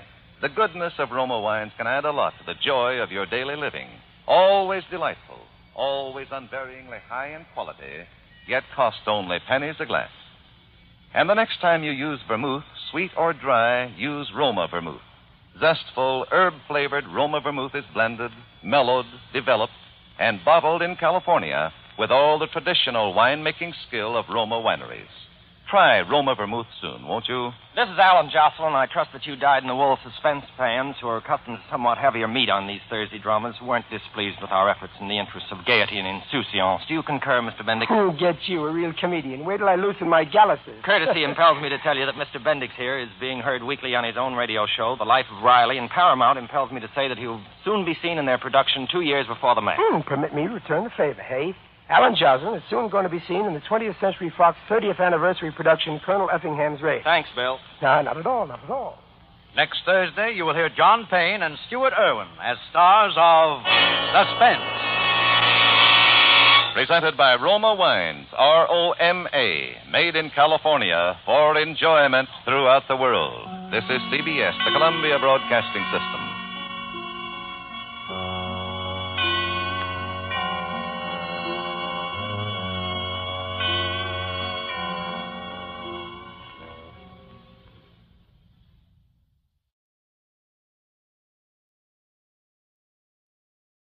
Now, the Roma Wine Company of Fresno, California presents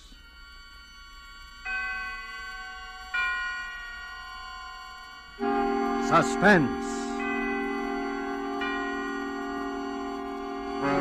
Tonight, Roma Wines bring you the suspenseful play called Fear Paints a Picture, starring Miss Lana Turner. Suspense is presented for your enjoyment by Roma Wines. That's R-O-M-A, Roma Wines. Those excellent California wines that can add so much pleasantness to the way you live, to your happiness in entertaining guests, to your enjoyment of everyday meals.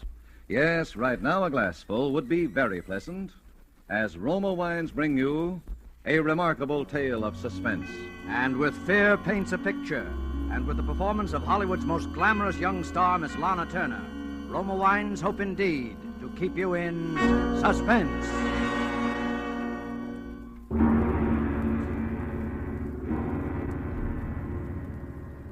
There is a picture hanging on a wall. You look at it casually. An extraordinary picture. You'll say skillfully done. Look at those fine brush strokes. Look at those superb colors. But isn't the subject matter a little bizarre? It's something more than just bizarre. You see, it was that picture that first convinced me that I was insane.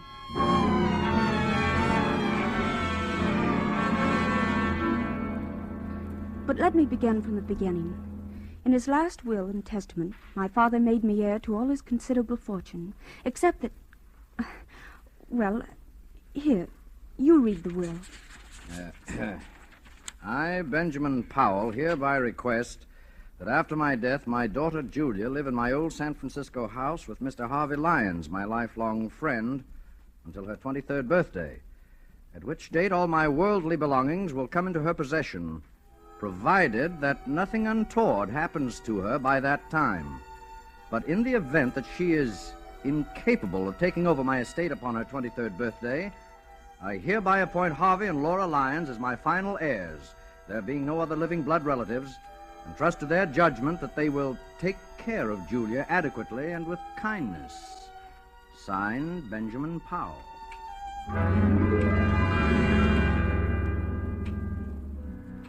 3 months later, seated around the huge, ornate fireplace of that dark, musty living room, we were 3 silent people. Harvey was reading his newspaper, Laura was knitting with nimble fingers, and I stared with unseeing eyes at an open book. You're not reading, Julia? I'm not concentrating. Are you feeling all right, dear? Oh, yes, I'm all right. Yeah, you do look a little tired, Julia. Perhaps you'd better get some rest. I'm not tired, Harvey. I've been wanting to ask you... In a week, Julia will be 23. Isn't that wonderful, Harvey? Next Tuesday's her birthday. Why, and yes, I think... we'll have a party. I'll get old Tom and his fiddle, and we'll have a real old-fashioned party. Harvey, what did Father mean by the will? The will? Perhaps you'd better go to bed. You look a little pale, Julia. The will said that I might not be able to take over the estate by my 23rd birthday. What does it mean? Well, I don't remember that. I didn't read the will very carefully. Oh, yes, you did, Harvey. You know what I'm talking about. Perhaps we'd better discuss it in the morning. You're tired. It's no use, Laura. I've got to know. No, you're a very high-strung girl, Julia, and I'd rather not upset you before bedtime. Upset me?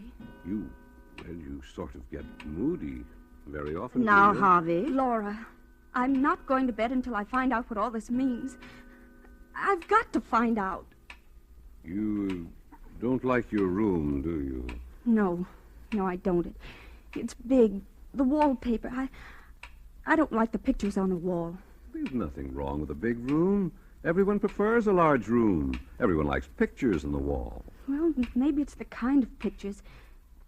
Yes, it's the pictures. They rub me the wrong way. You see, your feelings about things are different. Different from the feelings of normal people. Oh. Normal people? I can't stand this torturous way of telling her. I'll tell you, Julia. Your mother died in an asylum. She went mad after her 23rd year. It's been in the family for generations. But I never saw my mother. I thought... We didn't want to tell you this. I wish you hadn't. But you forced us. You mean I'm liable to become insane? Well, you see, any one of us can become insane. There's nothing wrong with me. I'm perfectly all right. I'm as sane as anyone. Being high-strung doesn't make me mad. I don't like it here. I don't like this house. I'm sane. I'm sane. Of course you are, Julia. There's nothing the matter with you. You'll be all right. Your father wasn't sure, that's all. You're as sane as any one of us. Come along. I'll take you to your room. We'll have a cup of tea together.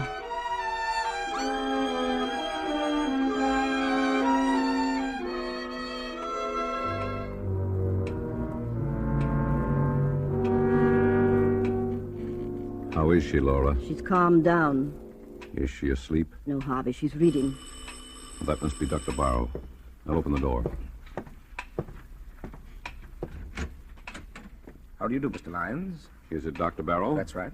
This is my wife, Laura. How do you do? I'm glad to meet you, Doctor. Let me take your things. We'll have your room ready in a few minutes. Thank you. It's very good of you. Here, sit down. Make yourself comfortable. Well, thank you. I will. Well, how's Julia? Oh, she's been very moody lately. Very moody. Hmm? I've heard her talking to herself very often. Well, that's nothing. All of us talk to ourselves once in a while. I don't know, Doctor. I don't think she's very stable. Mr. Powell described Julia's case to me just before he died. I had occasion to observe her just once. You knew Mr. Powell well? Oh, yes. For quite a number of years, I treated his wife. Poor Mrs. Powell. She went mad. And now poor Julia. I wouldn't make that comparison, Mr. Lyons. So far, there's no basis for any such theory. Well, then, Julia just has strong dislikes. Took a hate to the pictures in her room. Oh, pictures, eh? I'd like to go up and see her if she's not asleep. Well, I guess it's all right. She's not asleep yet. Her room's the second from the right, as you reach the top of the stairs. Thank you. I'll just stop in for a few minutes. Come in. Hello, Julia. You remember me, don't you? No, not exactly. I guess maybe I've seen your face. I don't know. I'm Dr. Barrow, a friend of your father's. I treated your mother. My mother? Now, don't be alarmed. I'm staying with your guardians for a few weeks. I'm sure you're going to be all right. Do you mind if I come in for a few minutes, No, I guess not. Well, this is a fine room, Julia. A very comfortable one. I don't like it. It's too big. It makes me lonely. Oh, nonsense. You're just imaginative. You think someone might be hiding in here while you're asleep, don't you now, huh? It isn't that. Don't you like that picture, Julia? What picture? The one you're staring at. Oh, it's an unpleasant picture. It gives me nightmares. Look at it. That frightful-looking man about to come through the doorway, and the unsuspecting girl sitting in a chair with her back towards him. He's not frightful-looking at all. It's just the black scarf around his neck. He's about to kill her. You certainly have a vivid imagination. I'm sure the artist had no such idea in mind. That picture has a horrible fascination for me. I just can't take my eyes away from it. Why, last night I dreamed that the man in the picture came through the door with a knife in his hands and killed the girl. Oh, it was an awful dream. It was only a dream. But if I take that painting off the wall, Julia, you'll find other things to be afraid of, dear. You've got to conquer your fears, or they'll conquer you, Julia. Now, you do as I say. Forget about this picture. Get a good night's sleep. There's nothing like a good night's sleep to lift the spirits. If the picture fascinates you, well, keep on looking at it, but don't be afraid of it, Julia. Will you do that now? Well, yes, Dr. Barrow, if you say so. Ah, that's fine. I'll see you in the morning. Good night, Julia. Good night.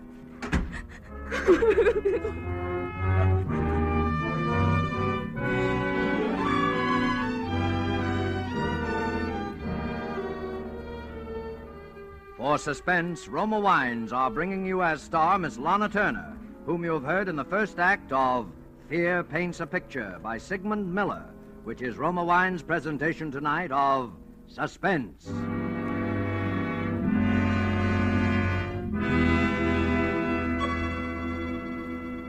Between the acts of Suspense, this is Truman Bradley for Roma Wines. Elsa Maxwell is recognized internationally as an authority on gracious living. The other day, she said this about wine and wartime food rationing. Listen. I find that people who know one simple secret of delicious meals aren't bothered much by food rationing. That secret is to enjoy good Roma wine with food. For instance, I recently had dinner where the main dish was kidney bean casserole.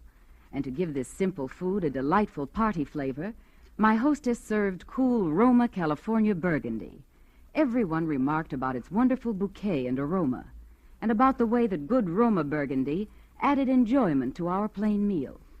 Such added enjoyment is one of the reasons why more and more people serve delightful Roma wine. That's a grand suggestion from Elsa Maxwell. So why not try Roma California Burgundy with your dinner tomorrow night?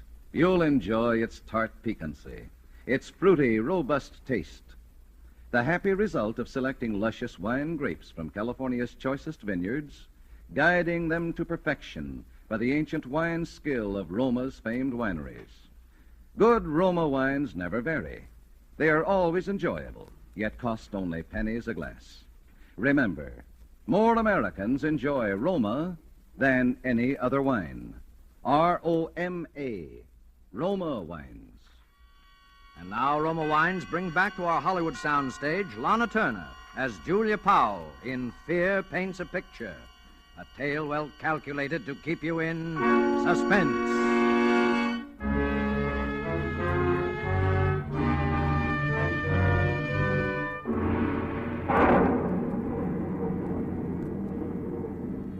About midnight in my room, the large room with its many pictures, I was dreaming again of the man in the picture.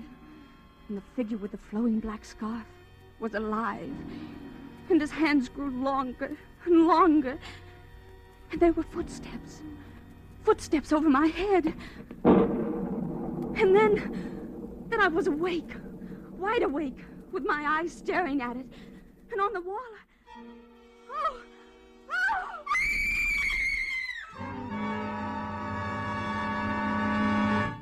Julia, what's happened? What are you doing out here in the hallway? Put yourself together, Julia. Oh, that man. What man? The man in the picture, he's moved. What do you mean? The picture, the man at the door. He's not at the door. He's inside the room. Oh, you must have been dreaming. Screams. Julia, what's happened to you? He moved. I saw it. He's not outside the door anymore. He's inside. Now, Julia, let's... It wasn't a dream. The thunder woke me. And I heard footsteps coming from the ceiling. And then I looked at the picture. The picture I told you I didn't like, Doctor. The man was inside the room. That's hardly possible, Julia. Figures in pictures can't move. Of course not. It was just a bad dream. No, it's true. I saw it. All right, come along, Julia. We'll all take a look at the picture. Oh, no. No, I don't want to go back into the room. Now, there's nothing to be afraid of. We'll all go with you, dear. Yes, come on, Julia. Don't be frightened. You've got to fight off these delusions. Here, give me your hand. Come along. Now, which picture is it? The one near the bed. Oh, yes, the picture by Ralph Powell. Your family was always very proud of it. Well, there it is. It's the same as I saw it a few hours ago. Look at it, Julia. Why, I can't believe it. The man with the black scarf is still outside the door. And will stay there, Julia, until the picture crumbles to dust. Oh, but I was so sure. I saw him inside the room, approaching the girl, and then the footsteps. Dreams can be very vivid, and there are no footsteps coming from the storeroom.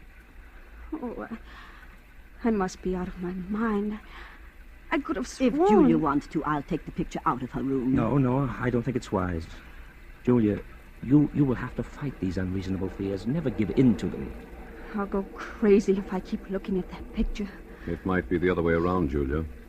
If you run away from it, the mental disease prevalent in your family will take a firm hold in you. You'll get worse and worse, as Dr. Barrow says, until you'll be afraid of your own shadow. No. You'll be afraid of everything, of everyone you meet. No. Afraid to be alone, afraid to be with people, afraid of yourself, No. afraid of your own clutching fingers. No, don't tell me anymore. Please, Mr. Lyons, please. There's no need for this kind of talk. Look at the picture, Julia. It's nothing but some paint on a canvas with a frame around it. There's nothing about it that can harm you. The danger lies in yourself. You've got to keep staring at it as often as you can, by candlelight, in the dark, until you've learned to laugh at it. It won't be easy. Well, I'll try. That's fine. I knew you had courage. I'll get you a sedative so that you'll be able to sleep. Oh, but I'll be all right in the morning. I'm sure I'll be all right.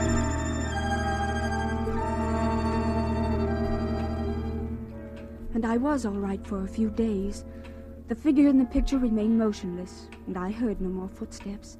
Until one evening... Well, Julia, it's 11 o'clock, and you know what Dr. barrow says. I'm not at all sleepy, Laura. I'd much rather stay up for a while. You see, I'm in the middle of a fascinating story. Is anything wrong, Julia? No, of course not. Everything's fine, Laura. You're afraid to go to sleep, aren't you, Julia, dear? No, it isn't that. Is that picture bothering you again? Oh, yes. Last night, I heard footsteps again. The sound woke me, and the figure in the picture, it moved. It moved closer to the girl. Oh, how terrible. We thought you were over it. Well, I took some sleeping tablets, and I fell asleep again. And in the morning, well, the picture was the same as ever. I see. Oh, Laura, do you think I'm crazy? Oh, of course not. You're as sane as I am. Tell me the truth. I must know. Well, you're just nervous and high-strung, and you have a vivid imagination, and that's all. Oh, you're trying to soothe me. Why didn't you tell the doctor that you thought the picture moved again? Well, I was ashamed. You shouldn't be ashamed. Dr. Barrow is here to help you get well, and I'm sure that... Hello, Laura. Well, I've arranged to have old Tom and his fiddle here tomorrow night for Julia's birthday. And I've invited the Grovers, and they'll be delighted to come. That is, if Julia's feeling well. Julia, you should be in bed. It's after 11. She's afraid to go to sleep. Oh, please, Laura. It's the picture again, isn't it? Yes, Doctor. It moved again. At least I thought it moved. Oh, but I went back to sleep. Well, that's an improvement. You didn't get hysterical and try to run away like the last time. Come, Julia. I'll go with you to your room. Perhaps Laura can sleep in my room tonight. Oh, just tonight. You see, I'll feel a lot more comfortable. And tomorrow night, well, I'll be able to face it alone much better. Well, Julia, that would be an admission of defeat, you know. But if you... Oh, well, all right. If you think it's best. Good night. Good night, Julia. Keep up your courage. It doesn't look so good, does it, Doctor? Well, not too good, but it's not hopeless. She has an unstable, imaginative mind subject to delusions which become very real to her. Oh, her obsession about the picture's not so bad. We all suffer occasionally from optical illusions. But hearing footsteps coming from the storeroom above her... The storeroom? How did you know there's a storeroom above her? Why, your wife told me about it. Oh, of course. Well, that storeroom hasn't been opened in years. I guess there's no point in investigating it, is there? No, I don't think so. Those footsteps, like the moving figure in the painting, are all in her mind. Oh, her mother behaved just like that before she went mad, didn't she? Well, there's some similarity in... Say, you haven't been to the storeroom recently, have you? No, I just mentioned to you that it hasn't been opened in years. Oh, yes, so you did. Oh, I just hope that Julia will be all well for her party tomorrow. Well, I had no idea she was having a birthday. How old will she be? She'll be 23. Really? Well, I must remember to get her a gift. Well, I guess I'll go to bed. So will I. See you in the morning.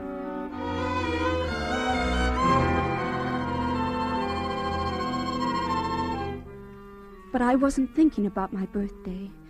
When I stood alone inside my own room, panic, black, unreasoning panic began to take hold of me. In wild haste, I began to undress, never looking at the picture, and talking to myself. Yes, talking to myself all the while. Now, I won't look at it. I'll take some pills and fall asleep. All I have to do is keep from looking at the picture. It can't do me any harm. If I don't see it, I mustn't even think of it. I know. I'll think about the trip I made to South America. Oh, it was a wonderful trip. The sunsets and... What was that? Footsteps. Those footsteps again. But I mustn't hear it. I mustn't hear it. It was a wonderful trip. The Blue Caribbean and oh, Rio is a beautiful city. And Sugarloaf Mountain and the music and the dancing. Why, it's not the footsteps. It's just my heart beating. I know. I'll close my eyes. Oh, please, please let me sleep. I don't want to look at the picture. I won't. I know what I'll see. He'll be closer to her. And maybe he'll have killed her. Oh, but I mustn't open my eyes. I mustn't. I won't. Oh, but I've got to look at it. Oh! He has moved. He's closer to the girl. I'm not dreaming. It's real. The girl... Why, it's me. That girl is me. Me, I can't stand it. I can't. Julia! Oh, you poor dear girl. Oh, well, it's the same thing, Laura, again and again. I tried not to look at the picture, Laura. I tried so very hard. But it was hopeless. I had to. And the figure with the black scarf was inside the room. A knife in his hands, very close to the girl. But this time, the girl had turned around, and it was my face. My face. Did you hear any footsteps? Yes. Yes, I heard them as soon as I got into the room, but the picture, it's the same. It hasn't changed. Look at it. Yes, the picture doesn't seem to have... What's the matter, Laura? Nothing. Nothing at all. There, did you hear it? Footsteps. It's probably a board creaking. Now you go to sleep. I think everything will be all right in the morning. Oh, and you won't leave me? No, Julia. I'll stay here till you fall asleep. Oh, thank you, Laura. Thank you very much.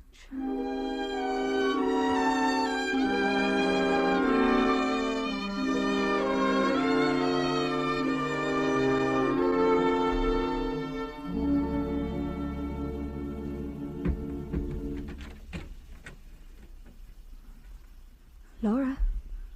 Laura, is that you? Laura? Well, she's gone. She's left me alone. But I'm not alone. Something woke me. The picture. It's the picture. I must look at it again. If he's moved again. Oh, but I must look straight at it. I'll look straight at it. Oh! Why, he's killed the girl. He stabbed her. He stabbed me. I'm the girl. And I've got to get out. Out! Oh. Oh, and now you're here. Why, you've come to life. In my room. The man in the black scarf. What do you want me to do? No, I won't run away. And I won't scream. What are you asking me? Do I want to spend the rest of my life in an asylum like my mother? No, I don't. I don't. You want me to open the window? Why, yes. Yes, I'll open it. There. You say it would be best for everybody if I jump? Oh, yes. It's the only way out. the only way, and I'll do it. I'll do it now, without even thinking it. It will only take a moment. Julia, stop, Julia.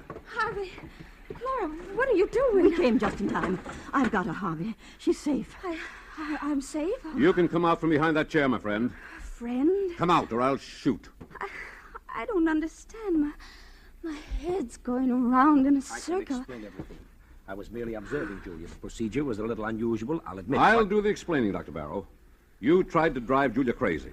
He tried to drive me crazy. That's right. He tried to do it with the picture. You're all making a serious mistake. A mistake? Look at the picture. The figure is inside the room stabbing the girl. No, it wasn't your imagination, Julia. He painted several pictures, each one of them the figure closer to the girl. He used the storeroom upstairs. That's why you heard footsteps. I got suspicious when I found a black scarf in his room. And when I looked at the picture a little while ago, it was full of dust. I had dusted it off myself a few hours just before. Yes, and Dr. Barrow seemed to know there was a storeroom above you. I couldn't understand how he knew that, because this old house of your father's had been closed for years. Oh, but why?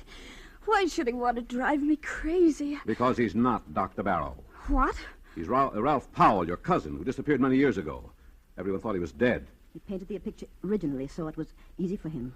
His plan was to drive you insane, then contest the will, since he's the nearest blood relative. I had no intention of killing Julia. I swear I didn't. I just wanted to frighten her. Why, I almost jumped out of the window. I might have been dead right now, lying dead outside. Well, don't think about it, Julia, dear. It's all over now. You're all right. You mean I'm not insane? Why, of course not, Julia. Oh, I almost forgot. Why, it's Thursday. Why, yes. Happy birthday, Julia. Yes. How does it feel to be 23 years old? It feels wonderful.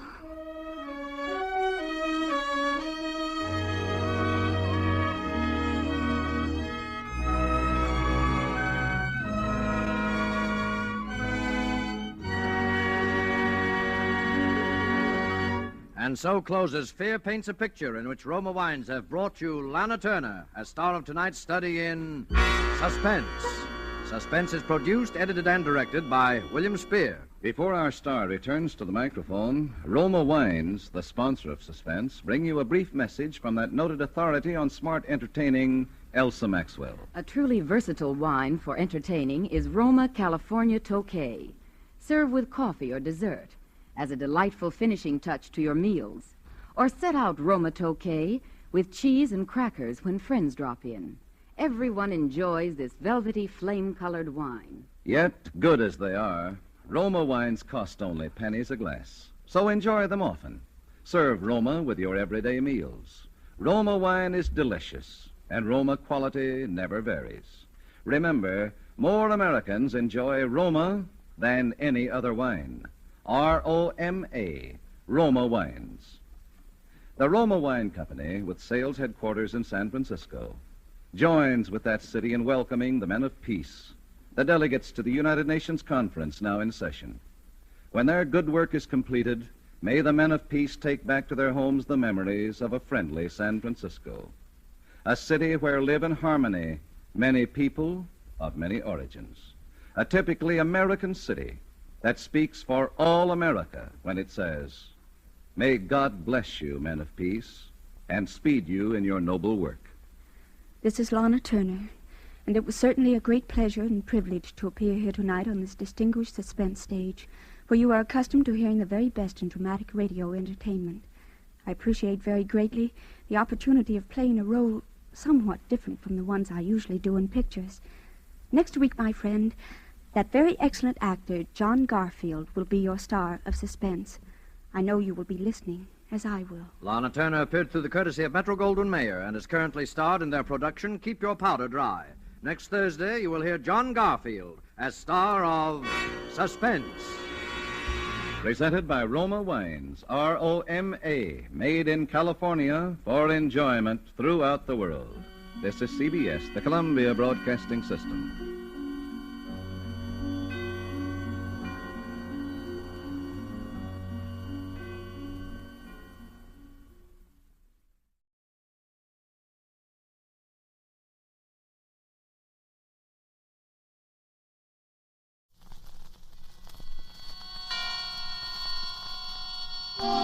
Suspense. Reprieve, starring Mr. John Garfield.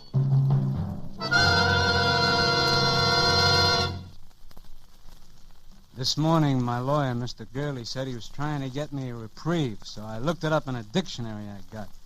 It says, reprieve, to suspend temporarily the execution of a sentence upon, and relief or cessation from pain or ill. Well, the first part, I guess Mr. Gurley can get. He knows all the rules. But the second part, cessation of pain, well, that's up to me.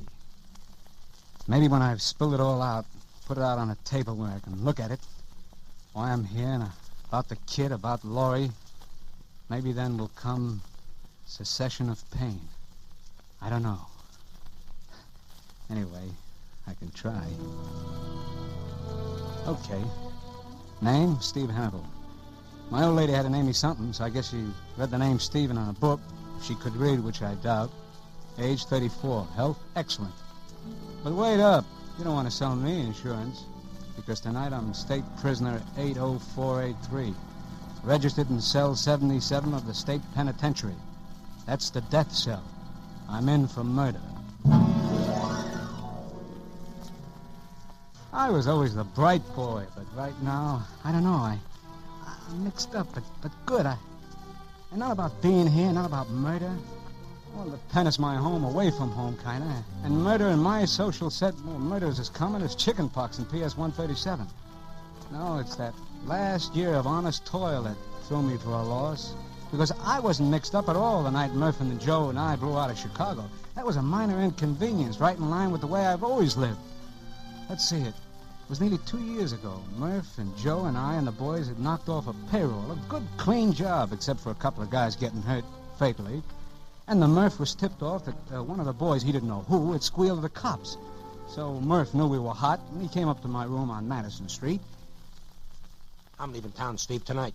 It's an idea. So am I. Yeah, we better blow. You and me and Joe. And the rest of the boys? Look, I can't take care of everybody, Steve. You know how it is. Sure, I know. You'll take care of the ones that you can't get along without.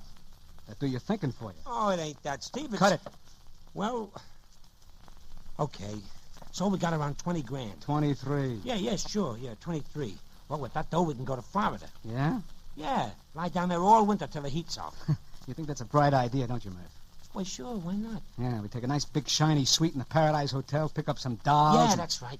Well, that's just what we're not going to do. What do you mean? We're not going to travel first class, spread dough around places like the Paradise accompanied by any dolls. And why not? The dough's marked, bird brain. The serial numbers have been written down, and we'll be looking for that kind of dough in places where dough changes places. Places like the Paradise. Well, we could go to some other place, like a rooming house in St. Pete. Yeah, we could be smart if we put our minds to it. Yeah? Like what? Like putting that package of dough out of circulation in a safety deposit box. Here. You know that's all the dough we got. Sure, so we can get along without it for the time being. It's worth a little discomfort to beat a murder rap. Okay, say you're right. But we still have to leave town. We'll leave, Murph. And this is how. I figured I'll never look for you where there isn't a stall shower, so we'll fool them. We'll ride the rails.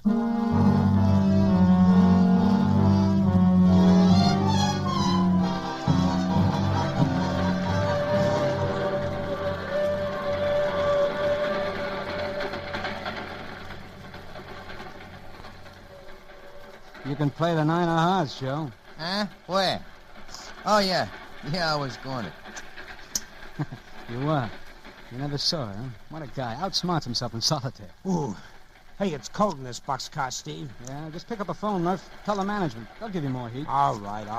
I just said it was cold. At a time like this, be glad it's cold. Joe. Mustn't cheat. I wasn't cheating. Oh, new game. So you slip the card under when you can't play it, huh? Well, so what if I'm cheating? It's my skin in it. You're absolutely right. Well, I wonder how many of the boys have been picked up. I couldn't take care of everybody, Steve. None of them been picked up. Why should they be? Oh, boy, there's that 3 I've been looking for. None of them been picked up, huh? Well, who's protecting them, Joe? Your fairy godmother? Why would the cops pick them up? They know it was Murph used the gun. Huh? I mean, they probably guessed Murph was trigger man. Well, you dirty... Shut up, Murph. What else did the cops probably guess, Joe? Well, how would I know, Steve? Well, honest, I only thought that Talk, maybe... Joe. What else did they guess about me? Oh, nothing about you, Steve. Honest, they... Spill it. They knew Murph was trigger man and that he squealing took the dirty dough, no one rat. else. Honest, Steve, I didn't tell him anyone else who was on the job. I thought if they picked up Murph, then you and me could... Hey, Steve, stop Murph. Get back, Murph. Let him finish. Go on, finish. I didn't squeal on you, Steve. You gotta believe me. Steve, you gotta... Steve, stop Murph. Don't let him do it. Steve, no!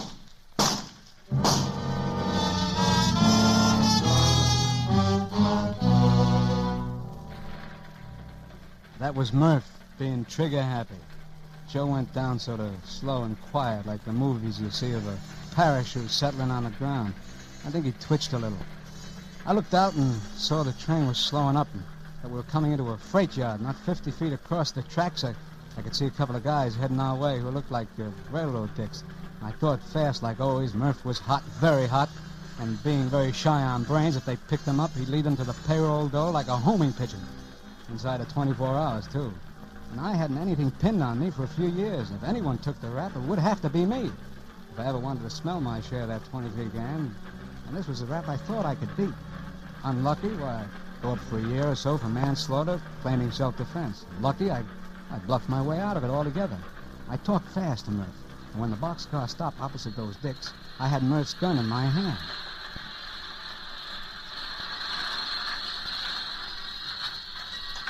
How many of you guys in there? 3, mister. Well, pile out, boys. It's the end of the... Hey, What's the matter, Whitey? one of those guys has a gun. What are you doing with the gun, brother? Huh? I don't know. And what's wrong with the other guy? He shot him. I was over there at the other end minding my own business, and those 2 guys were yelling at each other, and Okay, drop that gun, mister. I'm coming in.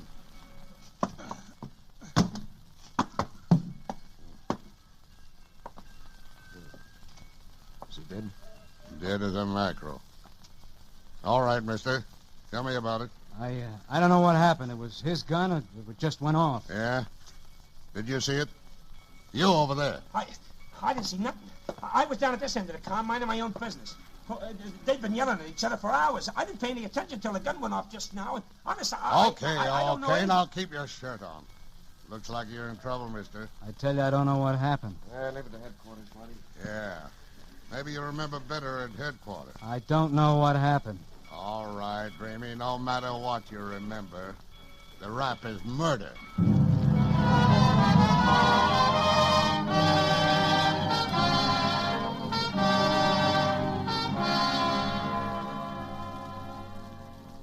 I've been in worse spots. The charge was murder, first degree. But I knew I could get that cut down. The best thing was that they turned Murph loose without checking on him, and Joe was unidentified. I dreamed up a name I said I knew Joe by. He read something or other, and it went down all right. And so then I settled down for what might be an extended vacation, a vacation that would earn me half at 23 grand. Only one thing bothered me. It seems the town we picked to kill Joe in was going through one of those, reform spasms, and the papers were really lathered up about it. And my case was made to order for them. A crime they could get holy about without stepping on any local toes. While I was waiting trial, they fried me but good, and I burned about it. So that's why I didn't exactly clap hands when they told me a reporter was coming in to see me. And I didn't shout hallelujah either when I saw it was a doll. Sharp looking, all right, but still just a doll. Hello. Hiya, chick. You're Steve Hannibal? Yeah. I'm Laurie Ware of the News Press. Uh-huh. I'd like to get your story. Look, sister, your job is writing. If you can't do it alone, you shouldn't have had the job. I mean your side of the story. Oh, it's nice of you to take an interest. Please, I wish you'd listen to me. Go peddle your paper somewhere else. Please. Don't you understand English? Look, I don't blame you for being suspicious of me. You see, I know the papers haven't been fair to you. I know they've been trying your case before it comes to trial. So, it happens every day. And I feel sure there's more to this case than has been told. I have a feeling You that... gotta be careful of those feelings, baby. I got a hunch you didn't do it. That maybe you were framed. So what if I was? Well, I don't know how much I can do. Except I know that if you have a story, I can get it printed. And that'll make the difference? I don't know. At least when it comes to picking your jury, there'll be some people in this town who haven't made up their minds. Well, something in that. Well? Okay. Okay, I'll tell you the real McCoy truth. Oh, that's wonderful, Steve. I'll take it down. Well, there isn't much to tell. It was just what the papers call an innocent bystander. I was asleep when it happened. And how many men were in the boxcar? Before I went, I got to sleep. There were about 6 or 7. When the shots woke me up, I saw 2 guys jump off, and we were moving pretty slow. And because the train was coming into the yard, you see. But at the inquest, the police said you were holding a gun. Sure I was. The cops yelled at me, and I saw I was holding it. Someone had planted it on me while I was half asleep. And when the old boy in the corner there, he said I'd done it. Yes. Yeah, he said that you were fighting with the other... Yeah, I know. I'd been fighting with Red. I don't think he meant to frame me. He just got me, mixed up with one of the guys who scrammed. That's it, Steve. That's what, baby? If you'd done it, you would have jumped off. You wouldn't just stand there waiting to be arrested with a gun in your hand. Or you would have thrown the gun out. Well, they'll claim I didn't have time, but, it's an angle. And I'll pound it, Steve. I'll get you a lawyer. Yeah. I guess I'll need one. You'll need all the help you can get.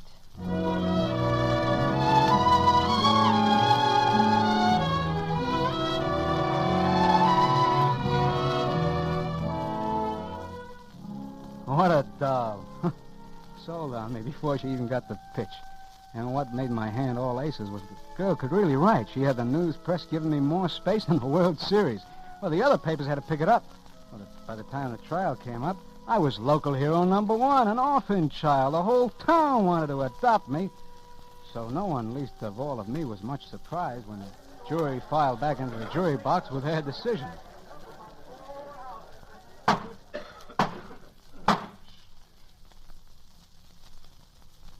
Have the gentlemen of the jury reached a verdict?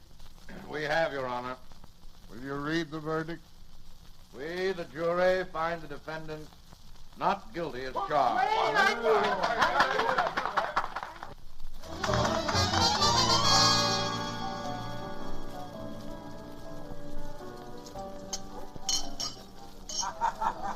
Oh, Steve. Well, your work, kitten.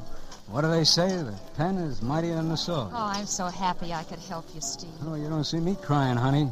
Want to dance? Come on. Sure, but... Come on. Wait, I want to talk first. Have you got a home you're going to? Or a job? Look, kid, you've been Girl Scout enough today. Let's dance. Come Please tell me, Steve. I'm worried about you. on. I'm going to winter in California and summer in Maine. You haven't any place to go. See America first. That's my motto. Steve, I don't want to butt in, but Harry Singles will give you a job. Yeah? Doing what? In the circulation department. You're kidding. Well, it wouldn't be such a good job to start, but I know you could work up, Steve, and you'd like Harry. 9 hours a day, 5 days a week. Is that it? 5.5 days. Steve Hannibal punching a time clock. Boy, I suppose I'd get a Social Security number and everything, huh? Don't you have one? Unemployment, security, income. That's a lot of legality. Legality? Oh, skip it, kitten. Let me think. You know, I might just take a whirl at that job. Oh, Steve, I think that's wonderful. Well, it's not so much the job, but you and I have a lot of unfinished business, baby.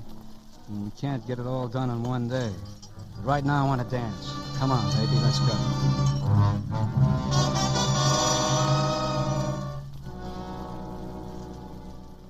That was the old brain working again. You see, I had counted on drifting until it was safe to join up with Murph. I didn't know where he'd be gone, but I figured I'd be able to find him when the heat was off. But when Laurie said job, it was a kind of new angle. I could stay right here in town, pull down enough money to get by, and maybe even a little on the side. Well, it was the safest spot I could possibly be for the time being. I went down to the newspaper office with Laurie the next morning and was hired. First time in my life such a thing ever happened to me. Harry Singles was a sharp guy for any racket, and working with him, I got so I didn't mind it. Of course, the hours were very regular, all daytime, and I had to put on a clean shirt now and then. But I always had that 23 grand to think about. And the kid Laurie, well, I couldn't have squired a better doll in Chicago, New York, or any place. Only sometimes she made me nervous. Let's not go out tonight, huh, Steve? Let's stay here in my place. I'll cook something. I don't know. It doesn't seem right. What doesn't seem right? Seeing a doll with class and an apron, I can't get used to it. You will eventually. After all, you're used to being a working man now. Well, don't be too sure, baby. Ah, Steve, you know you love it. I don't know. Sometimes I get the itch to move on. Forget the itch, Steve. A rolling stone gathers no moss, you know. Yeah, so they tell me. But I saw some moss once, and I still wonder, what does a stone want with moss anyway?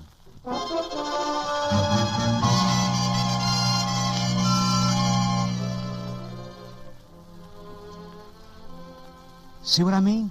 Laurie kept telling me how much I liked being a pillar of society, so that sometimes I even began to wonder.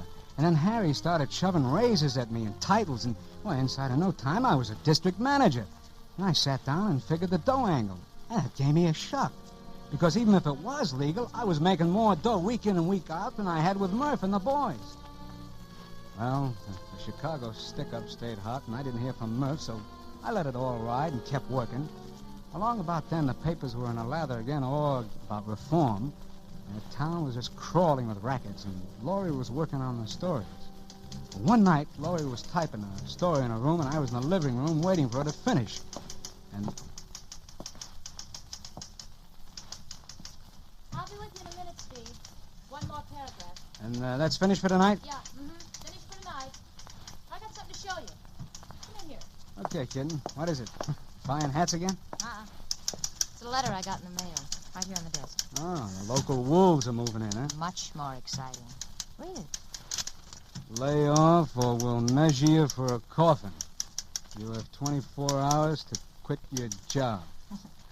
First time I ever got anything like that. Want to read my answer? Your answer? Yeah, my article for tomorrow morning. I've written all about the note and why it was sent to me. Yeah? Well, what do you figure? Well, there's an out-of-town mobster who's moved in on the local rackets, and he's making a good thing of it. I found out about him 3 days ago, and I've really tracked him down. Yeah? Who is he? Well, here he goes with the name of Dude Ringler, but I knew that was an alias. I finally find out that he's a former big-time operator from Chicago, wanted there for a lot of things, including murder. Yeah? I'm going to print it in the paper, and he'll be picked up just about the time the papers hit the street. Oh, you told the cops, huh? No, not yet. I thought you could go down with me. And what's the guy's name in Chicago? I don't know all of it. He headed up a gang there. They call him Murph.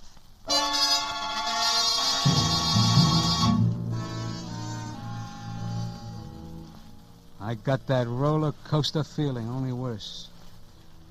I still can't figure it. She was only a half-baked doll, moving into territory where anyone was likely to get clipped. Why should I care? But something funny happened to me, and she could see it. Steve, what's the matter? Well, you got to lay off, Laurie. You got to quit. Because of that ridiculous note? Don't ask me why. Just quit. Well, I certainly won't quit. Don't you see? That's just what he wants me to do. Okay, I'll tell you. I know Murph. You know him? Yeah, and he's trigger-happy. He's a rattlesnake in pants. Well, then that's all the more reason, Steve. Now, listen to me. I don't know why I'm doing this. I never missed figuring percentages before in my life, but I'm going to tell you something. I'm going to tell you before I wise up. What, Steve? You remember when you got my true story when I was up for the murder rap? Of course I remember. Well, that was all a pipe dream, sweetheart. Something for the books. You lied to me? You did kill Red? His name wasn't Red. He was a slimy little punk from a mob that I ran with named Joe Tonelli. Mob? And he wasn't killed by me. He was killed by the other guy who was in the car. He was killed by Murph. I covered for Murph because he was hot. Steve. Then... Listen. Steve, they want you for those jobs, too. They... Oh, shut up. I'm listening. What? What is it, Steve? I thought I heard someone in the other room and the door closed. You're just imagining it, Steve. Yeah, I guess I am. Yeah, this being a squealer takes my skin off. Oh, Steve. But you got the story, baby. Short and sweet. Now you can do what you want with it. Quit your job and live, or turn me in, too.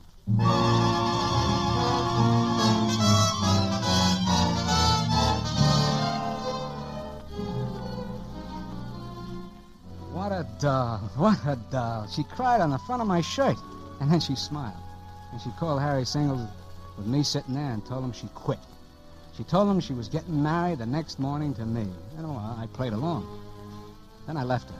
After telling her to button her lip and keep the door locked, I started to go find Murph to check on that 23 grand and put him wise so he'd lay low. I could see that he still needed me to think for him. But there was something wrong, something very wrong. I felt like I was kind of cracking up, so I let it ride until the morning. I was climbing the stairs to pick up Laurie at 9 on the dot, and for some reason I was feeling pretty good. Open up, chick. It's me. Open.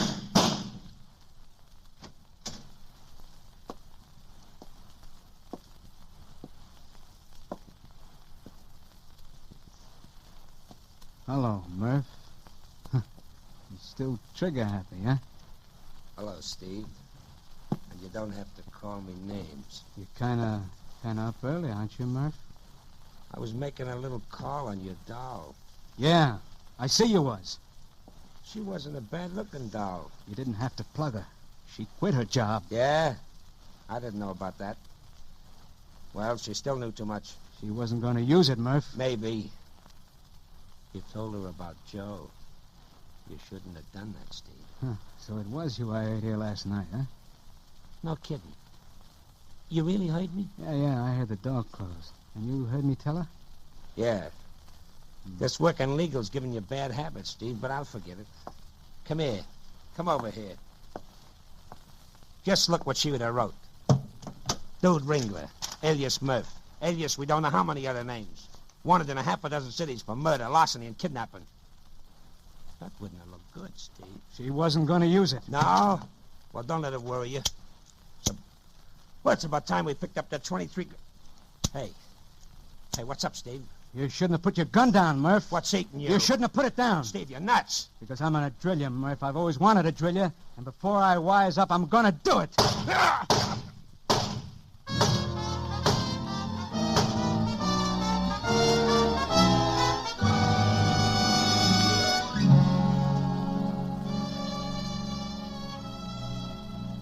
That time, the neighbors heard it. I didn't care. I kept pumping lead. When they came in, I was standing over Murph, holding the gun. The same gun he'd used to kill the kid. So the cops got me for both of them. Both of them. And for Joe and the payroll job, too.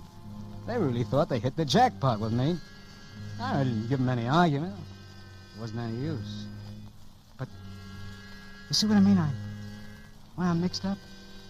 I'd always been a sharp guy. I could have beat the game. Murph was right when he knocked off the kid. She did know too much. Well, it's the way things work out in our set. And why should I get the case of highs over a dog getting drilled?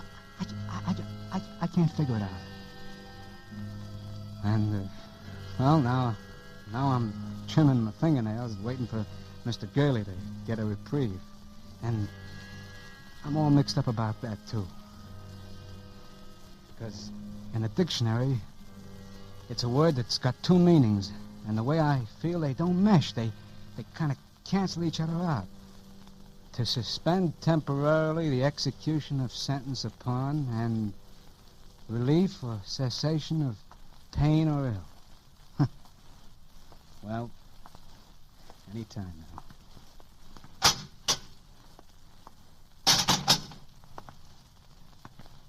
Hello, Mr. Gurley. Hello, Steve. What's the good word? Oh, boy. Turn your color around, Mr. Gurley, if you're going to talk that way. Spill it. Wasn't any use, Steve. No reprieve. I'm sorry. So I got till 6 a.m. No reprieve. No reprieve? I wouldn't say that, Mr. Gurley. I draw definition number 2. I get cessation of pain.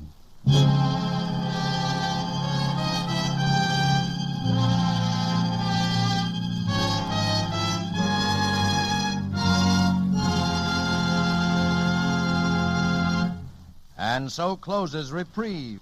John Garfield, as star of tonight's study in Suspense. Suspense is produced, edited, and directed by William Spear.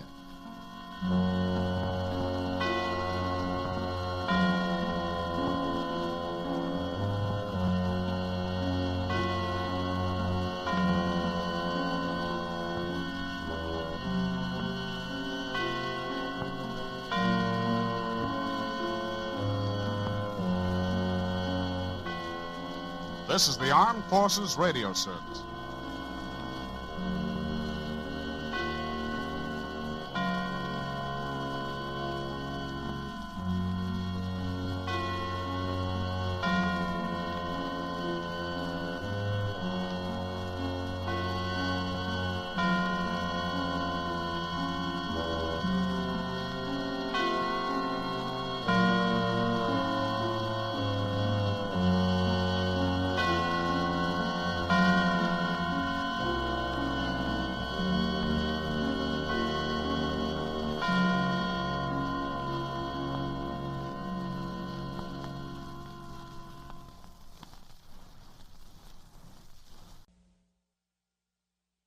Now, the Roma Wine Company of Fresno, California presents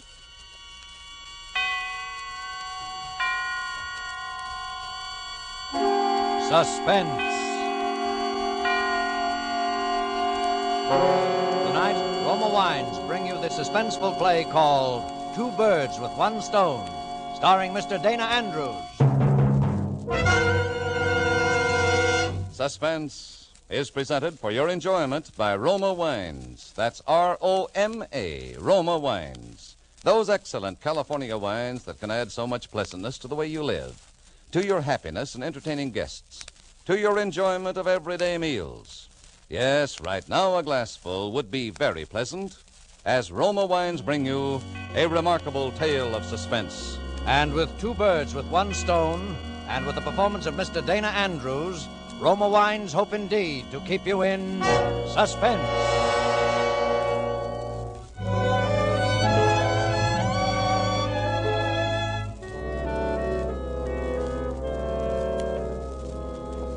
You ready? That's the boy. Shh, not so loud. Not so loud.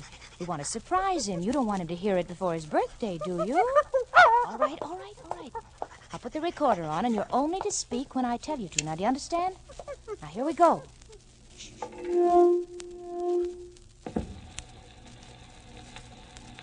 Walter? Hello, Walter. This is Eleanor, Walter, and this... Speak. This is Tracy, and we're saying happy birthday from your loving wife and your faithful dog, Tracy.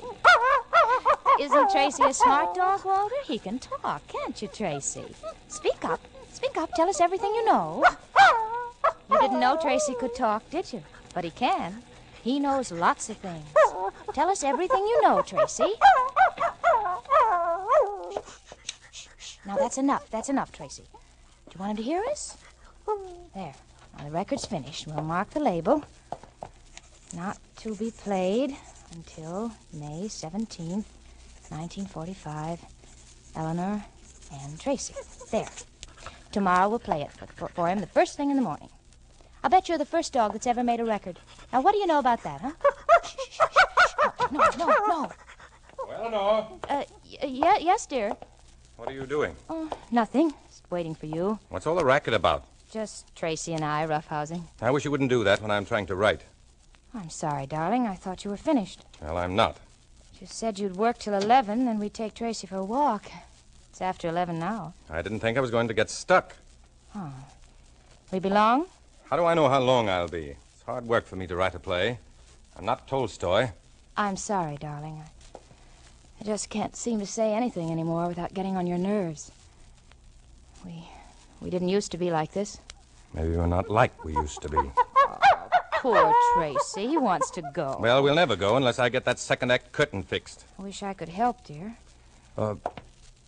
Maybe you can, Eleanor. What would you say if you were thinking of committing suicide and you didn't want anyone to know exactly what your plans were? What would be the last thing you'd say to your husband, for instance? I don't know. I never thought about such things. Shh, Tracy, boy.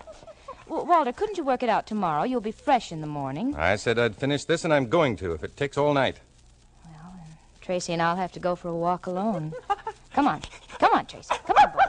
Come on. Oh, Eleanor, you said you wanted to help me. Well, if I thought I could. You helped me the other day. Only with what your leading lady's dress looked like. About the suicide. Oh, first of all, why is this girl committing suicide? She's tired. Bored. Oh, darling. No wonder you can't make it convincing. People don't just commit suicide because they're bored. Yes, they do. People do even worse than that when they're bored. Well, Walter, I've been bored lots of times, but I've never even thought... I can see you're not going to be much help. I'll help you, honey. What's the girl like? She married? Yes. Is she in love with her husband? Well, she doesn't know anymore. How could she not know? Eleanor, you may not understand her, but you've got to take my word for it. Well, let's see. Would she say... Eleanor, let's try it this way. You know, sometimes the very first things you think of are the best. Just say whatever you think she'd say without stopping. You know a little about the character. Just say whatever comes into your head. Now, try it. I won't interrupt you. All right, but... Oh, Eleanor, did they fix the recording machine today? Yes, yeah, why? Have you tried it out yet? No, I was just going to. I'll tell you what we'll do then. We'll try it out by cutting a record of what you say now. It'll be spontaneous, unrehearsed. I've thought too much about it. Maybe that's why I can't do it. But yours will be fresh. Then we'll play it back and change it and work on it after we hear it. Well, wouldn't it be better, darling, if Please, try it my way before you have a chance to think too much about it. Oh, come on. Oh, you've got a record right there, haven't you? Is there anything on it? Well, one side's blank. All right. Come on. And make it emotional, convincing. You ready? All right, go ahead. Maybe it's foolish of me to do what I'm thinking of doing, but I don't see any other way. I'm confused and bored. I guess bored most of all. And maybe what I'm going to do will solve things for both of us. Goodbye.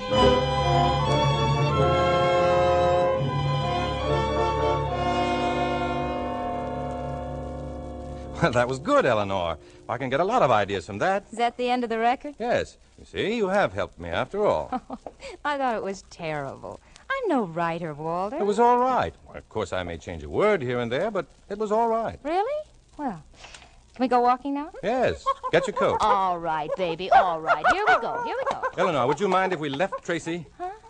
Oh, why? I feel so tired. I thought I'd like to stop at Joe's for some coffee. We can take him in with us. No, we can't.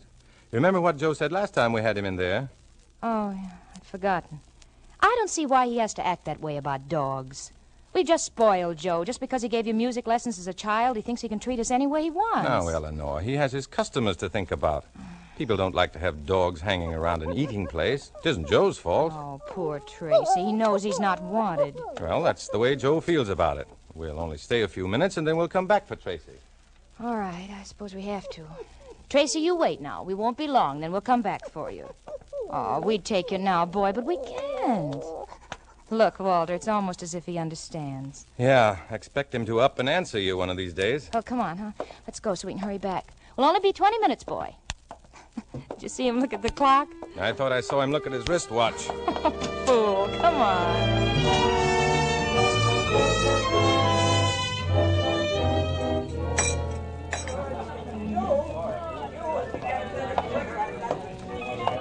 You know, old Joe's got a nerve not wanting dogs in here. Look at some of these customers. Don't be bitter. Well, I don't think we ought to come in here anymore, even if he is an old friend of yours. It'd break his heart if we could quit coming here. You know that, Eleanor.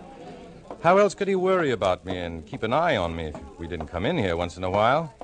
Look, they've got new records in the jukebox. It's about time. See what they've got. Did you say new? Blue Heaven. Together. Gloomy Sunday. Gloomy Sunday. I haven't heard that one in a long time. Would you like to? Let's order first. Let's sit at a table. Make him wait on us for a change. No dogs allowed. He's got a nerve. Honestly, I'd never... Shh. Here he comes. Now, don't start anything, Eleanor. Well, I'm off of Joe, and I don't care if he knows it. Shh. Good evening, Walter, Mrs. Faber. What'll it be tonight, huh? Well, hello, Joe. Just coffee. Well, you got any of that 7-layer? Yes, I think I can fix you up. Nothing for me. I haven't seen you in quite a while. You're not going to see me in here anymore at all, Joe. Huh? Oh, why not? Oh, Joe, never mind. We're in a hurry. But why do you say that, Mrs. Faber? Never mind. I'm going to play a record, Walter. I'll be right back. What is the matter with your wife? Maybe I did something? No, Joe, it's nothing you've done. But you notice it, too. I notice what? How depressed she is. Yes, but why? If you could understand women, Joe, you wouldn't be in this business.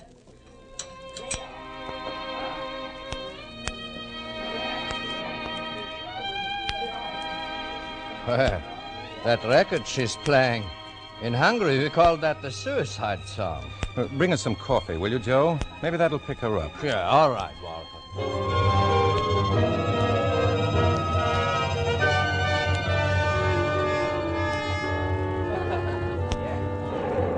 Well, even if you don't like old Joe, you've got to admit he certainly bakes a wonderful cake. I'm not interested. Let's go. What's your hurry? I don't like hate this place, and I'm not coming back anymore. Shh, not so loud. I don't care if he does hear me.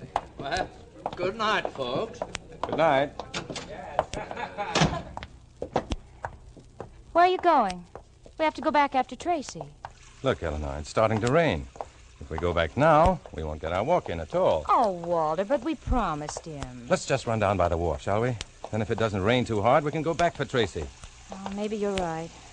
Gee, it is beginning to come down. Come on. The river's wonderful when it's raining. Well, maybe we better go back. We won't get wet if we make it a quick one. Come on. Walter, let's go back, Walter. Come on, Eleanor. Come on. Walter. Walter.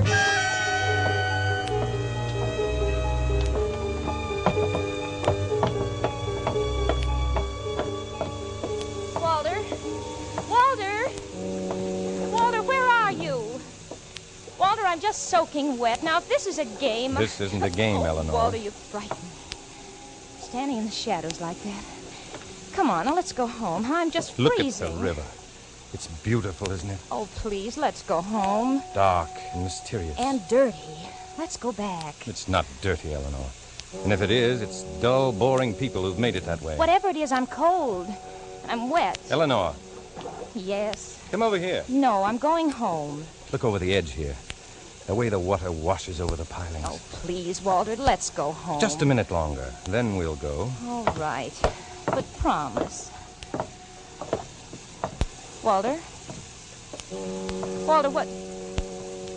Walter, what's wrong with you? Walter, let me go. Walter, no! No! Stop!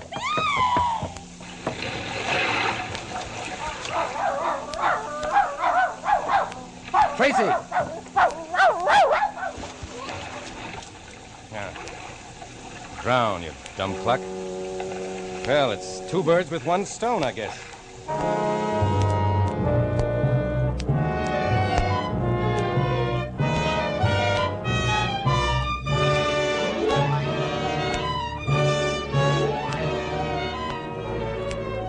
For Suspense, Roma Wines are bringing you as star Dana Andrews, whom you have heard in the first act of Mel Donnelly's Two Birds with One Stone, which is Roma Wines' presentation tonight of Suspense.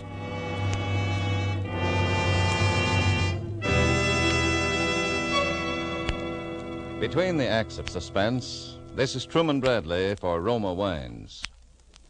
To millions all over the world, the name Elsa Maxwell stands for gracious hospitality.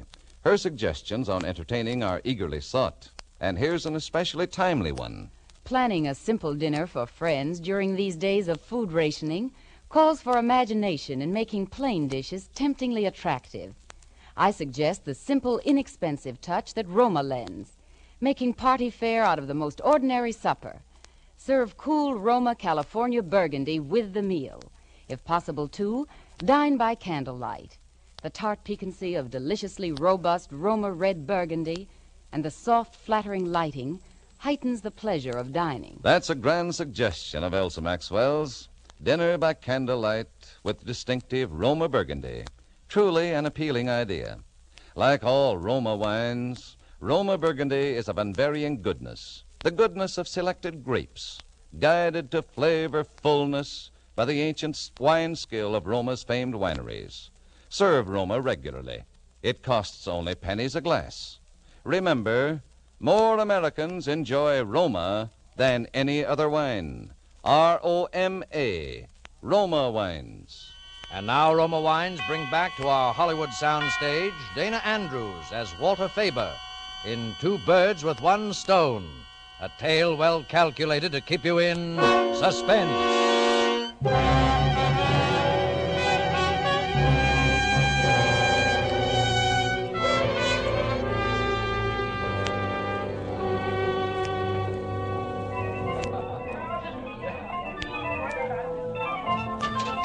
Joe! Oh, what's the matter, Walter? Have you seen my wife? Well, not since you were here a while ago. She's disappeared, Joe. What do you mean? We went for a walk after we left here. In the rain? She insisted. You saw how she was acting. Yes? Well, she got away from me down by the wharf. I couldn't find her. I thought maybe she'd come back here. I haven't seen her, Walter. Joe, will you help me try and find her? Oh, sure. Nick, I'm going out. Take over, will you? I can't think of any other place to look. What am I going to do? She will turn up. Don't worry, Walter. I don't know. She's been acting so strange lately. What about the dog? What do you mean? Was he with her? Oh, yes. Yes, he was. She'll be all right then. You look after her. Let's go to your apartment. She might have gone back there. Might as well, I guess. But she was sore at me. I don't think she would have gone back home. We'd better have a look anyway.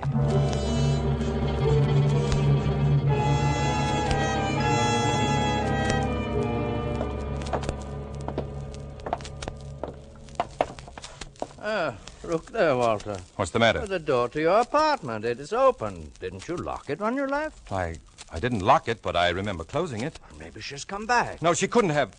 I mean... Come on, let's go in. Oh, Eleanor! You see, there's no one here. I'll look in the kitchen. You go in the bedroom, Joe. Yeah. Walter. What is it? Come here in the bedroom. What's the matter? Look on the bed there. No, it couldn't be. I thought you said the dog was with her. He was. Yes, he was with her. Then she must be here, too. No, she couldn't be. Why not? I mean, oh, Eleanor! Eleanor! Look at how still the poor dog lies. Maybe it's been hurt. It is soaking wet. It was raining, wasn't it? Yes, it was raining. What's the matter, Tracy? What's the matter, boy? I guess he's all right. But the way he stares at her. Joe. Huh? What's the matter? I just remembered. Huh? A record. She made it tonight, just before we left the house. She wouldn't let me hear it. She wouldn't tell me what it was, even. She said I could listen to it after we came back from our walk. It's in here, on the machine. We'd better play it, Walter.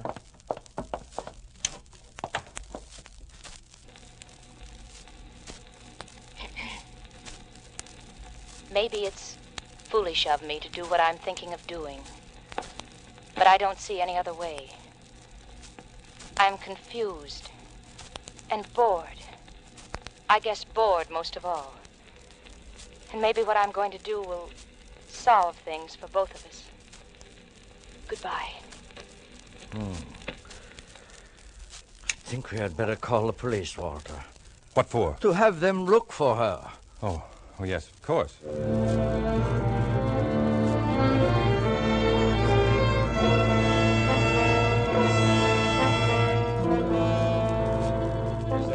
You can think of, Mr. Faber? No, that's all. Then you believe the recording was intended as a suicide note? Yes. Mm-hmm. I would like to talk to Mr. Weiss here alone for a moment. I'll be in the bedroom if you need me. All right. Mr. Weiss, how long have you known Mr. Faber? Well, for many years. I gave him music lessons as a child. Can you add anything to what he's already told us? No. She was acting just like he said. I noticed it the moment she walked into my place. She is usually very friendly. And she said something about my not seeing her anymore. Anything else? That's all. Mm-hmm. And you did hear them play the record, Gloomy Sunday? Yes. Well, we've had a couple of suicide cases where that song has come up before. I think Mr. Faber better prepare himself for the worst. I'm afraid so. Well, look, I'll go along now. Faber will probably want to come with us, but I think he'd better stay here. There's no telling what we'll find. Is there anything I can do? Yes. I suggest that you get in touch with his family. I think he ought to have someone here with him. He has no family. Oh? Then perhaps you'd stay. Well, of course. Well, we'll call you the minute we have any news. Good night. Joe. Yeah? Did the officer go? Yes, he did. But I think I should have gone with him. No. He said for you to stay here. He'll call us. Walter, have you noticed Tracy through all of this? What about him? I don't know. It's depressing just to look at him. That's because you don't like dogs, Joe. No, you're mistaken, Walter. I do like dogs. I never did know why you asked me to tell your wife not to bring him into my place anymore. Would you like a drink, Joe? No, thanks. Strange the way that dog follows you around. Every move you make. It's almost as if he were trying to say something. He's all right. Come here, Tracy. Come here. Come here, Tracy. He was her dog, wasn't he? Yes. She bought him. His eyes are almost like a human's, aren't they? Yeah. Stop it, Tracy. Stop following me around. No. You ought to get hold of yourself, Walter. Yes. Yes, I guess I'm pretty upset with all that's happened. Tracy is, too. He knows something's wrong. He doesn't know anything. Will you stop it, Joe? Huh? Oh, well, I'm sorry.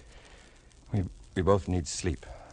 That couch is pretty comfortable, Joe. Oh, yeah, that will be fine for me. What about Tracy? Well, he usually sleeps on that chair over there. Well, I'll go on to bed. Good night. Good night. No, Tracy. Don't follow me. Get over there in your chair. You know about your chair. Now go on. Get away from me.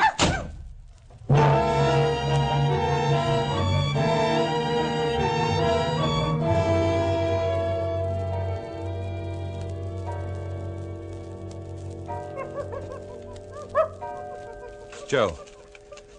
Joe! Just a minute. Joe, were you talking in there? Did you call me?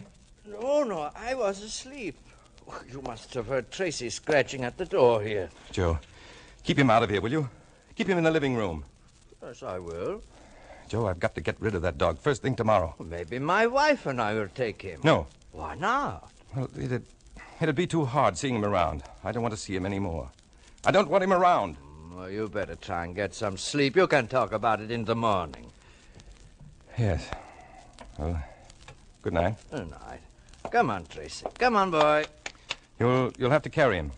Pick him up, will you? Yes. Here we go, boy.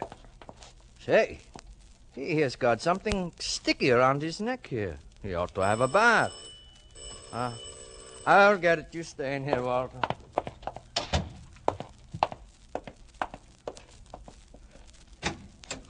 Oh, officer. I've bad news, Mr. Weiss. We found her. Where's Mr. Faber? In the bedroom. Well, you'll have to help me break it to him. Where did you find her? In the river. She must have struck her head on the pilings when she jumped off the wharf. Oh, no. She was in pretty bad shape. Her clothes were torn and her arms were badly lacerated. We can't figure that out. Well, I guess we better go into Mr. Faber. Yes. What is it? Have you... Walter, we have very bad news for you. I'm sorry, Mr. Faber. There's nothing you can do now. As we suspected, it was suicide. There's no need of your coming down now. There was identification on her, but we would like to see you in the morning. All right, I'll be down. Good night. Officer. Yes? Would you do me a favor? Why, certainly. This was her dog. Yes? I don't want him around anymore with her gone. Could you take him with you now? Well, this is a bit irregular. What would you want done with him? Just get him out of here. I don't care what you do with him. I know you're upset, Walter, but don't do this to the dog. Decide about it tomorrow. You may feel differently. Don't stand there and argue with me, Joe. I know what I want. I'll get him out of here, I tell you. I guess you'd better take him, officer. You will have to carry him, I guess. Yes. Well, it's too bad. They'll probably put him out of the way. Yes, I know. Goodbye, Tracy.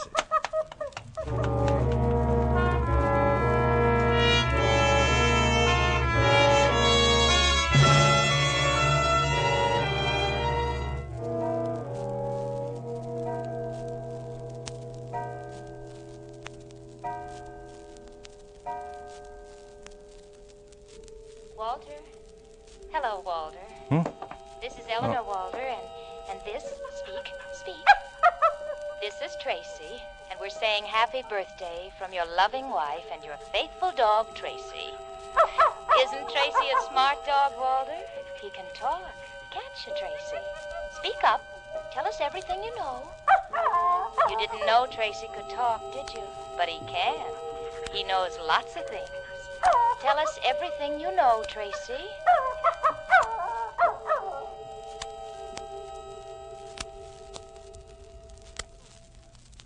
Joe! Yes? Joe, did you hear it? Happy birthday, Walter. How did you know it was my birthday? Eleanor told me. Eleanor? No. Eleanor's dead. Walter, you've had a bad dream. Wake up. Dream? Oh, Joe, I dreamt I... What did you dream? I dreamt I murdered her. I mean, Why did you do it, Walter? It was a trick. Why did you do it, Walter? You won't tell anyone, will you, Joe? You won't, will you? I tell you, I had to do it, Joe. I hated her. I knew I'd never be rid of her, and... I'm going for the police. Stay where you are, Joe. I've got a gun here. So you didn't give Tracy to the police after all. You wanted him here to drive me crazy. You knew all along. You suspected from the beginning. I suspected nothing until a while ago when I played the other side of this record. Now put that gun down, Walter. Let the dog in. Go on, let him in. If it hadn't been for him, you'd have never known about Eleanor. But I'm going to fix both of you now. You couldn't get away with one murder. Now I suppose you think you'll get away with two. Pick the dog up. Go on, pick him up. That's right. Now sit over there with him in your lap. Hold him close if you're so fond of him. It's going to be 2 birds with 1 stone again. Only this time I'll make it stick. Drop that gun, Faber. If that dog hadn't gotten away from us, you'd have been a goner, Mr. Weiss. And if I hadn't followed this dog back here, I wouldn't have overheard your very interesting confession, Mr. Faber. Well, okay. I guess I'm even a worse playwright than I thought. Come on, Tracy. Let's go for a walk. I'll walk you down to the station. That's funny. Listen to him. This is the first time he's ever wanted to go for a walk with me.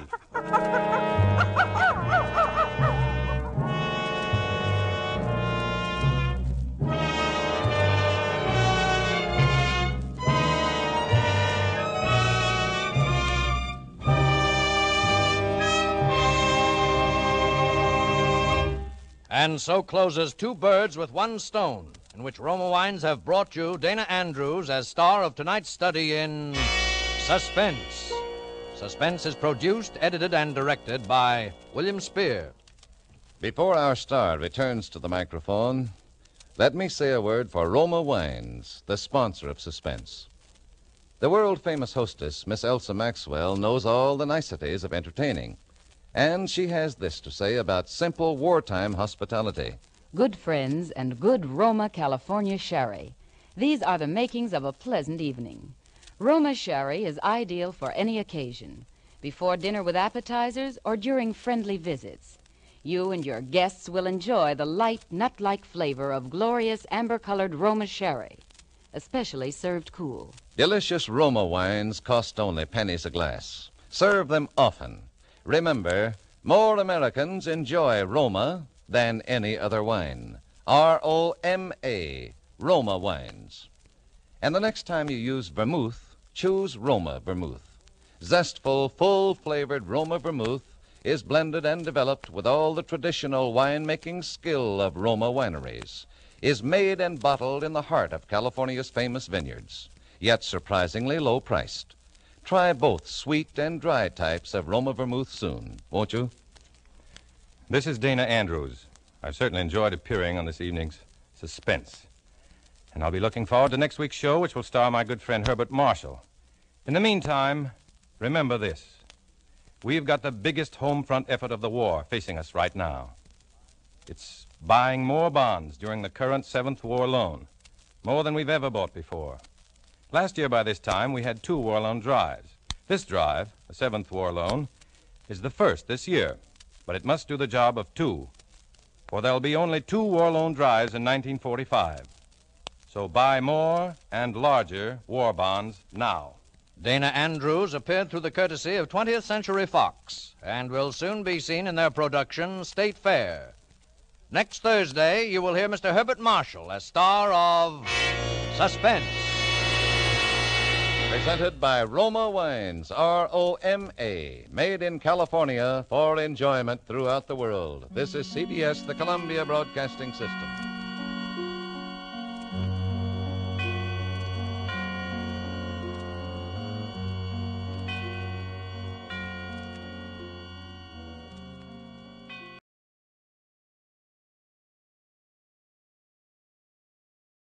Now, the Roma Wine Company of Fresno, California presents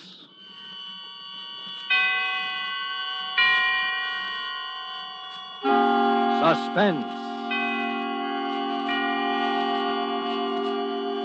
Tonight, Roma Wines bring you the suspenseful play called My Own Murderer, starring Mr. Herbert Marshall.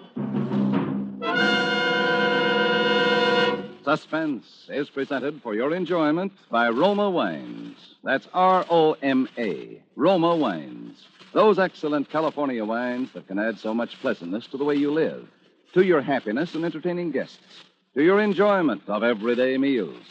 Yes, right now a glassful would be very pleasant, as Roma Wines bring you a remarkable tale of suspense. And with the drama called My Own Murderer, and with the performance of Mr. Herbert Marshall, Roma Wines hope indeed to keep you in suspense.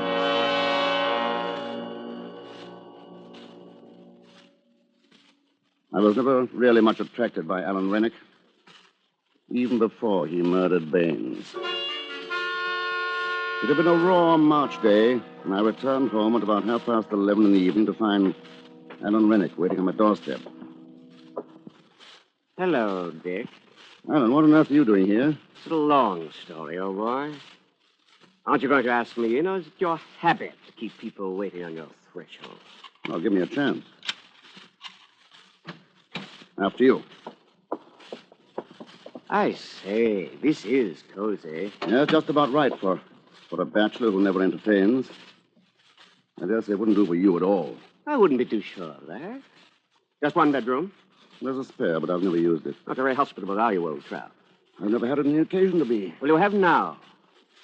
What's in your mind, Alan? I'm coming to that. Remember Baines, my butler and valet? Vaguely. Well, Baines turned out a bad penny. Tried to blackmail me, as a matter of fact. Blackmail? Yes, he got hold of some letters written to me by a lady. A married lady? You guessed it. Since you're my legal advisor, you may as well know the whole story. They were from Anita Kilner. So you bolted, warned her, and put the police on him. The police? No, I couldn't afford to do that. One couldn't very well produce Anita's letter. And you paid Baines the blackmail he wanted, huh? Certainly not. Then what? I'm afraid I lost my temper. Oh, good Lord, you don't mean to say there was violence? Of course there was. You don't think I could let a reptile like that go on living? Let me get this straight. You trying to tell me that you... I beat his brains out with a poker. You murdered him? I suppose that's what the police will call it. It happened this afternoon, around 3 o'clock, I think. If I'd only known sooner. It's probably too late now to fix up an alibi for you. You'll think up something, won't you, Dick? You always do when I'm in a jam. And in the meantime, I can hide out here, can't I? What possible good will that do? They'll track you down here sooner or later, and then we'll both be in the soup. No, Alan.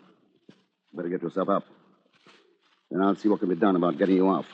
Perhaps we could muss you up a bit and plead self-defense. Is that the best your devious legal mind can dream up? At the moment, yes. I'm a little tired. Well, I'm not going to cooperate. I'm going to stay right here till you figure out a way to get me clear of this. Alan, be reasonable. For your own good, give yourself up. Is it my own good you're thinking of? Or is it because you're afraid you'll be caught harboring a criminal and lose your filthy law practice? That settles it. What are you doing? Telephoning the police. Put that phone down. It's best this way, believe me, Alan. I've already committed one murder this evening. I've nothing to lose by committing another. Sorry, wrong number. You're really afraid of me, aren't you? Now, perhaps. Tomorrow I could turn you in with no risk whatsoever. But I don't think I will. There's a good fellow. I'll let you stay here, Alan. I'll save your neck for you, too. Why this sudden change of heart? You've always thought me rather a worm, haven't you, Alan? Oh, I say, Dicko. You were the dashing man about town, with your escapades and your lordly extravagance and your women running after you. I was just a dull fellow trapped in a musty law office. Now your very life depends on me. I suppose that's why the situation appeals to me. It's an adventure, if you like. Well, I don't. I dare say not. It won't be pleasant for you, cooped up in this little flat, with no one but me to talk to. Well, after all, it's only temporary. You may not like some aspects of it, even for a little while. You'll have to do your own laundry, of course. I say. Checking laundry is a favorite police trick. And no lights will be turned on in the flat when I'm not at home. You mean I've got to sit here in the dark? You can go into the kitchen or the bathroom. There are no outside windows in those rooms. Oh, and talking of the kitchen, I think you ought to have your meals there, even when I'm in. You'll serve me in the dining room. Look here, do you think I'm your servant or what? As a matter of fact, it's only fair you should be, since I can't hire any help so long as you're here. Wouldn't it be simpler and more matey if we both dined in the kitchen? I'm not used to dining in the kitchen. Neither am I. Then the sooner you practice, the better. The future's not going to be so simple for you as the past has been, Alan. But after all, you're very lucky to have a future at all. Eh? Well, Dick, whatever it is, one thing is certain. I'll have you to thank for it. But I warn you, Dick, if I do hang, it won't be only for Bain's murder, but for yours as well.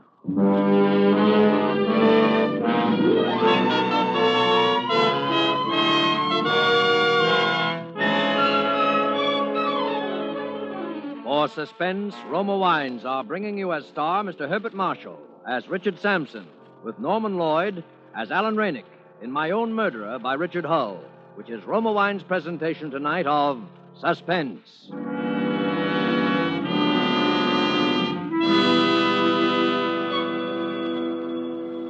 Between the acts of Suspense, this is Truman Bradley for Roma Wines.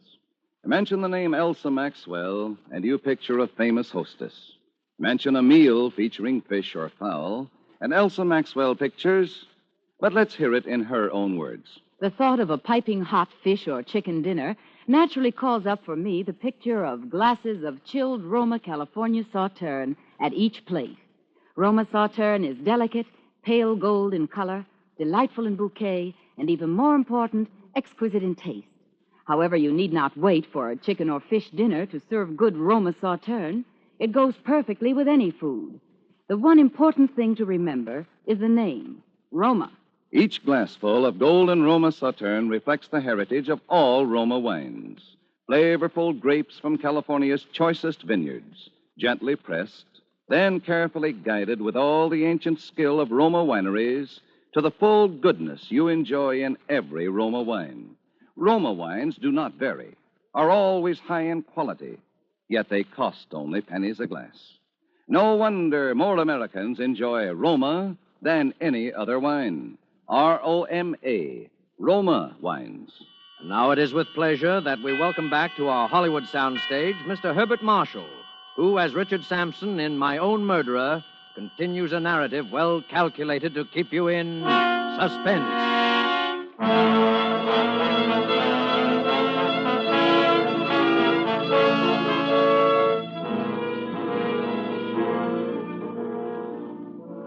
Should Alan Rennick prove to be my own murderer, as well as Baines's, this document will serve as his death warrant. If not, well, I shall make good use of it anyhow. This, then, is what I decided to do. I was to keep Alan Rennick and hide him where he was in my flat. I had a plan for effecting his escape. But it was more than a month before I had an opportunity to start it in motion. It came quite unexpectedly in the course of my almost daily visits to the Old Bailey. An insurance case preceded mine on the court docket, and I was forced to wait while a revolting red-headed doctor rambled on with his testimony. That red hair of his really fascinated me, but not as much as his medical bag, which lay on the bench before me. But when he stepped down from the box, I was already on my way out of the courtroom. Hey, stop that man. He's stolen my bag. What's this? What's the trouble, Doctor? That man, the one with the tortoiseshell glasses, he's made off with my kit. What was it you say he took? A black leather bag, you know the type, with my name on it. I'm afraid he's lost in the crowd by this time, sir. But if your name's on it, could you identify him if you saw him again? Well, of course I could. He had on tortoiseshell glasses, and he had a bad mastoid scar just under his right ear. All the time he was talking to the policeman, I was standing not more than 5 paces away, lost among the curious crowd that had collected about them. I left the room with the crowd and hailed a cab. When I had taken what I needed from his bag, I threw it with its remaining contents into the ever-useful Regent's Canal. Its owner's name, stamped on the outer side of it, was as revolting as his red hair. Jeremiah Bloggins. Jeremiah Bloggins. Now my plans for Alan's escape swung into motion. Our chief accomplice was a woman friend of Alan's named Margaret Farley, whom I knew to be the most intelligent of his acquaintances. Hello, Dick. Where's Alan? All right, Alan, you can come out now. Well, it's high time. Hello, Margaret. Alan. Oh, Alan, my poor darling. Long time no see. But you're still the prettiest girl in London. Look, I'm sorry to interrupt this touching little scene, but there's not too much time. Shall we discuss our plan? Yes, of course. Well, in essence, this is it. Alan's going to die. Huh? What do you mean by that? I see. Isn't that rather extreme? Not literally, of course. The point is to arrange a bogus death of some sort. To get you declared legally dead, and then you'll assume another identity. That has possibilities. Well, what about the body? Well, I'm afraid I'm forced back on the old expedient of the suicide note. The clothes left on the riverbank, and the body that's never recovered. Later, you're declared legally dead. It's a very old plan. And rather unlikely to deceive the police for that reason, don't you think, old boy? Oh, we'll admit later on, if necessary, that it was a put-up job. What's the good of that? Don't you see? If the police ask too many questions, Miss Farley here will admit being a party to a bogus suicide. But stick to her story that you were really drowned by misadventure while trying to carry out your plan. I think it has possibilities, Alan. Where is this Hellespont that I'm supposed to swim? Well, I've been studying maps of the English coastline. We should choose the mouth of a river where the tidal currents are strong enough to sweep the body out to sea. Not too broad a channel, so that it can be easily swum when the tide's at low ebb. And not too near a town or village, so there'll be no unwanted witnesses. So I grow a beard, swim the river, put on different clothes, and become Jeremiah Bloggins or somebody for the rest of my life. Huh? How did you happen to mention that name? Jeremiah Bloggins? Why not? Good a name as any. Don't you think so, Margaret? I don't think this is quite the time for facetiousness, Alan. Well, all right. So I become Jeremiah Bloggins. That's better than hanging. But what will Jeremiah Bloggins do for money? Well, you could make out a will in favor of Margaret here, or whomever you have. Oh, I suppose I can depend on you to make things stick legally. Well, I'm putting myself in a position where you could easily blackmail me if I didn't. He has a point there, Alan. Now, we'll need another confederate. Somebody to look after you when you get to the other shore. We could leave a car there, of course, but the effect of the cold water... Well, I think it's safer to have somebody waiting for you on the other side. Well, who'll it be? That actress friend of Alan's, Anita Kilner. That woman? Well, how can you suggest such a thing? Oh, come now, Margaret. It's true that Anita's a fool and rather a tiresome one. I don't know whether Dick told you, but her letters got me into this mess. Baines was trying to blackmail me for them, and that's why I killed him. But Dick's right. I need someone, and I can trust Anita because of those letters, if for no other reason. Heavens, what a scheme. Everybody's in a position to blackmail everybody else. Yes, that had already occurred to me. That's exactly why this plan can't possibly fail.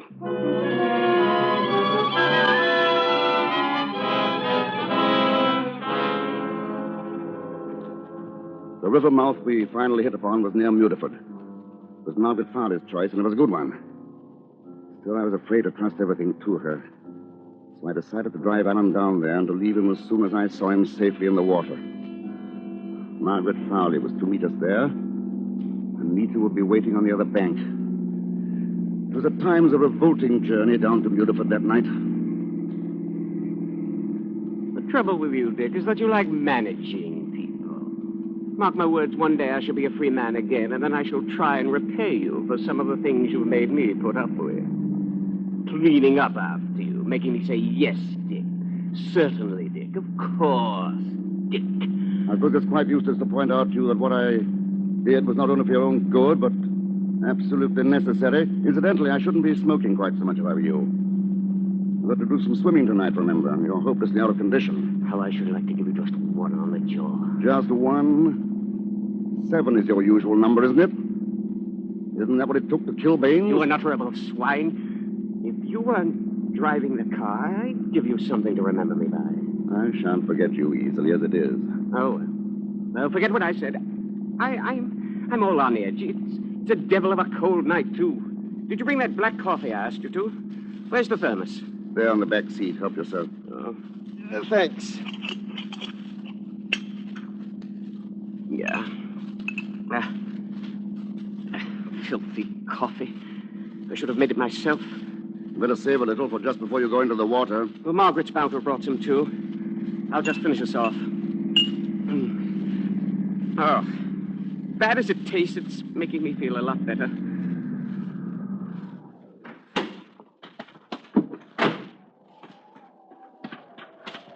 thought you'd never come. Oh, Alan, you poor boy. We would pick the coldest night in the year. Nonsense. I feel marvelous, marvelous. Well, I brought you some hot coffee. It's here in this thermos. Better save it for just before I dive in. Well, come along. Let's get going. Oh, I wish he wouldn't rush things so. He'll wear himself out before he gets in the water. If I know Alan, he's whistling past the cemetery. Hope he doesn't lose his nerve at the last moment. If he does... You mustn't imply things like that about Alan. Besides, I don't know that I could bring myself actually to push him. You must. You know what he is, and tonight he's especially difficult. All right. I'll do whatever seems necessary. I don't know what's come over me. I feel positively numb. Really, it's much too cold. Hadn't we better try another night? Now, Alan... I can't, Margaret. I'm afraid it's too cold. Here's the thermos. Here, drink this, darling. It'll warm you up. Oh, filthy stuff. Go on, drink it up. There. Oh, I feel terrible. I've never been so cold in my life. Now, go on, Alan. Be brave. You were always that. Now, look, darling. No, really. No, don't. No, don't. Please, don't. Ah!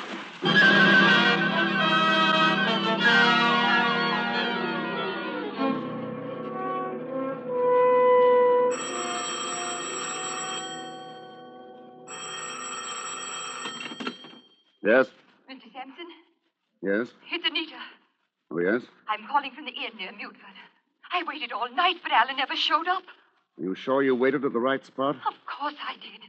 Do you think he didn't get across? I don't see why not. It was even narrower than I expected. I could have swum it myself. Now, look, you better go on home and act as if you hadn't been away. And don't telephone me again. I'll let you know the moment I hear from him.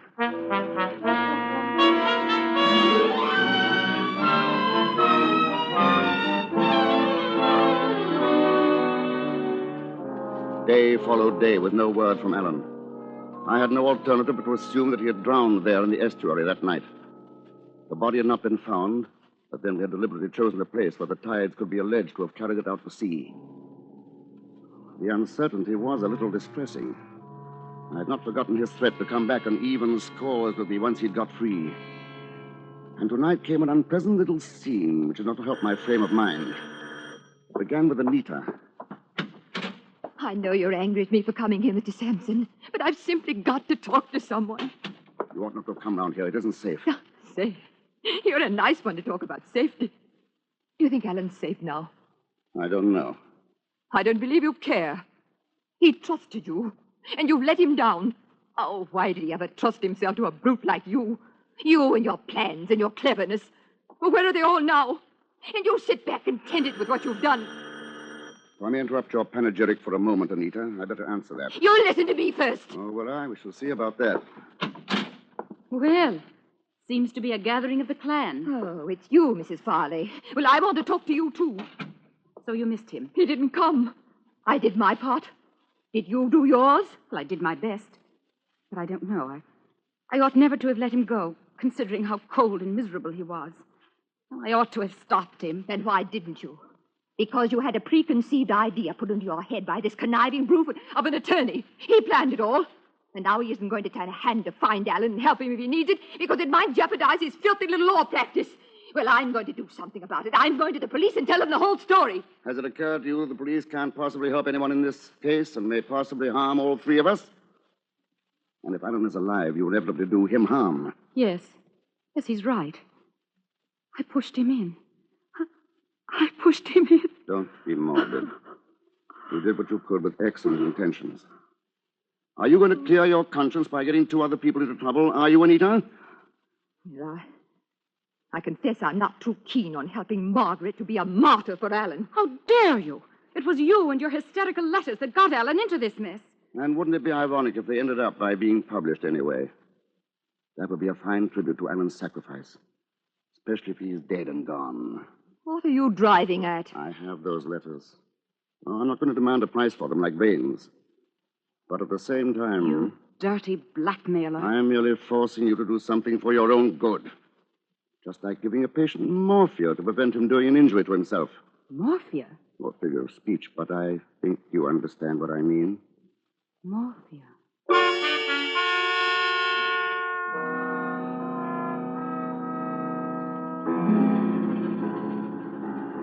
After the women had gone, I thought over the conversation, particularly that part of it in which Margaret Farley repeated the word morphia. I think she knows.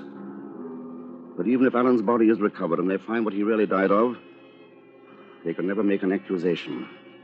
They have to prove possession of the morphia. And no one in the world can do that.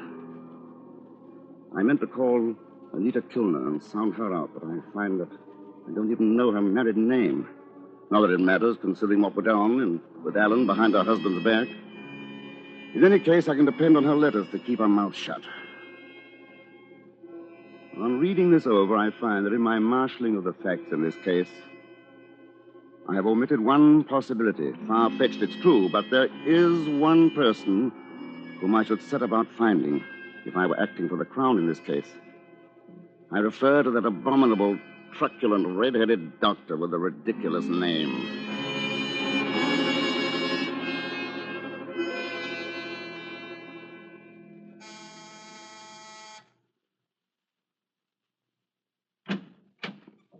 Yes, Mr. Sampson. I'm leaving the office for the day, Chatsworth. Will you put these files in my briefcase? Oh, yes, sir. And will you please get out Rennick's file? His will goes into probate tomorrow, and I want to study it at home tonight. Very well, sir. Oh, by the way, that gentleman is still waiting in the outer office. What gentleman? Oh, I must have forgotten to tell you. He came in with a lady just a moment ago. Dr. Bloggins. Bloggins? Jeremiah Bloggins. Peculiar name, isn't it? Oh, beg pardon if he's a friend of yours, sir. No, not especially. You say I was in? Why, yes, I'm afraid I did. Chatsworth, if you ever become a solicitor, be sure your office has 2 entrances. Shall I send him away, sir? Jeremiah Bloggins. Yeah, I dare say he'd be unpleasantly persistent. Better let him come in. Yes, sir. Will you be needing me, Mr. Sampson? Yes, you'd better sit down. I want you to take down a statement. Yes, sir. Won't you come in, please? Thank you. Hello, Mr. Sampson. I want you to meet... Dr. Bloggins. Yes, we've met before. Oh, Strange. You should have been the one to bring this about, Anita. I always thought Margaret Farley the cleverer one. Or should I speak so frankly? Dr. Bloggins knows everything, Mr. Sampson. Yes, I know, but just for the record, are you ready to take down that statement, Chatsworth? Yes, Mr. Sampson. Very well.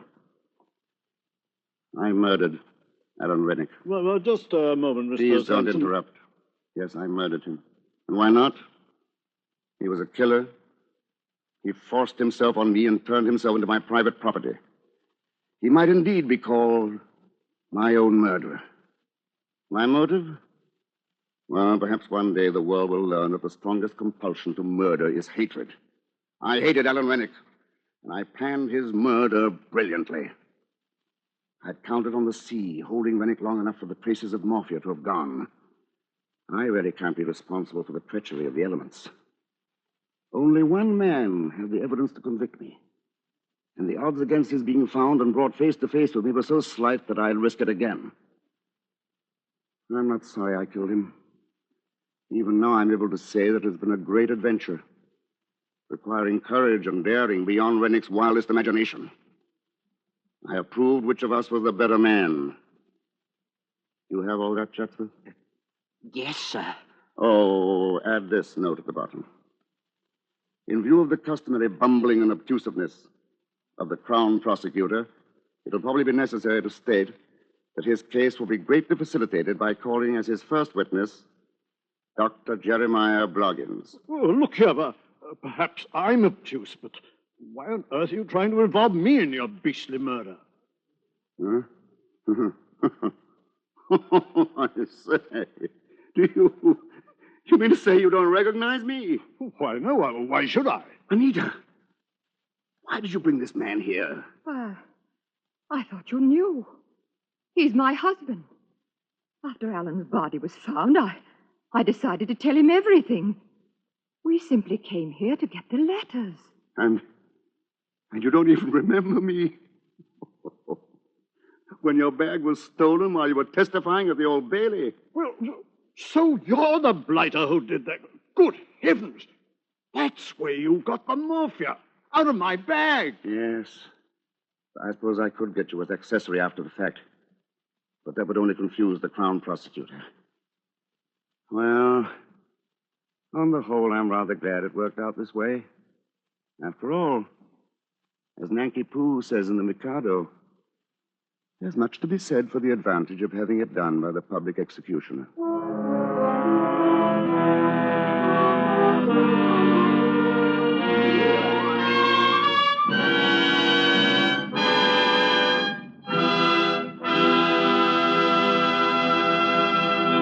And so closes My Own Murderer, in which Roma Wines have brought you as star Herbert Marshall with Norman Lloyd in tonight's study in Suspense.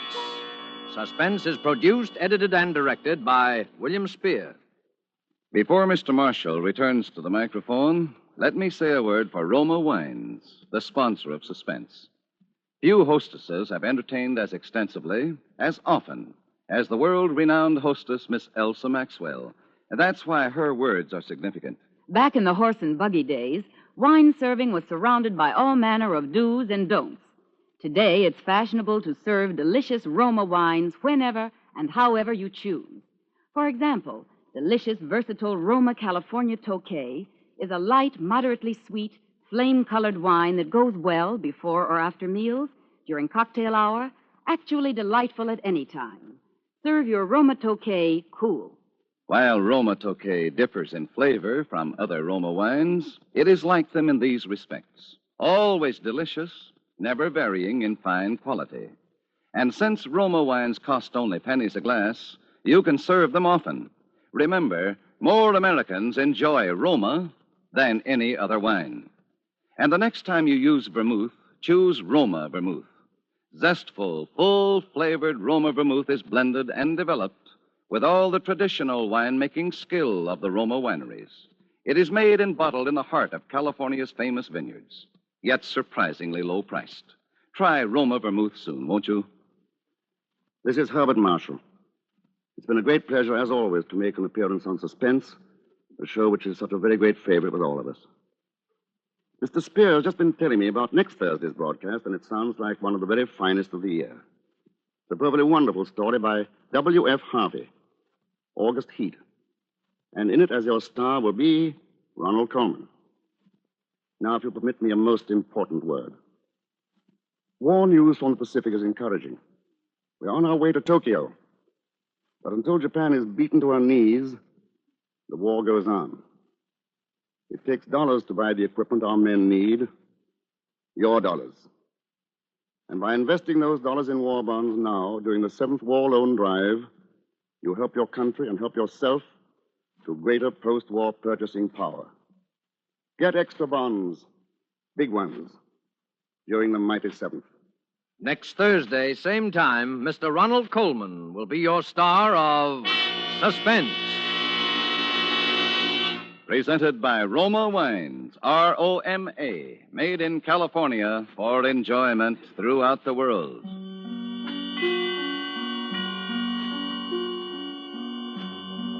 This is CBS, the Columbia Broadcasting System.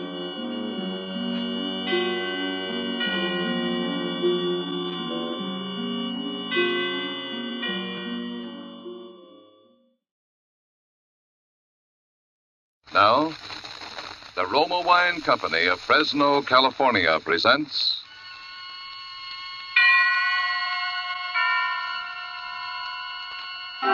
Suspense. Tonight, Roma Wines bring you the distinguished actor, Mr. Ronald Colman, in one of the great suspense stories of our time, August Heat. Suspense is presented for your enjoyment by Roma Wines. That's R-O-M-A, Roma Wines.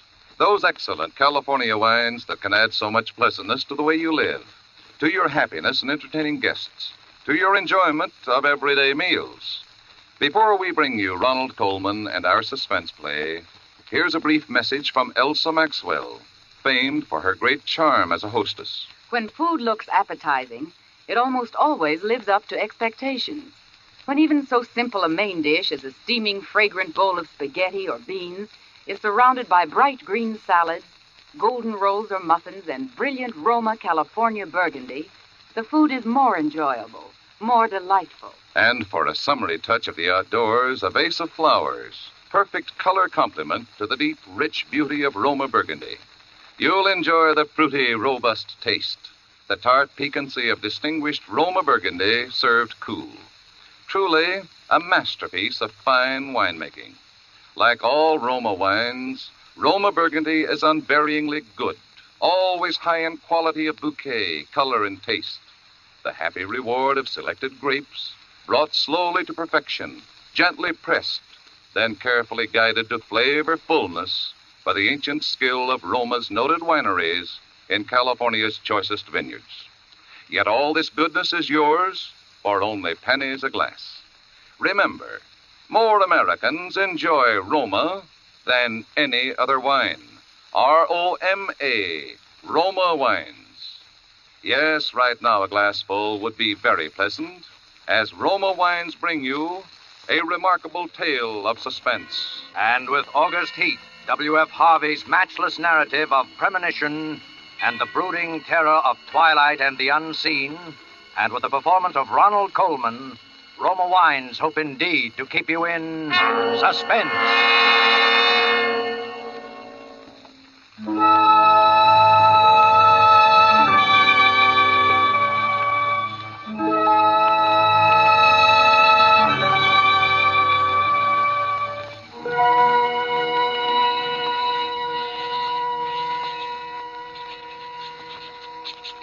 Peniston Road, Clapham, August the 20th, 1945. I have had what I believe to be the most remarkable day in my life. And while the events are still fresh in my mind, I wish to put them down on paper as clearly as possible.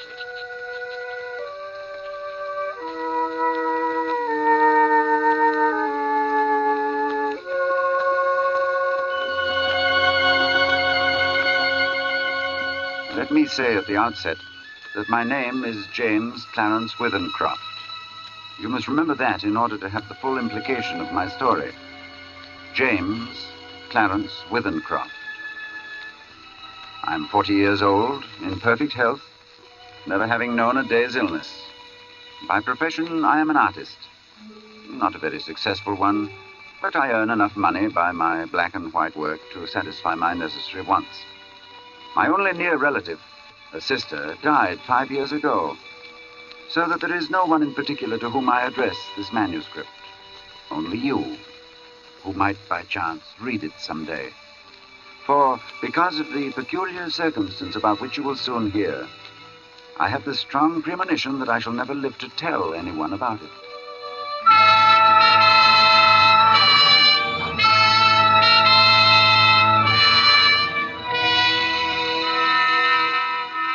I breakfasted this morning at 9 at the usual time.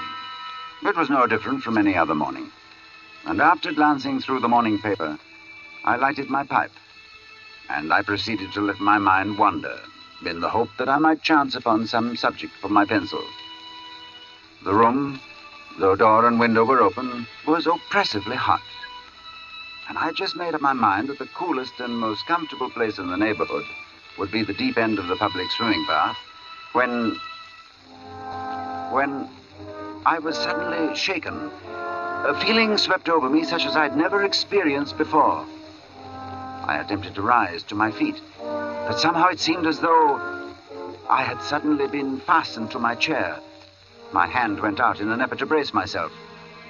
And then, before I knew what I was doing, my pencil was in my hand, and I began to draw.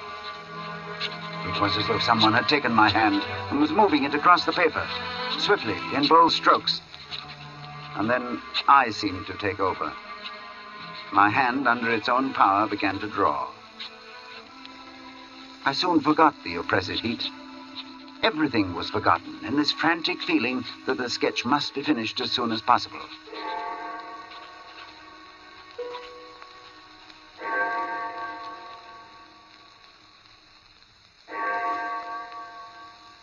I had no idea how long I worked until I heard the clock of St. Jude's in the distance. It was 4 o'clock, and I had started just after breakfast.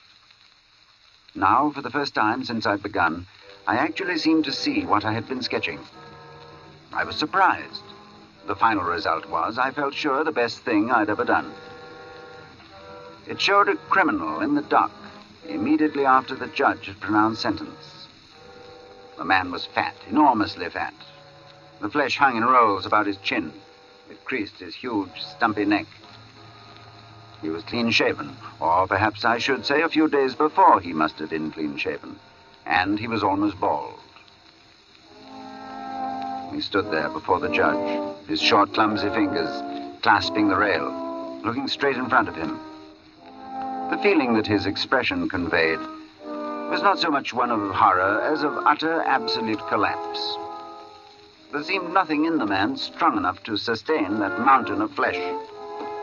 And then I saw that the sketch wasn't complete, for the man's other hand seemed to be clutching an instrument of some kind, a weapon, but it hadn't been completed. I had made this sketch, and yet I had no recollection of what I'd intended the man to carry in his other hand.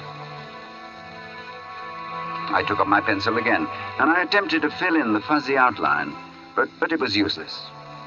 It was as though my fingers had suddenly turned to lead. I sat down, and I felt the moisture slowly forming on my forehead. And once again, I was conscious of the oppressive heat.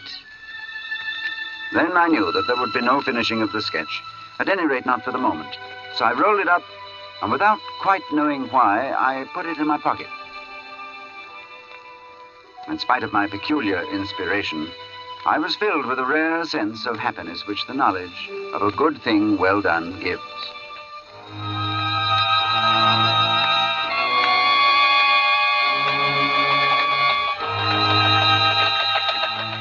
I believe that I set out with the idea of calling upon Trenton, for I remember walking along Lytton Street and turning to the right along Gilchrist Road at the bottom of the hill where the men are at work on the new tram line. From there onwards, I have only the vaguest recollection of where I went. Through parks, along crowded streets, always conscious of the awful heat that came up from the dusty asphalt pavement in a suffocating wave.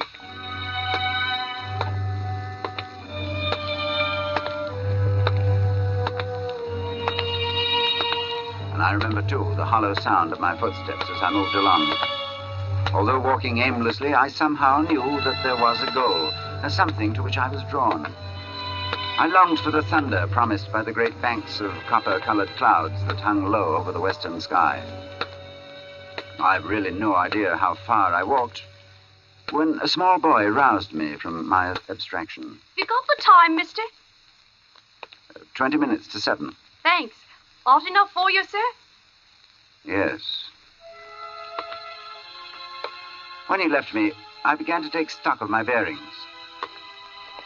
I found myself standing before a gate that led into a yard bordered by a strip of thirsty earth. There were flowers, purple stock and scarlet geranium, and great numbers of bees droned over them. I stood looking down at them for a moment, and then, for some reason, I looked up. Over the entrance to the place, there was a board with the inscription, Charles Atkinson, Monumental Mason, worker in English and Italian marbles.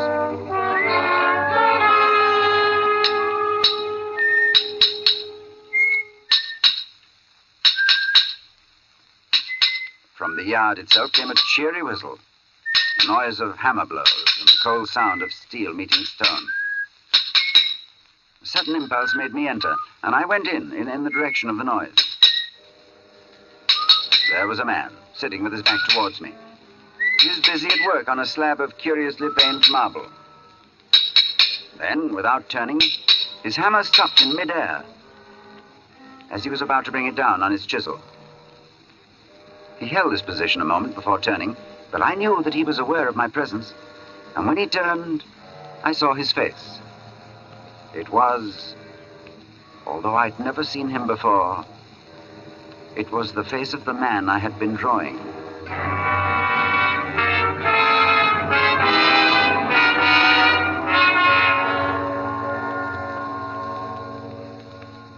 Yes, it was the face of the man whose sketch was in my pocket. He sat there on his low stool, huge and elephantine, the sweat pouring from his scalp, not speaking. Then he took a red silk handkerchief and he mopped his brow. Although this face that looked up at me was the same as my sketch, the expression was absolutely different. Suddenly the puzzled expression left his face, and he smiled, as if we were old friends. And he walked over and he took my hand. Good day, sir. Good day. I'm sorry to intrude. Not at all. Everything is so hot and glary outside. This is like an oasis in the wilderness. I don't know about an oasis, but it certainly is hot. Whew. Take a seat, sir. He pointed to the end of the gravestone on which he was at work, and I sat down. Very hot. That's a beautiful piece of stone you've got hold of. In a way it is. The surface here is as fine as anything you could wish. But there's a big flaw at the back. Though I don't expect you'd notice it. Oh, I shouldn't think so. I could never really do a good job on a bit of marble like that. It would be all right in the summer like this. Wouldn't mind the blasted heat. But wait until the winter comes. Winter? There's nothing quite like frost to find out the weak points in stone. Oh. A gravestone, you see. Oh, I see. Then what's this one for? You'd hardly believe if I was to tell you, but it's for exhibition. It's the truth. Artists have exhibitions, so do grocers and butchers. Oh, we have them too. All the latest little things in headstones, you know. He went on to talk of marbles, which sort of marble best withstood wind and rain, and which were easiest to work. Then of his garden and some new sort of carnation he had bought. At the end of every other minute, he would drop his tools, wipe his shining head. This heat. This heat's bad. A man's not responsible for what he does in this heat. I said little, for I felt uneasy. There was something unnatural, uncanny in all of this, the feeling that I'd experienced it all before. The oppressive heat, the fragrance of the stocks in the air, the conversation about the marble, the flowers, everything as though I had experienced it before. And yet I knew that I'd never ever been in this section of town before. I tried to persuade myself that at least I'd seen him before, that his face, unknown to me, had found a place in some out-of-the-way corner of my memory. But I knew that I was practicing little more than a plausible piece of self-deception. As I sat there quietly, watching him, he looked up at me and he said, There. What do you think of that? He said it with an air of evident pride, of a job well done. I could sense that he was experiencing the same feeling I had experienced when I'd finished my sketch. Then he got up with a sigh of relief. Hot. Hot, ain't it? I was seated in such a position that I was unable to see his work. And for some reason, I didn't move. Suddenly, he began to read what he'd carved on the tombstone. He spoke deliberately and with a flat voice. In the midst of life, we are in death. Born January 18, 1905. I looked up with a start. This man had read my exact birth date.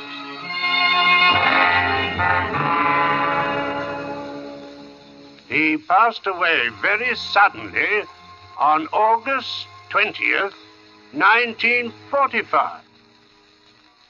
That's today. We usually use the present date on these exhibition stones. Do you usually put a name on them, too? Yes. Sacred to the memory of James Clarence Withencroft.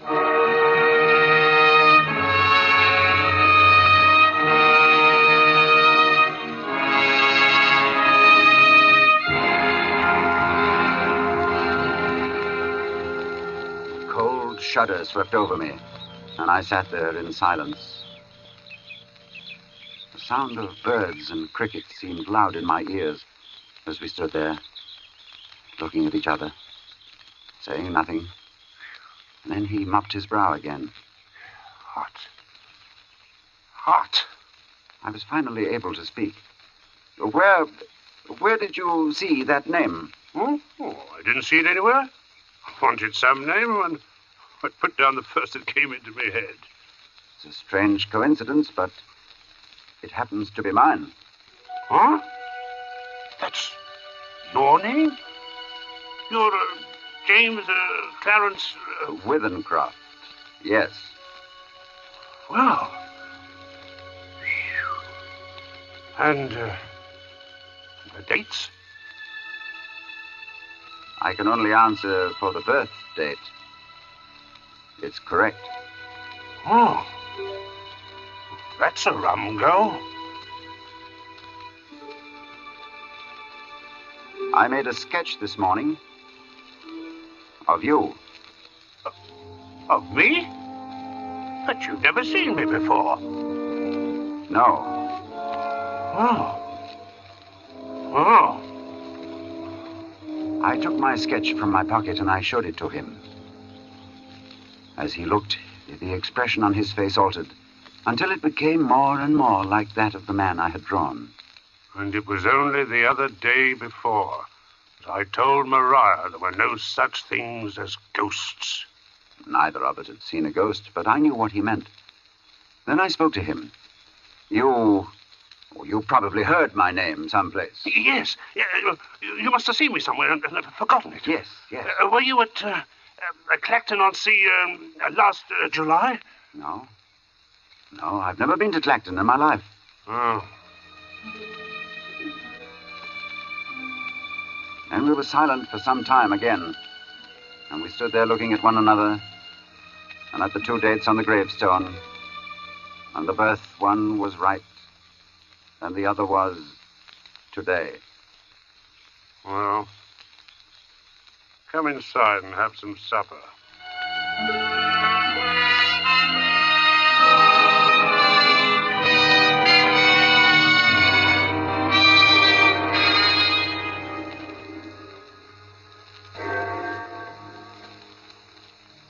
His wife was a strange little woman who was pallid with the look of those who live their lives indoors.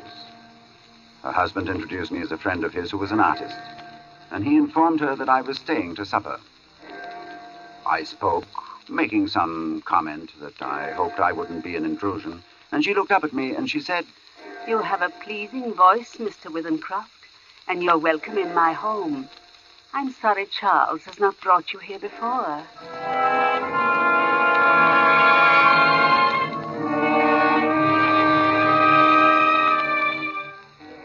Very little was said during the meal, and after the sardines and watercress had been removed, she walked over to a cupboard and she took down a thin black book, and as she handed it to me, she spoke.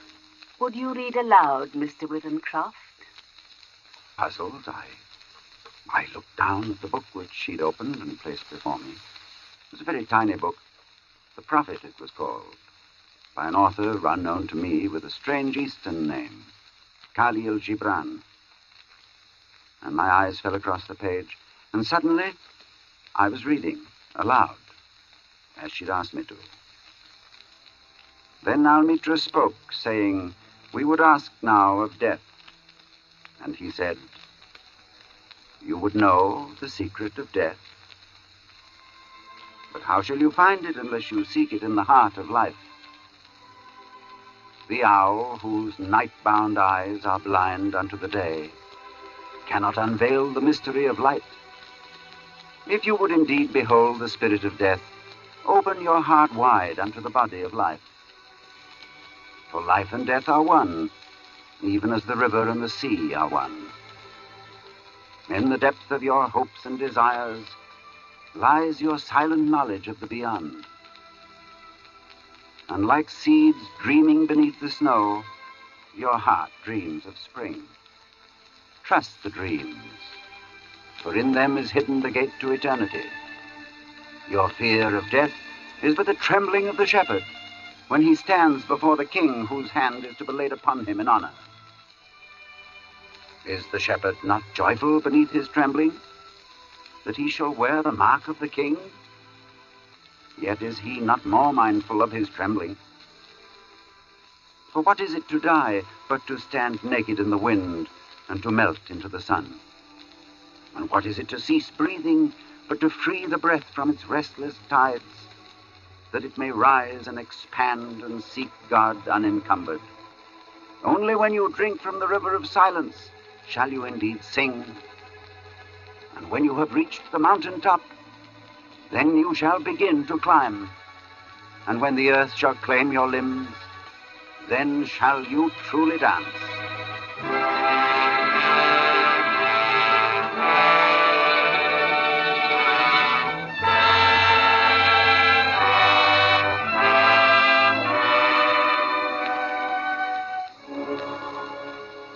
When I looked up, Mr. Atkinson had gone. But his wife stood before me, and as she took the book, she spoke. Thank you. Then I went outside.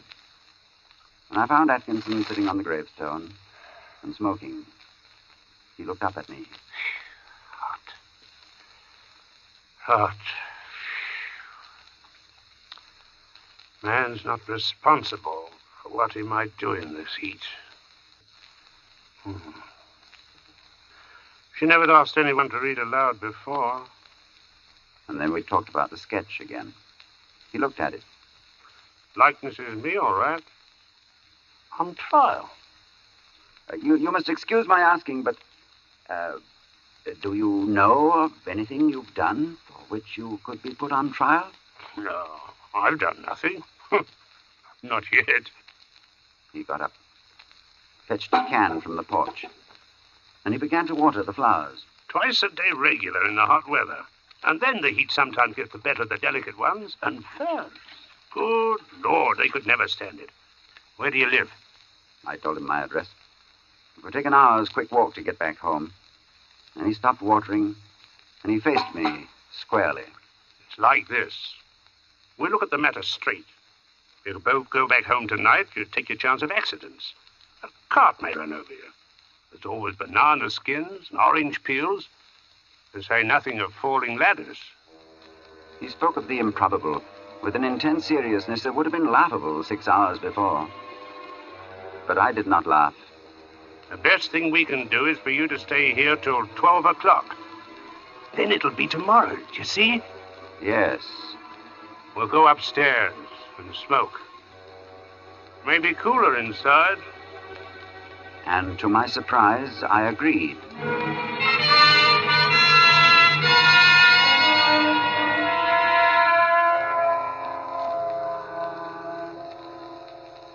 We are sitting in a long, low room beneath the eaves.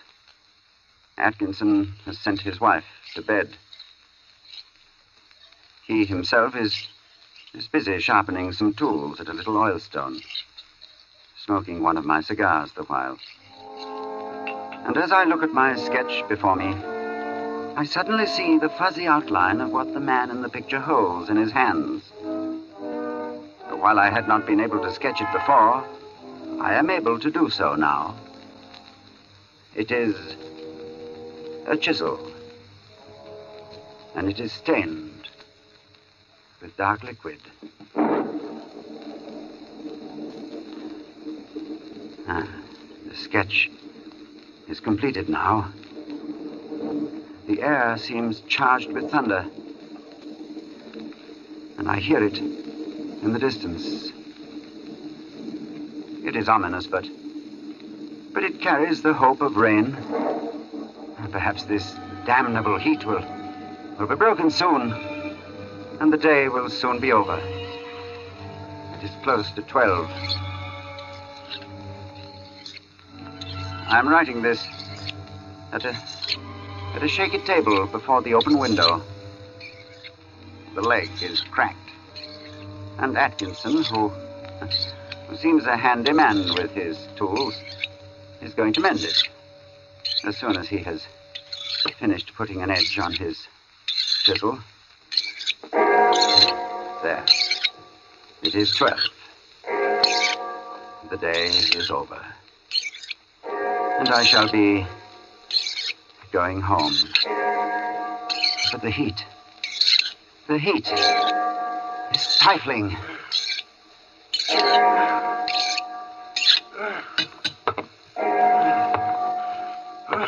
heat is enough to send a man mad.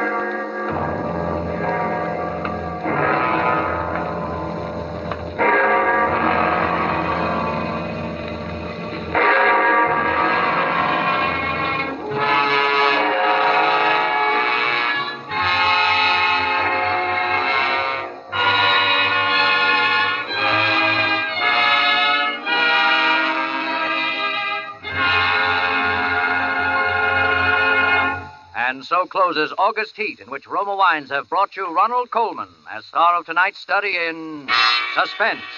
Suspense is produced, edited, and directed by William Spear. Music for August Heat was composed by Lucien Morawick and conducted by Lud Gluskin. Dennis Hoy appeared as Atkinson. This is Truman Bradley with a word for Roma Wines, the sponsor of Suspense.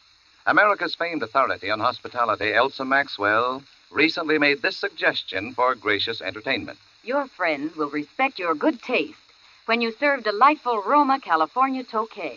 Enjoyable at any time, with coffee or dessert, with nuts and fruit. I suggest serving Roma Tokay cool. A most timely suggestion from Miss Maxwell. You'll find flame bright Roma Tokay velvety smooth, moderately sweet, light, yet delightfully rich in color.